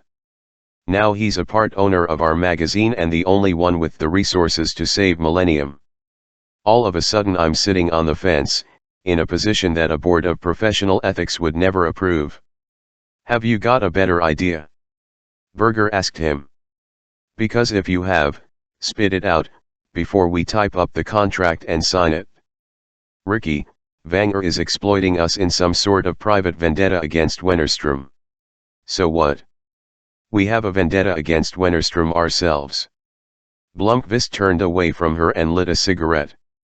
Their conversation had gone on for quite a while, until Berger went into the bedroom, undressed, and climbed into bed. She pretended to be asleep when he got in beside her 2 hours later. This evening a reporter from Dagens Nyheter had asked her the same question: how is Millennium going to be able credibly to assert its independence? "What do you mean?" The reporter thought the question had been clear enough, but he spelled it out anyway. "One of Millennium's objectives is to investigate corporations. How will the magazine be able to claim in a credible way that it's investigating the Wanger Corporation?" Berger gave him a surprised look, as if the question were completely unexpected. "Are you insinuating that Millennium's credibility is diminished because a well-known financier with significant resources has entered the picture? You could not now credibly investigate the Wanger Corporation. Is that a rule that applies specifically to Millennium?" "Excuse me. I mean, you work for a publication that is for the most part owned by major corporate entities. Does that mean that none of the newspapers published by the Bonnier Group is credible? Aftenbladet is owned by a huge Norwegian corporation, which in turn is a major player in IT and communications. Does that mean that anything Aftenbladet publishes about the electronics industry is not credible? Metro is owned by the Stenbeck Group. Are you saying that no publication in Sweden that has significant economic interests behind it is credible?" "No, of course not." "Then why are you insinuating that Millennium's credibility would be diminished because we also have backers?" The reporter held up his hand. "0K, I'll retract that question." "No. Don't do that. I want you to print exactly what I said." And you can add that if DN promises to focus a little extra on the Wenger Corporation, then we'll focus a little more on the Bonnier Group. But it was an ethical dilemma. Blomqvist was working for Henrik Wenger, who was in a position to sink Millennium with the stroke of a pen. What would happen if Blomqvist and Wenger became enemies? And above all, what price did she put on her own credibility, and when had she been transformed from an independent editor into a corrupted one? Salander closed her browser and shut down her PowerBook. She was out of work and hungry. The first condition did not worry her so much, since she had regained control over her bank account and German had already taken on the status of a vague unpleasantness in her past. The hunger she dealt with by switching on the coffee maker. She made 3 big open rye bread sandwiches with cheese, caviar, and a hard-boiled egg. She ate her nighttime snacks on the sofa in the living room while she worked on the information she had gathered. The lawyer Frode from Hidestad had hired her to do an investigation of Mikael Blomqvist, the journalist who was given a prison sentence for libeling financier Hans-Erik Wennerström. A few months later, Henrik Wenger, also from Hidestad, joins Blomqvist's magazine's board of directors and claims that there is a conspiracy to crush the magazine. All this on the same day that the former goes to prison. Most fascinating of all, a 2-year-old background to empty Hans-Erik Wennerström, which she found in the online edition of Monopoly Financial magazine. It seemed that he began his career in the very same Wenger Corporation in the late 60s. You didn't have to be a rocket scientist to see that these events were somehow related. There had to be a skeleton in one of their cupboards, and Salander loved hunting skeletons. Besides, she had nothing else on at the moment. Part 3 Mergers May 16. Totally to 13% of the women in Sweden have been subjected to aggravated sexual assault outside of a sexual relationship. Chapter 15 Friday, May 16. Saturday, May 31. Mikael Blomqvist was released from Rålåker prison on Friday, May 16, 2 months after he was admitted. The same day he entered the facility, he had submitted an application for parole, with no great optimism. He never did quite understand the technical reasons his release, but it may have had something to do with the fact that he did not use any holiday leave and that the prison population was 42 while the number of beds was 31. In any case, the warden Peter Sarowski, a 40-year-old Polish exile with whom Blomqvist got along well, wrote a recommendation that his sentence be reduced. His time at Rålåker had been unstressful and pleasant enough. The prison had been designed, as Sarowski expressed it, for hooligans and drunk drivers, not for hardened criminals. The daily routines reminded him of living in a youth hostel. His fellow prisoners, half of whom were second-generation immigrants, regarded Blomqvist as something of a rare bird in the group. He was the only inmate to appear on the TV news, which lent him a certain status. On his first day, he was called in for a talk and offered therapy, training from Komvux, or the opportunity for other adult education, and occupational counseling. He did not feel any need at all for social rehabilitation. He had completed his studies, he thought, and he already had a job. On the other hand, he asked for permission to keep his IBCX-K in his cell so that he could continue to work on the Lxjock he was commissioned to write. His request was granted without further ado, and Sarowski arranged to bring him a lockable cabinet so that he could leave the computer in his cell. Not that any of the inmates would have stolen or vandalized it or anything like that. They rather kept a protective eye on him. In this way Blomqvist spent 2 months working about 6 hours a day on the Wenger Family Chronicle, work that was interrupted only by a few hours of cleaning or recreation each day. Blomqvist and 2 others, one of whom came from Skövde and had his roots in Chile, were assigned to clean the prison gym each day.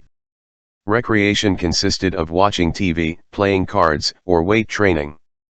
Blomqvist discovered that he was a passable poker player, but he still lost a few 50 or coins every day. Regulations permitted playing for money if the total pot did not exceed 5 kronor. He was told of his release only 1 day before. Sarowski summoned him to his office and they shared a toast with aquavit. Blomqvist went straight back to the cabin in Hedeby.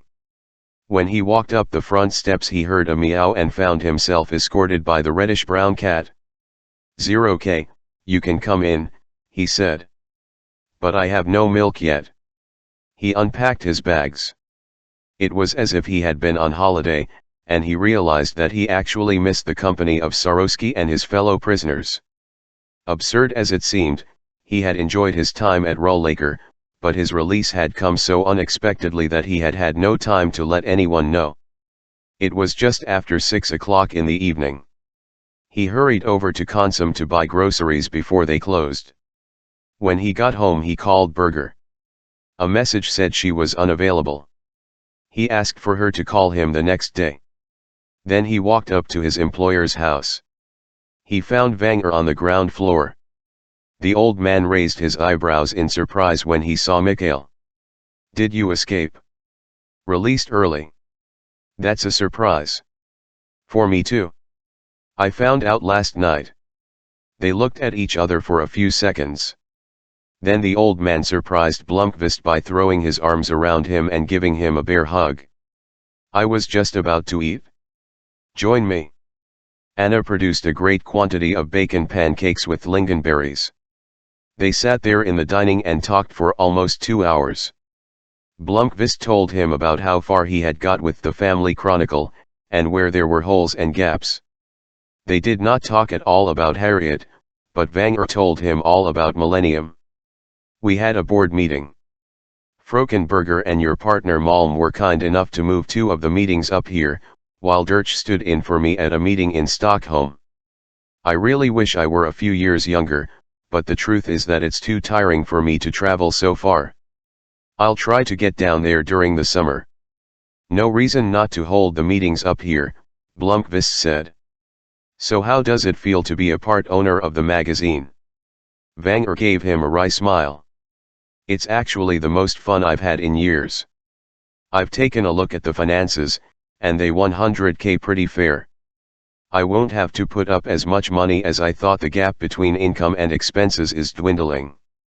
Elle talked with Erica this week. She says that advertising revenue has perked up. It's starting to turn around, yes, but it'll take time. At first the companies in the Vanger Corporation went in and bought up a bunch of full-page ads. But 2 former advertisers' mobile telephones and a travel bureau have come back. He smiled broadly. We're also doing a little more one-to-one hustling among Wennerström's enemies. And, believe me, there's a long list. Have you heard directly from Wennerström? Well, not really. But we leaked a story that Wennerström is organizing the boycott of Millennium. That must have made him look petty. A reporter at DN is said to have reached him and got a surly reply. You are enjoying this, aren't you? Enjoy isn't the word. I should have devoted myself to this years ago. What is it between you and Wennerström, anyway? Don't even try. You'll find out at the end of your year. When Blomqvist left Vanger around 9 o'clock there was a distinct feeling of spring in the air. It was dark outside and he hesitated for a moment. Then he made his familiar circuit and knocked on the door of Cecilia Vanger's house. He wasn't sure what he expected. Cecilia opened her eyes wide and instantly looked uncomfortable as she led him into the hall. They stood there, suddenly unsure of each other. She too asked if he had escaped, and he explained the situation. Elle just wanted to say hello. Am I interrupting something? She avoided his eyes. Mikhail could sense at once that she wasn't particularly glad to see him. No. No, come in. Would you like some coffee? Elle would. He followed her into the kitchen. She stood with her back to him as she filled the coffee maker with water. He put a hand on her shoulder, and she stiffened. Cecilia, you don't look as if you want to give me coffee. Elle wasn't expecting you for another month, she said. You surprised me. He turned her around so that he could see her face. They stood in silence for a moment. She still would not look him in the eye. Cecilia. Forget about the coffee. What's going on? She shook her head and took a deep breath. Mikhail, I'd like you to leave. Don't ask. Just leave. Mikhail first walked back to the cottage, but paused at the gate, undecided. Instead of going in, he went down to the water by the bridge and sat on it. He smoked a cigarette while he sorted out his thoughts and wondered what could have so dramatically changed Cecilia Vanger's attitude towards him. He suddenly heard the sound of an engine and saw a big white boat slip into the Sound beneath the bridge. When it passed, Mikhail saw that it was Martin Vanger standing at the wheel, with his gaze focused on avoiding sunken rocks in the water. The boat was a 40 FCX T-motor cruiser, an impressive bundle of power. He stood up and took the beach path. He discovered that several boats were already in the water at various docks, a mixture of motorboats and sailing boats. There were several Pedersen boats, and at one dock an IV-class yacht was rocking in the wake. Other boats were larger and more expensive vessels. He noticed a Hallberg Rasse. The boats also indicated the class distribution of Hidebi's Marina. Martin Vanger had without a doubt the largest and the plushest boat in view. He stopped below Cecilia Vanger's house and stole a glance at the lighted windows on the top FLCX, R. Then he went home and put on some coffee of his own. He went into his office while he waited for it to brew. Before he presented himself at the prison, he had returned the majority of Vanger's documentation on Harriet. It had seemed wise not to leave it in an empty house. Now the shelves looked bare. He had, of the reports, only 5 of Vanger's own notebooks, and these he had taken with him to Rollaker and now knew by heart. He noticed an album on the top shelf of the LXK case that he had forgotten. He carried it to the kitchen table. He poured himself coffee and began going through it. They were photographs that had been taken on the day Harriet disappeared. The first of them was the last photograph of Harriet, at the Children's Day Parade in Hidestad. Then there were some 180 crystal clear pictures of the scene of the accident on the bridge. He had examined the images one by one with a magnifying glass on several occasions previously. Now he turned the pages almost absent-mindedly. He knew he was not going to find anything he had not seen before. In fact, he felt all of a sudden fed up with the unexplainable disappearance of Harriet Vanger and slammed the album shut. Restlessly he went to the kitchen window and peered out into the darkness. Then he turned his gaze back to the album.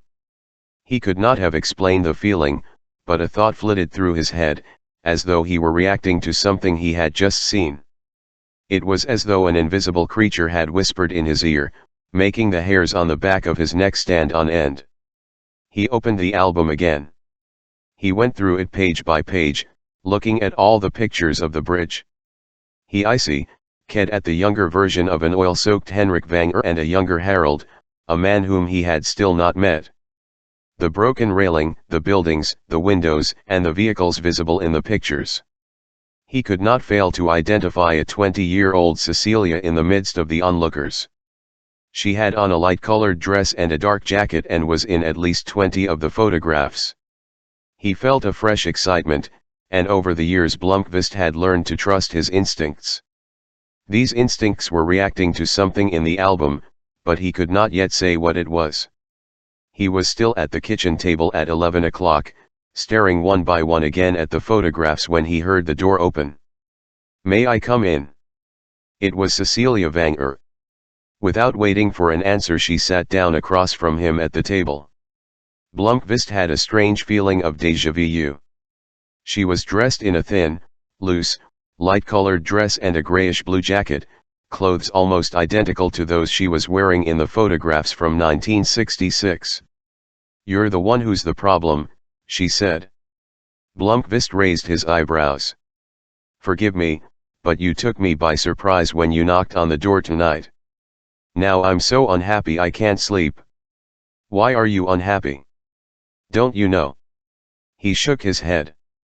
"If I tell you, promise you won't laugh." "Promise." "When I seduced you last winter it was an idiotic, impulsive act. I wanted to enjoy myself, that's all. That first night I was quite drunk, and I had no intention of starting anything long-term with you. Then it turned into something else. I want you to know that those weeks with you as my occasional lover were some of the happiest in my life. Elle thought it was lovely too. Mikhail, I've been lying to you and to myself the whole time. I've never been particularly relaxed about sex. I've had 5 sex partners in my entire life. Once when I was 21 and a debutante. Then with my husband, whom I met when I was 25 and who turned out to be a bastard. And then a few times with 3 guys I met several years apart. But you provoked something in me. I simply couldn't get enough. It had something to do with the fact that you're so undemanding. Cecilia, you don't have to. Don't interrupt, or I'll never be able to tell you this. Blomqvist sat in silence. The day you left for prison I was absolutely miserable. You were gone, as though you had never existed. It was dark here in the guest house. It was cold and empty in my bed. And there I was, an old maid of 56 again. She said nothing for a while and looked Blomqvist in the eyes. Elle fell in love with you last winter. I didn't mean to, but it happened. And then I took stock and realized that you were only here temporarily. One day you'll be gone for good, and I'll stay here for the rest of my life.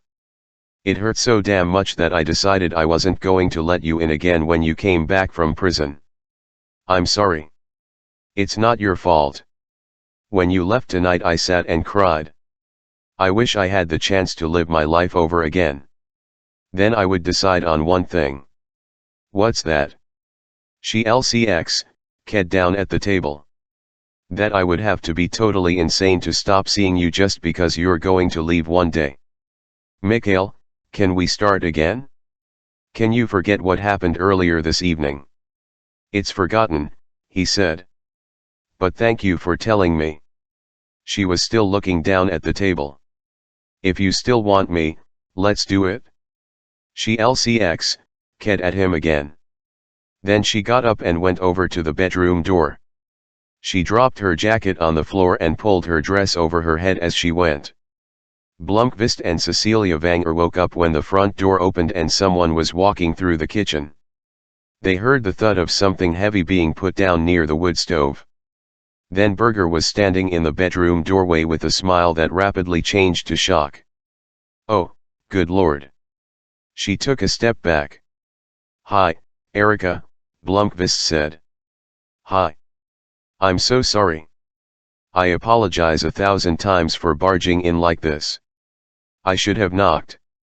We should have locked the front door. Erika, this is Cecilia Vanger. Cecilia. Erika Berger is the editor-in-chief of Millennium. Hi, Cecilia said. Hi, Berger said. She looked as though she could not decide whether to step forward and shake hands or just leave. One can go for a walk. What do you say to putting on some coffee instead? Blomqvist looked at the alarm clock on the bedside table. Just past noon. Berger nodded and pulled the bedroom door shut. Blomqvist and Cecilia looked at each other. Cecilia appeared embarrassed. They had made love and talked until 4 o'clock in the morning. Then Cecilia said she thought she'd sleep over and that in the future she wouldn't give a tinker's cuss who knew she was sleeping with Mikhail Blomqvist. She had slept with her back to him and with his arm tucked around her breasts. Listen, it's 0K, he said. Erika's married and she isn't my girlfriend. We see each other now and then, but she doesn't care at all if you and I have something. She's probably pretty embarrassed herself right now. When they went into the kitchen a while later, Erika had set out coffee, juice, lemon marmalade, cheese, and toast. It smelled good. Cecilia went straight up to her and held out her hand. I was a little abrupt in there. Hi. Dear Cecilia, I'm so sorry for stomping in like an elephant, said a very embarrassed Erika Berger. Forget it, for God's sake. And let's have breakfast. After breakfast Berger excused herself and left them alone, saying that she had to go and say hello to Vanger. Cecilia cleared the table with her back to Mikhail. He went up and put his arms around her. What's going to happen now? Cecilia said. Nothing. This is the way it is. Erika is my best friend. She and I have been together off and on for 20 years and will probably be, on and off, for another 20. I hope so. But we've never been a couple and we never get in the way of each other's romances. Is that what we have? A romance. Elle don't know what we have, but apparently we get along. Where's she going to sleep tonight? We'll find her a room somewhere. One of Henrik's spare rooms. She won't be sleeping in my bed, anyway. Cecilia thought about this for a moment. Elle don't know if I can handle this. You and she might function that way, but I don't know. I've never. She shook her head. I'm going back to my place. I have to think about this for a while. Cecilia, you asked me earlier and I told you about my relationship with Erica. Her existence can't be any great surprise to you. That's true. But as long as she was at a comfortable distance down in Stockholm I could ignore her. Cecilia put on her jacket. This situation is ludicrous, she said with a smile. Come over for dinner tonight. Bring Erica. I think I'm going to like her. Erica had already solved the problem of where to sleep. On previous occasions when she had been up to Hidebi to visit Vanger she had stayed in one of his spare and she asked him straight out if she could borrow the room again. Henrik could scarcely conceal his delight, and he assured her that she was welcome at any time. With these formalities out of the way, Blomqvist and Berger went for a walk across the bridge and sat on the terrace of Suzanne's Bridge Cafe just before closing time. I'm really pissed off, Berger said. I'll drive all the way up here to welcome you back to freedom and find you in bed with the town femme fatale. I'm sorry about that. How long have you and Miss Big Tits? Berger waved her index finger. From about the time Vanger became part owner. Aha. What do you mean, aha? Just curious. Cecilia's a good woman. I like her. I'm not criticizing. I'm just pissed off. Candy within reach and then I have to go on a diet. How was prison? Like an uneventful holiday. How are things at the magazine? Better. For the first time in a year the advertising revenue is on the rise. We're way below this time last year, but we've turned the corner. Thanks to Henrik. But the weird thing is that subscriptions are going up too. They tend to fluctuate. By a couple of hundred one way or the other. But we picked up 3,000 in the past quarter. At first I thought it was just luck, but new subscribers keep coming in. It's our biggest subscription jump ever. At the same time, our existing subscribers are renewing pretty consistently across the board. None of us can understand it. We haven't run any ad campaigns. Krista spent a week doing spot checks on what sort of demographic is showing up. First, they're all brand new subscribers. Second, 70% of them are women. Normally it's the other way around. Third, the subscribers can be described as middle-income white-collar workers from the suburbs, teachers, middle management, civil service workers. Think it's the middle-class revolt against big capital, I don't know. But if this keeps up, it'll mean a significant shift in our subscriber profile. We had an editorial conference 2 weeks ago and decided to start running new types of material in the magazine. I want more articles on professional matters associated with TCO, the Swedish Confederation of Professional Employees, and also more investigative reporting on women's issues, for instance. Don't change too much, Blomqvist said. If we're getting new subscribers then it means that they like what we're running already. Cecilia had also invited Vanger to dinner, possibly to reduce the risk of troublesome topics of conversation. She had made a venison stew. Berger and Vanger spent a good deal of the time discussing Millennium's development and the new subscribers, but gradually the conversation moved on to other matters. Berger suddenly turned to Blomqvist at one point and asked him how his work was coming along. I'm counting on having a draft of the Family Chronicle complete in a month for Henrik to add. A chronicle in the spirit of the Addams family, Cecilia said. It does have certain historical aspects, Blomqvist conceded. Cecilia glanced at Vanger. Mikhail, Henrik isn't really interested in a family chronicle. He wants you to solve the mystery of Harriet's disappearance. Blomqvist did not say a word. Ever since he had begun his relationship with Cecilia he had talked fairly openly Alxjud Harriet with her. Cecilia had already deduced that this was his real assignment, even though he never formally admitted it. He had certainly never told Henrik that he and Cecilia had discussed the subject. Vanger's bushy eyebrows drew together a bit. Erika was silent. "My dear Henrik," Cecilia said. "I'm not stupid. I don't know what sort of agreement you and Mikhail have, but his stay here in Hidebi is Alxjud Harriet. It is, isn't it?" Vanger nodded and glanced at Blomqvist. "Elle told you she was sharp." He turned to Berger. "Elle presume that Mikhail has explained to you what he's working on here in Hidebi." She nodded. "And I presume you think it's a senseless undertaking." "No, you don't have to answer that. It is an absurd and senseless task. But I have to find out." "I have no opinion on the matter," Berger said diplomatically.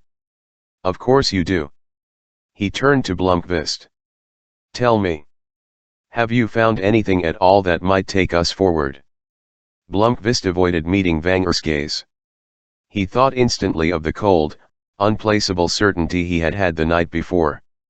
The feeling had been with him all day, but he had had no time to work his way through the album again. At last he looked up at Vanger and shook his head. "Elle haven't found a single thing." The old man scrutinized him with a penetrating look. He refrained from commenting. "Elle don't know about you young people," he said, "but for me it's time to go to bed. Thank you for dinner, Cecilia. Good night, Erika. Do see me before you leave tomorrow." When Vanger had closed the front door, silence settled over them. It was Cecilia who spoke first. "Mikhail, what was all that about?" "It means that Henrik is as sensitive to people's reactions as a seismograph. Last night when you came to the cottage I was looking through an album." "Yes. Elle saw something. I don't know what it was yet. It was something that almost became an idea, but I missed it." "So what were you thinking about?" "Elle just can't tell you." "And then you arrived." Cecilia blushed. She avoided Berger's gaze and went out to put on some coffee. It was a warm and sunny day. New green shoots were appearing, and Blomqvist caught himself humming the old song of spring, "Blossom time is coming." It was Monday and Berger had left early. When he had gone to prison in mid-March, snow still covered the land. Now the birches were turning green and the lawn around his cabin was lush. For the first time he had a chance to look around all of Hidebi Island. At 8 o'clock he went over and asked to borrow a thermos from Anna. He spoke briefly with Vanger, who was just up, and was given his map of the island. He wanted to get a closer look at Gottfried's cabin. Vanger told him that the cabin was owned by Martin Vanger now but that it had stock slow mostly vacant over the years. Occasionally some relative would borrow it. Blomqvist just managed to catch Martin before he left for work. He asked if he might borrow the key. Martin gave him an amused smile. "Elle presume the family chronicle has now reached the chapter about Harriet. Elle just want to take a look." Martin came back with the key in a minute. "Is it 0K then?" "As far as I'm concerned, you can move in there if you want. Except for the fact that it's stuck right at the other end of the island, it's actually a nicer spot than the cottage you're in." Blomqvist made coffee and sandwiches. He filled a bottle with water before he set off, stuffing his picnic lunch in a rucksack he slung over one shoulder. He followed a narrow, partially overgrown path that ran along the bay on the north side of Hidebi Island. Gottfried's cabin was on a point about 1.5 miles from the village, and it took him only half an hour to cover the distance at a leisurely pace. Martin Vanger had been right. When Blomqvist came around the bend of the narrow path, a shaded area by the water opened up.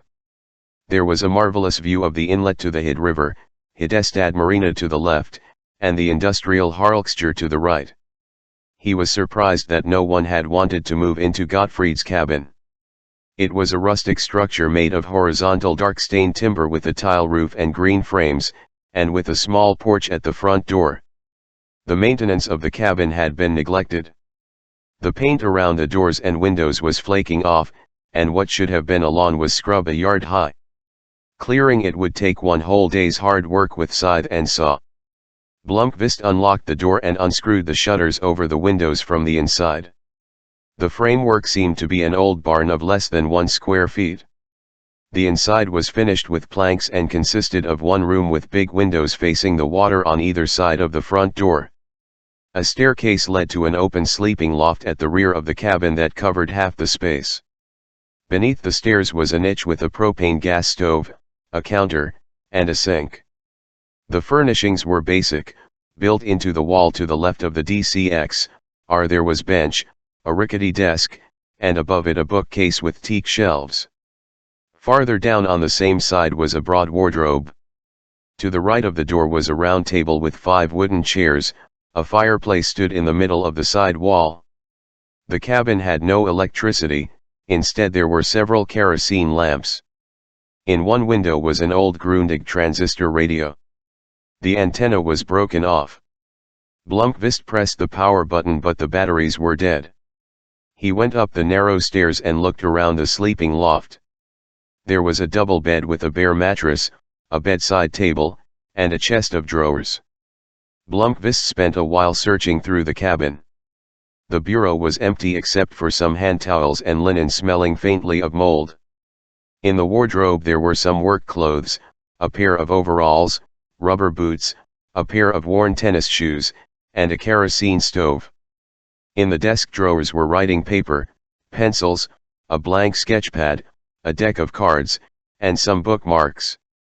The kitchen cupboard contained plates, mugs, glasses, candles, and some packages of salt, tea bags, and the like. In a drawer in the table there were eating utensils. He found the only traces of any intellectual interests on the bookcase above the desk. Mikhail brought over a chair and got up on it to see what was on the shelves. On the lowest shelf lay issues of SE, Rekordmagasinet, Tidsfordriv, and Lektyr from the late 50s and early 60s. There were several Bildjournalen from 1965 and 1966, Matt Liv's Novelle, and a few comic books, the 91, Fantomen, and Romans. He opened a copy of Lektyr from 1964 and smiled to see how chaste the pin-up was. Of the books, about half were mystery paperbacks from Wahlstrom's Manhattan series, Mickey Spillane with titles like Kiss Me, Deadly with the classic covers by Bertil Haugland. He found half a dozen kiddie books, some famous 5 novels by Enid Blyton, and a twin mystery by Siv Rudd, the Metro Mystery. He smiled in 3 books by Astrid Lindgren, The Children of Noisy Village, Cal Blomqvist, and Rasmus and Pippi Longstocking. The top shelf had a book about shortwave radio, 2 books on astronomy, a bird guidebook, a book called The Evil Empire on the Soviet Union, a book on the Finnish Winter War, Luther's Catechism, the Book of Hymns, and the Bible. He opened the Bible and read on the inside cover. Harriet Wenger, May 12, 1963. It was her confirmation Bible. He sadly put it back on the shelf. Behind the cabin there were a waxy and tool shed with a scythe, rake, hammer, and a big box with saws, planes, and other tools. He took a chair onto the porch and poured coffee from his thermos. He lit a cigarette and looked across Hedestad Bay through the veil of undergrowth. Gottfried's cabin was much more modest than he had expected. Here was the place to which Harriet and Martin's father had retreated when his marriage to Isabella was going to the dogs in the late 50s. He had made this cabin his home and here he got drunk. And down there, near the wharf, he had drowned. Life at the cabin had probably been pleasant in the summer, but when the temperature dropped to freezing it must have been raw and wretched. According to what Wenger told him, Gottfried continued to work in the Wenger Corporation interrupted by paroxysms when he was on wild binges until 1964. The fact that he was able to live in the cabin more or less permanently and still appear for work shaven, washed, and in a jacket and tie spoke of a surviving personal discipline. And here was also the place that Harriet had been to so often that it was one of the first in which they looked for her. Wenger had told him that during her last year, Harriet had gone often to the cabin, apparently to be in peace on weekends or holidays. In her last summer she had lived here for 3 months, though she came into the village every day. Anita Wenger, Cecilia's sister, spent 6 weeks with her here. What had she done out here all alone? The magazines Mittlivs Novelle and Romans, as well as a number of X0ks about Kitty, must have been hers. Perhaps the sketchpad had been hers. And her Bible was here. She had wanted to be close to her lost father. Was it a period of mourning she needed to get through? Or did it have to do with her religious brooding? The cabin was Spartan. Was she pretending to live in a convent? Blomqvist followed the shoreline to the southeast, but the way was so interrupted by ravines and so grown over with juniper shrubs that it was all but impassable. He went back to the cabin and started back on the road to Hedeby. According to the map there was a path through to something called the fortress. It took him 20 minutes to find it in the overgrown scrub. The fortress was what remained of the shoreline defense from the Second World War, concrete bunkers with trenches spread out around a command building. Everything was overrun with long grass and scrub. He walked down a path to a boathouse. Next to the boathouse he found the wreck of a Pedersen boat. He returned to the fortress and took a path up to a fence. He had come to Ostergarden from the other side. He followed the meandering path through the woods, roughly parallel to the fields of Ostergarden. The path was difficult to negotiate. There were patches of marsh that he had to skirt. Finally he came to a swamp and beyond it a barn. As far as he could see the path ended there, 100 yards from the road to Ostergarden. Beyond the road lay the hill, Soderberget. Blomqvist walked up a steep slope and had to climb the last bit. Soderberget's summit was an almost vertical cliff facing the water. He followed the ridge back towards Hedeby. He stopped above the summer cottages to enjoy the view of the old fishing harbor and the church and his own cottage. He sat on a flat rock and poured himself the last of the lukewarm coffee. Cecilia Wenger kept her distance. Blomqvist did not want to be importunate, so he waited a week before he went to her house. She let him in. "You must think I'm quite foolish, a 56-year-old, respectable headmistress acting like a teenage girl. Cecilia, you're a grown woman. You have the right to do whatever you want. No, and that's why I've decided not to see you anymore. I can't stand. Please, you don't owe me an explanation. I hope we're still friends. Would like for us to remain friends. But I can't deal with a relationship with you. I haven't ever been good at relationships. I'd like it if you would leave me in peace for a while." Chapter 16 Sunday, June Tuesday, June 10. After 6 months of fruitless cogitation, the case of Harriet Wenger cracked open. In the first week of June, Blomqvist uncovered 3 totally new pieces of the puzzle. 2 of them he found himself. The third he had help with. After Berger's visit in May, he had studied the album again, sitting for 3 hours, looking at one photograph after another, as he tried to rediscover what it was that he had reacted to. He failed again, so he put the album aside and went back to work on the family chronicle instead.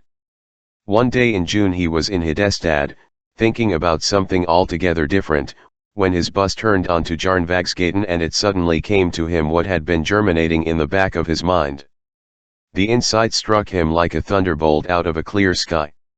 He felt so confused that he stayed on the bus all the way to the last stop by the railway station. There he took the first bus back to Hedeby to check whether he had remembered correctly. It was the first photograph in the album, the last picture taken of Harriet Wenger on that fateful day on Jarnvagsgaten in Hedestad, while she had been watching the Children's Day Parade. The photograph was an odd one to have included in the album. It was put there because it was taken the same day, but it was the only one of the photographs not of the accident on the bridge. Each time Blomqvist and, he supposed, everyone else had looked at the album, it was the people and the details in the pictures of the bridge that had captured their attention. There was no drama in the picture of a crowd at the Children's Day Parade, several hours earlier. Wenger must have looked at the photograph 1,000 times, a sorrowful reminder that he would never see her again. But that was not what Blomqvist had reacted to. It was taken from across the street, probably from a first FLCX-R window. The wide-angle lens had caught the front of one of the floats. On the flatbed were women wearing glittering bathing suits and harem trousers, throwing sweets to the crowd. Some of them were dancing. 3 clowns were jumping about in front of the float. Harriet was in the front row of the crowd standing on the pavement. Next to her were 3 girls, clearly her classmates, and around and behind them were at least 100 other spectators. This is what Blomqvist had noticed subconsciously and which suddenly rose to the surface when the bus passed the exact same spot. The crowd behaved as an audience should. Their eyes always follow the ball in a tennis match or the puck in an ice hockey rink. The ones standing at the far left of the photograph were looking at the clowns right in front of them. The ones closer to the float were all looking at the scantily clad girls. The expressions on their faces were calm. Children pointed. Some were laughing. Everyone looked happy. All except one. Harriet Wenger was LCX king off to the side. Her 3 friends and everyone else in her vicinity were looking at the clowns. Harriet's face was turned almost 300 to 350 to her right. Her gaze seemed fixed on something across the street, but beyond the left-hand edge of the photograph. Mikhail took the magnifying glass and tried to make out the details. The photograph was taken from too great a distance for him to be entirely sure, but unlike all those around her, Harriet's face lacked excitement. Her mouth was a thin line. Her eyes were wide open. Her hands hung limply at her sides. She looked frightened. Frightened or furious. Mikhail took the print-out off album, put it in a stiff plastic binder, and went to wait for the next bus back into Hedestad. He got off at Jarnvagsgaten and stood under the window from which the picture must have been taken. It was at the edge of what constituted Hedestad's town center. It was a 2-story wooden building that housed a video store and Sundstrom's haberdashery, established in 1932 according to a plaque on the front door. He went in and saw that the shop was on 2 levels, a spiral staircase led to the upper floor. At the top of the spiral staircase 2 windows faced the street. "May I help you?" said an elderly salesman when Blomqvist took out the binder with the photograph. There were only a few people in the shop. "Well, I just wanted to see where this picture was taken from. Would it be OK if I opened the window for a second?" The man said yes. Blomqvist could see exactly the spot where Harriet had stood. One of the wooden buildings behind her in the photograph was gone, replaced by an angular brick building. The other wooden building had been a stationery store in 1966, now it was a health food store and tanning salon. Blomqvist closed the window, thanked the man, and for taking up his time. He crossed the street and stood where Harriet had stood. He had good landmarks between the window of the upper floor of the haberdashery and the door of the tanning salon. He turned his head and looked along Harriet's line of sight. As far as he could tell, she had been looking towards the corner of the building that housed Sundstrom's haberdashery.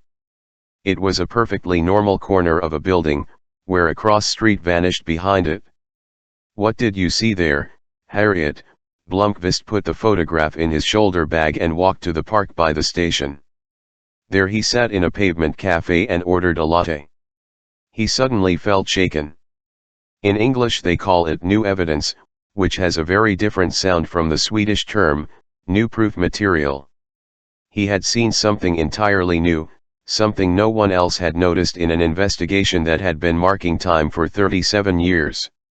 The problem was that he wasn't sure what value his new information had, if indeed it could have any at all. And yet he felt it was going to prove significant. The September day when Harriet disappeared had been dramatic in a number of ways. It had been a day of celebration in Hedestad with crowds of several thousand in the streets, young and old. It had been the family/S annual assembly on Hidebi Island. These two events alone represented departures from the daily routine of the area. The crash on the bridge had overshadowed everything else.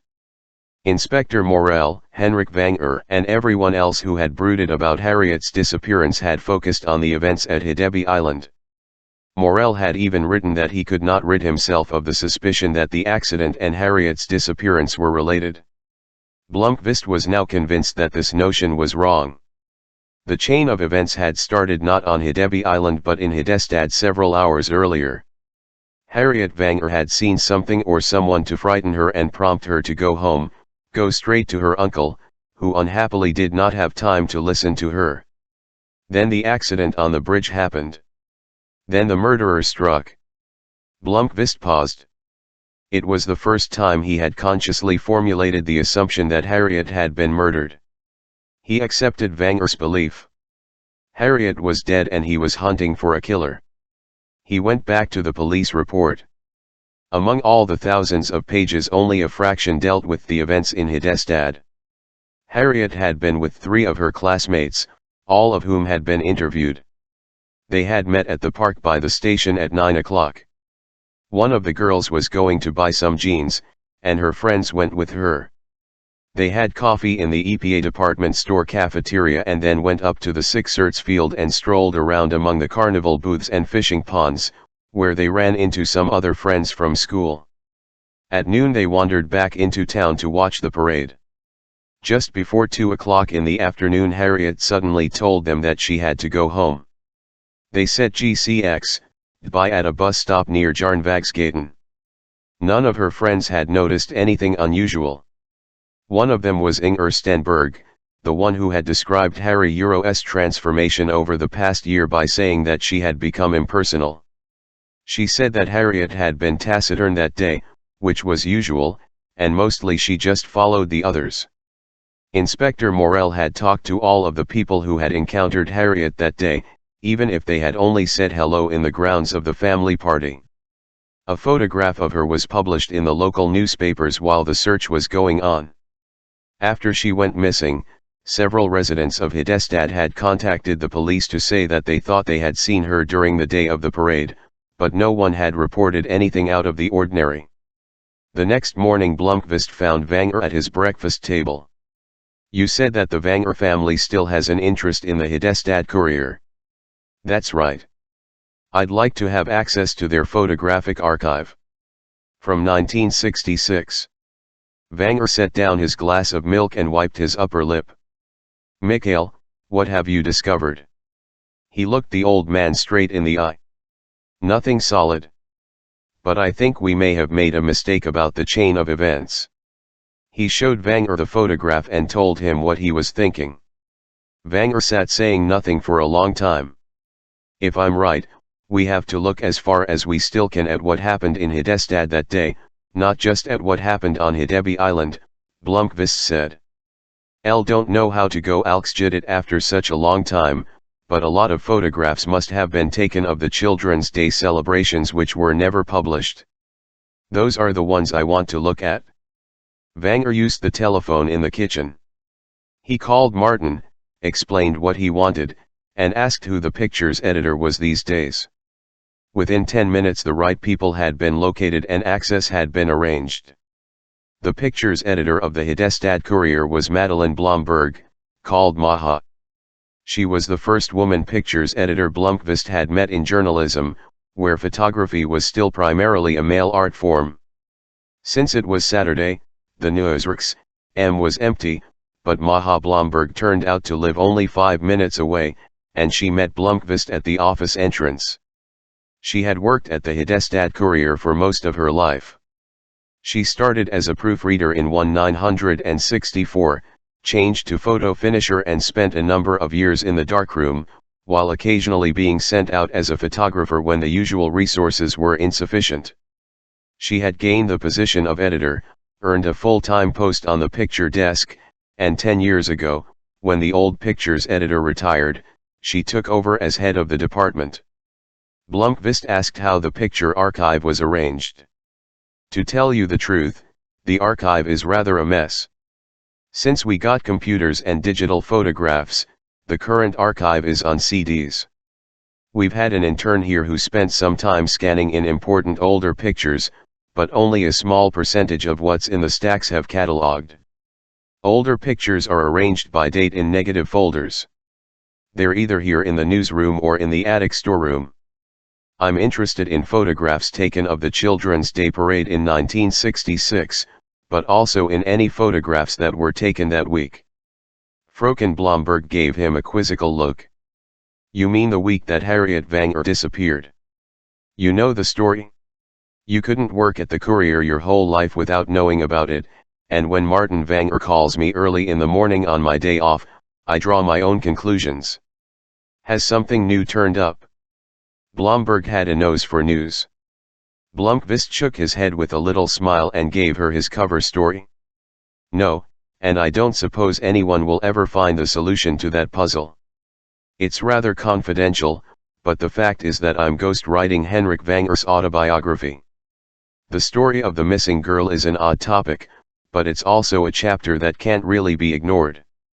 I'm LCX, king for something that hasn't been used before that might illustrate that day of Harriet and her friends. Blomberg looked dubious, but the explanation was reasonable and she was not going to question his story, given his role. At a newspaper takes between 2 and 10 rolls of film a day. For big events, it can be double that. Each roll contains 36 negatives, so it's not unusual for a local newspaper to accumulate over 300 plus images each day, of which only a very few are published. A well-organized department cuts up the rolls of film and places the negatives in 6-frame sleeves. A roll takes up about 1 page in a negative binder. A binder holds alxjid 110 rolls. In a year, ALXUT 25 binders are filled up. Over the years a huge number of binders is accumulated, which generally lack any commercial value and overflow the shelves in the photographic department.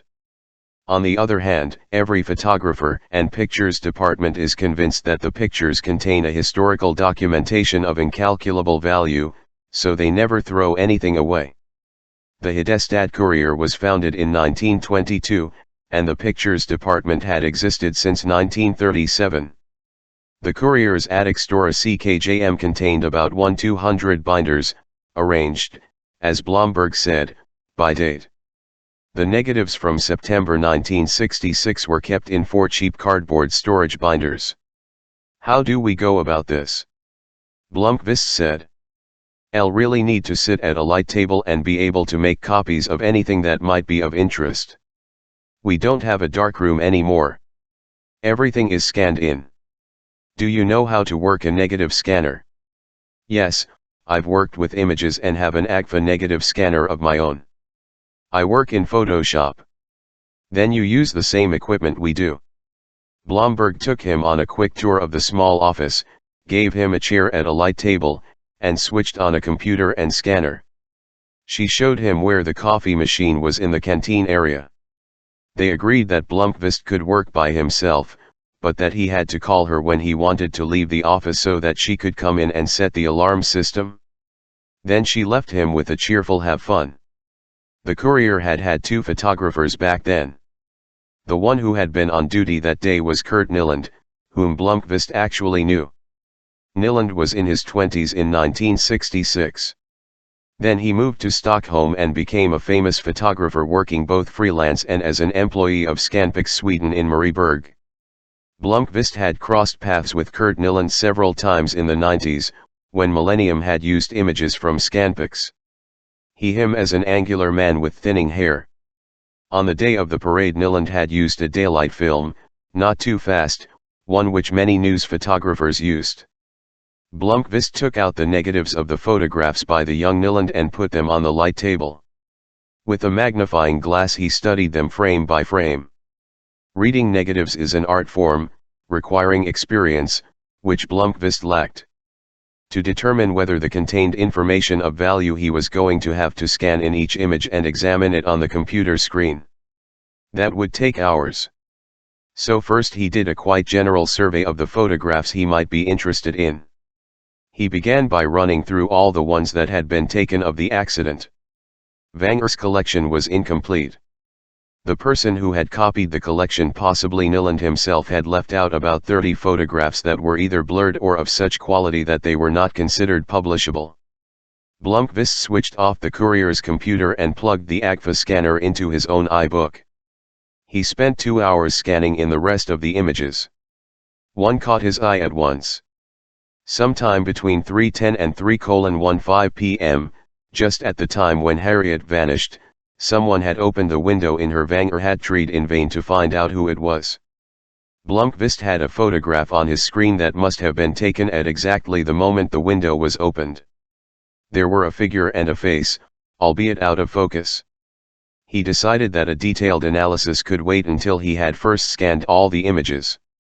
Then he examined the images of the Children's Day celebrations. Nyland had put in 6 rolls, around 200 shots. There was an endless stream of children with balloons, grown ups, street life with hot dog vendors, the parade itself, an artist on a stage, and an award presentation of some sort. Blomqvist decided to scan in the entire collection. 6 hours later he had a portfolio of 90 images, but he was going to have to come back. At 9 o'clock he called Blomberg, thanked her, and took the bus home to Hedeby Island. He was back at 9 o'clock on Sunday morning. The offices were still empty when Blomberg let him in.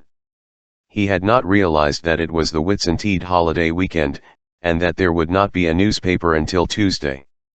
He spent the entire day scanning images. At 6 o'clock in the evening there were still 40 shots left of Children's Day. Blomqvist had inspected the negatives and decided that close-ups of cute children's faces or pictures of a painter appearing on stage were simply not germane to his objective. What he had scanned in was the street life and crowds. Blomqvist spent the Whitsuntide holiday going over the new material. He made 2 discoveries. The first filled him with dismay. The second made his pulse beat faster. The first was the face in Harriet Vanger's window. The photograph had a slight motion blur and was thus excluded from the original set. The photographer had stood on the church hill and sighted towards the bridge. The buildings were in the background. Mikhail cropped the image to include the window alone, and then he experimented with adjusting the contrast and increasing the sharpness until he achieved what he thought was the best quality he could get. The result was a grainy picture with a minimal grayscale that showed a curtain, part of an arm, and a diffuse half-moon-shaped face a little way inside the room. The face was not Harriet Vanger's, who had raven black hair, but a person with lighter hair color. It was impossible to discern clear facial features, but he was certain it was a woman. The lighter part of the face continued down to shoulder level and indicated a woman's flowing hair, and she was wearing light-colored clothes. He calculated her height in relation to the window. It was a woman about 5'7". He clicked onto other images from behind the accident and one person fitted the description: the 20-year-old Cecilia Vanger. Nyland had taken 18 shots from the window of Sundstrom's haberdashery. Harriet was in 17 of them. She and her classmates had arrived at Jarnvagsgaten at the same time Nyland had begun taking his pictures. Blomqvist reckoned that they were shot over a period of 5 minutes. In the first pictures, Harriet and her friends were coming down the street into the frame. In photographs 2-7 they were standing still and watching the parade. Then they had moved about 6 yards down the street. In the last picture, which may have been taken after some time had passed, the girls had gone. Blomqvist edited a series of pictures in which he cropped the top half of Harriet and processed them to achieve the best contrast. He put the pictures in a separate folder, opened the graphic converter and started the slideshow function. The effect was a jerky silent film in which each image was shown for 2 seconds. Harriet arrives, image in profile. Harriet stops and looks down at the street. Harriet turns her face towards the street. Harriet opens her mouth to say something to her friend. Harriet laughs. Harriet touches her ear with her left hand. Harriet smiles. Harriet suddenly looks surprised, her face at a 200 angle to the left of the camera. Harriet's eyes widen and she has stopped smiling. Harriet's mouth becomes a thin line. Harriet focuses her gaze. In her face can be read, what? Sorrow, shock, fury. Harriet lowers her eyes. Harriet is gone. Blomqvist played the sequence over and over. It confirmed with some force the theory he had formulated. Something happened on Järnvägsgatan. She sees someone on the other side of the street. She reacts with shock. She contacts Vanger for a private conversation which never happens. She vanishes without a trace. Something happened, but the photographs did not explain what. At 2 o'clock on Tuesday morning Blomqvist had coffee and sandwiches at the kitchen bench. He was simultaneously downhearted and exhilarated. Against all expectations he had turned up new evidence. The only problem was that although it shed light on the chain of events, it brought him not one iota closer to solving the mystery. He thought long and hard about what role Cecilia Vanger might have played in the drama. Vanger had relentlessly charted the activities of all persons involved that day, and Cecilia had been no exception.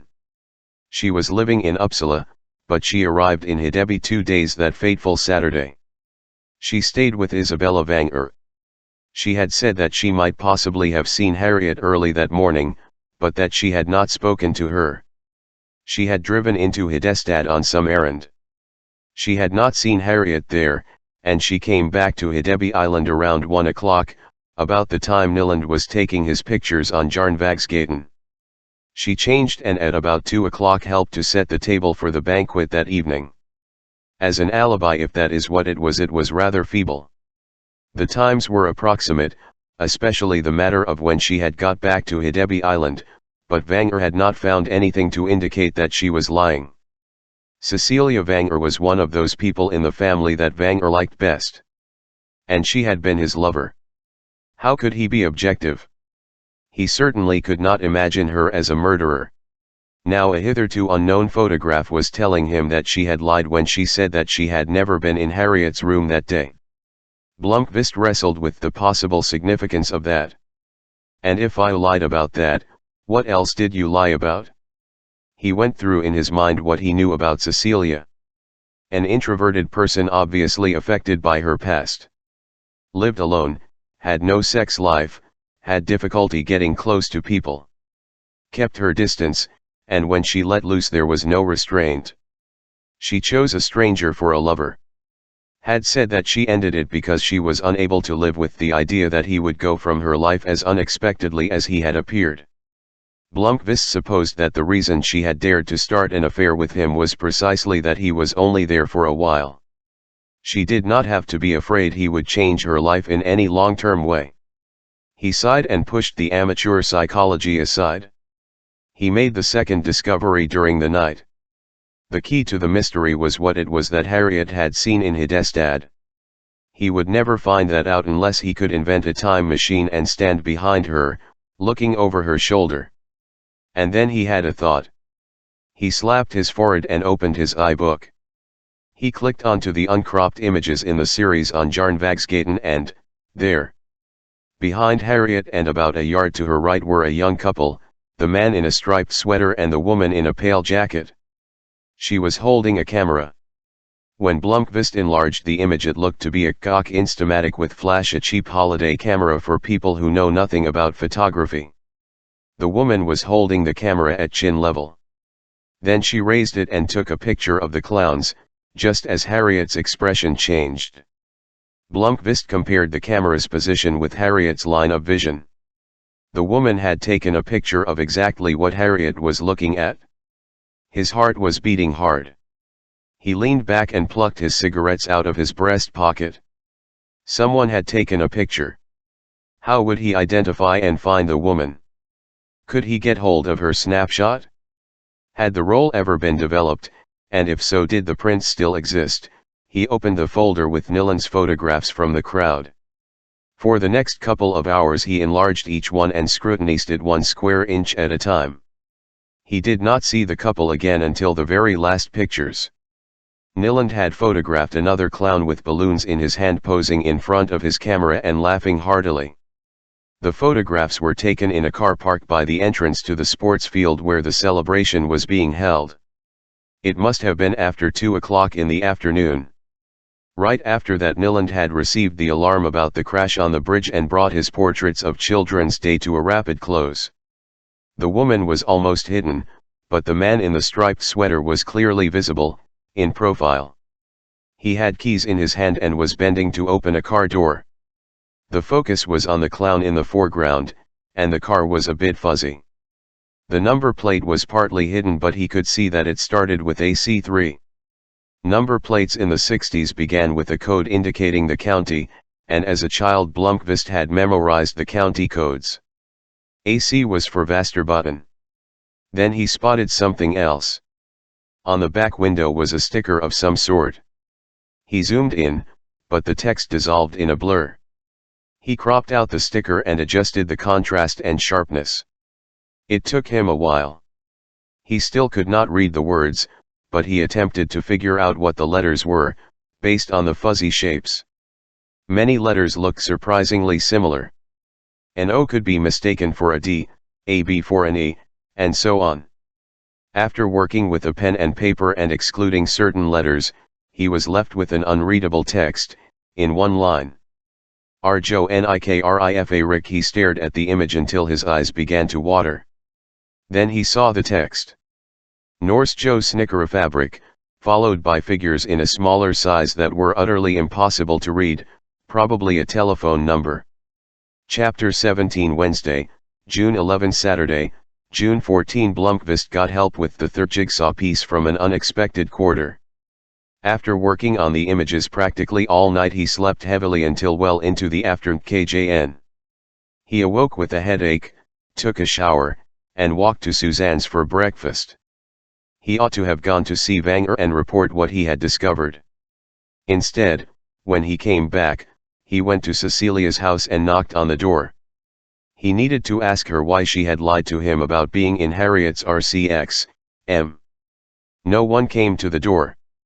He was just leaving when he heard, "Your whore isn't home." Gollum had emerged from his cave.